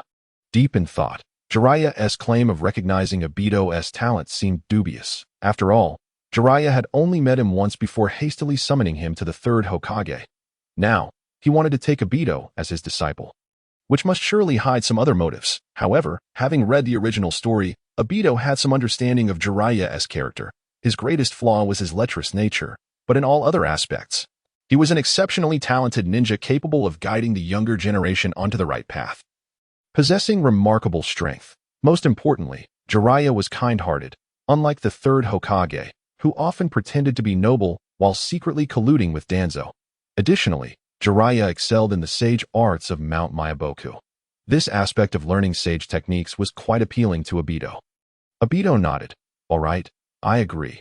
Jiraiya exhaled with a sense of relief, fearing that Obito might outright reject his offer. After all, from the moment he laid eyes on Obito, this little brat had been undermining him, causing him to embarrass himself repeatedly.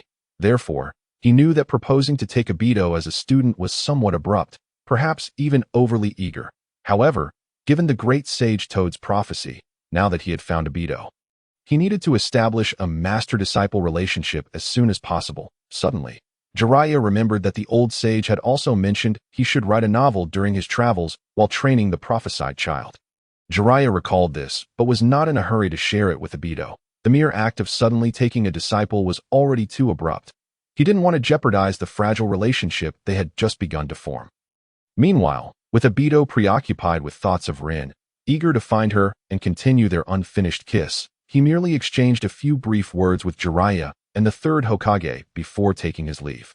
However, upon running to the familiar grove, he discovered that Rin had already departed. At the base of the large tree where they often rested together stood a kunai, its end tied with a piece of cloth bearing a message. Obito, the teacher has assigned us a temporary task to execute that I have left, but we will train together next time. At the bottom of the note, the signature reads, Shiri Hong. A wave of frustration washed over Daito. It was all Jiraiya's fault. He had ruined his plans. What was supposed to be a pleasant date with Hong had been shattered. Stowing the cloth strip into his backpack, Daito realized there was little else to do at that moment. So he embarked on his solitary training that he practiced physical techniques, performing countless push-ups, striking wooden stumps, and executing pull-ups, each exercise totaling over 1,000 repetitions. Only after that did he commence his ninjutsu training. Although Daito possessed the power of the double Kamui, he was still without the eternal Mangekyō Sharingan.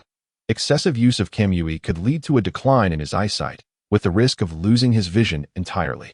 Therefore, whenever possible, Daito refrained from utilizing the ocular prowess of the Mangekyō Sharingan, as it was his greatest trump card that he did not intend to reveal casually before outsiders. The afternoon swiftly passed, the sun descending behind the mountains, and the sky gradually darkening. Daito was aware that nightfall was imminent. It was nearly time to conclude today's training. He wiped the beads of sweat from his forehead and retrieved the kunai and shuriken that he had embedded in the trunk of a large tree. With that, he turned to leave the forest, making his way towards the Uchiha clan's residence. Daito-ji, let us spar for a bit. As Daito returned to the Uchiha clan's grounds and arrived at his home, a small figure blocked the entrance to his wooden house. Shui, what are you doing here? Were you waiting specifically for me? The figure was indeed Shui, and upon seeing him, Daito was momentarily taken aback. After all, he had only just returned today and hadn't even visited the clan grounds. His grandmother was unaware of his homecoming. Yet, the confident smile on Shui's youthful face suggested he had known all along that Daito would return.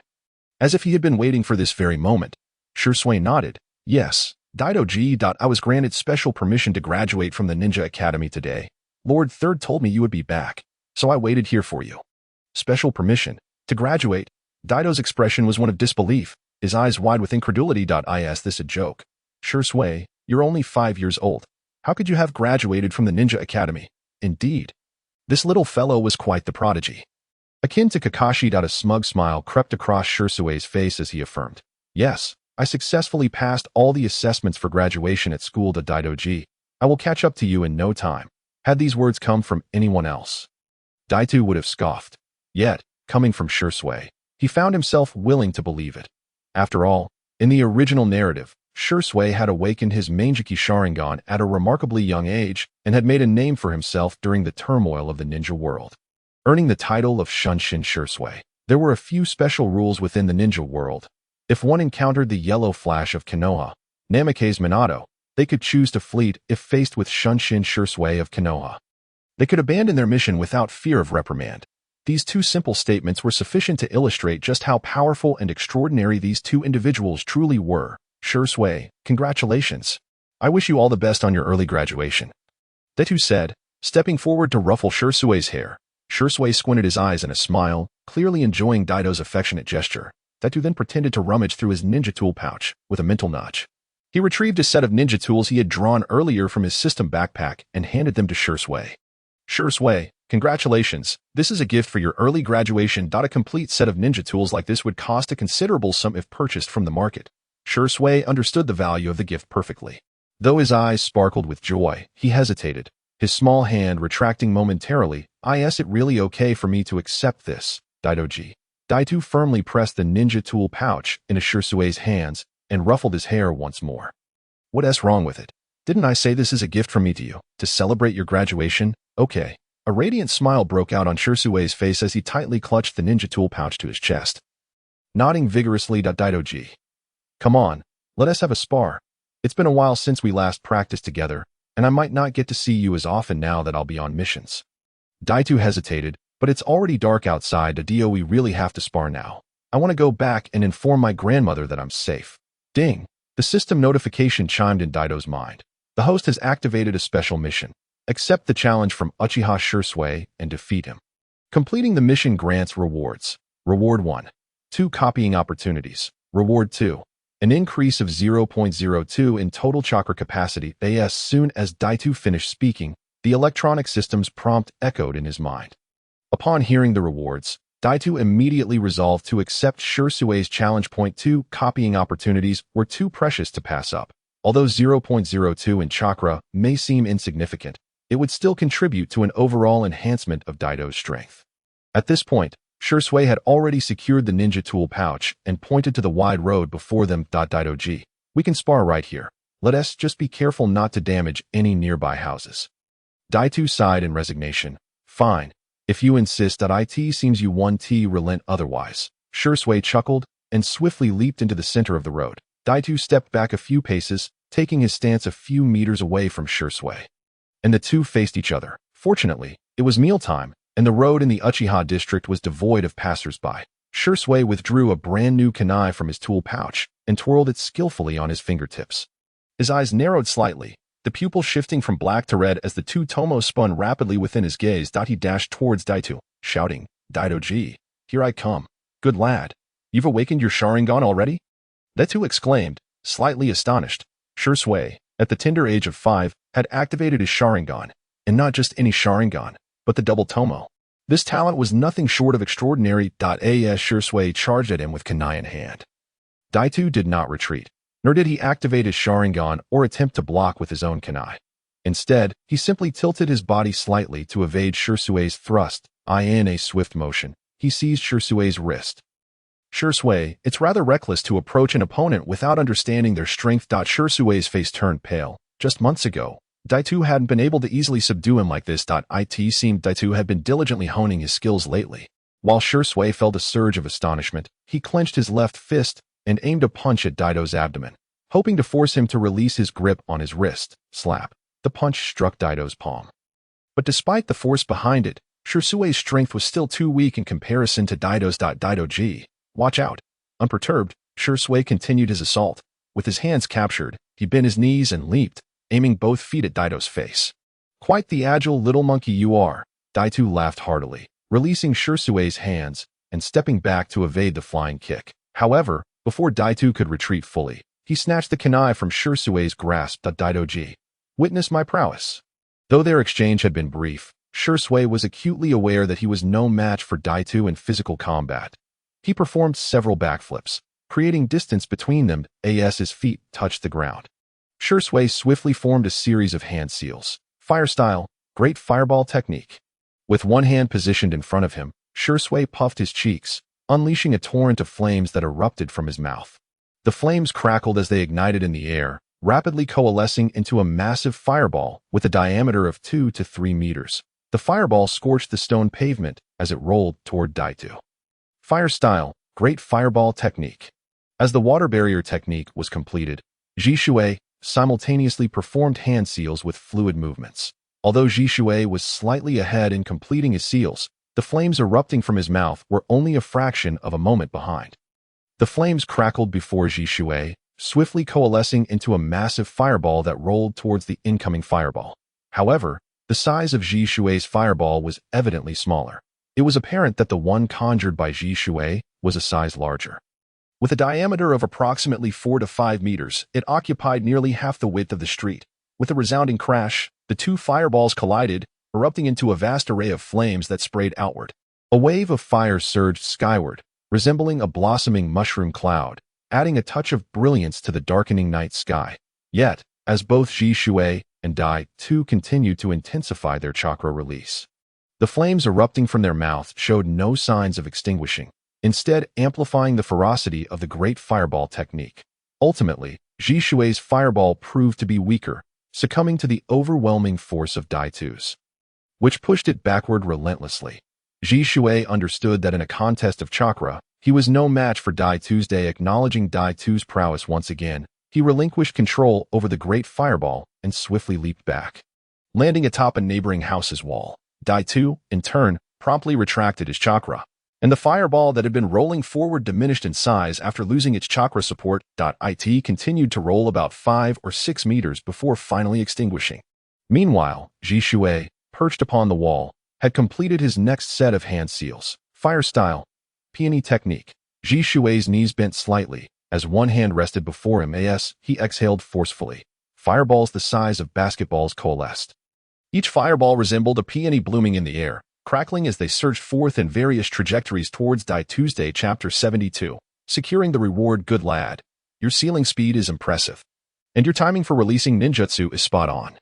Dai-Tu exclaimed with a hearty laugh. While praising Jishui, he did not retreat from the oncoming barrage of peony fireballs. Instead, he charged directly at them. Dodging and leaping left and right, fireballs whizzed past him. However, Jishui would not simply stand by and allow Dai-Tu to breach his defenses and attack again. Dai-Tu, be careful, Jishui shouted, pulling a multitude of shurikens from his person, skillfully positioning them between his fingers.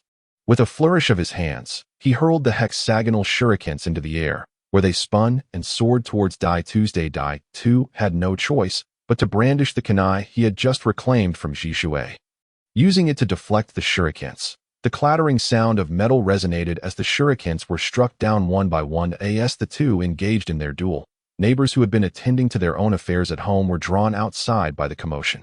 The noise had stirred their curiosity, and they gathered at their doorsteps to witness the spectacle. Amidst their chatter, many gazed at Dai-Tu and Jishui with admiration. Children of similar age to Dai-Tu looked on with eyes full of awe. Hey, isn't that Dai-Tu? What's he doing fighting with that little guy? It doesn't seem like a fight.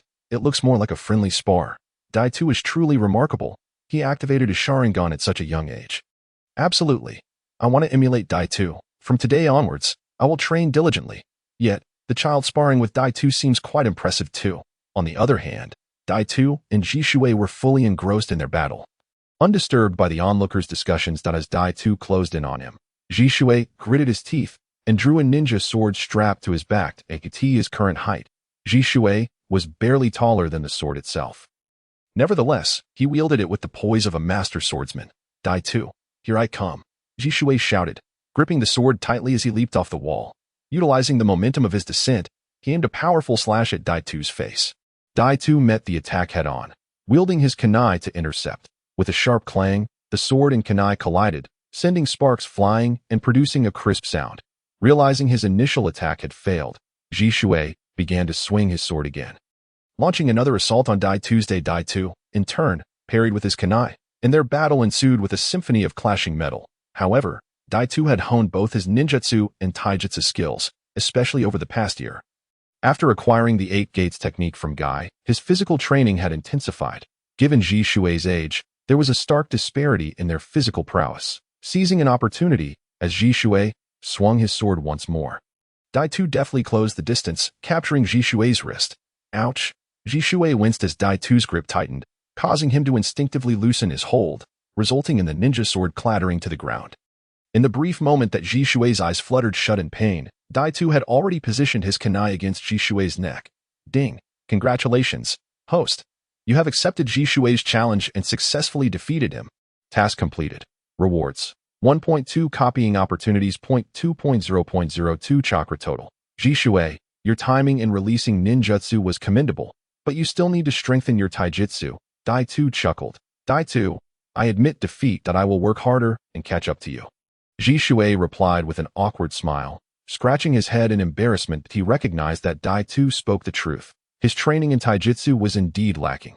Just then, the door to Dai-Tu's wooden house creaked open. His grandmother stepped out, her eyes immediately locking onto the scene of Dai-Tu pinning Jishui with his kunai. Instantly, she was displeased. Dai-Tu, what are you two doing? Brothers should not fight, especially not with ninja tools. As she spoke, she approached with shaky steps, intent on intervening. Dai-Tu knew all too well that when his grandmother displayed such a demeanor, he was undoubtedly in for a reprimand. Grandma, you misunderstand. Jishui and I are merely sparring. We aren't fighting, he quickly reassured, retracting the kunai and awkwardly handing it back to Jishui. However, his grandmother was not inclined to let him off so easily. Without hesitation, she grasped Dai-Tu's ear and scolded him. A spar is one thing, but how can you use ninja tools? You had a kunai against Jishui's neck. He is your brother. Surely you understand that. Ouch! I was wrong, Grandma. Dai-Tu pleaded as she tugged at his ear. Desperately seeking mercy, Jishui rushed forward, clutching his grandmother's arm, attempting to mediate. Grandma, please let Dai-Tu go. We were really just sparring. He had no intention of harming me. After giving Dai-Tu a stern look, she finally released their hands, saying, I understand, but I still hope you brothers can maintain harmony and refrain from resorting to violence. With that, she took both boys by the hand and led them back inside. Come now, let's go eat. Feeling the warmth emanating from his grandmother's wrinkled hands, Obito's heart softened slightly. His grandmother was always like this, imparting her lessons with a touch of authority, yet beneath that strength lay an abundance of tenderness and care. Unbeknownst to her, Obito had returned home. Even when Shisui arrived to block the door, she remained oblivious. Thus, she had only prepared a single serving of food, having grown accustomed to frugality, and what she made was merely leftover rice from lunch. After ushering her two grandsons into the house, she cheerfully scurried off to the kitchen to busy herself. Watching his grandmother's hunched silhouette, Obito felt a pang of sympathy and quickly pulled Shisui into the kitchen to assist her. By the time the three of them finished dinner, the clock had already struck nearly 9 in the evening. Shisui bid farewell and returned home after the meal, while Obito lingered to chat with his grandmother for a while longer before heading off for a bath in preparation for sleep. Chapter 73. An all-nighter with books the following morning. After finishing breakfast and exchanging pleasantries with his grandmother, Obito made his way to the meeting spot for Team 7. He had just returned from a mission the day before. Normally, after completing a task, ninjas were entitled to a 2 or 3 day rest before being assigned another mission by the third Hokage. After all, ninjas are human too. They require rest and the company of their families. Thus, today's gathering was not for receiving a new mission, but rather to meet up with Kakashi and Rin for training. Each small team needed to cultivate a sufficient level of synergy, which could only be achieved through familiarity with one another. With the establishment of Team 7 over a year ago, Minato had emphasized teamwork and cohesion during their missions. Obito, Kakashi, and Rin had excelled in this regard, often practicing together in their spare time to enhance their rapport. A few kilometers from the Ninja Academy, on a wooden bridge, Rin leaned against the railing, peering down the path. As the time for their meeting approached, confusion crossed her face. It was odd. Obito was usually punctual, and today even Kakashi seemed to be late. Just as Rin pondered this, a figure sporting goggles hurried around the corner, waving and calling out. Sorry, Rin. I'm late. Upon seeing Obito, Rin's face lit up with a gentle smile. Obito, it's no problem. Today Minato-sensei isn't here, so we're not on a mission anyway. He has gone to the front lines. And I really don't know when he'll return to him. Obito nodded, coming to a halt in front of Rin and scanning the vicinity. Strange. Where's Kakashi? Rin mirrored his confusion, shaking her head. I don't know either. Kakashi has never been late before. Could something have held him up? Obito didn't believe Kakashi had anything of great importance to attend to. After White Fang's death, Kakashi was left alone. That if there was anyone he might feel close to in Konoha, it would be Obito, Rin, and Minato from Team 7. In this tumultuous world of ninjas, many children found themselves orphaned. The small teams assigned by the Ninja Academy, often together due to the demands of missions and training, began to resemble familial bonds rather than mere friendships or alliances. With Minato away on a mission, and without any task notification for Obito and Rin, it was unlikely that Kakashi would be off on a mission alone.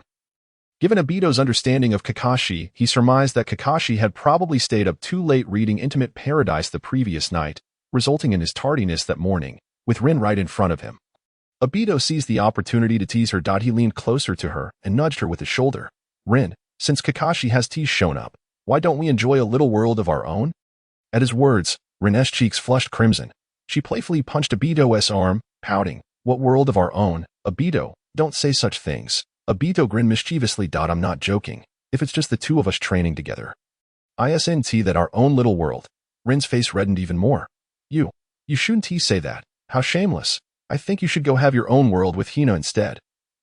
When the subject of Hina was brought up, Obito found himself at a loss for words. It was evident that Rin was a bit jealous, knowing how close he often was with Hina. Fortunately, at that moment, Kakashi finally arrived, waving from a distance. Obito, Rin, you're both finally here. I've caught you late. Obito gave Kakashi the finger in disdain. In the past, Kakashi had always seized the chance to mock him whenever he was late. Today, however, it was Obito's turn to relish the moment. Kakashi jogged onto the bridge. Stopping before them, he scratched his head awkwardly and apologized. I stayed up too late last night. Today's Kakashi appeared somewhat different than usual, looking rather listless with prominent dark circles under his eyes. Rin quickly noticed this and asked in surprise, "What's wrong, Kakashi? Did you not sleep well last night?" Kakashi shook his head. No, it's nothing. Just trained too late. Rin was even more surprised. But even when Minato-sensei isn't around, we should still train diligently. You shouldn't push yourself to the point of exhaustion. Obito wore a mischievous grin, instantly realizing Kakashi was lying. Training? More like he was hiding under the covers reading Intimate Paradise. He teased. Clearing his throat, Obito asked, "So, Kakashi, how was that book? You were up all night reading it, weren't you?"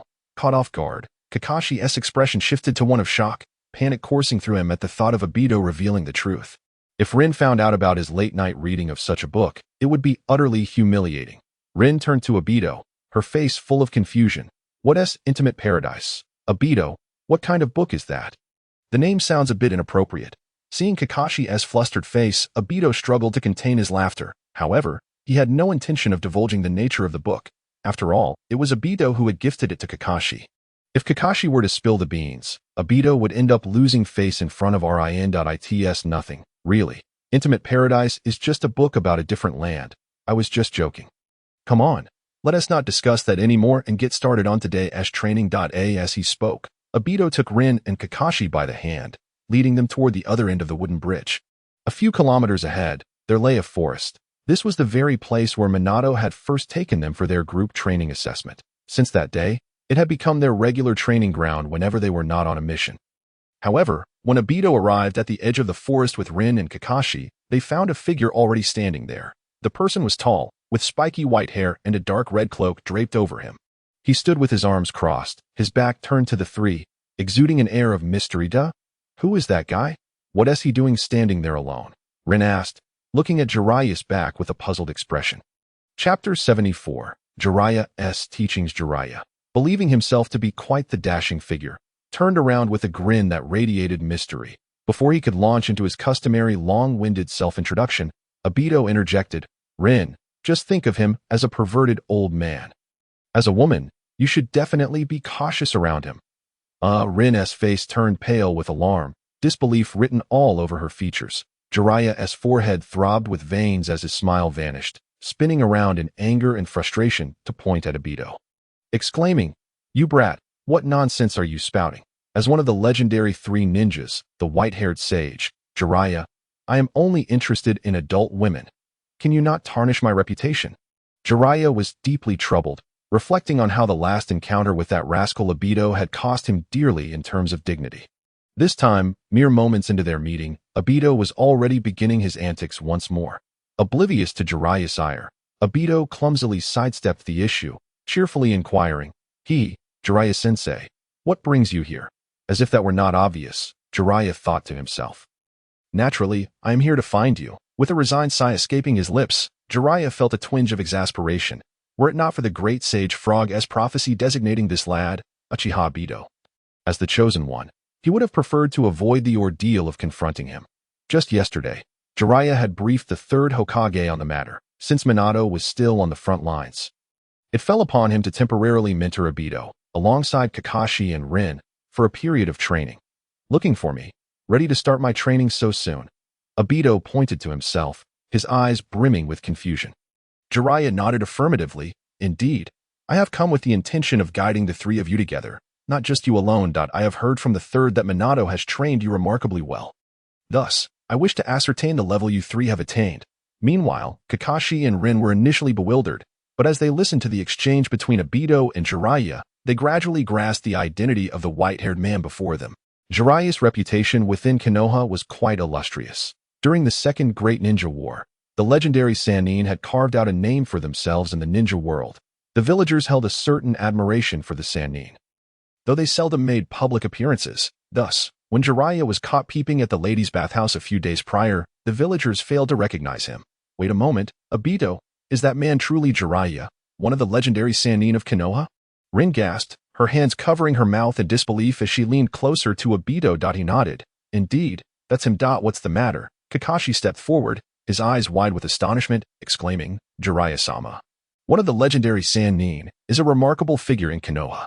Even Minato-sensei is his disciple. I never expected that Jiraiya-sama would come to teach us. Seeing the awe in Kakashi and Rin's expressions, Jiraiya folded his arms, a proud smile illuminating his face. This was precisely the attitude he wished to elicit from the youngsters' admiration. Respect, envy. Unlike Obito, who seemed intent on undermining him at every turn, Jiraiya waved his hand dismissively. All right, my young friends, there's no need for such excitement. I will only be here to teach you for a short time before Minato returns, after which I must depart again. Now, aside from Uchiha Obito, the other two little ones should introduce themselves so we can get to know one another. Following the great sage's directive, Jiraiya was to travel while penning his novel, all the while mentoring Obito. His primary objective was to foster a closer relationship with Obito, ultimately planning to take him on an adventure once Minato returned. Upon hearing Jiraiya's words, Rin and Kakashi appeared somewhat taken aback.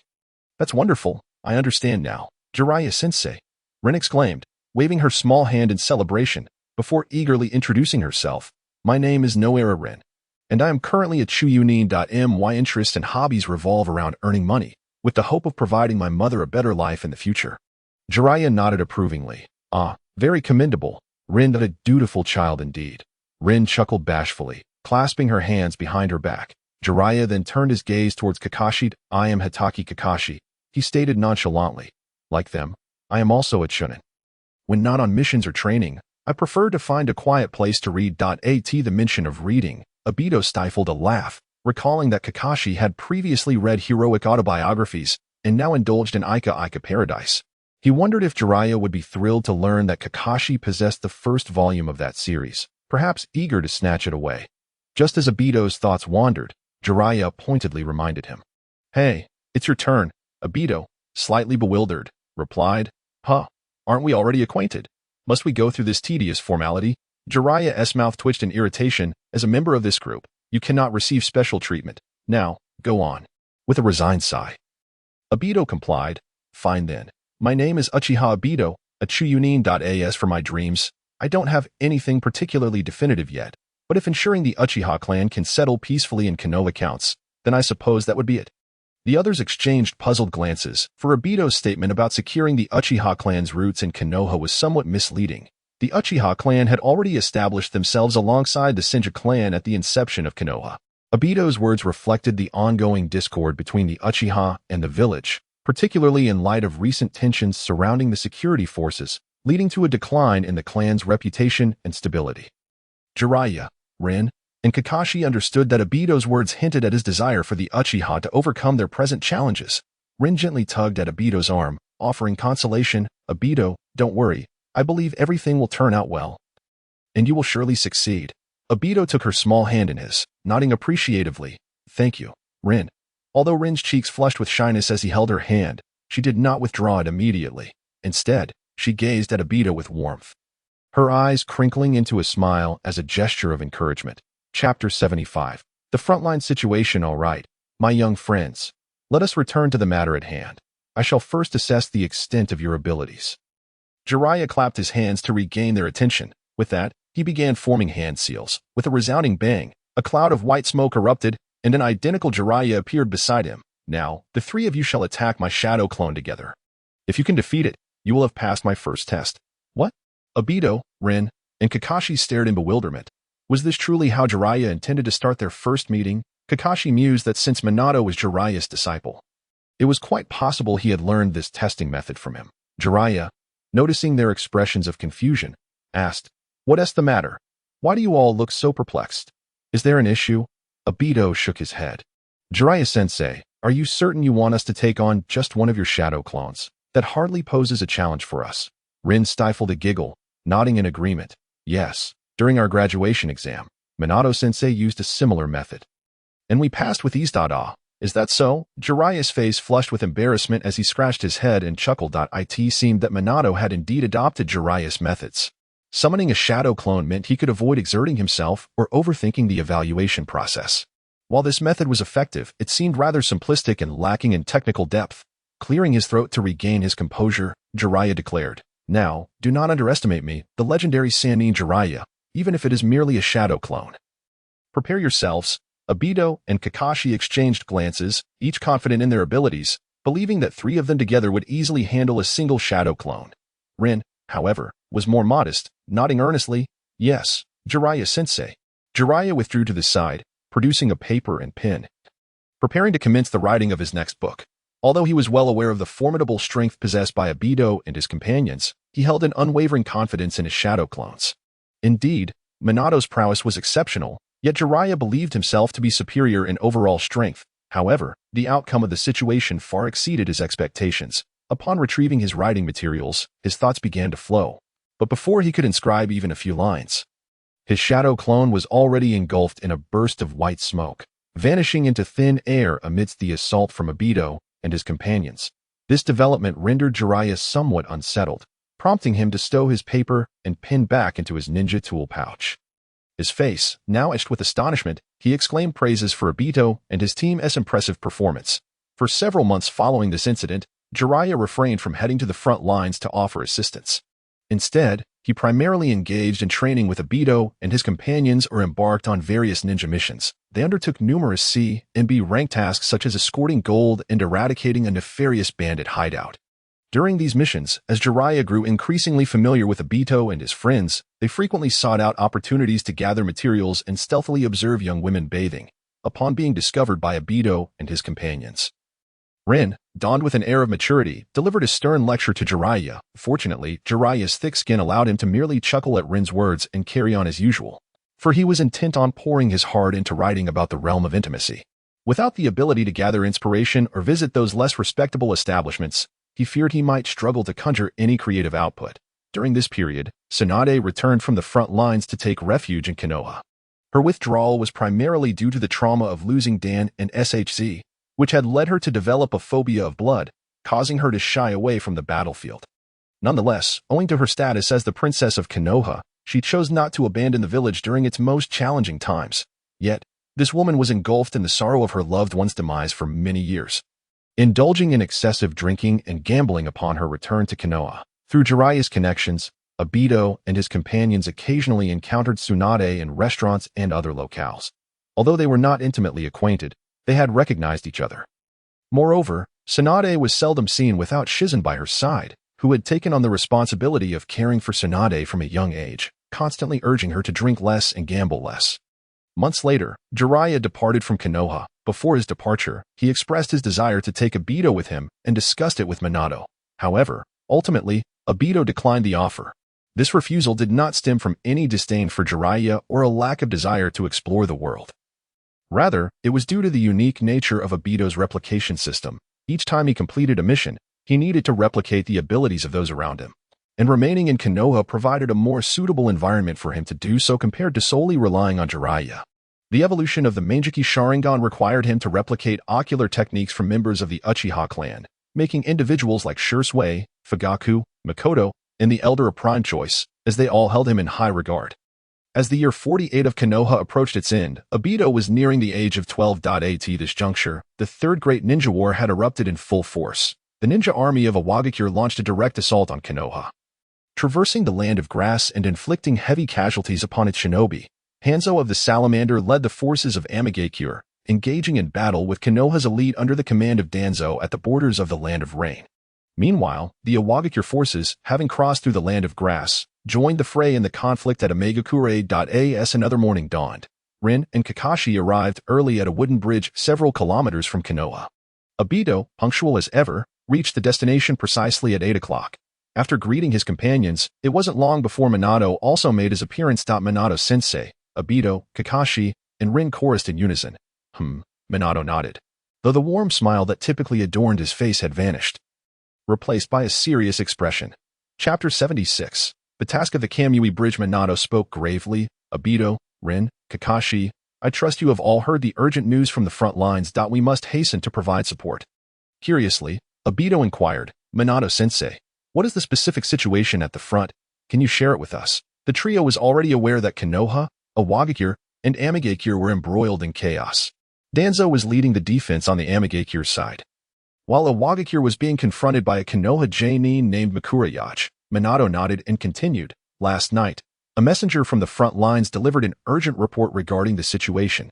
Iwagakure has fully invaded our territory in the Land of Fire. Led by a genin known as the East Dead Man, advancing with tremendous ferocity, Konoha is in full retreat, forced to defend our last line of defense. Hearing this, Obito and his companions were taken aback, their expressions reflecting their shock at the rapid and direct onslaught from Iwagakure. Rin asked, Minato-sensei, will we be the only ones sent to reinforce the front line? Minato confirmed, indeed, the situation in Konoha is extremely complicated. We must remain vigilant against attacks from several other major ninja villages, while reallocating most of our ninjas to the front lines for battle. We no longer have any surplus personnel to send to assist Mikurayachi. The circumstances Minato described were clear to Obito and his companions. Danzo, Jiraiya, Tsunade, and Orochimaru were stationed in Amegakure, countering Hanzo's forces. Tensions between the two sides had resulted in constant skirmishes and battles. Might die. Yuhi Kurenai, Asuma, and Akamichi Chg were deployed to the western borders of the Land of Fire, guarding against incursions from the Land of Water's Amegakure. Of course, the true commander of this unit was not Might Dai, who was still regarded as a lowly genin at that time and had not yet gained prominence. Yet, both he and his son, Guy, were present on that battlefield. Additionally, there were two other locations along the borders of the Land of Fire, where Konoha's elite were stationed to defend against the Cloud Village of the Land of Lightning and the Sand Village of the Land of Wind. Minato's mission to the front lines was primarily aimed at engaging Iwagakure, as the defending forces had already been defeated. Observing the concern etched in Obito's eyes, Minato understood the importance of boosting team morale at this critical moment. He stepped forward, gently patting each of the trio on their shoulders, and smiled as he reassured them, you three need not worry. Our purpose in heading out is not to engage in direct combat at the front lines. Our task is merely to sever a major supply route for the enemy. Sever a supply route? The implication struck Obito with surprise. Was Minato referring to the Kamui Bridge? Upon reflecting on the timeline, it seemed that the battle at Kamui Bridge was indeed about to commence. In the original narrative, Rin was captured by Iwagakure, prompting Obito and Kakashi to rush to her rescue. Obito was ultimately betrayed by Uchiha Madara, suffering grievous injuries that left him half-buried and entrusting his remaining eye to Kakashi, along with the responsibility of safeguarding Rin. Minato nodded, reiterating, correct. Our mission is to destroy the Kamui Bridge, thus cutting off the enemy's supply lines. The words of Minato serve as a complete affirmation of Obito's thoughts. Indeed, it is the Battle of Shinobi Bridge. However, Obito has long since activated his dual Kamui, and his power far exceeds that of the half-hearted Obito from the original narrative. Even Kakashi and Rin have, due to the alternating teachings of Jiraiya and Minato over the years, significantly improved their abilities beyond previous comparisons. Obito and Kakashi completed the Jonin examination a month ago, successfully advancing to the rank of Jonin. Rin, too, has entered the ranks of Special Jonin, owing to her exceptional medical ninjutsu. Thus, Obito is almost entirely certain that the tragedies depicted in the original storyline are unlikely to recur, with the alterations brought forth by Obito's soul as a time traveler. Everything has undergone subtle shifts. Obito, rest assured, we will accomplish our mission, Rin said, tugging at Obito's arm and smiling reassuringly. The gentle Rin believed that Obito was merely feeling anxious about heading to the front lines and the psychological pressure that came with it. Yes, Rin, I'm fine, Obito replied with a nod. Minato interjected. All right. Obito, Rin, Kakashi, you three must head home immediately to prepare your belongings. We shall gather at the entrance of Konoha Village in 1 hour. Yes, Minato-sensei. The trio responded in unison, swiftly transforming into afterimages as they dashed towards their respective homes. With Obito's speed, he arrived at the Uchiha clan's compound in less than 20 minutes. Along the way, he encountered two elderly women in need of assistance, prompting him to use the shadow clone technique to have his clones help escort them. Ding! A temporary mission has been issued to the host. Visit the Uchiha clan leader, Uchiha Fugaku. Completion of the mission will yield rewards. 1. 2 opportunities for replication. 2. A 0.03 increase in total chakra capacity. As Obito raced through the central streets, the Uchiha clan members he passed became mere fleeting glimpses, and suddenly, a system notification echoed in his mind.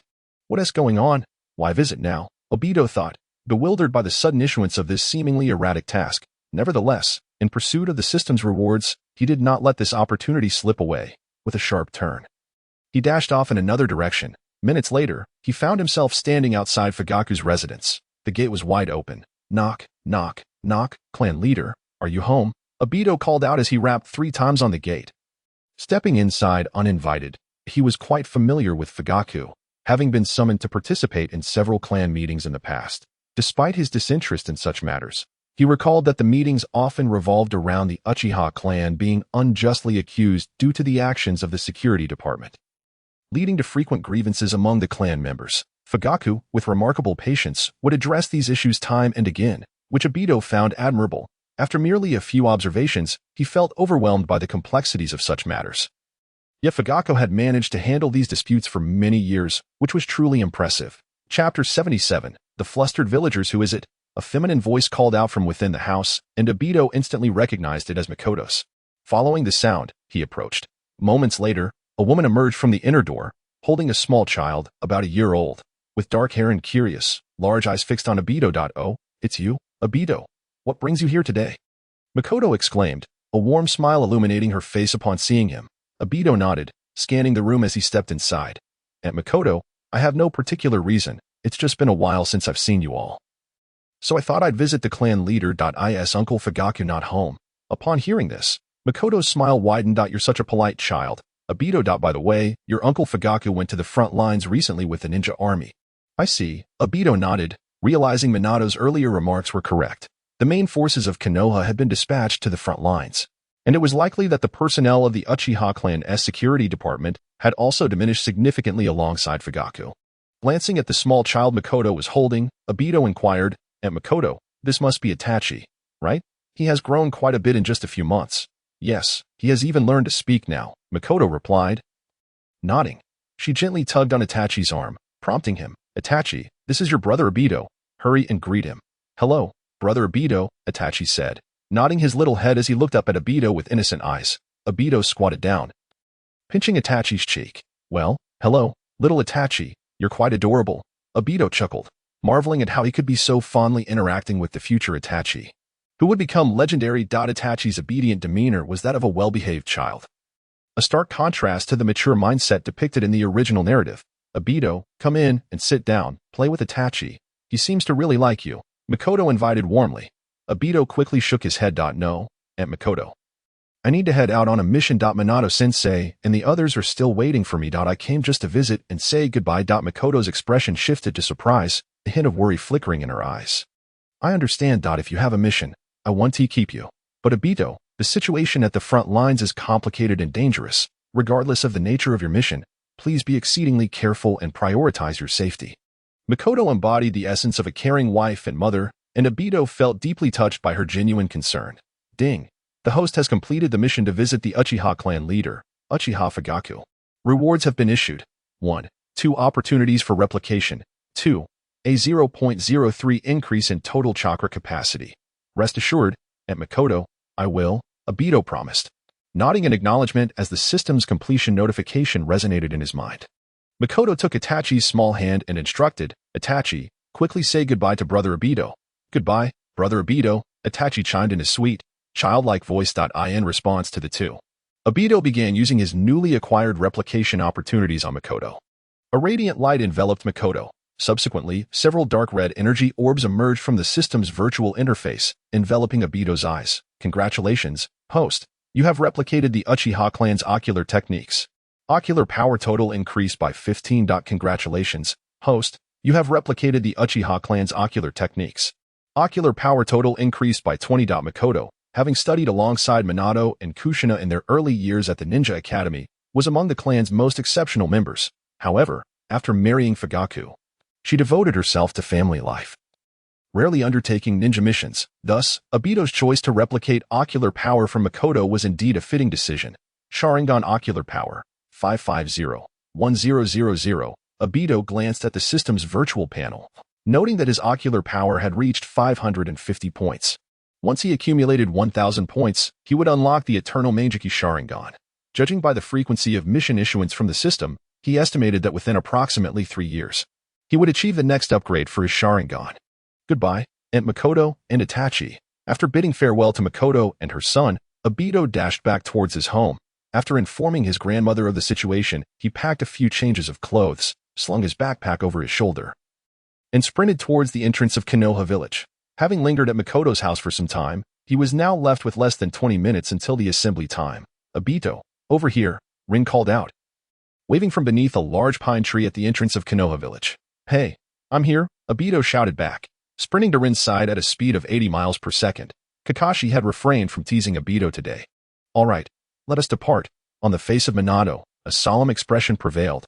After confirming that everyone had gathered, he beckoned to his companions and began to sprint in a particular direction. The three behind him, including Obito, nodded in agreement and closely followed his lead. The land of fire is vast, and even at the utmost speed, it would take them a full 2 days to reach the front lines of the battlefield.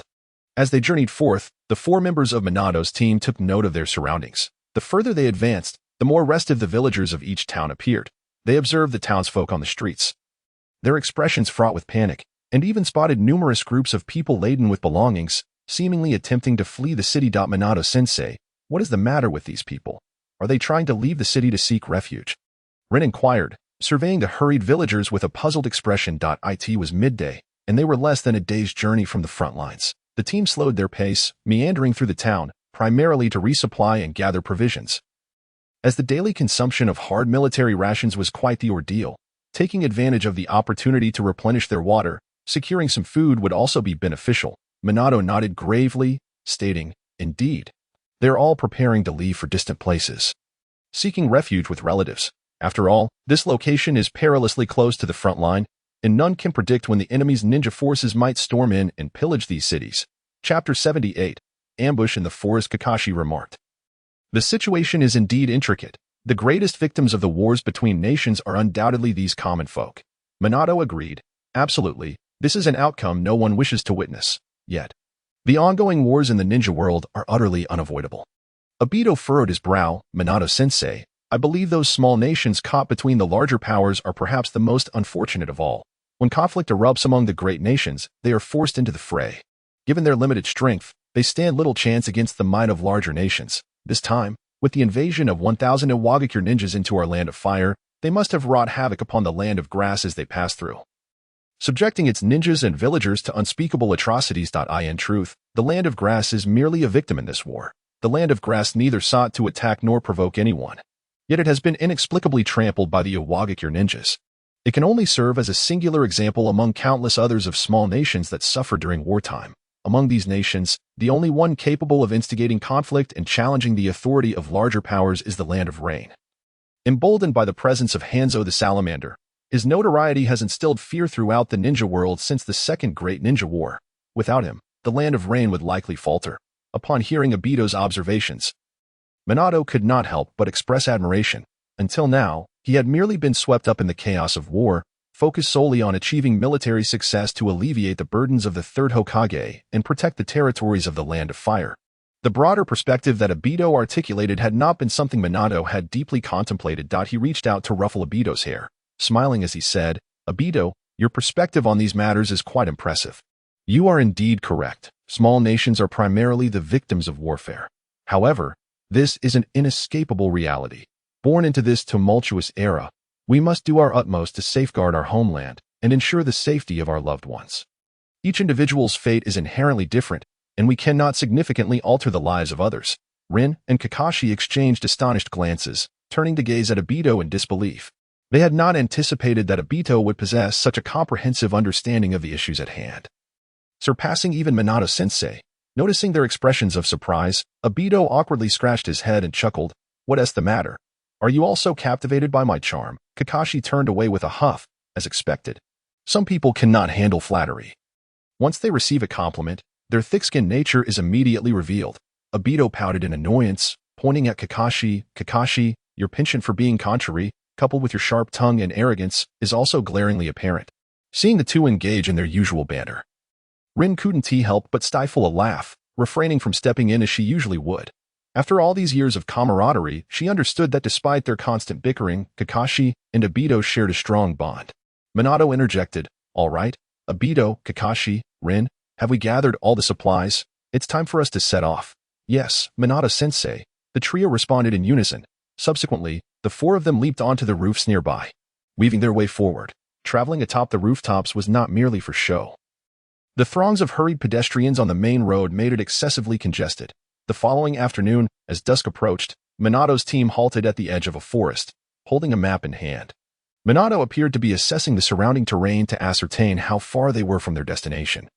"The Kamizukabashi, continuing forward for several dozen kilometers, will bring us to our destination," Minato informed Obito and the others as he folded the map. Kakashi urged, "Then what are we waiting for? Let us move out." "Wait!" Both Minato and Obito exclaimed simultaneously, each grabbing Kakashi's shoulder from either side. They exchanged grave glances, silently acknowledging the seriousness of the situation. When Minato had paused to consult the map, Obito activated his Sharingan to survey their surroundings. To his astonishment, he detected approximately 30 to 40 chakra signatures concealed within the trees ahead, indicating the presence of formidable ninjas. This was precisely why Obito had halted Kakashi.as for Minato. His proficiency in the Flying Thunder God technique demanded exceptional sensory skills. Thus, he had sensed the unusual presence in the forest even before they halted, knowing there were enemies lying in wait. "What is going on?" Kakashi asked, casting a curious glance back at the two. Minato and Obito shook their heads, prompting Kakashi to realize that something was amiss. Although Rin was a sensory-type ninja, she had not activated her sensory technique from this distance, so she had not detected anything unusual earlier. However, noticing the tense expressions of her companions, she intuitively understood that something was wrong. Leaning closer to Obito, she whispered, "Minato-sensei, there are enemies ahead, aren't there?" Minato nodded and turned to Obito, asking, "Obito, can you estimate the number of enemies with your Sharingan?" Obito replied, "Yes, there are approximately 30 to 40, but I cannot determine if there are more hidden deeper within the forest. In the woods, atop a large tree trunk, a tall ninja donned in red armor and a red scarf, marked with the Iwagakure headband, observed the four from between the dense foliage. His expression was grave as he remarked, "These Konoha ninjas are quite vigilant. They managed to detect us without stepping into our ambush." Beside the red-scarfed ninja crouched a slender figure who whispered, "Captain, what should we do? The enemy has discovered us. Should we rush out and eliminate them?" Chapter 79. Walking into a trap. The red-scarfed ninja, referred to as the captain, shook his head gently. "No, we do not know the specifics of the enemy's strength. We cannot act recklessly. Instruct everyone to remain concealed and hold their positions. The enemy will have to pass through here. So we simply need to maintain our ambush." "Understood, Captain." The frail ninja nodded slightly. Subsequently, he quietly withdrew, stealthily making his way toward the other ninjas. On the other side, Obito and Minato exchanged a glance, contemplating their strategy to confront the enemy. Rin stood beside Obito, closely following him, having quietly drawn her kunai, her expression grave as she gazed intently at the woods ahead. Upon hearing that enemies lay hidden within the forest, Kakashi's eyes gleamed with excitement. Once liberated from the restraint of Obito and Minato, he declared, "With just a handful of enemies, there's no need for hesitation. I can resolve this with my new technique in a single strike." As he spoke, Kakashi completed the hand signs for his jutsu, grasping his right wrist with his left hand. A dazzling sphere of electric light emanated from his palm. Raikiri. Kakashi charged toward the forest without waiting for a response from the others. The brilliant lightning bursting forth from his hand, leaving a long trail across the ground. "Wait, Kakashi!" Minato's voice called out urgently, attempting to halt him, but alas, it was too late. Kakashi was now less than 10 meters from the woods, dangerously close to the enemy. "Obito, Rin, move forward to cover Kakashi. Find a way to deal with the enemy." Minato had no choice but to remind his two disciples as he followed Kakashi's lead into the forest. "Understood." Obito and Rin replied in unison, hastening to keep pace. Within the woods, as Kakashi recklessly surged ahead, many of the hidden ninjas from Iwagakure displayed triumphant smiles, despite the masked boy's jutsu appearing formidable. They had long set traps and ambushes within this forest. As soon as the four of them stepped into their territory, victory would undoubtedly belong to them. From behind a large tree, two Iwagakure ninjas clad in red armor stepped forward. Each wielding a kunai, they deftly slashed at the ropes beside them. With a sharp sound, two thick ropes were severed. A large net descended from above, sweeping toward Kakashi. Kakashi, unfazed and succinct, immediately perceived the imminent danger above him. He recognized that retreat was no longer an option, nor did he wish to retreat. Instead, he slightly bent his knees and leaped forward, colliding directly with the descending net. Raikiri. Kakashi thrust his electrified hand through the large net. As the net tore open, Kakashi propelled himself off the trunk of a tree, charging straight toward the two Iwagakure ninjas clad in red armor. "Kid, don't get cocky." The two ninjas cursed, brandishing their kunai once more. After severing the ropes, they triggered the next trap. The moment the rope snapped, the branches of the trees above violently swayed. A hefty tree trunk, bound by ropes, swung down toward the oncoming Kakashi. Rather than evading, Kakashi's lips curled into a confident smile beneath his mask. He once again wielded the lightning in his hand and struck at the oncoming trunk. Raikiri. With a crack, the robust trunk splintered under the onslaught of electricity, sending wood chips flying as it broke apart and rolled away. Kakashi's momentum remained unyielding. As soon as his feet touched the ground, his hand pierced through the chest of one Iwagakure ninja. His hand punctured straight through the enemy's body, the lightning still crackling, casting flickering shadows in the dimly lit forest. "Bastard!" The remaining Iwagakure ninja roared in rage upon witnessing his comrade's demise. Grasping his kunai, he seized the opportunity to strike at Kakashi's face. With a swift motion, Kakashi tilted his head to evade the attack, forcefully retracting his hand. Before the electric glow of Raikiri could dissipate, he struck again, his arm penetrating the abdomen of this red-armored ninja. However, at that moment, the remaining Iwagakure ninjas, hidden in the shadows, saw that Minato's team had plunged into the woods, entering their encirclement. The team leader, wrapped in a red headband, bellowed orders: "Commence the assault. Eliminate them without mercy." As his voice echoed through the forest, the remaining Iwagakure ninjas, concealed behind various trees, swung their kunai, severing the ropes beside them. With the ropes cut, the traps they had set were activated, targeting Minato's group. Swarms of kunai and shuriken flew like rain. Simultaneously, more tree trunks, suspended by ropes, charged toward Minato's team. "Everyone, be careful," Minato shouted, swiftly drawing two specially made kunai from his waist, ready to protect Obito and Rin. Obito and Rin, sensing the impending danger, immediately followed suit, each gripping a kunai, their knees bent in preparation for battle. The clash of weapons resounded continuously as Minato, Obito, and Rin skillfully maneuvered their kunai, deflecting countless shuriken and kunai.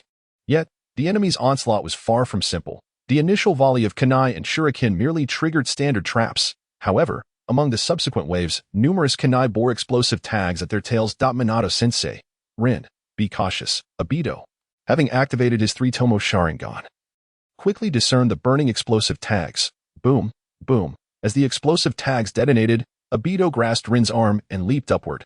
While continuing to parry and deflect the incoming kunai, Obito led Rin in a series of agile jumps, deftly avoiding the waves of explosions. The enemy's most ruthless tactics included placing explosive tags on the tree trunks that were set to crash down the moment Obito and Rin's feet touched the trunks. The triggering mechanism would activate, resulting in devastating explosions. Chapter 80. Kakashi injured in the forest.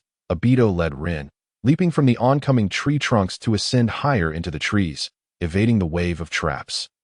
Minato, realizing the gravity of the situation, activated the Flying Thunder God technique, vanishing from sight as the explosive tags detonated. He did not spare a thought for Obito and Rin, trusting in Obito's strength to protect her. Kakashi, leading the charge, was approximately 10 meters ahead of Obito and the others, entering the area where traps were most densely packed. Drawing his short blade from his back, he swung it before him, deflecting the incoming shuriken and kunai. Yet, the explosive tags embedded among them caught Kakashi off guard. Despite dodging the initial waves of explosions, he was ultimately swept away by a fiery blast from an explosive tag. "Ah!" Kakashi cried out in agony as a kunai pierced his shoulder, and 3 shuriken lodged deep into his thigh. As he was thrown into the air by the blast, his mind spun, leaving no time for thought or response. Just as another barrage of kunai and shuriken rained down upon him, despair gripped Kakashi's heart, his pupils dilating. Am I to perish? How infuriating! With a swish, a flash of yellow light appeared behind Kakashi, just in time to intercept the oncoming barrage of shurikens and kunai. In a swift motion, Minato scooped Kakashi into his embrace and activated the Flying Thunder God technique, vanishing from sight. Meanwhile, Obito had already leaped atop the branches of a towering tree, pulling Rin along with him. Despite the continued onslaught of shurikens and kunai below, as well as the explosions of explosive tags, their elevated position kept them safely out of the enemy's trap range, effectively avoiding harm. Obito, thank you so much. If it weren't for your quick reflexes, I could have been caught off guard, Rin said, her heart still racing as she patted her slightly heaving chest in gratitude. Obito's Sharingan spun rapidly, scanning the battlefield for any signs of danger. No need to thank me. Rin. I will never allow anything to happen to you. His casual words sent a blush creeping across Rin's cheeks. Could it be that I hold such an important place in Obito's heart? She mused, glancing at his profile. She noticed the seriousness etched on Obito's face, which only added to his unique charm and sense of security. Rin, when I unleash a fire release in that direction, follow my rhythm and throw the explosive tags, Obito suddenly reminded her. Huh. Rin, momentarily startled, quickly regained her composure and nodded in acknowledgement, although she didn't fully understand why Obito wanted her to do this. She had complete faith in his judgment. During their past missions, Obito had always devised the best strategies, and she believed he would do so again. Through Obito's Sharingan, he spotted several hidden ninjas lurking behind a large tree just a few meters to their right. While the Sharingan couldn't see through objects, it could detect the flow of chakra. Thus, the rock ninjas' attempts at concealment were utterly futile against Obito's keen eyes. In addition to the ninjas hiding behind the tree, dozens more were stealthily advancing toward them, indicating that the enemy was tightening their formation to surround Obito and Rin the moment the trap attacks ceased. Some were closer, while others were farther away, prompting Obito to command Rin to target the nearest four ninjas first. Fire release, great fireball technique. As Obito's voice echoed, he swiftly formed the necessary hand seals. Leaning back slightly, he expelled a massive fireball from his mouth, which ignited the air and surged toward the two large trees a few meters away. Watch out, they've spotted us. The rock ninjas hiding behind the trees immediately sought refuge, aware of the impending inferno. The ancient trees provided ample cover, making them ideal shields against the flames. The fireball collided with the tree trunk, erupting in a blaze that sent flames cascading outward. TCH, is he an idiot? He knows we're hiding behind the tree and still attacks with fire release. What good will that do? The four rock ninjas sneered, huddled behind the tree, relying on its girth for protection. Although they felt the searing heat brushing against their skin, they managed to endure it. However, in the next instant, as Rin hurled a multitude of kunai toward them, the danger became apparent. The kunai, propelled by the fiery wave, soared past the trees, igniting the explosive tags attached to their ends. The ensuing explosions rang out relentlessly, leaving the rock ninjas bloodied and battered, flung away by the force of the blast. By the time they rolled to a stop on the ground, they had all transformed into charred corpses. Obito, that was amazing, Rin exclaimed, her face lighting up with delight. Just moments before throwing the kunai, doubts had lingered in her mind. Yet witnessing the devastation wrought upon the rock ninjas, she realized that Obito's fire release was not merely an attack, but a strategy to force them into hiding, rendering their escape impossible. Her kunai, combined with the explosive tags, had been the true lethal strike. Even if they were nimble jounin, it was already too late for them to evade the impending explosions. In past moments, if Rin had displayed such prowess, Obito would have teased her, taking playful jabs at her. But now, as he observed multiple shadows leaping toward them from the forest, he urgently warned, Rin, be careful. Stay close to me. His expression was grave. Despite Rin being a skilled jounin now, she was primarily a medical ninja, and combat remained her weak point. To ensure her safety, he needed her within his line of sight. I understand, Obito. Rin tightened her grip on her kunai, her expression shifting back to seriousness as she recognized the imminent threat. We need to get down. Without hesitation, Obito grasped Rin's hand and leaped from the tree. Their previous position had been a refuge from traps. Now that the traps had been neutralized and the enemy was closing in, remaining in the trees would only make them targets. Instead, descending to the ground and using the trees as cover would allow them to engage the enemy strategically. They over there, eliminate them. As soon as their feet touched the ground, 5 or 6 rock ninjas approached from a distance of 10 meters. Among them, 2 brothers with strikingly similar features and tall statures were preparing to unleash their jutsu. Their hand signs identical in both timing and execution. Water release, water formation wall.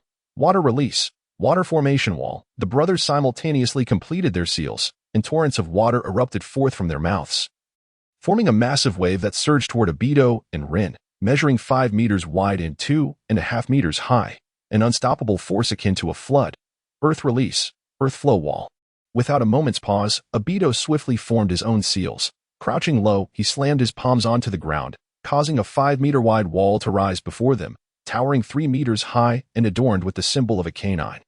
The crashing waves collided with the earth flow wall, creating a deafening roar. Yet, the wall held strong, showing no signs of damage. Water splashed upward, while the excess flowed harmlessly around the sides, inflicting no harm on Obito and Rin. However, as the 2 rock ninjas released their water release, the remaining 4 charged forward in unison, emboldened by the presence of the water wall. Seeing Obito's earth flow wall, they exchanged wicked smiles. Using earth release techniques in front of the ninjas of Rock Village was akin to performing before a master swordsman. This technique was something they had mastered in their childhood. Prepare. Use that technique. One of the elder Iwagakure ninjas called out, swiftly moving his hands in a series of gestures. The other 3 remained silent. Having already begun to form their seals, Doton, Iwa Shuriken, the 4 stood in a horizontal line, executing the same hand signs for their jutsu. As the final seal was completed, they simultaneously thrust their palms outward. Crashing against the expansive earthen wall before them, the massive earthen barrier trembled noticeably but did not shatter outright. Instead, a large, thick slab of rock, roughly the size of a door, was cleaved from its center. The moment their palms made contact with the rock wall, the 4 door-sized rock barriers, propelled by an overwhelming force, hurtled backward. Along their path, countless tree branches and even some moderately sized trees were shattered with a resounding crack. Had anyone been behind the earthen wall, they would surely have been met with a fatal blow, their bodies crushed and bones shattered without question.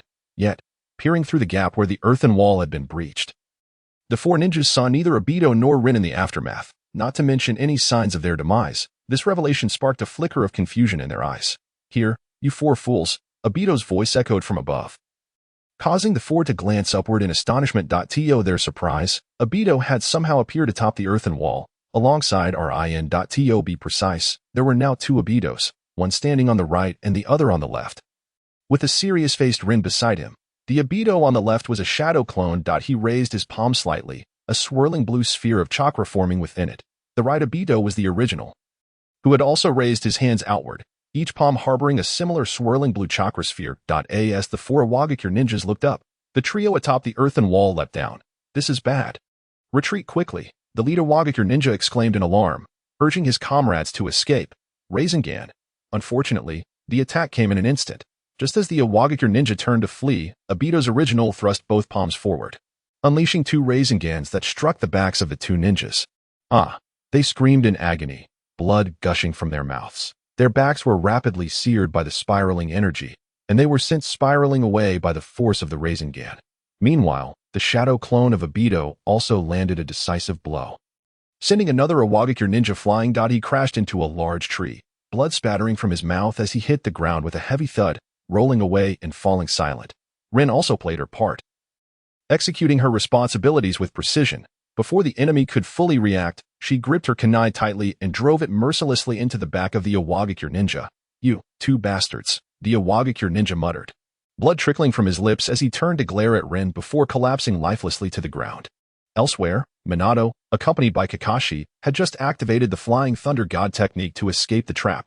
The scene shifted, and they found themselves on a patch of grass at the edge of the forest. Minato gently laid Kakashi down, concern etched on his face. "Kakashi, are you all right?" Kakashi gazed at Minato, bewildered, pain evident on his features. "Sensei, I'm sorry. I acted too impulsively." Chapter 82. Victory. Kakashi. "Are your vital areas injured? Let me see," Minato said, his expression filled with concern as he crouched to examine Kakashi's wounds. "I'm fine, Sensei," Kakashi reassured him. Although he had been thrown by the explosive tag's fire wave, he had managed to curl up and protect his vital areas with his arms and legs during the critical moment. The explosive tag had only scorched his arm and calf. As for the kunai in his shoulder and the shuriken in his thigh, they were merely minor injuries for a ninja, given Kakashi's tenacious nature. He was determined not to become a burden to others. He felt immense guilt for having disregarded advice and recklessly put everyone in danger. "Sensei, Rin and Obito are still inside. You must help them." "Don't worry, I trust Obito. They'll be fine," Minato comforted, patting Kakashi on the shoulder. Over the past 2.5 years, Minato had developed great confidence in Obito's abilities and level-headedness.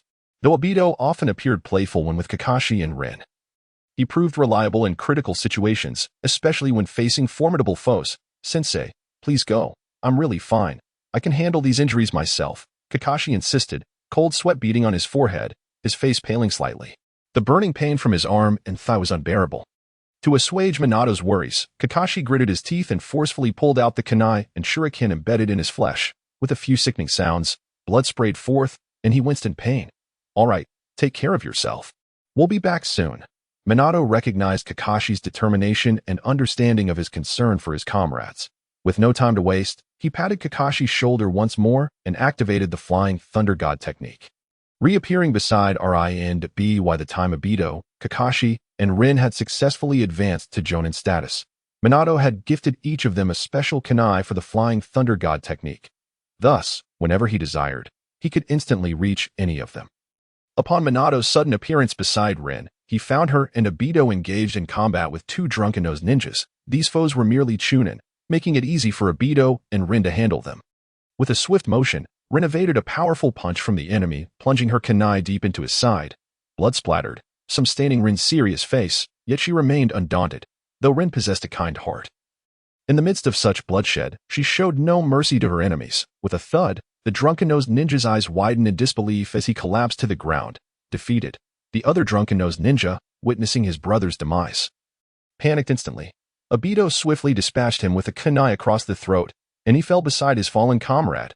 Rin, Obito, are you injured? Minato, gripping his kunai tightly, scanned the surroundings for enemy movements while inquiring about his students. Upon seeing Minato, Rin's face brightened. Sensei, we're fine. What about Kakashi? Kakashi is all right. Don't worry. He just sustained a few minor injuries. Minato replied, relief evident in his tone. Obito, well done. Now, let us work together to eliminate these enemies once and for all. Minato's praise was directed at Obito for his ability to keep Rin safe amidst the perilous ambush. The chaotic scene surrounding them, littered with bodies of the fallen red-armored ninjas, clearly indicated that a fierce battle had just taken place. Obito chuckled, no problem, Sensei. The main course hasn't even been served yet. I won't let a single one of these guys escape. Indeed, Shuemin nodded. At this moment, aside from the two individuals that Kakashi had initially dispatched, along with the 12 who had just been eliminated in collaboration with Obito and Rin, there remained a total of 28 remaining ninjas. They had already divided into two groups, swiftly converging towards Obito and his companions. Their speed was not lacking. Rather, the battle had only commenced a few minutes prior. The loss of their more than 10 comrades had momentarily stunned them, as they had not anticipated Obito and Rin's formidable prowess and ruthless approach. Yet now, the true essence of survival was upon them. They had no time for excessive lamentation or astonishment. After a brief moment of distraction, they had reorganized their ranks and charged towards Obito's group. Their transition from a scattered assault to a coordinated two-pronged attack was a testament to their recognition of Obito and Rin's strength. However, the ultimate outcome of the battle was not particularly surprising. The Yellow Flash, Minato Namikaze, utilized his Flying Thunder God technique, weaving effortlessly between enemies, leaving them bewildered while stealthily severing their throats with his kunai. In less than 2 minutes. The 10 or so Iwagakure ninjas on the right had all succumbed beneath Minato's kunai. The skirmish on Obito and Rin's side was equally ongoing. Due to Obito's desire to conceal his true abilities, he refrained from employing the powers of his Mangekyō Sharingan. Nevertheless, with merely his taijutsu and the lethal Rasengan, along with multiple Obitos charging forth, he was able to unleash a barrage of Rasengan attacks against their foes. The 10 or so Iwagakure ninjas on the left met the same fate, all of them incapacitated. Among them, 2 Nin fell to Rin's kunai, while the majority were dispatched by Obito's Rasengan. However, it took Obito and Rin slightly longer to eliminate their enemies compared to Minato, approximately 4 to 5 minutes. There was simply no contest. After all, Minato was the fastest man alive. All done, Obito casually discarded his bloodied kunai onto the ground and wiped his hands, stained with crimson. Obito, are you all right? Rin stepped forward, her voice laced with concern. Although she knew he was unharmed, her worry for him compelled her to inquire. Moreover, it was Rin's first genuine confrontation with adversaries. Having personally slain several foes, her cheeks flushed slightly, tinged with a mix of excitement and exhilaration. Chapter 83. Healing Kakashi. I'm fine. Rin. Obito shook his head and smiled in response. Minato spoke solemnly. All right, Obito, Rin, we should head back now. Kakashi is gravely injured and requires immediate medical attention. Understood. Obito and Rin nodded in unison. With that, Minato grasped the arms of Obito and Rin. Swish, the Flying Thunder God technique activated. The three vanished into the woods, leaving behind a grim scene littered with corpses. Remnants of the fierce battle. At that moment, Kakashi sat on the ground, gritting his teeth, propped against a large rock. His face was ashen, and he was using his severely burned hands to bandage his thigh and shoulder. Upon seeing Minato and the others suddenly appear, Kakashi turned his head, though not overly surprised.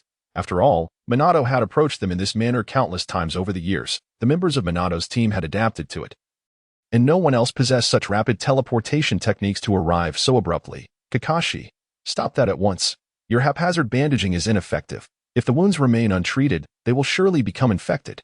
Upon witnessing Kakashi's dire condition, Rin's face reflected her worry. She quickly crouched down, snatching the bandages from Kakashi's hands, unwrapping the already bandaged areas on his shoulder. Kakashi, you must remain still. Allow me to treat you. Rin's expression was serious as she instructed Kakashi. With a graceful motion of her hands, she completed the medical ninjutsu incantation. Her palms pressed together, a faint green chakra ignited within, emanating a subtle humming sound. As her hands gently approached Kakashi's wounds, it was evident to all that the bleeding from his shoulder had ceased in a small area. Kakashi, you were rather reckless charging in like that, Obito remarked. Kakashi's eyes held a complex expression. Surprisingly, he did not retort Obito's words. He nodded slightly, saying, You're right. I was indeed in the wrong this time, and I've let everyone down. My apologies. The typically proud Kakashi displaying such vulnerability astonished Obito. Obito had made his comment in jest, intending to tease Kakashi as they often did, but witnessing Kakashi's substantial misfortune, he could not help but feel a twinge of sympathy. Minato crouched down, his eyes softening into a gentle smile as he gazed at Kakashi. Kakashi, don't dwell on it. Everyone makes mistakes. What matters is learning from them and exercising caution in the future. Rin, maintaining her healing focus, smiled reassuringly. Indeed, Kakashi, don't take it to heart. We, Team 7, are the most outstanding ninjas. You all. Kakashi's voice faltered. He had initially thought that his actions would incite some blame from them. Yet, far from reproach, they offered him comfort, warming his heart and stirring a complex mix of emotions. Kakashi gratefully glanced at Rin and Minato, finally fixing his gaze on Obito, seeking solace and a glimmer of hope. This loss is significant. Be more cautious next time. Obito had just wiped the enemy's blood from his hands. Noticing Kakashi's gaze, he clasped his hands behind his head, responding with a cheeky grin. Humph, Kakashi huffed, turning his head away in a display of pride. Obito's inability to offer genuine comfort was apparent. His words carried an undertone of reprimand. Minato continued, Kakashi, there's something I'm unsure if you've noticed. Your new technique is still not fully refined and possesses certain vulnerabilities, while the power of Chidori is formidable, rivaling that of my Rasengan. The lightning it produces is rather blinding. As the creator of the lightning, you are positioned at its epicenter, which means it can obstruct your vision, hindering your ability to accurately gauge your opponent's movements. Minato-sensei, this. Kakashi's eyes widened in surprise. He had not anticipated Minato would pinpoint the flaw in his technique so astutely. Indeed, during his recent encounter with the enemy, he had barely evaded a kunai strike. And the blinding nature of Chidori had significantly impaired his situational awareness. Minato, recognizing that Kakashi comprehended the matter, spoke earnestly, Kakashi, I'm not being alarmist. You should refrain from using Chidori as much as possible in the future. If you encounter a stronger opponent next time, this technique could very well become your own downfall. Hearing this, Kakashi's expression dimmed, and he lowered his head. Understood, Minato-sensei. Kakashi had spent 3 years developing Chidori to attain its current formidable power. However, Minato's observations were undoubtedly correct. The technique still bore significant flaws. Soon, Kakashi rekindled his spirit, forcing a smile. I will find a way to address Chidori's shortcomings as quickly as possible. I am certain of it. Everyone could see that Kakashi's words were laced with uncertainty. He was merely offering himself a consolation and reassuring everyone not to worry. Obito shook his head helplessly, thinking to himself, the flaw you face is unlikely to be resolved in the short term. The Chidori must be wielded in conjunction with the Sharingan. Otherwise, while its power may be formidable, its accuracy will be severely lacking. This truth, as one well versed in the original narrative, is undoubtedly clear to Obito. Now, as Obito's strength has escalated, the original storyline has undergone significant alterations. It is inconceivable that Obito would bestow his Sharingan upon Kakashi again. Without the Sharingan, Kakashi cannot refine the Chidori, rendering it a mere half-effective ninjutsu. Alas, perhaps in the future, I, Obito, shall devise a plan to infiltrate Danzo's hidden stronghold and see if that old scoundrel has any Sharingan concealed, which I could procure for Kakashi. Obito resolved silently within himself. Although the Uchiha clan's annihilation has yet to transpire, he is acutely aware that Danzo has already undergone Sharingan transplantation. The bandages enveloping his right hand and the heavy metal clasp serve as undeniable proof. Chapter 84. Rest that old rascal Danzo is exceedingly treacherous, having covetously eyed the Sharingan abilities of the Uchiha clan for quite some time, from the Second Great Ninja War until now. Throughout countless skirmishes, he has dispatched ninjas to confront enemies, inevitably encountering Uchiha clan members who possess the Sharingan. The news of those Uchiha members perishing on the battlefield must be numerous, given Danzo's power. Erasing the remains of the fallen Uchiha and reclaiming their Sharingan would be a trivial task. Thus, at this juncture, Danzo has long possessed the 10 Sharingan embedded in his right arm, even the Izanagi technique. Danzo must have acquired knowledge of through some means. Years later, Danzo, employing every possible scheme, would conspire with Sarutobi Hiruzen and several high-ranking officials to obliterate the entire Uchiha clan. The reasons for this may partly stem from the Uchiha's rebellion, which posed a threat to Konoha. More likely, however, it was driven by Danzo's selfish ambition to seize more Sharingan. Though he could only accommodate 10 Sharingan in his right arm, he could hoard additional ones for future use. Due to Kakashi's numerous injuries, particularly the severe burns that are notoriously difficult to treat, when Rin finally managed to attend to his wounds, night had completely descended. The pale moonlight bathed the earth, casting shadows in the dense forest. The only sounds were the chirping of insects and the whisper of the wind. Minato spoke in a low tone. "All right, let us retreat a kilometer for now and rest in the rocky area we just passed to avoid encountering any enemies." Everyone understood that Minato's decision was the most prudent choice. The forested area could very well harbor Iwagakure ninjas, indicating that it had already been occupied by foes. The closer they drew, the greater the danger became. Thus, in the profound darkness of the night, ensuring safety was paramount. "Understood, Minato-sensei." Obito and the others replied in unison. Minato then stepped forward and hoisted Kakashi onto his back, leading the group of 4 back along their previous path. They squeezed into the crevices between the boulders of the rocky terrain. The 4 settled against the stones, treating this spot as their campsite. Each retrieved their provisions and water canteens, using the meager supply of drinking water to clean their hands of grime before beginning to gnaw on the hard rations. "If only we could start a fire to heat this bread," Rin lamented, biting into her biscuit. Minato replied, "We cannot, Rin. We are too close to the enemy's main force. We must remain inconspicuous to avoid drawing attention." Rin smiled wryly. "I know, Minato-sensei. I was merely expressing a thought." Such a simple matter was well understood by Obito and the others. However, on the battlefield, every action required meticulous caution. Not only could they not start a fire, but even their clothes were stained with blood and sweat from their earlier skirmish, leaving them unable to wash. This state was discomforting. Just moments ago, during the fight, it was bearable. Now, with the halt, the pungent odor emanating from their garments was suffocating. The 4 consumed a meager amount of dry rations with their water. Obito produced a pouch of insect repellent powder and scattered it around the stone crevices to ward off mosquitoes during their sleep. They exchanged a few brief words before exhaustion from the prolonged journey and battles overtook them, and they leaned against the stones, quickly falling into slumber. "Everyone, wake up." In a hazy state, Obito, still enveloped in dreams, was suddenly roused by urgent calls. It seemed to be Minato's voice, laced with anxiety. Obito opened his bleary eyes to see the first light of dawn breaking, heralding the arrival of morning. Minato stood at the edge of the stone crevice, cradling a white messenger pigeon in his left hand and a piece of cloth inscribed with writing in his right. "What is it, Minato-sensei?" Rin, awakened by the commotion, climbed to her feet and scanned the surroundings, only to find Kakashi still in a deep slumber.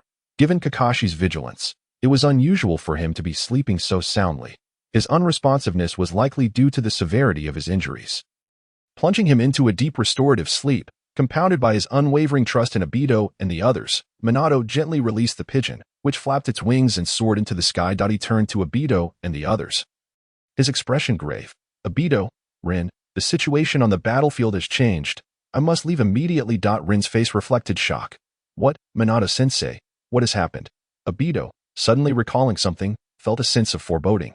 Indeed, the unfolding events closely mirrored the original storyline. At this moment, Minato was required elsewhere for reinforcements. Minato spoke in a low voice. "Over at Mei's side, they have been unable to withstand the enemy's assault. 1,000 Iwagakure ninjas, all masters of earth release techniques, have breached our last line of defense. Mei and her team are currently besieged and fleeing. I must rush to their aid to halt the enemy's advancing tide. If those Iwagakure ninjas penetrate deep into the land of fire, the consequences would be dire." The ramifications Minato spoke of extended beyond mere harm to the villagers of the Land of Fire or widespread destruction to buildings. He feared that should the Iwagakure ninjas delve deeper into the territory, they might flank the rear of Konoha's forces from another direction. It should be noted that Konoha's forces are currently divided into multiple units, each defending against the enemy's onslaught. If the Iwagakure were to infiltrate the rear, they would pose a threat to any of Konoha's divisions. In the face of a pincer attack, Konoha's forces would undoubtedly fall. Moreover, should such a scenario unfold, it would signify a catastrophic defeat for Konoha, with the other defensive positions of Konoha's forces suffering severe repercussions. Rin's expression grew grave as she recognized the seriousness of the situation. Minato-sensei, what should we do now? Should we accompany you to provide reinforcements? Or should we continue onward?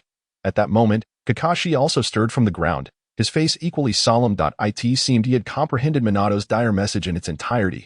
Chapter 85. Divided Actions. Kakashi has awakened? Perfect. I now have an official directive for the three of you.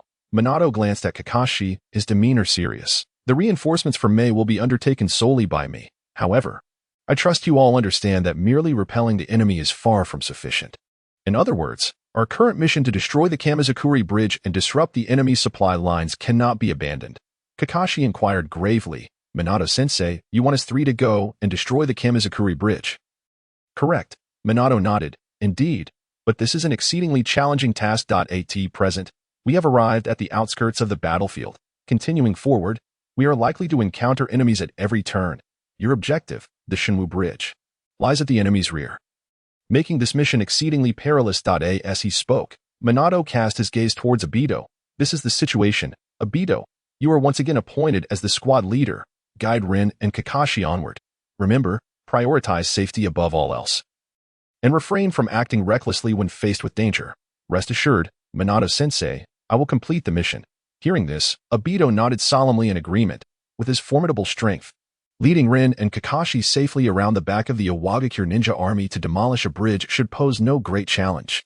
Both Rin and Kakashi held absolute trust in Obito. After all, they had executed numerous missions together over the past 2.5 years. When Minato was not participating in missions, Obito had always been the core of the team, and they naturally had no objections. All right, I shall set off first. You two should eat something and rest for a bit. Since it is still early, we can hasten our journey. Minato surveyed his three disciples once more. Subsequently, he activated the Flying Thunder God technique, vanishing from sight in the blink of an eye. Kakashi, are you able to continue? Obito turned to Kakashi and inquired. Of course, I am perfectly fine. Kakashi nodded, even going so far as to stretch his limbs to demonstrate his readiness. However, the exaggerated movements inadvertently pulled at his still healing wounds, causing him to grimace in pain. Kakashi. Rin's small face was filled with seriousness as she shot Kakashi a concerned glance. As the medical ninja who had assisted Kakashi in treating his injuries, Rin was acutely aware of his condition. Although she had treated his wounds thoroughly the previous night, recovery could not occur overnight. Any excessive movement posed a risk of reopening his injuries. I apologize. Rin, I truly am fine now and will be able to move freely shortly. Kakashi offered Rin an apologetic glance. Not wishing to dwell on the topic further, he produced a few soldier pills from his pocket and began to chew them with a crunch. He urged, all right, Rin, Obito, quickly eat something to regain your strength. Minato-sensei instructed us to hurry. Yet Rin remained serious, her face etched with worry over Kakashi's incomplete recovery, wanting to check on him. Rin, enough, eat something. Obito firmly grasped Rin's arm and pressed a pouch of soldier pills into her hand. Simultaneously, he conveyed a silent message with his eyes, shaking his head. Obito's intentions were clear. Kakashi was a strong-willed individual, already burdened with guilt from his reckless intrusion into the woods the previous day. With the urgency of the mission at hand, Kakashi was even less inclined to become a burden to the team, hence his stubbornness. Well, all right then. Having known Obito for many years, Rin understood his unspoken message immediately.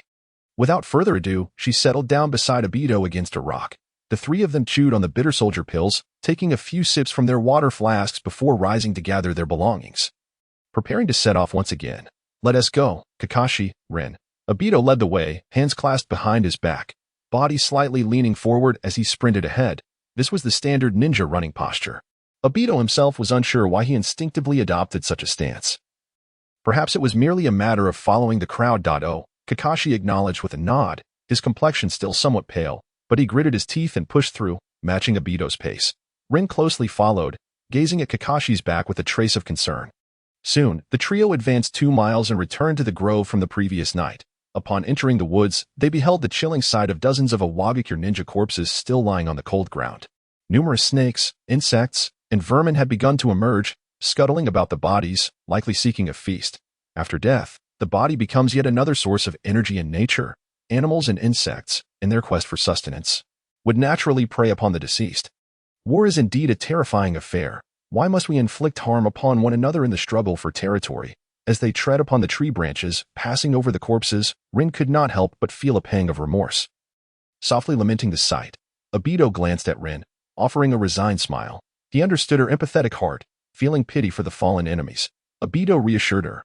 Rin, do you not remember what Minato-sensei said? We were born into these chaotic times.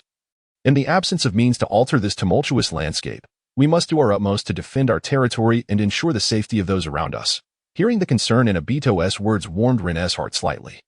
She nodded in acknowledgement, offering Obito a gentle smile, choosing not to elaborate further. The trio had been on the move since morning. To accommodate Kakashi's injuries, they paused for a brief respite among some concealed bushes at noon. After replenishing their strength, they resumed their journey. By around 4 or 5 in the afternoon, the three were still traversing the woods when a small stream appeared ahead. Wait. Obito halted, raising a hand to signal his companions to stop. Kakashi and Rin exchanged puzzled glances. What's the matter, Obito? Rin inquired. Obito did not respond immediately, for he had sensed a hint of danger in the air. Focusing his gaze, he activated his Sharingan. Its 3 tomos swirling as he peered into the distance. Indeed, he detected several chakra signatures lurking behind the trees on the opposite bank of the stream. Even on their side, hidden behind trees a dozen meters away, he sensed additional chakra fluctuations. Chapter 87. Camouflage Concealment. Kakashi. Rin, it's nothing. Let us continue our journey. Obito turned to his companions, though his words belied the urgency in his eyes, indicating that there was movement ahead. Rin and Kakashi, having cooperated with Obito for years, immediately understood his silent cue. They nodded in unison, their hands subtly inching toward their ninja tool pouches. Let us go. At Obito's command, the 3 jumped down from the tree trunk and strode forward. The sound of their footsteps echoed softly as they stepped on the water's surface, creating gentle ripples. The expressions on their faces were grave, heightened vigilance as they keenly observed their surroundings, behind the stream. In the right side of the woods, 2 ninjas clad in red armor smirked coldly. 1. A man with shoulder-length hair whispered to his companion, "They have entered our trap zone. Commence the attack immediately." Understood, Captain Oishi. Oishi remained silent, his fingers deftly weaving hand seals. Ninja art, camouflage concealment. As Oishi completed his seals, a colorful energy aura began to envelop him. As the energy intensified, his form gradually became translucent, ultimately vanishing from sight. This was an exceptionally advanced invisibility technique, rivaling the Moonlight Gale Shunshin, and exceedingly difficult for enemies to detect. With this technique, Oishi had stealthily eliminated over 60 Konoha ninjas on the battlefield. Meanwhile, Obito's trio formed a V formation, wading through the stream as they advanced. Obito led the way, with Kakashi flanking him on either side. Suddenly, a rustling sound erupted from the trees on the opposite bank of the stream. The Mangekyō ninjas, realizing that Obito's group had wandered into the heart of their trap, sprang into action. Whoosh, whoosh, whoosh, a hail of sharpened bamboo poles shot through the foliage toward them. Having anticipated this, Obito swiftly performed a series of hand seals, conjuring a fire release technique. Fire release, great fireball technique. Taito tilted his head slightly backward, and as he exhaled through his pronounced cheeks, a massive flame erupted from his mouth. The flames coalesced into a large fireball, rolling and sweeping towards the oncoming barrage of bamboo. Suspended in midair, the bamboo was scorched black by the intense heat of the fireball, instantly transforming into charred remnants. The weightless bamboo lost its momentum and force, crashing down with a resounding splash into the stream below, sending up a great spray of water. However, this bamboo trap was merely the initial wave of assault. Following closely behind was a substantial collection of tightly bound wooden rafts. The pointed ends of the rafts were also sharpened. Aimed directly at Taito and his companions, a direct hit from such an object could potentially pierce a large hole in one's skull. Yet, Kakashi, standing behind Taito, took the initiative this time. He swiftly performed several hand seals for a ninjutsu technique. Grasping his right wrist with his left hand, a brilliant surge of lightning coalesced in his right palm. Chidori, Kakashi leaped into the air, thrusting his right arm forward. The brilliance of the lightning struck the wooden raft, cleaving it in 2 on the spot. The severed halves of the raft, no longer tethered by ropes, were propelled apart and plummeted into the water with a splash. However, before Taito and his companions could catch their breath, the leader of the ambushing Iwagakure squad, Daisher, had stealthily approached Rin from behind. Utilizing his invisibility ability, the surface of the stream rippled with the imprints of his footsteps. 3 steps, 2 steps, 1 step. Daisher reached Rin's rear, slowly drawing a kunai towards her neck. Yet, at the moment he lifted the kunai, the water beneath him suddenly surged violently. A pair of somewhat juvenile hands emerged from the depths, grasping his ankles. Not good, Daisher exclaimed, realizing the peril he was in, and he transformed into a colorful, translucent figure. The camouflage technique had a critical weakness. Upon physical contact with an enemy or being touched by an enemy, the chakra sustaining the invisibility would become disordered, rendering the technique ineffective. Now, with Daisher's ankles caught, the camouflage was instantly undone. Heh, come down. The owner of the hands that seized Daisher's ankles emerged from the water, wearing goggles and sporting a triumphant grin as he gazed up at Daisher. Simultaneously, he exerted his strength, yanking Daisher's feet downward with force. With a splash, Daisher lost his balance, his feet plunging into the water. However, as a Jainin, Daisher was not easily subdued. The moment his body hit the water, he thrust the kunai down towards the boy submerged beneath the surface. The kunai penetrated Taito's head but did not draw a single drop of blood. With a loud bang, a cloud of white smoke erupted, and the Taito beneath the water vanished. A shadow clone. How infuriating. When did that happen? Daisher thought, bewildered, not comprehending when the boy with goggles had managed to place a shadow clone underwater. Did he anticipate the ambush and traps from the start, deliberately leaving an opening in their defenses? If that were the case, these three youngsters, merely in their early teens, were truly formidable. In the instant of Daisher's astonishment, Taito's true self commenced his action. Rin, Taito shouted. Turning around, a swirling blue chakra sphere forming between his palms. Understood, Rin responded, her small face grave. She bent her knees slightly and leaped forward, positioning herself beside Kakashi to guard against any imminent danger. Taito also leaped into the air, hurling the rotating blue chakra sphere towards Daisher's face. Oh no. The synergy among Taito, Rin, and Kakashi was seamless, all unfolding in mere moments. As Daisher became aware of the impending threat, the Rasengan expanded rapidly in his vision. Ultimately, the Rasengan made intimate contact with Daisher's face, leaving him in shock as his features were grotesquely altered, blood splattering forth. Such a brutal blow left no chance for survival. Daisher fell lifelessly into the water with a splash, staining the once clear stream with crimson. Chapter 87. Rin's progress. Daisher. How infuriating. Witnessing their companion's immediate demise, the reinforcements from Iwagakure erupted with fury. Daisher was not only their squad leader but also a cherished comrade. Instantly, the remaining Iwagakure ninjas, previously concealed on either bank, ceased their stealth and surged forward like shadows. 4 in front, 3 behind, all clad in the standard dark red armor of Iwagakure. Shadow Clone Jutsu. Taito performed the hand seals for the Shadow Clone technique. With a bang, a plume of white smoke erupted, and an identical Taito appeared beside him. The moment the clone manifested, it grasped the intent of its original and dashed towards Rin, tasked with safeguarding her. You little brat. Die. A red-haired Iwagakure ninja roared as he leaped towards the masked Kakashi. The red-haired ninja activated mechanisms on the backs of his hands, and with a series of sounds, 2 sharp tiger claws extended from his palms, each approximately 50 centimeters long. In an instant, the red-haired ninja descended, closing the distance to Kakashi. He swung his claws, unleashing a flurry of sharp white blades aimed at Kakashi. Unyielding, Kakashi had already drawn his short blade from his back. Engaging in fierce combat with the red-haired ninja, the clashing of weapons rang out, the sounds of metal meeting metal echoing as Kakashi, utilizing the techniques passed down from the white fang of Konoha, gained the upper hand.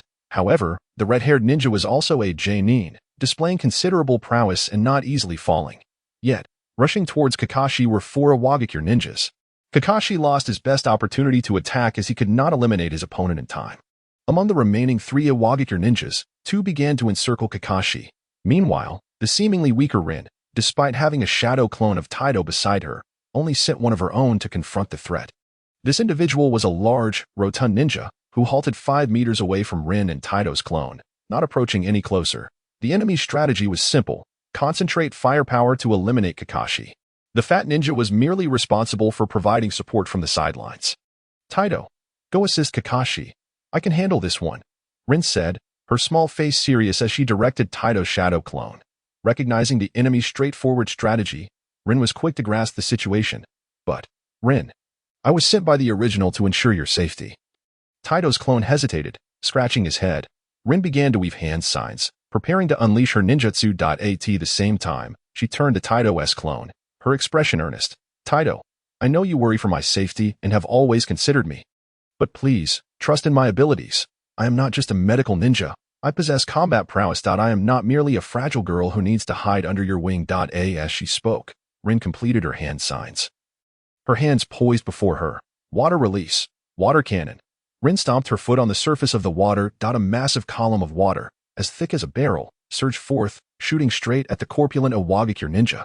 Earth release. Rock surface. The rotund ninja of Iwagakure displayed a fleeting expression of surprise, yet he did not succumb to panic. Within the limited confines of his contemplation, he deftly maneuvered his sizable hands to form a series of hand seals for a Doton technique.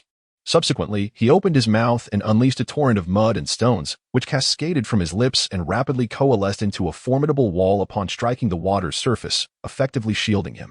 The crashing water columns collided against the barrier without inflicting any damage, as it was merely a standard Suiton technique devoid of any offensive potency. Lin, be cautious. At that moment, Obito's shadow clone, upon hearing Lin's warnings, ceased his hesitation and swiftly dashed toward Kakashi. Indeed, as Lin had asserted, she was not only a medical ninja but also a specially designated jonin, although her combat prowess paled in comparison to that of Obito and Kakashi. The Lin of the present was far removed from the frail medical ninja depicted in the original narrative. She possessed commendable combat capabilities. Behind the brook, Obito found himself confronting 4 approaching Iwagakure ninjas. Rather than retreating into defense, he instead mustered his strength and charged directly at them. Fire release, Phoenix Fire technique. As he sprinted, Obito formed a set of hand seals, coming to a halt. He puffed out large fireballs the size of basketballs from his mouth. Each propelled along varying trajectories toward the quartet. These 4 adversaries, clearly formidable in their own right, exhibited remarkable speed and acute battle awareness. They swiftly dodged and weaved to evade the barrage of fireballs, even managing to produce a plethora of shuriken from their person to launch a counterattack against Obito. With a flurry of whistling sounds, the shuriken spiraled through the air, hurtling toward him in rapid succession. Obito was compelled to halt his fiery assault, drawing forth kunai to parry and deflect the incoming shuriken. In the midst of this, he cast a glance behind him to assess the combat situation involving Lin and Kakashi. Kakashi, initially engaged with 3 jonin, appeared somewhat strained. He could not utilize the Chidori, leaving him feeling somewhat constrained. However, with the addition of his shadow clone, Kakashi's burden was significantly alleviated, and he began to gain the upper hand through their coordinated efforts. Meanwhile, Lin was embroiled in a tense standoff with the rotund ninja, who persistently endeavored to close the distance and inflict harm upon her. Yet, Lin, displaying remarkable intelligence, adeptly utilized the terrain to her advantage, unleashing a series of Suiton techniques that forced the hefty ninja to retreat mere steps after advancing. Despite the considerable chakra expenditure required for her strategy, Lin remained resolute, intent on stalling her opponent to relieve the pressure on Obito and Kakashi. It seemed imperative to bring the skirmish to a swift conclusion. Prolonged engagement was not advisable. Obito's brow furrowed slightly as he murmured to himself, recognizing that they were positioned in enemy territory, and the cacophony of battle would undoubtedly attract the attention of other Iwagakure ninjas in the vicinity. Fool, you think you can afford to glance around while engaging us? You must truly be courting death. The 4 Iwagakure ninjas had closed the distance to within 3 meters of Obito. In unison, they leaped into the air, gripping their kunai tightly as they descended upon him with fierce intent. A cold smile crept across Obito's lips. They had not even grasped the extent of his abilities. In an instant, he activated his ocular powers, his eyes narrowing slightly. The 3 tomo within his pupils spun rapidly, morphing into the form of shuriken. Susanoo, he declared, and a surge of azure energy enveloped him, forming a skeletal frame that enveloped and protected him. Clang, clang, as the skeletal structure emerged. The 4 Iwagakure ninja strikes collided with it. Their kunai struck the bones with a metallic clash, shattering upon impact and splitting in 2. What? How could this happen? What manner of sorcery is this? The 4 Iwagakure ninjas were taken aback, their strikes having failed, and they instinctively began to plummet towards the water's surface. This skeletal manifestation surrounding the youth was a sight they had never encountered before. They had not even heard of such a technique. However, Obito was not one to squander such a prime opportunity for counterattack. As he intensified the release of his ocular powers, the skeletal figure,